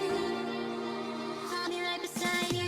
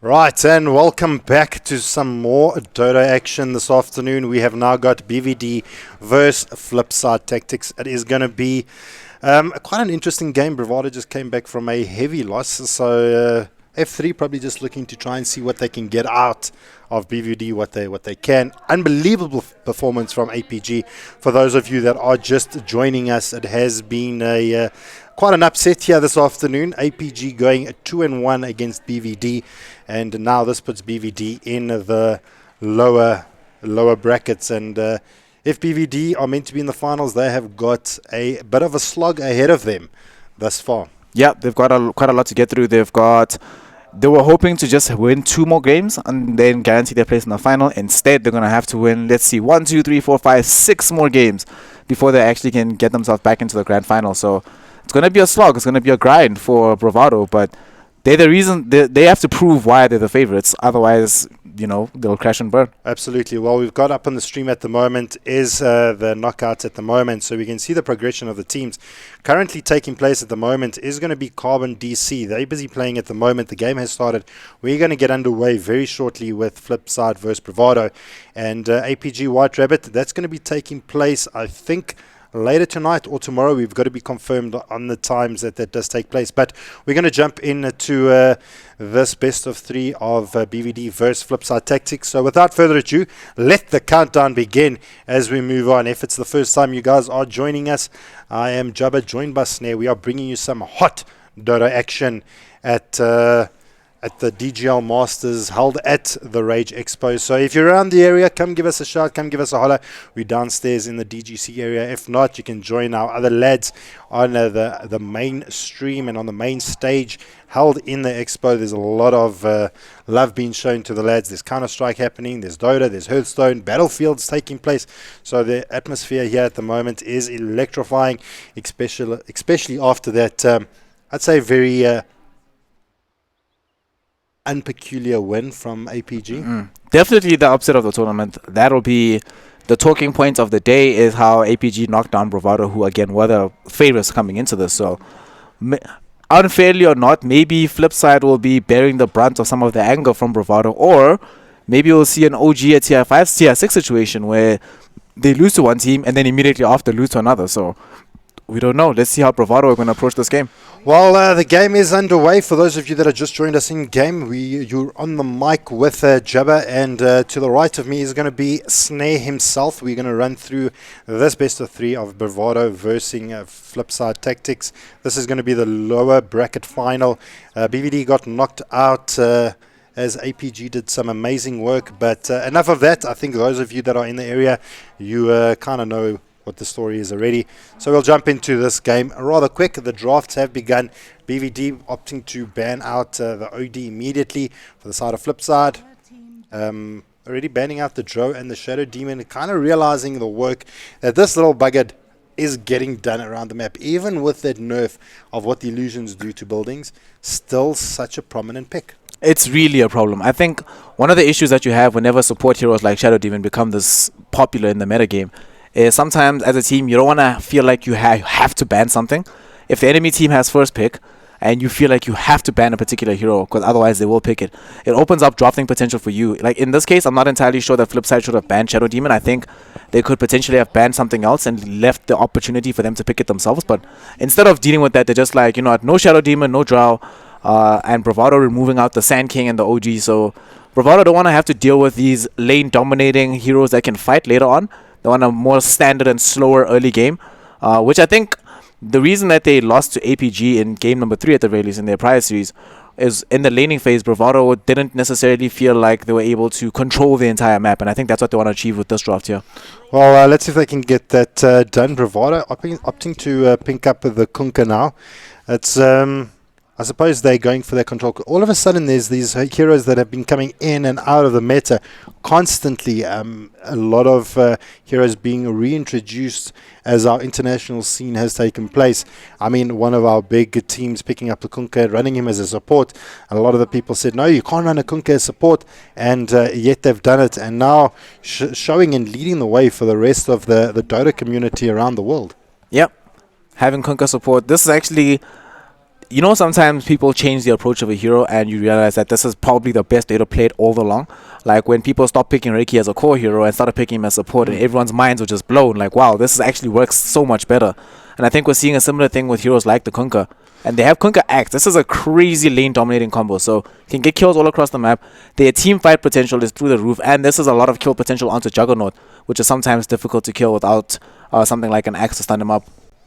Well, they've been able to pick up the Axe, the Jugger now as well. So going for maybe a little bit more of a standard draft from the side of BVD. Flip side pretty much trying to get as much as they can out of the draft. BVD coming into this as the favourites still nonetheless. So flip side really going to have to bring something to the party that can really give them that advantage over BVD. And maybe the Jugger is going to be that hero that they need. I generally don't like first early pick Juggernauts, primarily because there's already an Axe, which is a pretty good counter to Juggernaut to begin with. But whenever you pick Juggernaut early, the enemy team has a lot of time to discuss which carry that they want to match up against Jug. Jug doesn't actually match up that well against a lot of the Invoke heroes right now in terms of the carries. So we saw how Jug can struggle against Morphling. It's not that great versus Invoker. It struggles somewhat versus Slock as well as Sven. So Juggernaut right now, we've seen it even in the international scene, it's been picked less and less in the last couple of weeks. And I think one of the reasons is that people have been figuring out, because of how long people are picking Juggernaut, everyone has now come to an idea of how to beat this hero now. And even Omni Slash is not as scary as it used to be. No. For some reasons, Omni Slash is just like, oh, what else will do with you it. Pick up a couple of mantas and you absorb a couple of the slashes, kind of reducing the damage that is outputted from the Omni Slash. And teams have kind of got the answer of what they need to actually deal with the Jugger. And you're right. I mean, Jugger may not be such a prominent pickup. Something that I haven't seen that I would have expected to see a little bit more this tournament is maybe a couple of more Sven and Slog picks. I don't know if the other games actually had those opportunities to pick them up as cores. But as far as what you and I have casted, we haven't seen any Svens or Slogs really being put on the field. We haven't seen any Sven, any Slog. We saw a Slog being banned once, I think, in game 3. Or game 2 or game 3 of APG vs Bravado. But in neither of these heroes have really been picked too much. And I think, I'm not entirely sure why. Because I think Slog fits the bill of what you want in a carry nowadays very much. A hero that can get kills in the laning phase and can create space for someone else. So I think if you want to pick a greedier lineup, you can pick Slog and have another greedier farming mid like Invoker, like TA. And the Slog runs around creating space, getting kills. And then suddenly this mid hero emerges 20 minutes later. Incredibly strong and very difficult to deal with. And in this game, with Lion and Timbersaw being taken up by Bravado, I think they want to go for an illusion hero. We might see Luna come out from them. They don't have Shadow Demon though, which is very good. Well, we can't always count that option out, as we always still get them the flip side on Husker. They ban Omni, they ban Invoker, they pick Oracle, they have Jug. I think they want Husker. Do you think it's going to be a Husker pick? Well, we know Oracle really pairs very nicely with the Husk, but with the Axe being picked up, they can't even use. They can't even also tie that up with the Dazzle as well. We know Husker dazzles also pretty well. If you can also add that up with an Oracle, that's like a Husk you're not going to even be able to even kill. So maybe Flipside's going to go the Husker route. Bravado opting to go for the Skyroth Mage. Obviously, kind of got an idea of how they're going to deal with Oracle. But in terms of the bans for the side of Flipside, or F3, they've got they banned out the Invoker, banned out the Omni Knight, trying to avoid that free BKB that you generally get from the Omni Knight. Invoker, generally a great mid. Seam played an amazing Invoker previous game. Really did his best to try and keep the Morphling at bay from APG. Just didn't have the steam in the engine to make it happen. And unfortunately, the Morphling just got ridiculously out of control. And just certain tactics in the way that APG ran their lineup. Now, Seam played an amazing Invoker, and denying that obviously from Seam. Perhaps that could be the option of why, or the reason why they banned out the Invoker is because of the Husker pick. It could be. Invoker can deal with Husker. Cold Snap and the Sunstrike are very good against that hero. But as you say, Seam is just that good on the hero. That's a worthy bad regardless. Now I really think it's Husker because they pick Witch Doctor. So more sustain. They want to be able to combo up with the Oracle and double down at the False Promise heal. So it might not be Husker, but it's shaping up to be a decent enough game. Are you hoping it's I'm hoping it's Husker. It's very good against Skywrath Mage. It's decent enough against Kunkka. Not great against Axe, but then you have Oracle to help you out in that regard. And the Juggernaut Healing Ward. So far, Flipside actually have a lot of heal and sustain in the middle of team fights.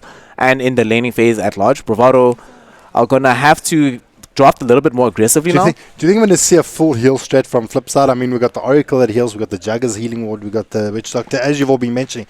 I mean, you just throw a Necro and a Dazzle in that. Yeah, well, I don't know if they'd run the Dazzle, but Necro. Off-lane Necro for us. It's fine. I love playing off-lane Necro. But Bravado, they snack up themselves a Faceless Void. Going to probably be a core Faces picked up by Flays. We're probably going to see the X in the off-lane. Support Kunkka, Skyroth Mage. Support or mid? Does it suit Seam's kind of playstyle? I know he's very aggressive. He likes the Storm Spirit that can get in. Well, Donny played the Storm in the previous game, but he likes these heroes that kind of really in your face. I'm here to bring the aggression. Do you think we're going to see Seam on the Skyroth, or are we looking still for a mid here for BVD? I think BVD are still looking for a mid. I think Skyroth Mage doesn't necessarily suit the playstyle of Seam, although I've seen him play it before and I've seen him win with it.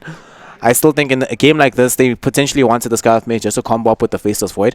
So the Mystic Flare inside the Chronosphere guarantees kills at every stage of the game, which is always very nice. So I think they probably want something else for Seam. They probably want a more physical damage dealer, because I think this Faceless Void and Axe, regardless of where either of these heroes are on, neither of them are going to be the damage dealers. I think they're trying to set up for a super big mid laner. We might see the Seam TA or the Seam Ember Spirit come out. I haven't seen him play mid in quite a while.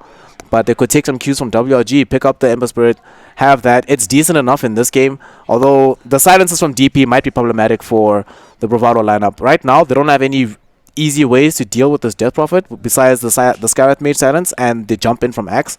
But she can easily be healed, because look how many heals. This is actually another heal. Exorcism heals you up after it's done, and the Spirit Siphon. Well, it kind of takes out the opportunity of the Husker, unless they decide to run the Husk in the off lane. But now they're looking to pick up, Jug in the safe lane, Witch Doctor and Oracle as well. Now, Flipside is looking to pick up their off-laner. They've banned out the Bat for Bravado. They banned out the Storm for the side of F3. Now, they pick up the Bristleback. How do you feel about this pick? Something we don't see very often. I like the Bristleback pick in terms of what it does for their lanes for Flipside. Now what they can do, they can run Witch Doctor, Bristleback in a single lane, have the Oracle combo up with the Juggernaut in the bottom lane. This way they apply pressure to the safe lane as well as the off lane as well. However, the problem I have with Bristleback is this hero is notoriously bad versus Axe, Skyrath Mage and Faceless Void. So it's kind of a hard game to play Bristleback. There's a lot of ways that Bravado can deal with you. They can kite him around with the Skyrath Mage, silence him up, deal damage to him even if his back is turned by just calling him, and they go for Miranda in the mid lane. So it's going to be safe lane Axe actually, and they're going to put Donny in the off lane with this Faceless Void, it looks like.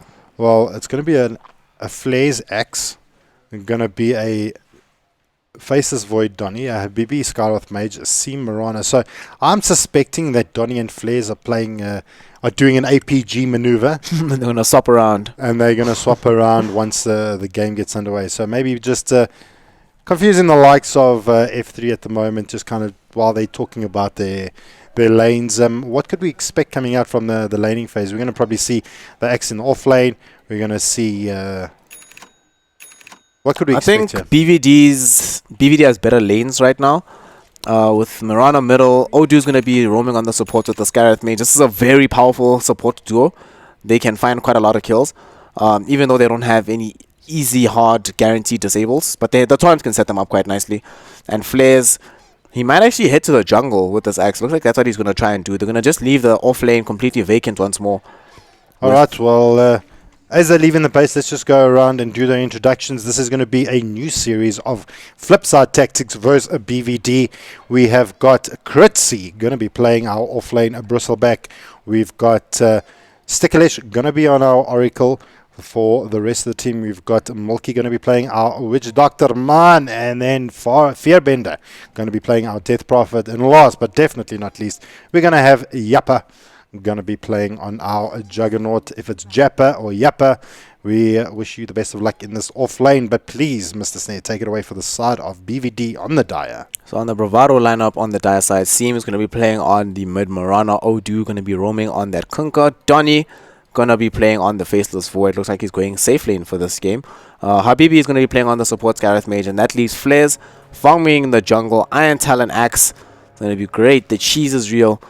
And with Axe going into the jungle and them having a free lane for the Juggernaut, they could actually rotate some heroes top, and they're actually already running the Oracle Bristleback top lane, so they want to apply as much pressure as they can onto the Faceless Void. If this hero has enough mana from Kritzy on the Bristleback, he can actually prove to be a huge problem in the laning phase at the very least for the heroes such as the Faceless Void and the Kunkka, just by having constant cold sprays, eventually whittling down their health and maybe allowing Stickler to get the kill with the Purifying Flames.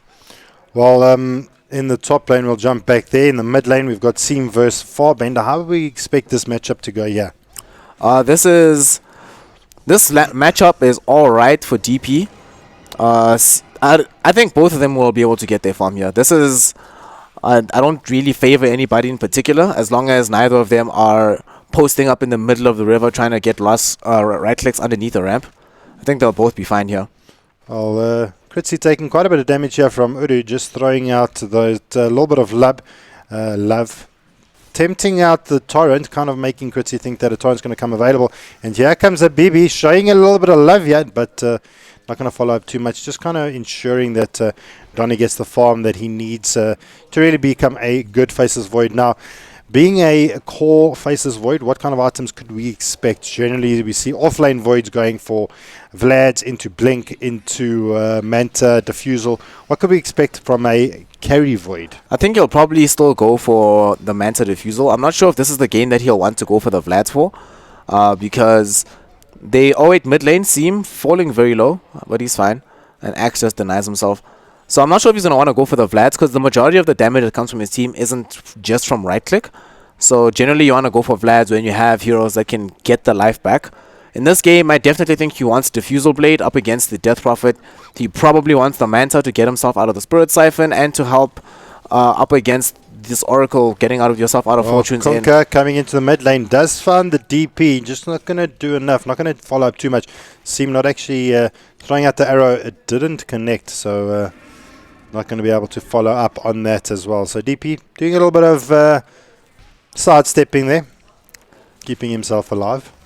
And while this is happening, Yappa, Jappa, whatever, Appa is here bottom.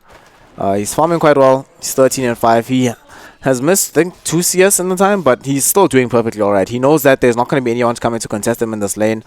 So if he really wants to, he can start applying pressure to the safe lane as soon as humanly possible. As soon as he has a point into the healing ward, I think he can start sieging the tower.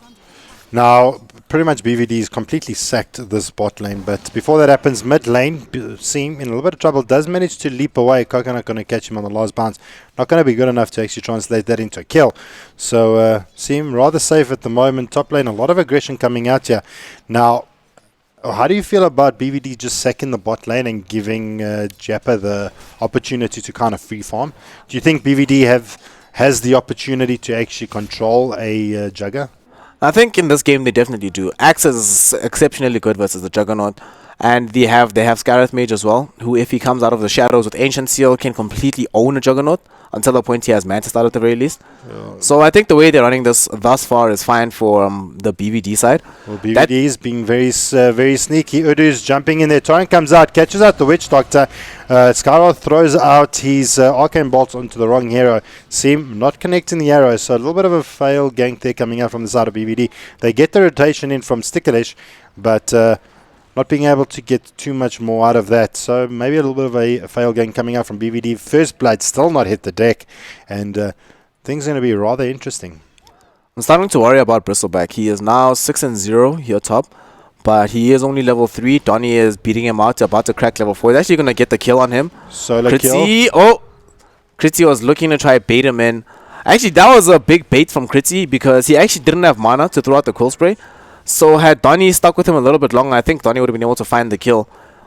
But with Oracle in the back lines and Purifying Flames online, not 100% sure what she had actually upgraded. He might have died, but yeah, that's true. With Oracle there, might have died himself before getting the kill. So end of the day though, this does mean Kritzy goes back to base. By the time he comes back, Donnie's going to be level 6 on the Faceless Void, which is something that would have been massive though if Donnie picked up that solo kill against Bristleback. That would have been massive for him.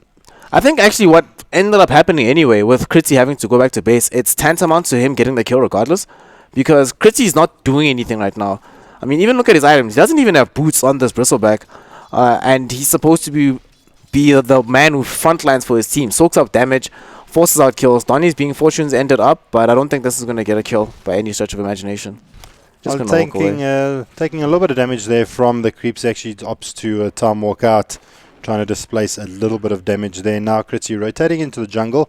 They do see the pull coming out here from Habibi, just trying to clear out this level 6 Newt camp over here. The question is, can the boys here from I mean, it seems like a very up and down seesaw kind of game. I mean, things look like they're going to go Bravado's way and then they don't. Then things look like they're going to go F3's way and then they don't. Do you think maybe it seems that BVD's maybe still a little bit shaken up from the previous game? It sort of feels that way because even that gank that we saw them try to do in the middle lane, normally Bravado, I would have expected them to be able to get that. They do get first blood. They get beautiful rotation stop. There's X marks the spot. Going to pick up a second kill here on Kritzy. Is it going to be enough? Torrent not even needed. Donnie picking up a double kill, and there we go. Bravado getting that first blood. Axe in close vicinity, just being able to farm up the jungle there as well. So, I mean, BVD's supports are now the ones that are starting to make things happen, from the X to the Torrent into that absolute magic burst coming out from Skyroth Mage. Is going to be a bit of a problem for F3 to actually deal with.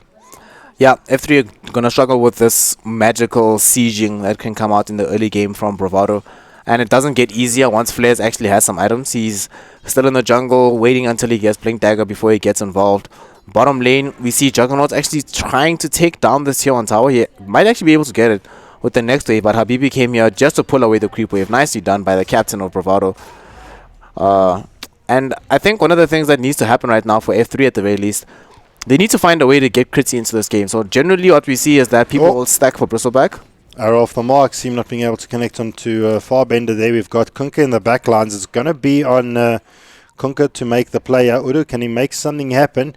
Farbender does have exorcism available. Oracle sitting with the TP. She can rotate mid if she needs to. We've got Moonlight Shadow actually being activated. No players on the map yet for the side of BVD. So they do not know this is coming. No detection so far. I lie, there is actually one here on the top side here for F3. So they do now know that BVD is actually invised up. Not going to be able to get anything off the back of that. And pretty much reset. Maintain your positions, people. And we're going to get a rotation in here now from the Oracle as well. Kind of sensing that something may be up here. So they come up thinking that a gank might be en route with the Moonlight Shadow. Instead, nothing ends up happening. They go top. Maybe Odu is going to try and find some harass onto Kritzy. Kritzy now has built, we've got boots, he just built Bias 1, probably wants Vanguard for this game. They're going to try and go for him. X marks the spot. Torrent's going to be good. Donnie, he is got his bubble available in 2 seconds. Is it going to be good enough? But no, Flair says, what's up? He had a time to dunk, and GG, well played. Easy dunk for the Axe. He just walks in, gets the chop on Bristleback. That's another hero. That's one of the other reasons why Axe is good against Bristleback. Not only does the core force you to face forward, but the chop brings you down no matter what HP pool you're on, or no matter how much reduction you have. So Bristleback really struggling this game. He's died twice already, and here at the 8-minute mark, he is 4th lowest net worth. He's tied up with the Oracle in terms of the net worth that he has in this game, and he might just die top solo again to Donny, who commits the Chronosphere onto him, and he's going to get the solo kill onto Kritzy inside the bubble. 3 deads for the Bristleback, and Donny now on a killing spree. This is the best start that BVD could ask for. Getting that amount of farm on the Faceless Void. I mean, we're sitting 0-4 at the 9-minute mark. Donny sitting with 3-0-1. Basically participated in every single kill that's gone across the map. Not much happening in the mid, trying to get down Farbender. Yeah, they do get the tier 1 tower though. So F3 at least maybe dropping the Bristleback, but being able to get the tier 1 tower now as well. And the timing is 9 minutes 12. And Flares has now just picked up his Blink Dagger. Can you say it is time to fight? Yes, it is time to fight. We're going to see his Flares most likely pick up a smoke, TP somewhere, and try and make some action happen. Top lane, they were thinking of going on Donny. They actually might going to keep chasing on him. He's got Time Walk again in 2 seconds, so he should be fine. Well, there comes the stun out from the Witch Doctor. There's the Maledict. Torrent's not going to be good enough. Just able to keep the players there from the side of F3 at bay. And Donny just leaps forward, bringing in that rotation of Udu there. X marks the spot onto Sticklish. He's going to be the one under attack now. Arrow, does it latch? It does. Sticklish, you're in a lot of trouble now, my friend. And Donny picking up the Marana picking up that kill, and they also bring down the Bristleback on the backline. Marana picking up a triple kill. Seem your little beauty, but in the bot lane we've got Jappa picking up the kill on Axe. So even though he got his blink, not being able to get much out of it. I mean, and maybe that's the question that we raised in the previous game. Do you go Vanguard into blink or Blade Mail into blink? But Flares opted to go blink into whatever he decides to go now. Can you see can we kind of see the idea behind it of why he went blink first? In this game, there's actually, if the argument was to be made that they were sort of struggling in the laning phase and wanted to find a kill onto DP, then I could see why he went blink. If he went blink, I'm not entirely sure why he went to the bottom lane. This game, I think he would have done perfectly fine going for the Blade Mail first, because there is a Death Prophet who is really susceptible to damage from Exorcism of her own type, and there's a Bristleback who can take back his own damage from the Cool Spray. So in a game like this, I think it would have been probably better to go for something else first. Mid lane though, Torrent, well, Torrent into Starfall. Seam now, he's got to get himself out of dodge, is able to bring the Coconut closer to Udu now. Just having to actually use up Moonlight Shadow, but Seam, that Crypt Swarm almost bringing Seam down to his knees and able to survive. But they look like they're going to be able to turn it here. They're waiting for Flares just to make a player. They do get it. There's X marks the spot. There comes out the flare from the Skyroth Mage and dunk. Good night, sweetheart. And Donny be able to picking up another kill in the top lane, dropping it down the Faceless Void. Jappa not having enough mana to even throw out his Omni Slash, which is on cooldown as well. Maybe just giving Donny a little bit of a fright of his life there, and decides to actually TP out. So now they get the solo kill onto Bristleback top. They get the kill on middle Bravado, firing on all cylinders. So just before they got that kill, before they went for the jump, they laid down the Observer Ward, just outside of range of being de-warded by the Radiant Sentry. But that allowed them to have vision across how this fight's going to pan out. And even in future fights, if they do take place, Bravado will have a lot of vision here closer to the mid lane. Axe, though, is looking for a jump. Coconut's good, going to hold Flares in place. Blink on cooldown, arrow going to fly out. Does it land? It flies true, but no one in the way of that arrow. Seam taking a bit of damage there from the Crypt Swarm, throwing down that Starfall. We're going to probably expect to see an Ags Marana, I'm sure. Yeah, he's saving up gold for it. They're going to try and actually make a play, though. They smoke us 3, Seam, Odu, and Flares. They're trying to make something happen. I think they're going to help Donny secure this tier 1 tower bottom, because he's only now going for the Manta style, so he doesn't really have that much attack speed as of yet. This might take a while. So they're hoping someone tries to defend this. And oh no, Juggernaut, Here Jappa. comes the ping. They do find the Jugger. There's the jump. There's the call. Torrent not going to be able to do anything. Jumper getting off that blade.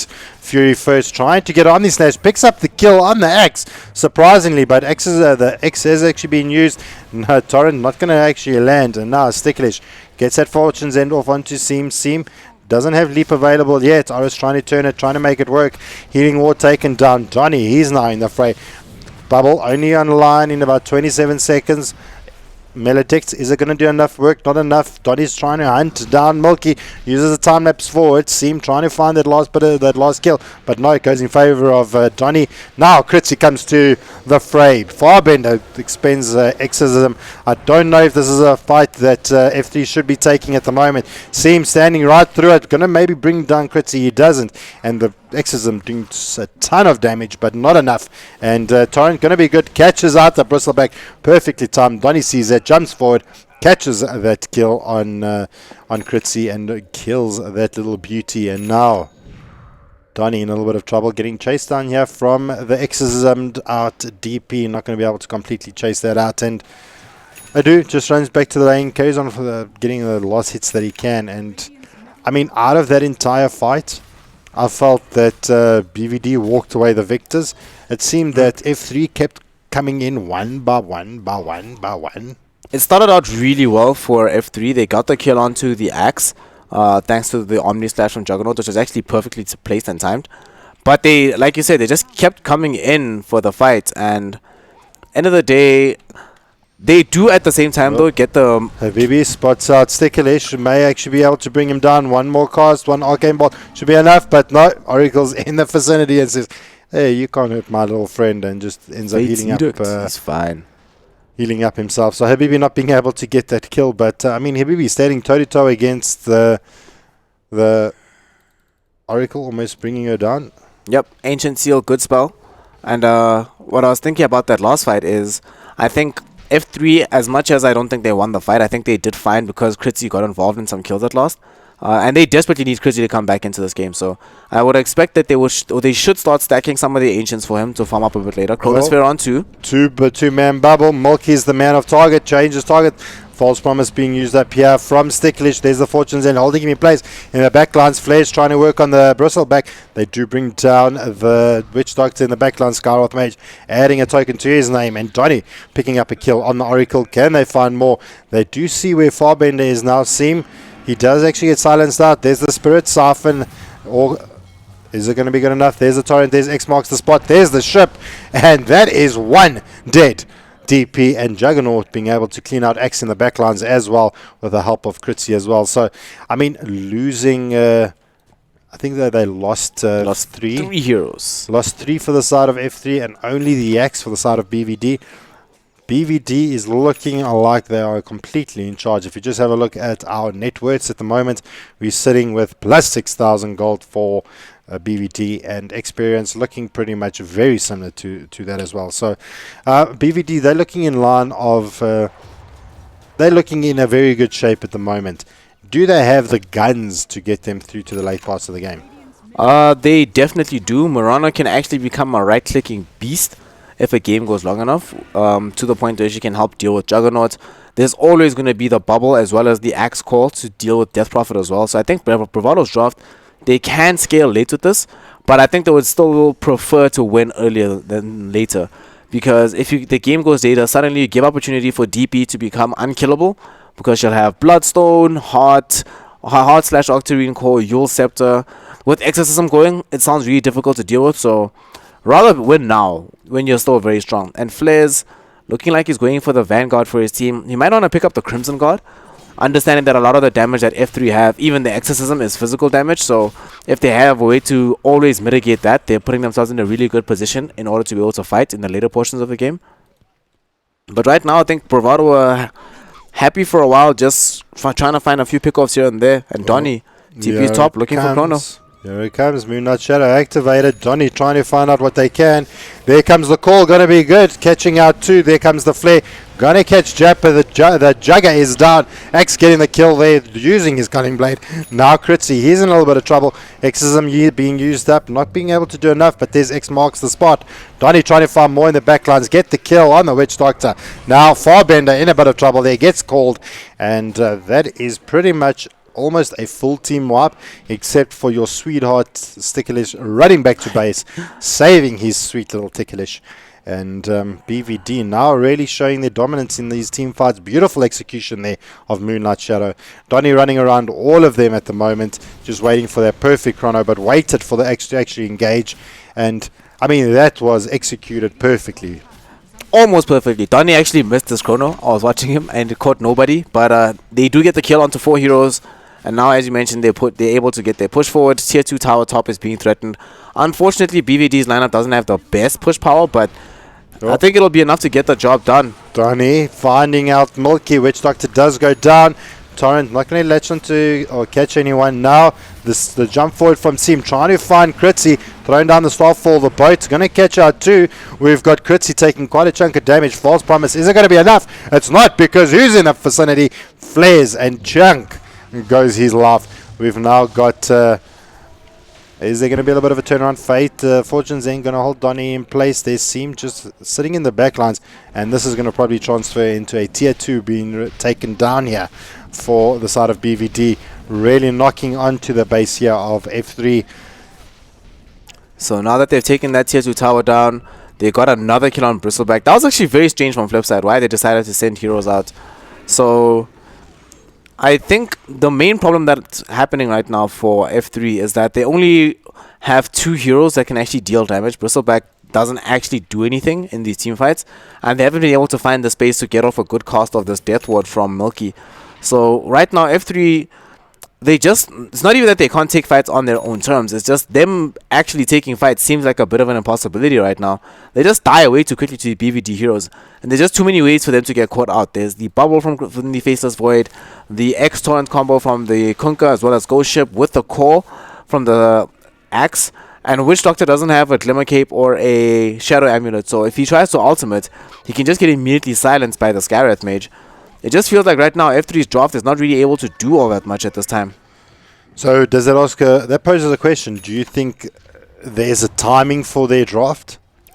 I think the timing for their draft was the laning phase. The lane should have went a lot better than it actually did for F3. Now they're in a difficult situation where the only way they win this game is if they go a lot later. I think if F3 win, it's going to have to be a 50-minute plus game, just because of how the balance of their heroes is right now. I'm especially concerned about Bristleback. This is not a hero that does particularly well from behind, that you want to be able to sack. You want him to be very far ahead. He's trying to build into a Vlad right now so he can catch up. But they need to do things for him to be able to catch up. Stack some of these Ancients, not just farm them individually. Keep the balance of the game on their side. Jappa's also trying to farm out as well. He's just picked up the Manta style with the infused raindrops in the Ring of Aquila. But right now, while they're farming Ancients in their side of the jungle, BVD is taking Roche. I mean, these are big objectives that BVD is making happen, and with Seam having the Ags up and now also having the Blink, Seam's going to be looking at taking a lot and being a lot more aggressive. Just jumping in, as soon as Flare jumps in, you're going to see Seam jump in, drop down that double Starfall, and get work done. Donny picks up the Aegis of Immortal, so BVD looking at taking and pushing down this tier 2 tower. This is the next point of contention, and can F3 have enough to actually defend it? We've got cooldowns all offline. Juggernaut, he's still in the top lane. He has got his Manta style. I just feel that Jug has kind of been overwhelmed, even though they pretty much gave him free farm in the bot lane. BVD kind of just sacked bot lane and said, right, well, Jug, it's up to you to get as much farm as you can, because at 15 minutes in, we're coming at you with all we've got, and if it's not enough, it's not enough. And is it enough? I think you're definitely right about that, where Juggernaut feels like he has to do too much for his team. He has to be so much bigger than he actually is right now. The steps that he has to undergo in order to be able to win just feel like there are too many right now. And this tier 3 tower is being sieged up right now by Bravado. Big jump in here from Flares, catching out to Omni Slash. Going to try and do some work. Flares is going to do a lot of work down the Skywrath Mage. Only the bubble catching out Kritzy, holding him in place. There comes the dunk from Flares, bringing down 3 for the side of Flipside. And now Kritzy, X-Master Spot being brought into the fray. And now BVD knocking down on this tier 3 tower. Witch Doctor sitting in base, twiddling his thumbs. Doesn't really know what to do. Death Ward is on cooldown, so not really much that he can actually do against this lineup from BVD. They can push in his bot tracks, take this bot tracks, even make their way top try and see what they can get done top. They actually X marks the spot. The Marana, so Seam can go back, get back to the fight ASAP, and that's beautifully done here from the side of BVD. They trying to see if they can try and get a little bit more out of this. Maybe try and push down the tier 2 tower mid. But I mean, that was quick. That seemed like they had planned it from the beginning. Right, this is what's going to happen. I'm going to go forward. They're going to think that I'm going to try and bait with my Aegis. But as that happens, Flares, I want you to jump in, catch as many as you can, and just wreck. Yep, and the plan went off without a hitch. Now they're pushing onto the tier 2. The only thing that they're lacking is the Chronosphere that they didn't have last time. However, I still think it's quite easy for them to able to win the next fight regardless. Donny takes the tower. He's going high ground again. He's being very aggressive, jumping forward. Time dilation just used up on the Bristleback. A nice way to actually deal with him, kind of preventing those cool space from doing quite a bit. Silence being thrown out here from Farbender on the mid lane, but BVD trying to keep their focus here on the mid lane. But there we go, Flares jumps in, catches out Farbender. There we go, some protection coming out from the Oracle. Sicklish trying to throw down that Fortune's End. Can he keep Flares in position? Exism actually going to be used up. And now the chase is on. Can they hunt down BVD? Melodict out onto Donny, so maybe they can try and make something happen here. It wasn't Melodict, it was actually just Veil of Discord. Torrent not going to catch, and Seam trying to see if he can find something here. Arrow doesn't catch anyone, but a 4-man chrono coming out from Donny. Have you seen anything so ridiculous? And now Kritzy, he's the one under attack on the backline. Seam trying to find out Milky on the Witch Doctor, but Kritzy is down for the count. Witch Doctor falls to the onslaught of Seam, and now the onslaught and the mid lane. Does that translate into mid lane Rex? I think it does. That might just be game. Yeah, it is. They do have buybacks, but no. F3 decide to tap out, and that is going to be the end of game 1 in this series of best of 3. BVD taking game 1. BVD get game 1. And the way that game, we saw the balance of that game go for Bravado. They just, honestly, after the first couple of kills that they got in the top lane, it's almost like it hit a switch. Because before that, it looked like they were struggling a bit. It looked like the coordination was...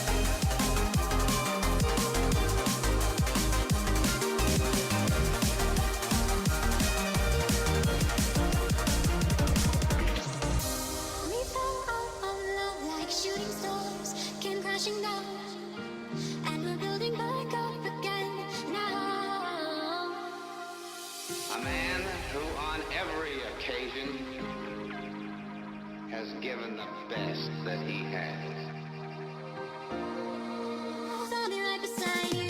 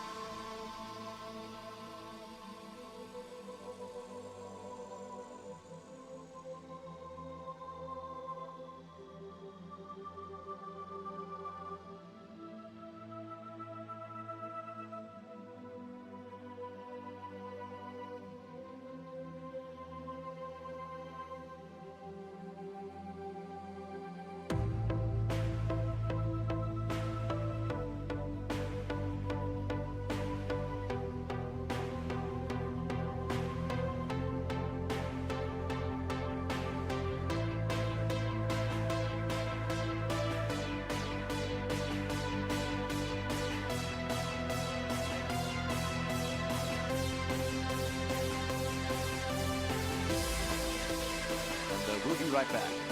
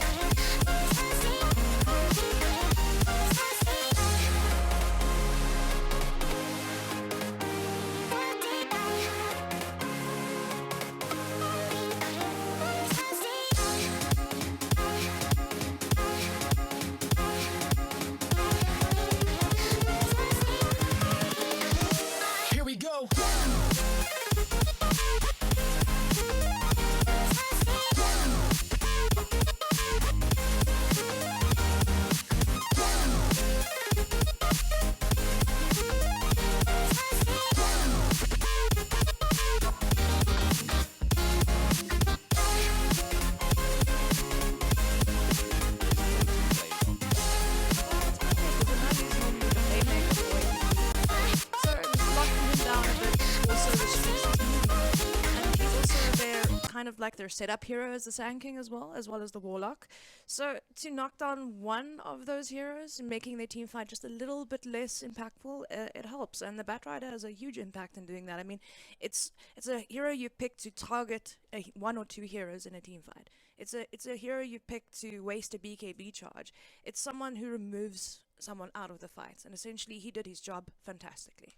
Would you say that these two teams have played each other so much that they know each other's tricks backwards by now? Because there was one stage where they were checking out inside some tree on the odd end of the earth and managed to walk away with something. Yeah, well, there we go. The WRG Batrider. I haven't really seen it myself, so I'm assuming that it's going to be a surprise pick that they did. And then, okay, well, APG didn't know what they were going to do with it, right? They didn't expect a Timbersaw either, so off-lane Batrider, and then they're going to still pick him mid. And let's see how it goes. Yeah. So we're going to go through to the draft. Welcome, and here we go again. So we saw a great Batrider. Do we think we're going to get that kind of respect ban? Or do you think maybe man of the match doesn't belong there? I don't think they're going to ban the Batrider. Like, if anything, they're probably just going to say, hey, take it again. We know what to do against it now. Yeah. Because it was so unexpected. Like, who knew that they're going to have ACG Jug mid? Because it was their fifth pick in the end. They wanted a utility hero, right? They wanted somebody that's able to move, create space for the slog, because that's what they did not have. Because now Juggernaut is sharing space with the Jug as well. So just losing your farm halfway there, it just kind of ruins the game. And, you know, there's like, by technical, that what Halbert meant is that, you know, everything needs to be precise. And I think that APG just, you know, by their standards, didn't do as great as they did against BBD. Yeah. But, right, it's still a best of 3 though, so I think this game, they're going to think thoroughly, like, exactly what's going on. And first ban, again, Castaways, Invoker. Yeah, it's predictable bans. I mean, Castaways, you know, MVP Invoker, and of course Drow. It's just an annoying strat. You just don't want to deal with it. Yeah. It's just plain and simple. Do not want to deal. But I mean, Invoker ban is pretty standard in this current meta, and it's actually been consistent through the last 2 years, I believe. It's just such a versatile hero, and it's just something you can do so much with. Yep, certainly. And in the right hands, absolutely terrifying. Speaking of the right hands, the Void is banned out yet again. So Aperture Gaming not really changing out its initial bans, knowing very well who they're up against. And it does show, I've got to be honest. Yeah, Masters teams, they all know exactly what WRG is capable of. So it doesn't matter. Like, it could be 10 years later from now, and if Chidawi and Castaway still plays this hero, it's going to be banned. Like, I don't care about this meta, right? But WRG is different. They go stick with the meta. They are, let's say, our EU goers. They stick with what's new. Like, for example, the Dry and OD. I can't emphasize this more than enough. This is top 10, like top 10 picks right now. Shadow Demon as well, which is APG's hero. And I think that the supports like Bob Eels is able to. And there comes a very, very strong hero as well. Yeah. And Oracle is just an absolute pain in the butt to deal with. And he nukes so hard. He can save so many heroes from damage. He can, you know, heal you. He just evade everything. So, I mean, Oracle is just, I mean, he's got a nice, solid lockdown. And we see an Axe come out again as well. So, I mean, Oracle Axe, classic combo in my books. It goes so nicely together. What do you think about that? Well, I mean, the Oracle, useful throughout the match. That's what makes him so very strong. He's got the early nukes in the beginning that can help secure a kill. Yeah. Over and above that, he can lock somebody down for an absolute age of man, allowing, say, something like an Axe to just waddle up and help himself. I don't think we're going to see the Axe making use of that particular strategy, but, you know, who knows? It's very early in the draft to tell. Now the question is, with the Shadow Demon in tow, is Aperture Gaming going to go for something like a combo, maybe something as mad as a Mirana, so to get that arrow combo? Well, the Shadow Demon and Mirana, it's been a thing, like, especially in pubs. That's in pubs, yes. It's a pub. South Well, African scene, like these are supposed to be pub champions. Well, yeah. So I'm going to go with you on that. It's possible that they're going to pick the Mirana up. But this is why Shadow Demon and Oracle are, you know, the top 10 picks, but against each other more, is that there's false promise, for example, being cast on an Axe. And then you can just disrupt it, right? Just disrupt the Axe for a few seconds, and there we go. Cancelling the spell. So timing is very important for APG. And yeah, meanwhile, as you said, one more combo. There's a lot. Like, they can still pick the Slark once again, right? So disruption into the Slark combo. There's the Mirana, and I'm a bit surprised that they pick up the Luna as well. Yeah. But wow. Morphling comes out. I was about to say that Shadow Demon normally combos up nicely with a ranged carry that carries a Manta. So you can have, you know, 5-6 illusions. And here we have Morphling that can make 6 illusions with the Shadow Demon. And, I mean, you have either Luna or Medusa with the Shadow Demon. It just creates so much problems, you know, and especially when those illusions become very strong. Yeah. So it's just a hero you pick up with that. I wouldn't place it with a Mirana combo. It's just too pubby, and this is not a pub game. That's also why, like, we kind of kept the Morphling aside for a while. Like, come on, it's been like 2 games in a row with the Shadow Demon Morphling combo. Probably expect something else, but no, like, let's stick to what works. If it works, it works. Yeah, yes, right. So I think that WRG is probably going to think, okay, they're going to do what they do. So let's play aggressive. They're kind of swapping over. They're like, okay, well, I'm going to have a turn at this combo. You can have a turn at that combo. Well, APG started it first. Yeah, so I suppose. Well, that's the question. I mean, what could WRG do differently in the draft to make sure that that combination doesn't quite work out? Now, in my book, I think they managed to take care of the Morphling farm in the early game. Okay, absolutely, that's right. We saw that last game. So that wasn't the issue. The issue was that 5th pick sucker punch Timber. Yeah. But the thing is, with the Shadow Demon there, and for Morphling that using his ulti, and the fact that he's got waveform as well, he can farm rapidly and catch up very quickly. And because when he gets to a certain level, he can just mop up supports very quickly, he can also catch up. So it's a hero that can catch up nicely, even if you lock him down in the beginning. He's a hero that can flash farm, essentially. So what does WRG do differently? What does WRG do differently? If you were sitting in WRG's shoes right now, Other than banning a Kunka.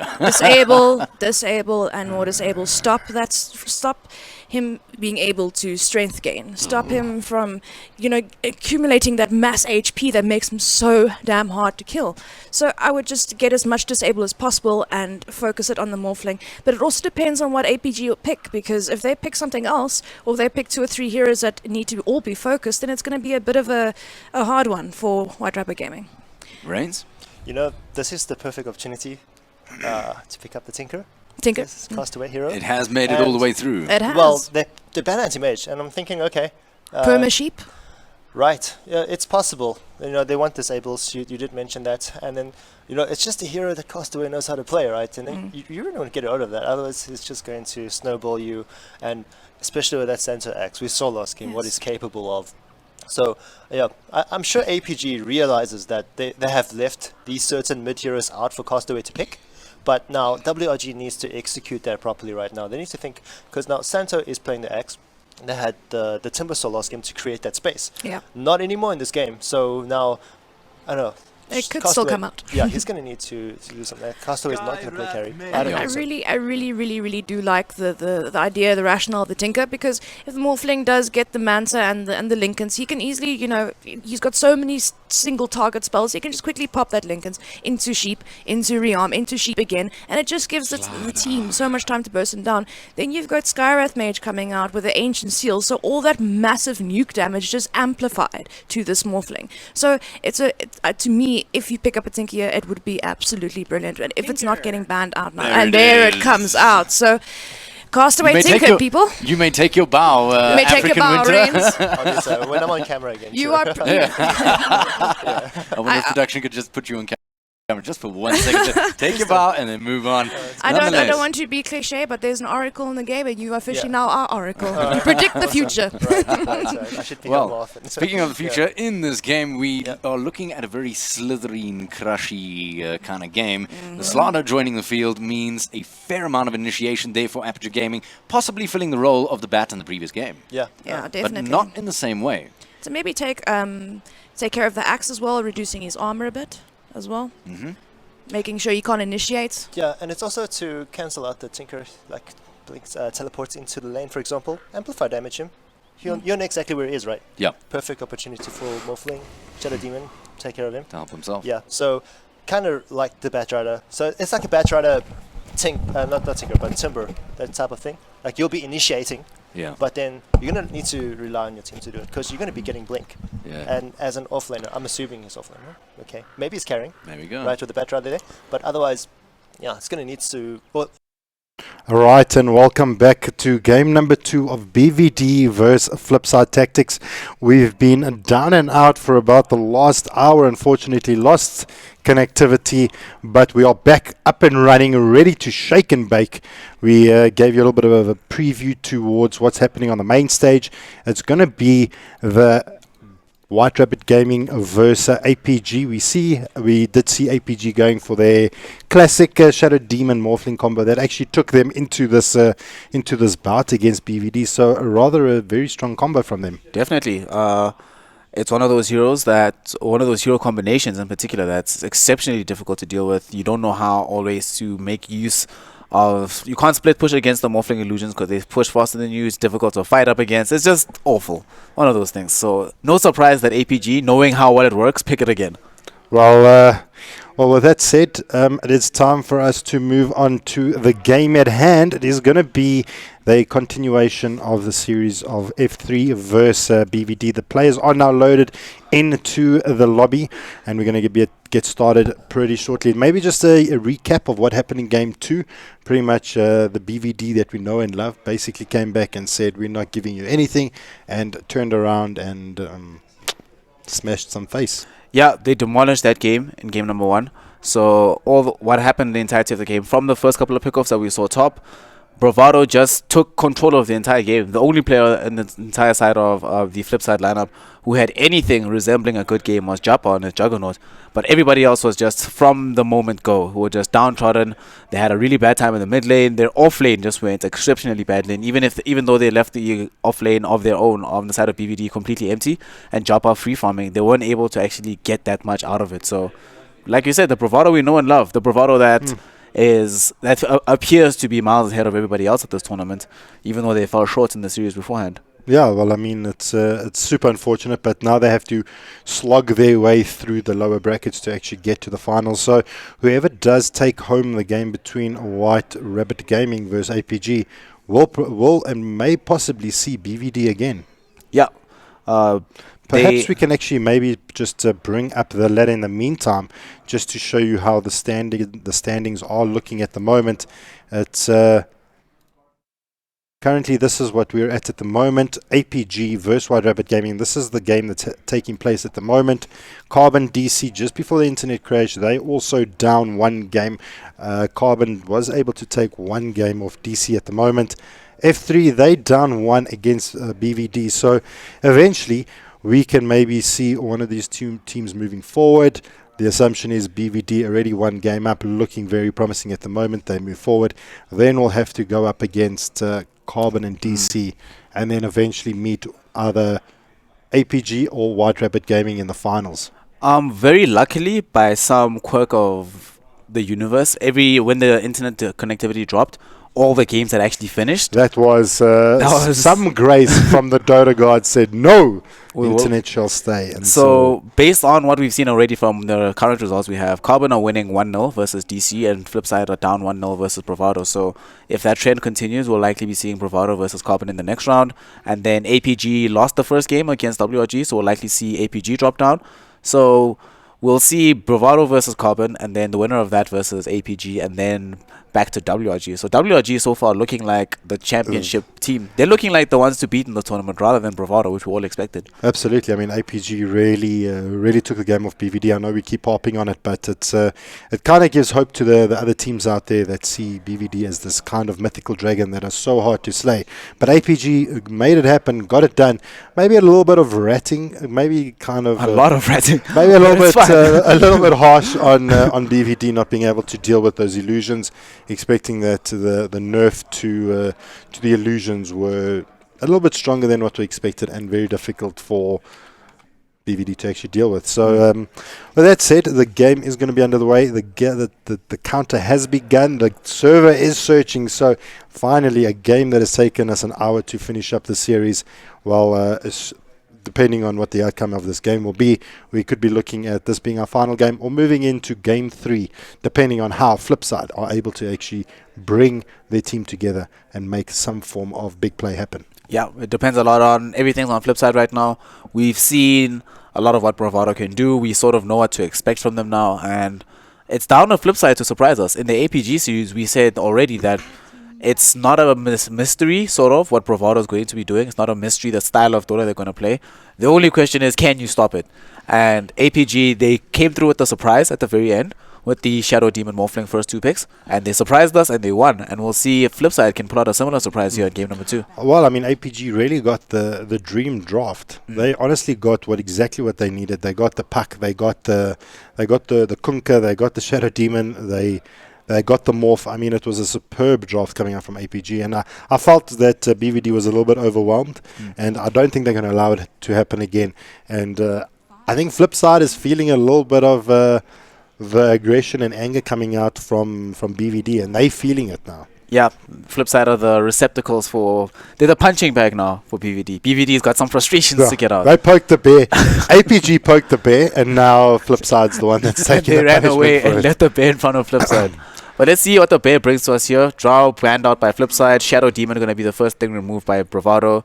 So already it's going to be some different Dota. These are heroes that we've seen all day. Drow, we've never actually seen the hero in game. It's been banned constantly. No, I think we actually did see one strat push earlier today. We did. Drow OD. Yes, that's right. We've got the OD from the side of DC. Filthy Frank. DC picked up that team, and it actually did wonders, and XC was able to take off 2 games picking up the OD. This time, something to mention, BVD not actually banning out the OD. Nope, BVD left it in. Flipside could go for it, but I don't think it's likely that they'll go for the first pick OD. It feels a bit risky, and it feels like you're pretty much inviting Bravado to just counter pick you the entire way through. Absolutely. And they're still morphling in the pool. As well. Morphling, I don't know if it will be picked up. The Shadow Demon is down regardless. He is a very strong hero. But now Oracle being the support of choice, being picked up by F3 and Bravado. too. Well, they pick it up in the first pick. I think Bravado is super upset and they really just want to come and smack buttons. I understand why they picked OD though, because they picked it with the Kunkka. The two heroes, when they work in tandem, you can always combo the Astral Imprisonment into Torrent, so you always have a ready stun for you in the mid lane or wherever the OD decides to rotate onto. And then using the X to bring them back once that is done. So the combination between the two is really good. Picking up the PA, I'm sure we saw the game earlier today against the DC XTC game. Was a PA mid trying to go up against the Outworld Destroyer. Yeah. Devourer didn't actually do what it needed to do in the lane. Yeah, what happened was that the PA spent way too much time being actually up front next to the OD, in range of being attacked by the OD. What you want to do when you're playing this PA hero from the long range, you want to drag the creep wave, especially in the mid lane, back towards the tier 1 tower and constantly farm with the dagger. Because if you come too close, we've seen what OD can do to you with Astrals, with right clicks, and there's very little a PA can do to counter that. So you have to play the lane very carefully. And what we saw earlier was PA just effectively ran into OD and didn't do anything, which is what you would expect if you just run into an OD. No, absolutely. So, but with that said, I mean, PA can be run as the safe lane carry or as the mid. What do you think F3 is going to be actually wanting to play this as the mid PA? I think they're going to want to play it safe lane PA just because of the Oracle grab. I think these two heroes can actually work very well in the safe lane. So it'll allow PA to become extremely aggressive, knowing that there's always going to be a save available from Oracle. And you can use the Stifling Dagger to set up for a long range Fortune's End. So I think it's likely going to be safe lane. And I don't think you want to go mid with PA versus Seam OD from Bravado. So if nothing else, I think Fear will stop them from putting the PA middle. And they will probably want to get something safer, like probably Razor. I'm not sure if Flipside play Razor, but I think Razor is a very safe pickup against both OD and Kunkka. Both of them can get slowed down as soon as they hit you with their magic, allowing you to escape the gank. So that could be an option for them. Well, the bans have come out here for both teams. Bravado opting to ban out the Nyx and the Sand King. Obviously trying to protect their offlane a little bit. I get the suspicion that's what BVD is trying to do. For the side of F3, they ban out the Omni Knight. Maybe could have been a nice pairing with the PA, but obviously not wanting to let BVD get their hands on that Repel, especially for the OD. You don't want to give a free BKB over to OD. Plus, the OD combo with Omni Knight is actually crazy strong. What you do is that you Astral the one hero, you stand right next to them, and then you get purified. And no one wants to be right next to an OD, because suddenly all your mana's gone and you die. So, it's a good ban. Getting rid of Omni Knight. Good ban there from him. They do also ban out the Marana from F3. Seems did great work in the previous game on his Marana there. Rushed Ags, got into Blink, didn't even upgrade his brown boots, and got so much done still. Didn't feel like he needed to. Hey, you don't need to. Sometimes you just need brown boots. Yeah, too strong. Do you even lift, bro? Do you even lift? Do you even leap, bro? So Sim doing some good work. It's now Bravado's option to get a pickup here. The OD, the earlier game we saw was the OD mid. Are we going to expect the same from the BVD? I think this is going to be OD mid. Generally, when I've seen Bravado run this hero before, they try to prioritize his level advantage as much as humanly possible. And that, unless they leave him alone, that realistically only happens in the mid lane. And you might not believe me, but I was about to say, because Oracle is gone and Shadow Demon's been banned, Bravado probably go Dazzle, and they do. They always, every time I've seen Bravado play, they want to have one setup hero for Odu, so he can run around, make movements across the map, and one healing, saving, defensive hero for Habibi. And it's going to be Dazzle this go around. I have a question. Why do you think the Winter Verum has actually fallen out of, let's say, the meta? I mean, it makes it's so difficult for teams to push the higher ground with that Winter Curse available. What makes the Dazzle more prominent than the Winter Verum, say, in this specific position? I mean, you've got two heavy right clickers. You cast that on the Juggernaut, and now you've got a couple of heroes just smashing down the Juggernaut. What's the thinking of the Dazzle as opposed to the Winter? So the reason why Winter Waven fell off in response to Dazzle is initially the Cold Embrace is very good, but we saw more and more magic casters coming back into the meta, so it became difficult to pick the Winter Waven just for that. And Dazzle, in general, you can save from level 1. I think that's the big thing, in that with Winter Wyvern, sometimes you might not be able to guaranteed get a save off at level 1, level 2, but with Dazzle, no matter what stage of the game, it's always a guarantee. Shallow Grave will come out if you're playing it properly. Most teams Dota's been a lot more physical-based damage lately, so Weave is pretty good as well as the Shadow Wave from Dazzle. Very nice for the laning phase as well. You can push with this hero. Winter Wyvern, I see teams normally pick when they are not necessarily behind, but intend to be playing much more defensively than Dazzle. I think with Dazzle, you can run forward with Dazzle, and it's more difficult for the enemy to approach you because they just don't know what's going to happen if they go on a particular hero that's not Dazzle. And then as soon as you start upgrading your poison, it just makes it a little bit difficult for heroes to then run away or actually engage. So yeah, and it's a little bit tankier than the Winter Wyvern. Well, Bravado opting to go for the NP, the Nature's Prophet. I must say, I have not seen this in a while. We're probably going to see it in the offlane. Yes. I would expect as much. That's what we normally see. Donny Nature's Prophet, obviously trying to get some push going on there. We've got the weave from Dazzle healing up the tree and trying to get some push on. Are we going to see some more kind of pushing heroes out from BVD, or do you think this is just enough to kind of unsettle F3 at the moment? I think between Dazzle and Nature's Prophet, they have a surprising amount of push. After you get the summon off with the treants and you run them forward into the middle of a creep wave and you toss a shadow wave on top of it, the amount of nuke damage it does to a creep wave is actually insane. I think when we see it this game, it's going to be kind of crazy. So right now, Flipside have to be considering how are they going to try and defend against this push, because when you look at their lineup right now, they don't have any D push on their lineup unless they buy Battle Fury either on Phantom Assassin or on the Juggernaut. So for the longest time in this game, if Nature's Prophet is allowed to play his style of Dota, Flipside are going to be running around trying to catch him. It's going to be sort of trying to catch out a Tinker. You never know where he might be. Well, we might see the Jabba Ward inside the base. the Jabba Ward. Well, that was going to open up the question. Does this now open up the Tinker for F3? Because Tinker can get around the map just as quick as what an NP can once he gets his BOTs online. And F3 opting to pick up the Tinker. Don't know if it's going to be such a... I don't know how Fearbender's Tinker is. Have you seen the... I haven't seen Fearbender play Tinker. So this is going to be maybe a showcase. Yeah. A showcase Tinker here from the side of F3.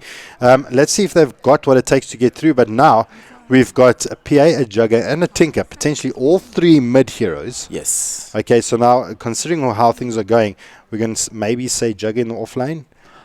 Well, maybe it's going to be an aggressive try. Yeah, I was thinking that they'd rather go aggro try with one super aggressive hero at the very end of their draft. That way they can stand to run, because you can run Juggernaut 1v1 versus Nature's Prophet. That's not too much of a problem. Have PA plus Oracle with another hero going into the aggressive tri lane. That way PA is more difficult to kill in the early game if she has the blink strike ready. So that could be the case. But I think it also depends on what the last hero is for Bravado. I think this would have been better for Flipside if they had last pick. But now they're going to reveal all their cards first, and Bravado might have a turn to counter. Bravado might even do what they've been doing all day and just go for an aggressive jungling hero. Well, I mean, they do have that option. I mean, this lineup from F3 is pretty greedy. You need quite a bit of farm on the PA, the Jugger, and the Tinker to actually get anything done. For BVD, I mean, they've got heroes that are innately a nightmare to deal with. You've got the Kunko X Torrent really doing a huge amount of damage.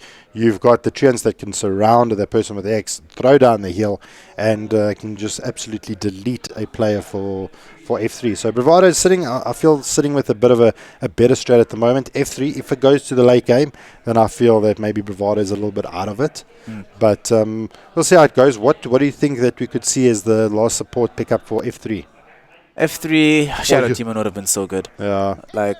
Oh my god, support PA! Okay, so we were speaking about this mythical support PA for...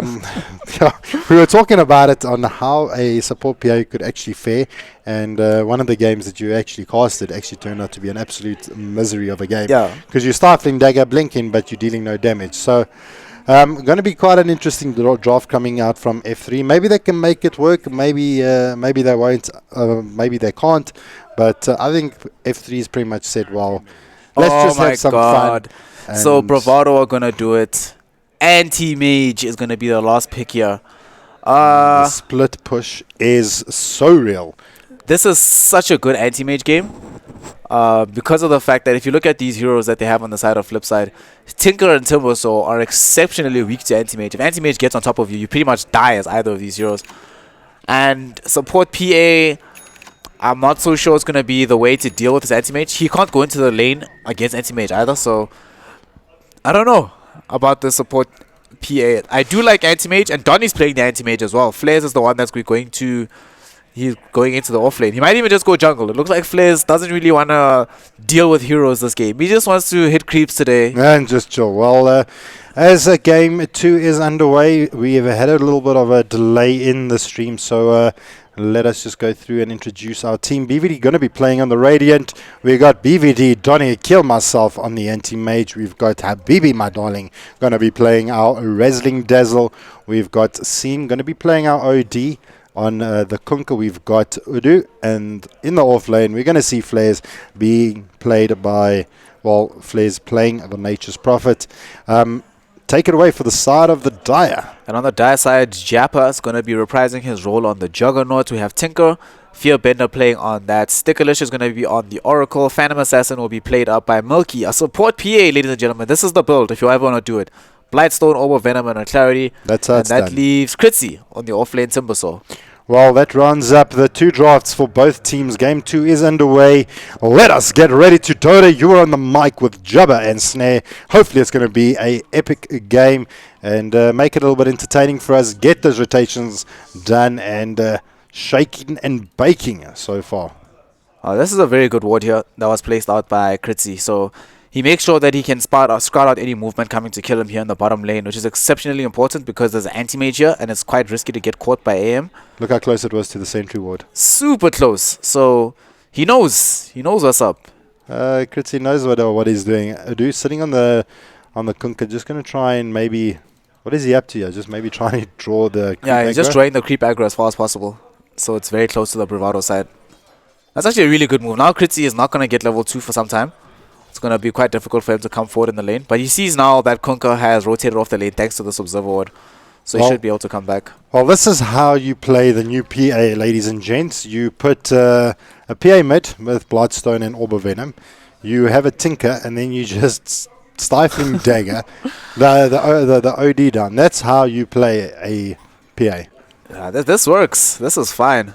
So what they're trying to achieve here is to ensure that Seam can't actually make anything happen here and trying to keep the Tinker as safe as possible. The only problem with this is that it takes some experience away from Tinker, and Milky's going to have to start rotating as soon as possible to get the rune spawns for the Tinker. But beyond that, I think it's actually working out okay. It's not going to be terrible thus far. Oh, here comes the Torrent, catches out Fearbender, and no follow-up coming out from them. They do have a high ground ward here for F3, so they can probably see the rotations, although the Kunkka is sitting quite far behind those trees and not going to be able to catch too much there. And, I mean, Milky's going to be throwing out these daggers. I mean, he's going to be throwing out daggers for days. Does have a clarity in his inventory, so, I mean, this is going to be his job. Slow down, Seam. Yeah. Seam. That's all he's going to be doing. His Clarity's up now. Just going to be throwing daggers, man. This is like the easiest support job in the world. Don't have to do anything. Clarity cancelled. No, it's not. It's still going.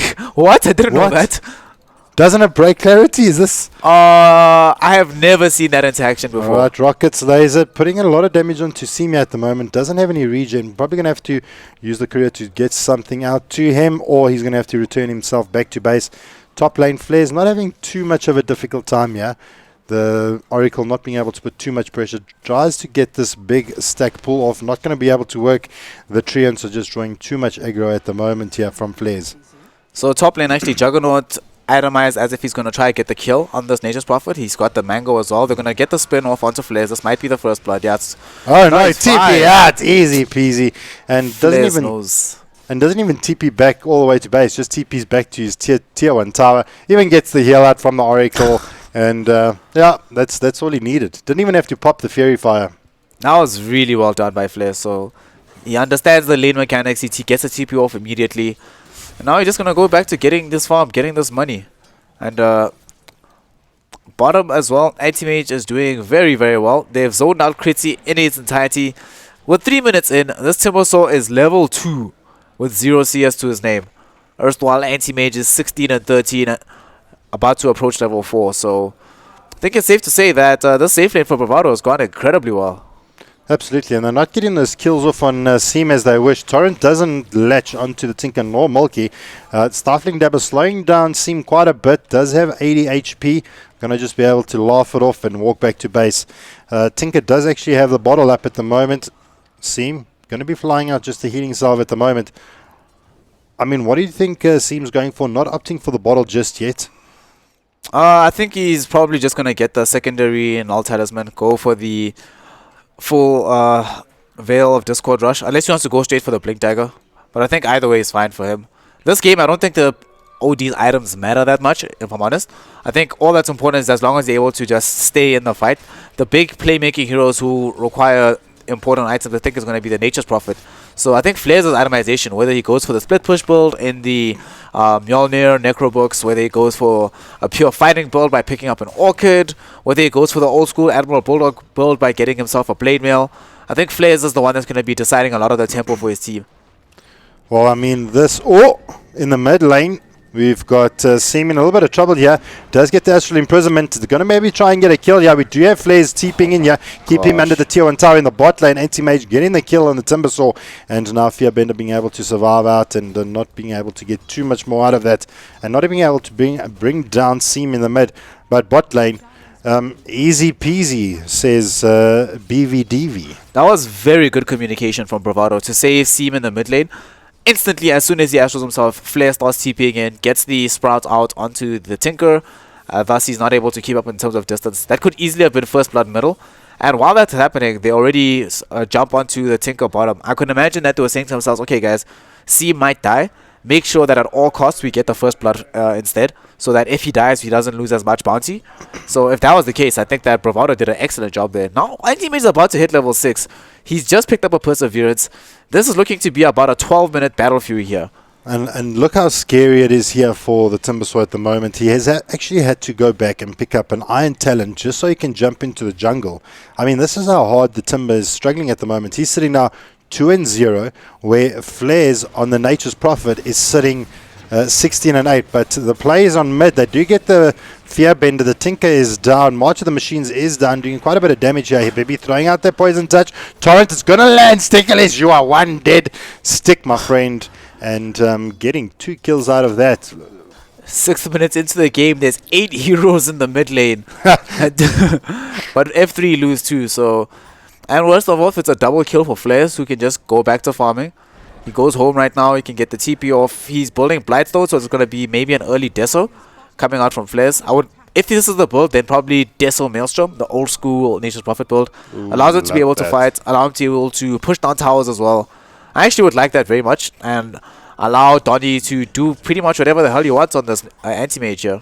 Well, there's no threat at the moment from the PA. Got absolutely 0 farm.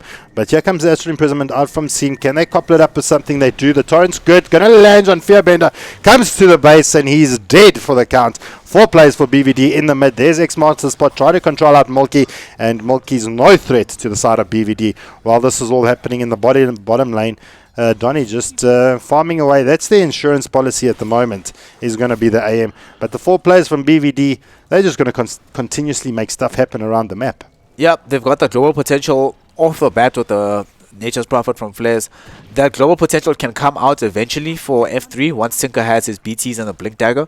But it's available all the time for Bravado, and they're going to abuse that as long as they are able to.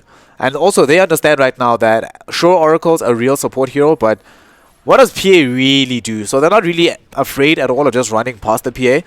As we saw in that past engagement when they went on Tinker, they sort of ignored PA until the very last moments. Then they were like, okay, fine, we have to go to PA. Alright, because you want to kiss me, I will kiss you. Is pretty much what BVD is thinking about. I mean, PA at the moment is 0 threat.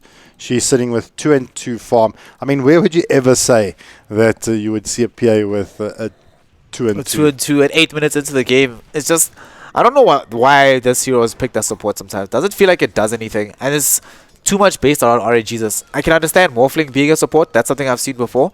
Just what about even picking up a Naga as support? I mean, there you've at least got an ulti, but in bot lane we do lose the Timbersaw once again to the anti-mage, throwing out the big guns, not even having to use out his mana void. So I mean, BVD in complete control of this game. Yep. No mana void required. They get the easy grab onto Timbersaw. He's down. Kritzy, he came back to the lane, but probably has to retreat back to the jungle once more because Anti-Mage didn't use mana void.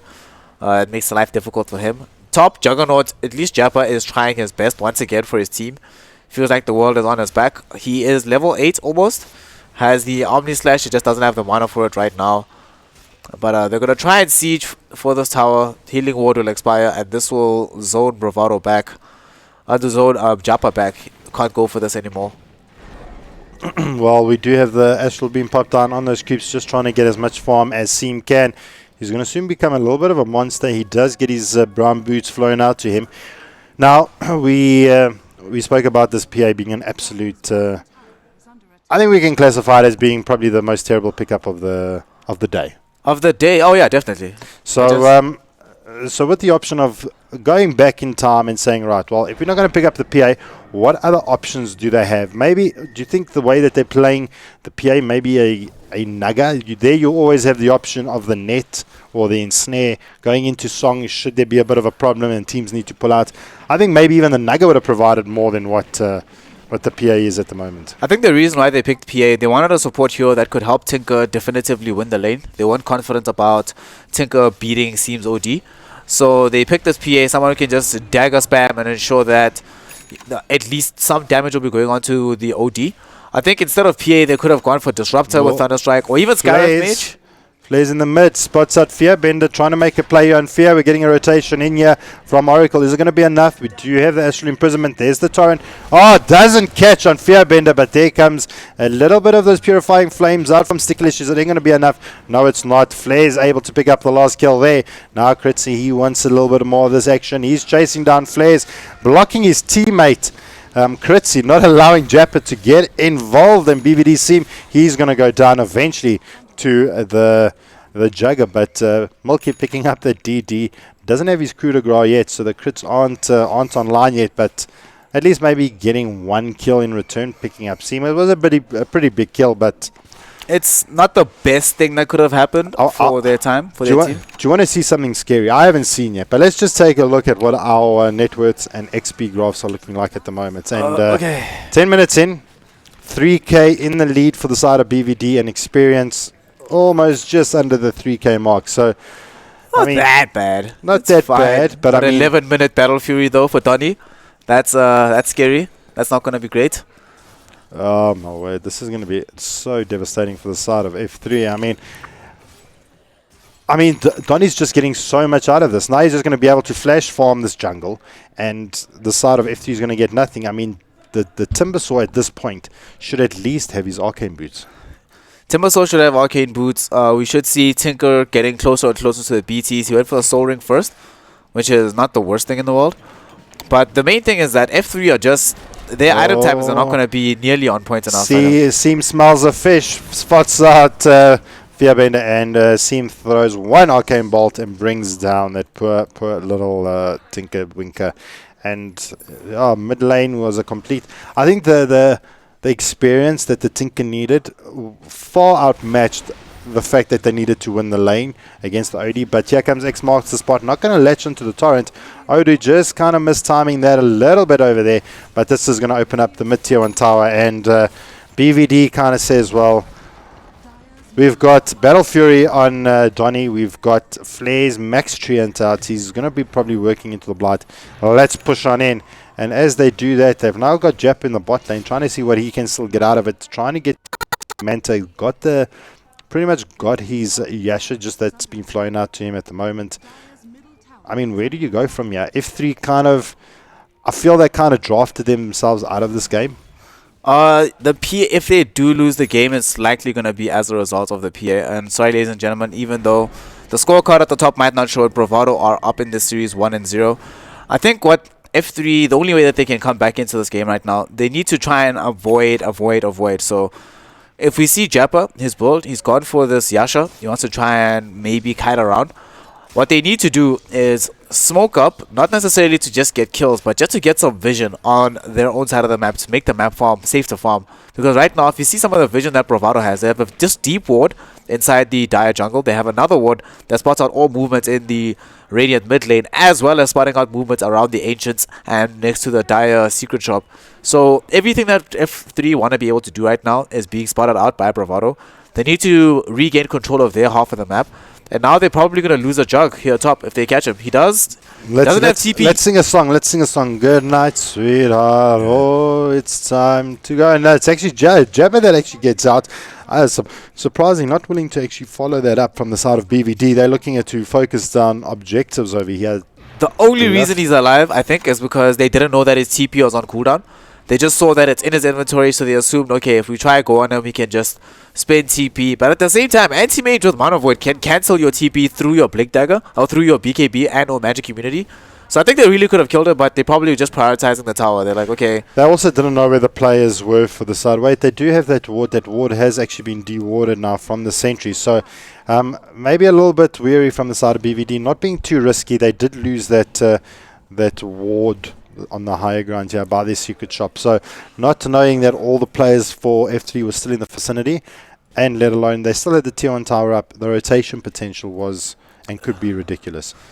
Mid lane though, the ship doesn't actually land, just allowing the side of F3 to escape, as well as Odu just saying, yeah, what's up? Thanks, Oracle, for the heals. And that was actually a super sick play from Odu. So what happened is that the F3 lineup was going on him. Oh, I thought there's a fight breaking out here at the back. Donny trying to find the Oracle. He does. Now Fiona Bender under a little bit of pressure here. Donny whacking away, not even allowing Seam to pick up anything.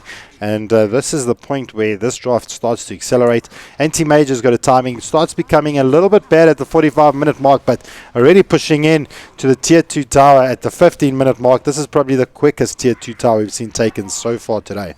So this is Vlad's Battle Fury at 15 minutes for Anti-Mage. And they've taken a Tier 2 tower, all the Tier 1s in the game. And bottom, they might actually find a kill onto Critzy. They've X'd them. Torrent, yeah, is dead no matter what. Oh, beautiful timing on the Torrents, and Donny just says, what's up? Enjoy my Mana Void. And that is one dead Timbersaw. I mean, his level is 12 at the moment. Let's just have a look at what Critzy's is 9. So against the dual lane, Critzy is heavily underfarmed. It was just the nature of the heroes in the lane itself. And I think in many ways, this F3 draft, we talked about it, it seemed a little bit too greedy. And that greed is sort of showing now because none of these heroes can make anything happen without farm. Without having a lot of money in the bank to be able to actually jump on heroes and actually do something. Tinker is useless without farm. So is a Juggernaut. PA especially.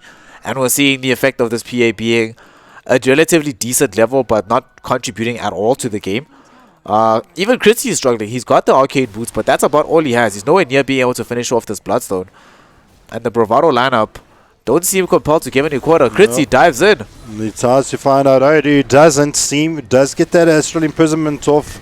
Now we've got the rotations coming in from Flares. There's actually been false promised up. They're going to turn their attention out to Sticklish, but he's going to find the boat. All aboard. There you go, baby boy. Critzy is sitting in the back lines. Does get the Purifying Flames, trying to get that recharge up. We get Donny jumping in, that Mana Void not being able to do just enough to bring down the Tinker. And that is just going to be lucky boys to the side of F3. Only losing the Oracles on the one of the supports. So a really decent fight that that the BVD's taken, although not getting more out of it. You'd expect a little bit more coming out of that. But BVD showing no mercy, pushing in the tier 2 tower in the bot lane. The next lane to be sieged is going to be in the top lane. But Donny finds out Fearbender, makes an action. Flares, he's trying to get in the action there as well. And Flares being able to finish out that little kill there. So I think it's pretty confident to say that BVD are looking in a very dominating position. I mean, I would call BVD Dwayne the Rocket Johnson at this point in time. They're really too big. They're too solid right now. All these core heroes on the side of BVD are way out farming the heroes from F3. The most farmed hero on the side of F3 is Jappa on his Juggernaut, but he's got the same amount of farm. He's actually behind farm from Seam. Seam has picked up the Hurricane Pike. Anti-Mage is building into, I'm not sure if he's Moonshot or AC, but either or. And there's a Shadow Blade available on the Nature's Prophet. He's going to go for the Orchid right afterwards. Erstwhile, we still are looking for these BTs to come out on Fearbender. Juggernaut is trying to finish off his Manta style still. And the Timbersaw is nowhere near Bloodstone still at this moment. So how F3 are supposed to come back into this game the only way again is what we've seen for the majority of the day is refuse to take fights, split push as much as you can, but you can't do that against this BVD lineup. They have global pick-off potential with the Nature's Prophet. You have OD that can just jump on heroes and kill them, and split pushing is just very, very difficult versus Kunkka, because if you try to get away, you can just get X'd and die. Well, the more sad situation is BVD just picking up Rosh, being put onto the anti-mage. Now Donnie's sitting in an extremely comfortable position. But even more sad is our Tinker doesn't even have BOTs at the 19-minute mark, and he's nowhere near getting his BOTs anywhere soon. So Flares, he's going to have a time of his life being able to TP around the map, feeling no pressure coming out from the Tinker with his BOTs. This lead is actually preposterous. So they have about 16,000 gold lead, Bravado. That's almost close to 1,000 gold a minute on their side, because we're only we're less than 20 minutes into the game. And already top, Donnie's starting to siege. In the mid lane, they're thinking about putting some pressure on this tier 3 tower. And F3 now have to answer against this push. And Donnie's just unstoppable here top. Well, they're trying to make a play. They decided to jump on Johnny. As soon as they do, he just blinks out. They do have Odo in the back line. Seem he's now trying to see if he can make something happen. He does get the Astral Imprisonment off. Is it going to be followed up? It is. There's the Torrent Fearbender. They're going to deal with the March of the Machines. And Donnie makes him explode. But the Omni Slash is good. Going to bring down Donnie, the anti-mage. Just going to pop the Aegis, but that's going to be good enough. I think BVD's still in a very good, comfortable position to still make things happen here. But Sticklish taking a huge amount of damage. Is it going to be enough? He has actually been astraled up, so not going to be able to get any more heals on. And that is what you want to see. One dead little Oracle, and now Jappa, he's coming to the fray. While this is all happening in the bot lane, Flares, he's having the time of his life. He's saying, like, boys, what are you doing top? I'm Raxing bot. And this is the strength of this BVD lineup that they've actually gone with. I think Bravado was saying, alright guys, this is a message to APG saying if we can lose the split push, we can use split push as well. And now they completely take the top lane of Rax. Flares is being gone on by Critzy, but he just literally walks away with Shadowblade. He doesn't get the tier 3 tower bottom. So the game's not over just yet for F3. They still have ways to come back into this. But it's exceptionally difficult. Ways to come in. We're sitting 15-1 after the 20-minute mark. And yeah, unfortunately, I feel the PA pickup was really the wrong choice. Could have got a little bit more from a different hero. X marks the spot. Is going to be used on Critzy. He's going to be able to dodge it and not actually being caught out there. Astral imprisoned out by a Seam. Not actually giving the... Seem showing mercy. Yeah, Seem saying, okay, all right, I'll allow it this time. But next time you look at my girl, I'm going to slap you. Now they're going to take the next girl, tier 3 tower high ground. And F3, how do they stop this? Actually, they can't. I'm not even sure that... I think the game's over, Juba. I don't see any way past this for F3. No, PA's no threat at all. They're not even looking at it. I mean, they're marking down Critzy on the Timber Sword to try and get it out. The Torrent's good, going to catch her up. Jappa, Blade Furying out of danger. Donnie trying to bring down the Tinker, not going to be able to actually pop him out. And now the mid lane of Rex is under heavy siege. Already one Rex down, melee down, working on their way on the range, and they do get it. Now BVD, they have a couple of options, and the options is, do they push down tier 4s or do they go to the bot lane? And bot lane is the call. They're going to finish off that rather quickly. So, I mean, I think this is pretty much over. They're trying to do what they can. The side of F3, unfortunately. Oh, nice little tree sprout coming out there from Flares, just protecting himself from the Jugger onslaught. Now Donnie says, well, come, Jabba. Let's do something over here. We get a deep jump in, but there we go. BVD Seam bringing down the Timber Sword, saving himself. Beautiful little save. The boat from Odu keeping alive Seam. This is ridiculous, even though this is going absolute ham. And not even be able to burn. Well, now they just bring it down. Critzy getting the bar back, bringing down Seam eventually. And GG has been called. And that is going to put this series to rest. And I think that was a 20-minute Rax. That was 20-minute Rax. This is what happens when you upset BVD. So BVD got mad. BVD got mad and they took it out on F3. And F3 didn't do anything wrong. They were just, he came to play Dota. BVD were not very happy about them playing Dota. They were like, what is this? Yeah. We're going to show you what we're doing here. So, yeah, that was, I think, it's as much of a draft win as it was for BVD. They also really did outplay F3 on pretty much every stage. In every single lane we saw, even though F3 was getting some semblance of farm on the Juggernaut, everywhere else the game was crumbling, and even against the Jug, the Nature's Prophet that was against them didn't really care about the Juggernaut at all. So all 5 heroes on the side of Bravado were playing their own game, playing their own Dota. It honestly didn't feel like Bravado were truly challenged at all. this Yeah, entire it game. was. It was like almost trying to take pebbles and throw it against a concrete wall. That's what it honestly felt like. Is Bravado was this massive wall, and F3 was just trying to throw hero after hero after hero to try and break away BVD's lineup, and they just didn't have what it took. Yeah, they didn't. I think if we replay that game, F3 would need an entirely different draft for it to work. But with that draft and the way that Bravado's been playing since game 1, I don't think that F3 could take this. I mean, even in the previous series where Bravado lost, I still think they were playing as the better team. They just lost to, Morphling Shadow Demon. That's pretty much what they lost to, is the Shadow Demon. So, I mean, BVD, they've got the big cojones. They've got what it takes to be the strong team that can finish it off.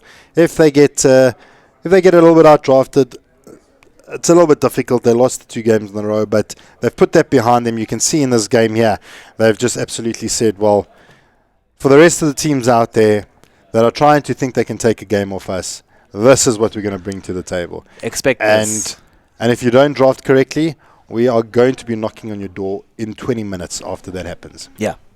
So that's going to pretty much round off the series thus far. For those of you that are still in game, we bid you a very, very farewell. But come join us on the stream. We're going to go through a little bit of a post-analysis. It's not going to be very long. It was rather quick. And I think things rather changed very soon as Donny got a couple of items. But we'll go through all of that on the stream. But for those of you that are not going to join us, a good night and God bless. And if you wish to follow us or come join us at Rage, I mean, you guys are around the corner. Come join us at Rage tomorrow. You can follow myself at Jabba Gaming. And you can follow Snare at _snare_. Give us a holler. Tell us what you thought about the cast. Give us your predictions of how you see things going for the rest of the weekend. But thus far, the atmosphere has been absolutely electrifying thus far, and absolutely exciting. So goodbye to our online viewers. We're going to see you guys very shortly on the stream. So don't go anywhere.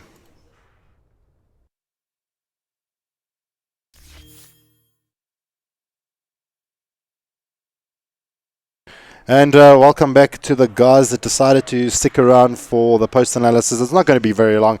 I think it pretty much got summed up when... 11-minute battlefield. But I think that was pretty much it. Let's go to the item progression here.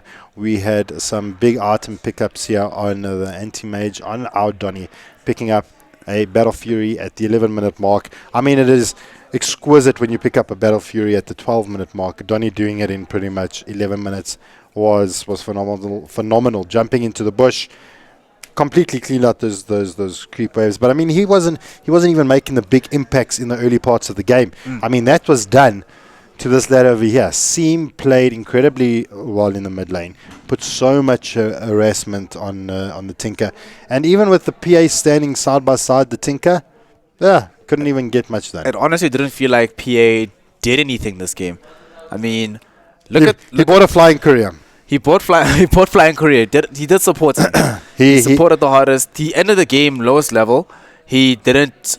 He did more damage than the Timber Saw, which should say something about the game. But he ended 0-2-1. The impact that the Phantom Assassin had this game was virtually none. All he really felt like he did was take away experience from the Tinker, delay somewhat the pickup of the TP boots, and just make life difficult because. Again, we discussed this in the previous game, in the previous series, that if you have supports that don't do anything, then there comes a point where you're like, okay, this hero is useful for maybe 1 or 2 levels for a gimmick or 2, but beyond that, what does the hero actually do? What do we accomplish? If we get more levels on this hero, does it change anything? No. Do we get more items on this hero? Will that change anything? No. So then what do you do? What do you do with this PA? So I think F3 kind of lost it in the draft.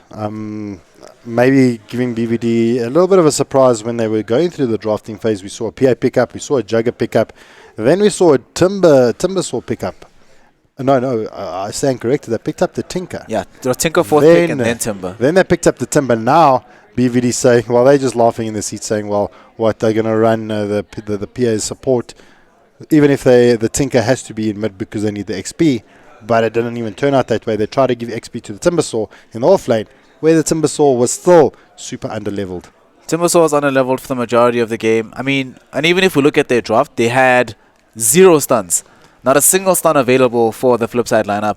And you're going up against Outworld Devourer, Nature's Prophet, and Anti-Mage. So, how are they supposed to ever get kills? At the end of the game, 20-2. The only hero that died was Seam, and he died in the middle of, in situations where death really wasn't, like, it was the only thing that could happen. He was surrounded by multiple heroes. Yeah. Multiple heroes collapse onto him. He dies, but the team, most of the time his team wins the fight regardless. So, I don't really know how things went for Flipside in the drafting siege. Because after the 3rd pick, because they went, what did they go? They went Oracle, PA, Juggernaut. And that was fine. Then they picked Tinker and Timbersaw. Heroes that don't have stuns. Heroes that require even more farm than the 2 heroes that they already have as core heroes. So, I don't know what went wrong with the Flipside. Why didn't they pick different heroes? But they tried something. It didn't work. It happens. Yeah, you got to take a chance. Didn't work out. So, props to them at least trying a little bit of a different draft for them. BBD just saying, listen, it's late at night. We've been waiting for this game for long. Let's just find the quickest way to end the game. And they went and they did it. And I mean, I think the biggest story goes to tell. I mean, our highest GPM earner is going to be the Anti-Mage, Donny, sitting with 775 on. In GPM, he was really rich. He was really, balling really out of far. control. And I mean, the highest on the side of F3 was a Jugger that farmed at 407. I mean, even Flares got more out of the lane. Even Seam got more out of the lane. I mean, he's just below. He's basically Udu on the Kunkka, support Kunkka was just below a full farming Juggernaut. Yep, that's just how the nature of the game was. Where the Jug, he was hitting creeps everywhere, but realistically, then his team's not taking any buildings. He's not getting that much farm because of how much of the map control Bravado was getting. His heroes are getting picked off left and right, so he doesn't feel safe to farm outside on the outskirts of the map. He feels like he has to farm from one or two of the medium camps. So after a while, there's only so much farm you can get for Jug alone. Tinker still has to find farm. Timbersaw still has to find farm. PA still wants to find some level of farm. So everyone's trying to get something out of the game, and there's nothing to get, and it just goes completely south. I'm even afraid to look at the graph. I'm kind of scared. Well, that's where we're about to go now. And Okay, I think, let's see this. Which one do you want to see first? Player level. Let's see levels. Let's see experience levels. That's pretty bad. And that's yeah, that kind of tells a story in itself. We've got Kritsi that was very, very underleveled considering that he was an offlane hero going up against the Donny on the Anti-Mage. I mean, when you start seeing the Timbersaw doing so badly, don't you then start thinking, okay, well, this is not going so well. Let's rather maybe swap things around. Put Milky in the off lane. Let him try and soak up as much XP as he can. At least he can still maybe blink to a hero just to kind of keep him alive from the Anti-Mage. Just kind of juke around Donny as much as he can. Send the Timbersaw into a permanent jungle position and just let the Tinker pick up the farm where he could. They probably should have done that. Probably they were concerned about Milky dying a lot, which he would have up against Kunkka. That's one of the powers of Kunkka in the laning phase. But it would have been much better than the result. The problem with Timbersaw is, as we saw in that lane, he cannot go next to Anti-Mage. He cannot go next to Dazzle because of Poison Touch. It's something that most Dazzles would level up on the heal and the Grave. But I think Habibi only got Grave at level 3, level 4. He just maxed out the Poison Touch and the Shadow Wave. And he can't go next to Kunkka, otherwise he'll be dragged back. So I definitely agree with you that Timbersaw should have just gone straight to the jungle. Leave maybe Milky or just someone else to soak up the damage in the off lane, because even if one of the Sticklish or Milky die, it's better that your support hero dies and get some levels and Kritsi doing nothing. What would you have said about putting the Jugger into the off lane? He's got the blade through to actually escape any of those X marks the spots or any onslaught coming out from the side of BVD. Put Milky in the safe lane, let the PA farm. And I think just then put the Timbersaw in the jungle, try and get his mana boots, and then start roaming around a bit more. I think that would have gotten a little bit more out of the map. That would have been probably better for them. I think we can try and think about it, but one of the things is that pretty much anything except for what happened would have been better for. Yeah. I'm trying to understand if there's any genius behind this draft. Because if there's no genius behind it, the PA pickup was really. I think what happened is they picked PA. And they had Oracle, and they were like, okay, these are the heroes that we want. And then they saw the Nature's Prophet. When they started deciding to counter pick afterwards. Yeah, and they saw Nature's Prophet. They decided, okay, there's Nature's Prophet. Let's counter this with our own mobile hero, like the Tinker. And then they picked that. Then they saw OD. Then they saw it was, who did they pick fourth on the side of Bravado? I think their fourth pick was OD, yeah. So then they see OD. No, they're OD like, was oh, the first pick. It was First OD pick first. OD with, first with Kunka. Kunka, yeah. OD Kunka. Then they went for Dazzle, Nature's Prophet, Anti-Mage. And then I think they saw the Nature's Prophet. They're like, okay, we want our own mobile hero. We want a hero that can beat Nature's Prophet, such as the Tinker. We want a hero that later on in the game they will struggle to deal with in terms of just physical damage, like the Timbersaw. But then, so they picked all these individual heroes. But Dota is not just a game about which hero beats which hero. You have to think about the synergy of the heroes as well. What do they do with one another? Do they actually help one another and enable other heroes to win the game? And we didn't see that from the flip side lineup. I think what happened is that they tried to go for individual counter picks, but without thinking about a complete team strategy. And as a result, they just completely fell apart in the game. Yeah, well, I think we've scrutinized it quite a bit, considering the game was only 15 minutes long. So, excuse me. As we progress and actually say farewell to the series, let's just jump on and see how the rest of the knockout and how the stages are looking at the moment for the teams. We've got, this is what the knockout looks at the moment. So, still waiting for some results here from the APG and WRG game to finalize. We've already got BVD moving themselves along rather quickly, and now we're waiting for the result from the DC Carbon game, and we'll see how things start developing. We've got, we know Carbon's already 1 up. Don't know what the rest of the results are. We know that White Rabbit Gaming is 1 up, and so far we can probably expect, because Carbon's 1 up, we can probably expect something a little bit further, and see if something can happen there. But I think from myself, Jabba and Snare, we're gonna bid you a very, very pleasant evening. I think for the moment our time has come where we get to say goodbye to you guys, and we'll probably catch you tomorrow morning. We've got some loser bracket games that we need to get through, and join us for those games. I do not know if there's another one being played tonight. Are you aware? I don't think so. I think there was supposed to be one, but the delays as well as the internet going down probably will shift that to the morning. Right, so probably going to be looking at a morning game. Do subscribe to the channel so that you're kept up to date with what's going on.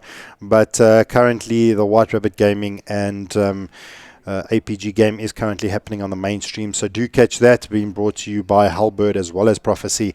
It's looking like a bit of a cracker of a game already. The score is 32-9 in favor of White Rabbit Gaming. So White Rabbit Gaming looking pretty dominant so far, already 1 game up, so this could be them closing out the series for themselves as well. But with that, we wish you, from myself, Jabba, from Snare, we wish you a pleasant evening, a great Saturday, and a better Sunday. So with that, we'll leave you with the last bits of this WRG and APG game. If Strata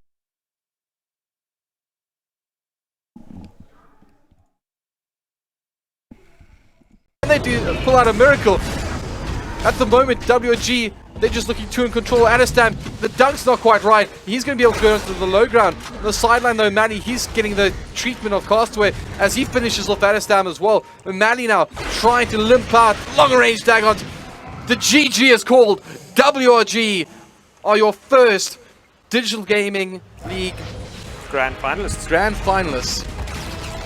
Fantastic play there by White Rabbit Gaming, but yeah, APG not going to be too happy with that, unfortunately. It was a very, very long series for them, or a very, very long day for them, particularly, you know, I mean, you start off with Carbon, then you go into BVD, and then you have to go for, you know, it's like I made a joke with the guys earlier that, you know, it's like, you beat Carbon, it's like, oh, guess what your reward is? You have to play BVD. Then you slug it out with BVD over a 3-match series, and guess what your reward is? You have to play White Rabbit Gaming. It's like, it's a bit rough. I certainly do feel for the boys. But, I mean, they've shown the ability to beat BVD. Maybe they can do it again. And with a little bit of sleep on, you know, Saturday night, maybe they take the fight to White Rabbit Gaming in a much more effective.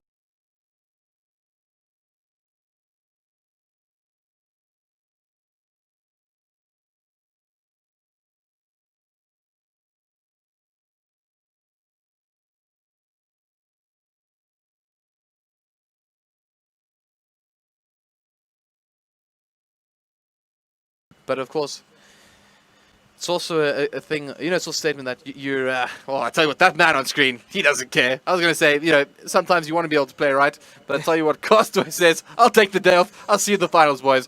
From us, though, for today, thanks very much for everyone for tuning in. It's been a great pleasure, and we'll head back over to our panelists to give their thoughts on this momentous occasion.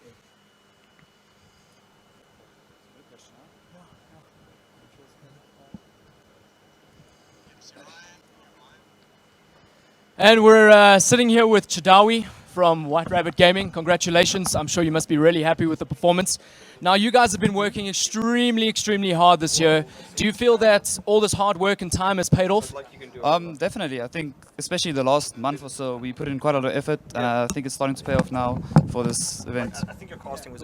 So, first game was a bit close. Were you at all nervous with how it was going? What was your sort of thought process and strategy around that? Not really. It was a bit like we came out of our laning phase, we really greedy, so we kind of expected our lanes not to go too well. But all in all, Shaw pulled through, and I think it went pretty fine. The second game was pretty much really clean. So, I mean, I'm sure you guys were really happy with that performance. However, the Morphling seemed to be a little bit of a thorn in your foot there. What was your strategy with dealing with him? Mostly just the Tinker. The Tinker late game handles the Morphling really well. So we just starved them out. Only Morphling got farm, so we just had to handle him. Great. Well, there you guys have it. We're going to be going to our panel desk now for some of their really interesting feedback. So let's head over to them. I have no more nails left to bite. Chidawi, thank you very much. You're going to be paying for my manicure next year. But wow, what a game. They walked away with the victory 2-0. Who would have thought that was going to happen? Yeah, like I said in my books, you don't know what's going to happen at these events, and WRG just proved they're one of the top dogs in this competition, and I think they were just having fun in that second game, to be honest. So, I mean, what is it that went so very right for them? We saw a similar strategy in the first game played out by the opposite team in the second. Well, what fascinated me most, fascinated. Oh gosh, fascinated. What fascinated me the most was that I even asked the MGO leader Alvain, like, what have you been feeding Santo, right? What a player, right? He's firstly was a support. Moving towards the carry role was so amazing. Like, it's probably like the best decision they've made so far this year. Yeah. And with WAP coming into the team as well, it's playing amazing Dota. Like, the teamwork's just been amazing. Yeah, and I also think the big difference was the Tinker. The Tinker made a huge difference. And that Perma Sheep, and I think the Zeus pick was a bit questionable. They could have picked something a bit better to deal. Certainly. Well, it's by no means easy at any point in the match, but they are waiting for us on stage, and we're going to hear from the boys who did have one hell of a game and one hell of a series of games today. The boys from APG, guys, you can keep your chins way up high. You took down the big blue dragon, you took down Carbon, and only to get all the way to here, and my heart is breaking here. Let's hear from the boys of APG. I'm standing here with Bob Yules from APG. That first game, it actually looked like you had it, and then it sort of swung, and it looked like you were struggling to get the picks you needed. Walk us through what exactly happened. We had a really good early game.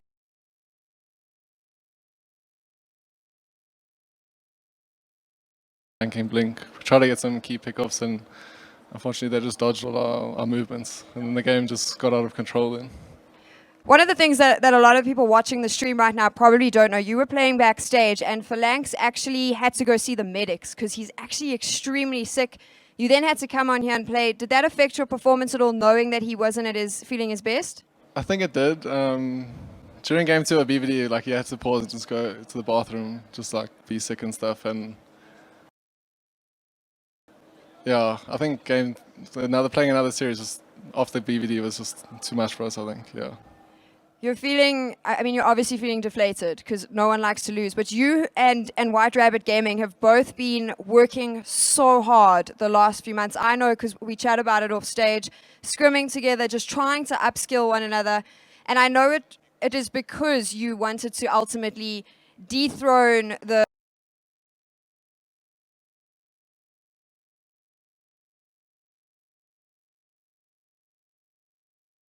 practice. Are you going to knock them out? Yeah, well, let's hope so. That's the dream, eh? That's the dream. I'm voting for an Aperture White Rabbit Gaming final. Thank you, Bob. I'm now going to introduce my co-host, Ryan, to the stage. We're going to jump straight from here. Bob, you're going to have to leave. I know you like camera time, but I've got Ryan coming to the stage right now. We're moving quite fast. Ryan, CSGO time. Oh, it's my favorite time. Oh, I can't wait. And these two teams that are up, we've got DC versus Bravado. Damage control. Legends. Let's get these guys going. Let's call up. Legends of esports. You guys ready? You guys going to set up? Excellent. So we'll be back straight into the game right after Apocalypse this. likes cameras, eh? Oh, he Look totally at that. does. APOC, good luck, man. Bravado, you guys ready? See you guys up on the stage. We'll see you guys soon.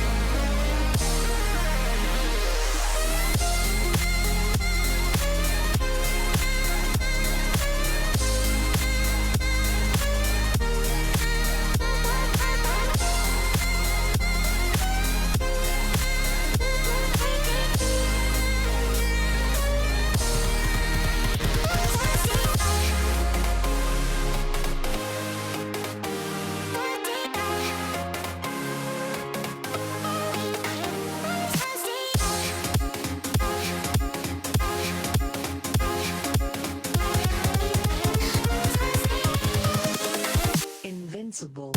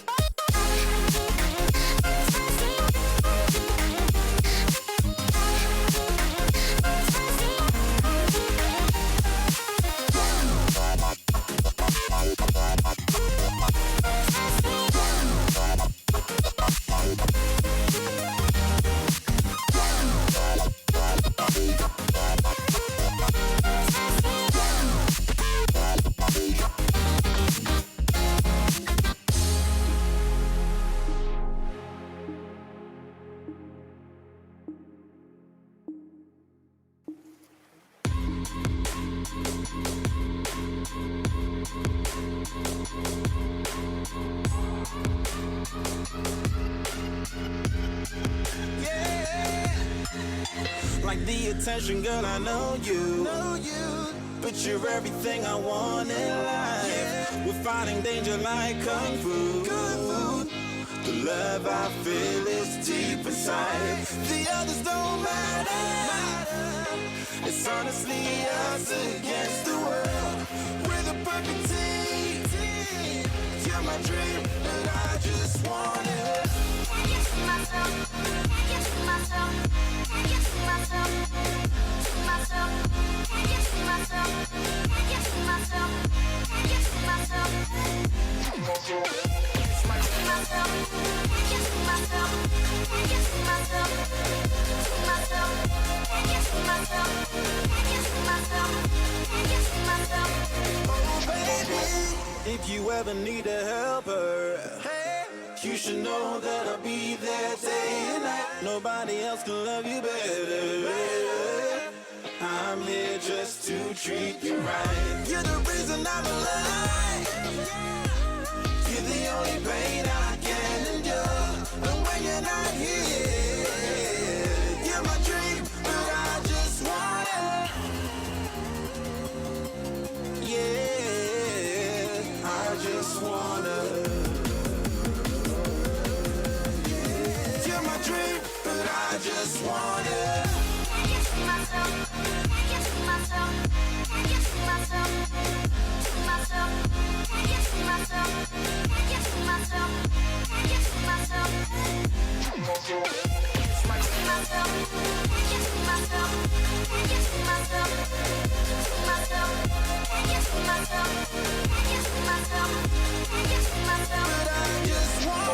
Deep inside I knew from the start, you my bunny, I'm your Clark. From now to eternity I give you all my heart. We are meant to be, it's clear to see my love is bigger than I thought. I got everything I want when I hold you with my arms. The others don't matter, my love and my pleasure, the key to my treasure. Whatever's the weather, day up and out with you till I die. How many times for you I'ma try? Want you to notice the one and I know this perfect soulmate. I wanna show it my best friend. She saved my life, my happy end in hard times.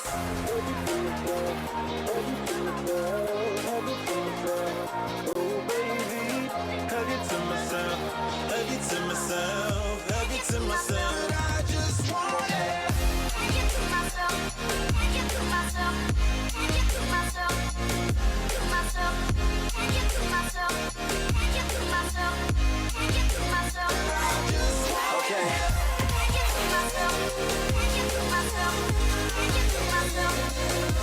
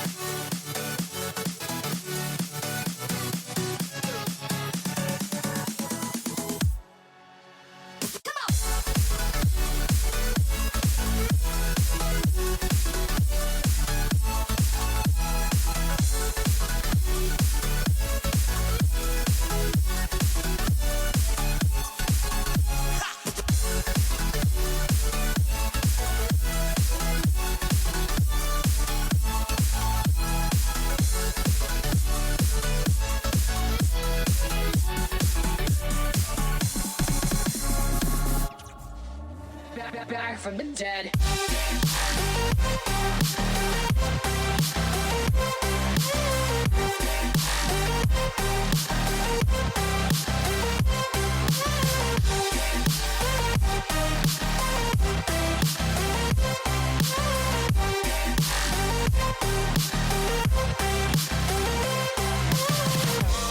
Ladies and gentlemen, you're all invited to go fucking mental on this motherfucking drop. The countdown has just begun. Are you ready?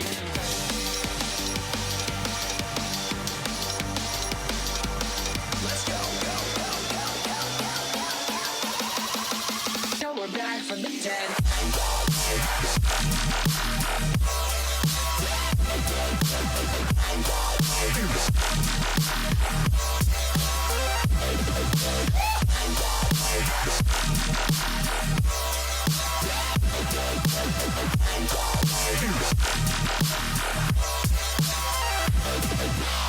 We're back from the dead.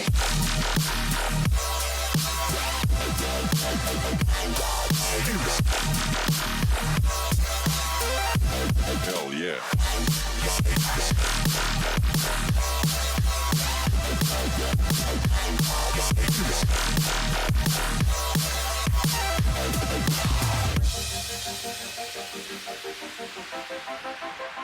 Back, back, back, back.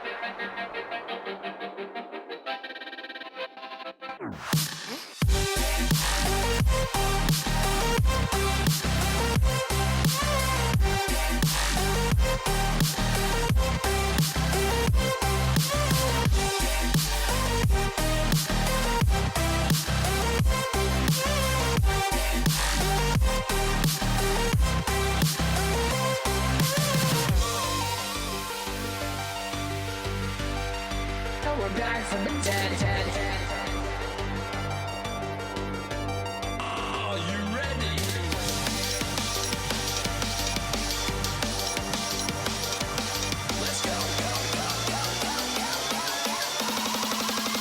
back from the dead.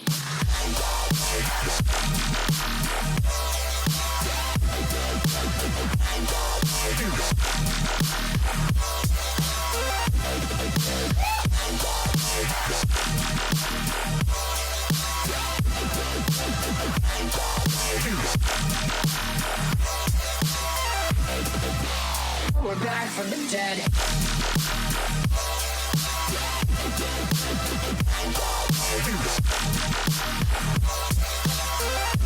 Hell yeah.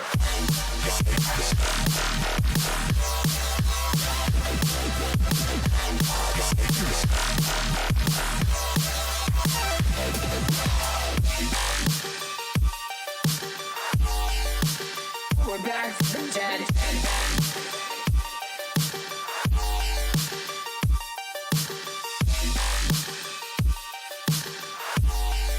Back from the dead. Back from the dead.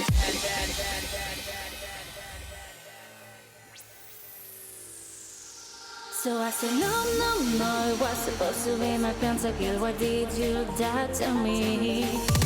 I killed alone, 1, 2, 3 for champions. I can't believe you're trolling. No, it was supposed to be my pentakill. Why did you die to me? I killed alone, 1, 2, 3 for champions. I can't believe you're trolling. Wait a minute!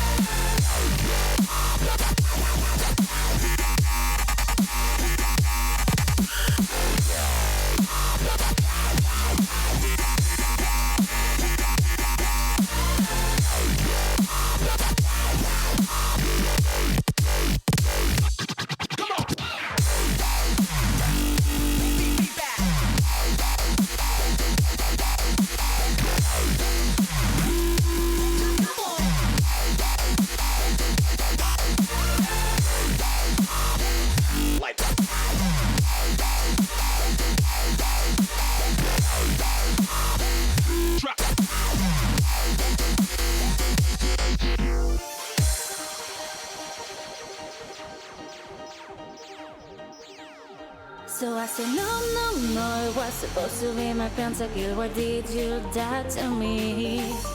I killed alone, 1, 2, 3 for champions. I can't believe you're trolling. No, it was supposed to be my pentakill. Why did you die to me? I killed alone, 1, 2, 3 for champions. I can't believe you're trolling.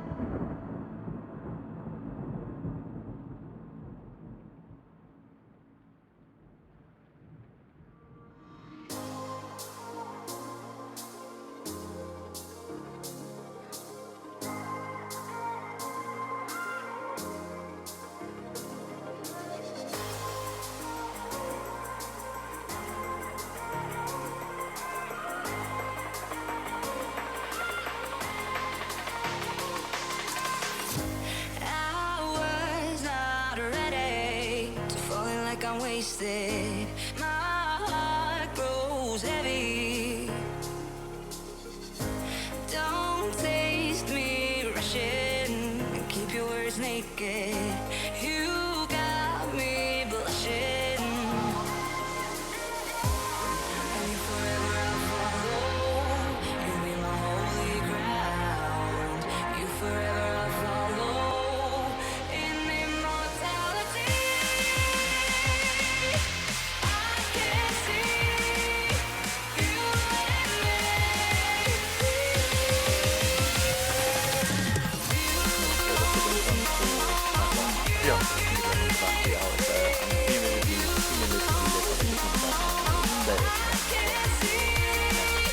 So guys are going to be fine. Let's just hope they're tanked up on coffee for Monster Energy, whatever they need to do.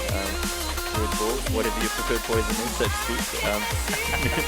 Yo, I didn't say that. No, they're not a sponsor. I'm good this time, right? I'm okay? Okay.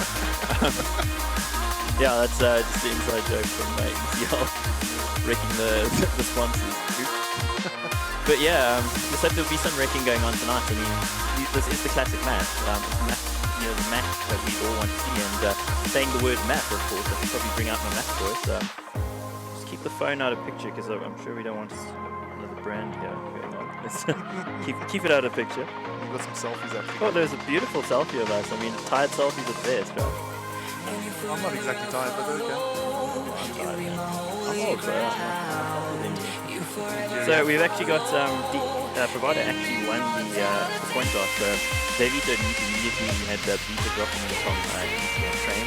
They want to take that out. You don't want to play Train against Bravado. They're proved to be very strong. I mean, XTC took the Train off them in overtime at ECL. But since then, every time Bravado plays Train, they're strong. So you definitely don't want to face them there. The pick from Bravado was Cobble, and they were pretty impressive on Cobble earlier. T-side was a little aimless, but Cobble was pretty aimless on T-side too. I mean, ridiculous CT hearts coming in from both teams on a match that's generally the accepted match of T-side. So that though being said, I mean, let's actually go back. I think it was a Telco match that actually was played between Duncan and XTC. Remember, it was a really hectic team-sided match there between both teams. So that might just kind of throw things in the bit, like out of the balance here for Bravado, potentially. It's not necessarily the case, but I really do think, I mean, just to give you guys some history here, the El Clasico, that's what we called it for.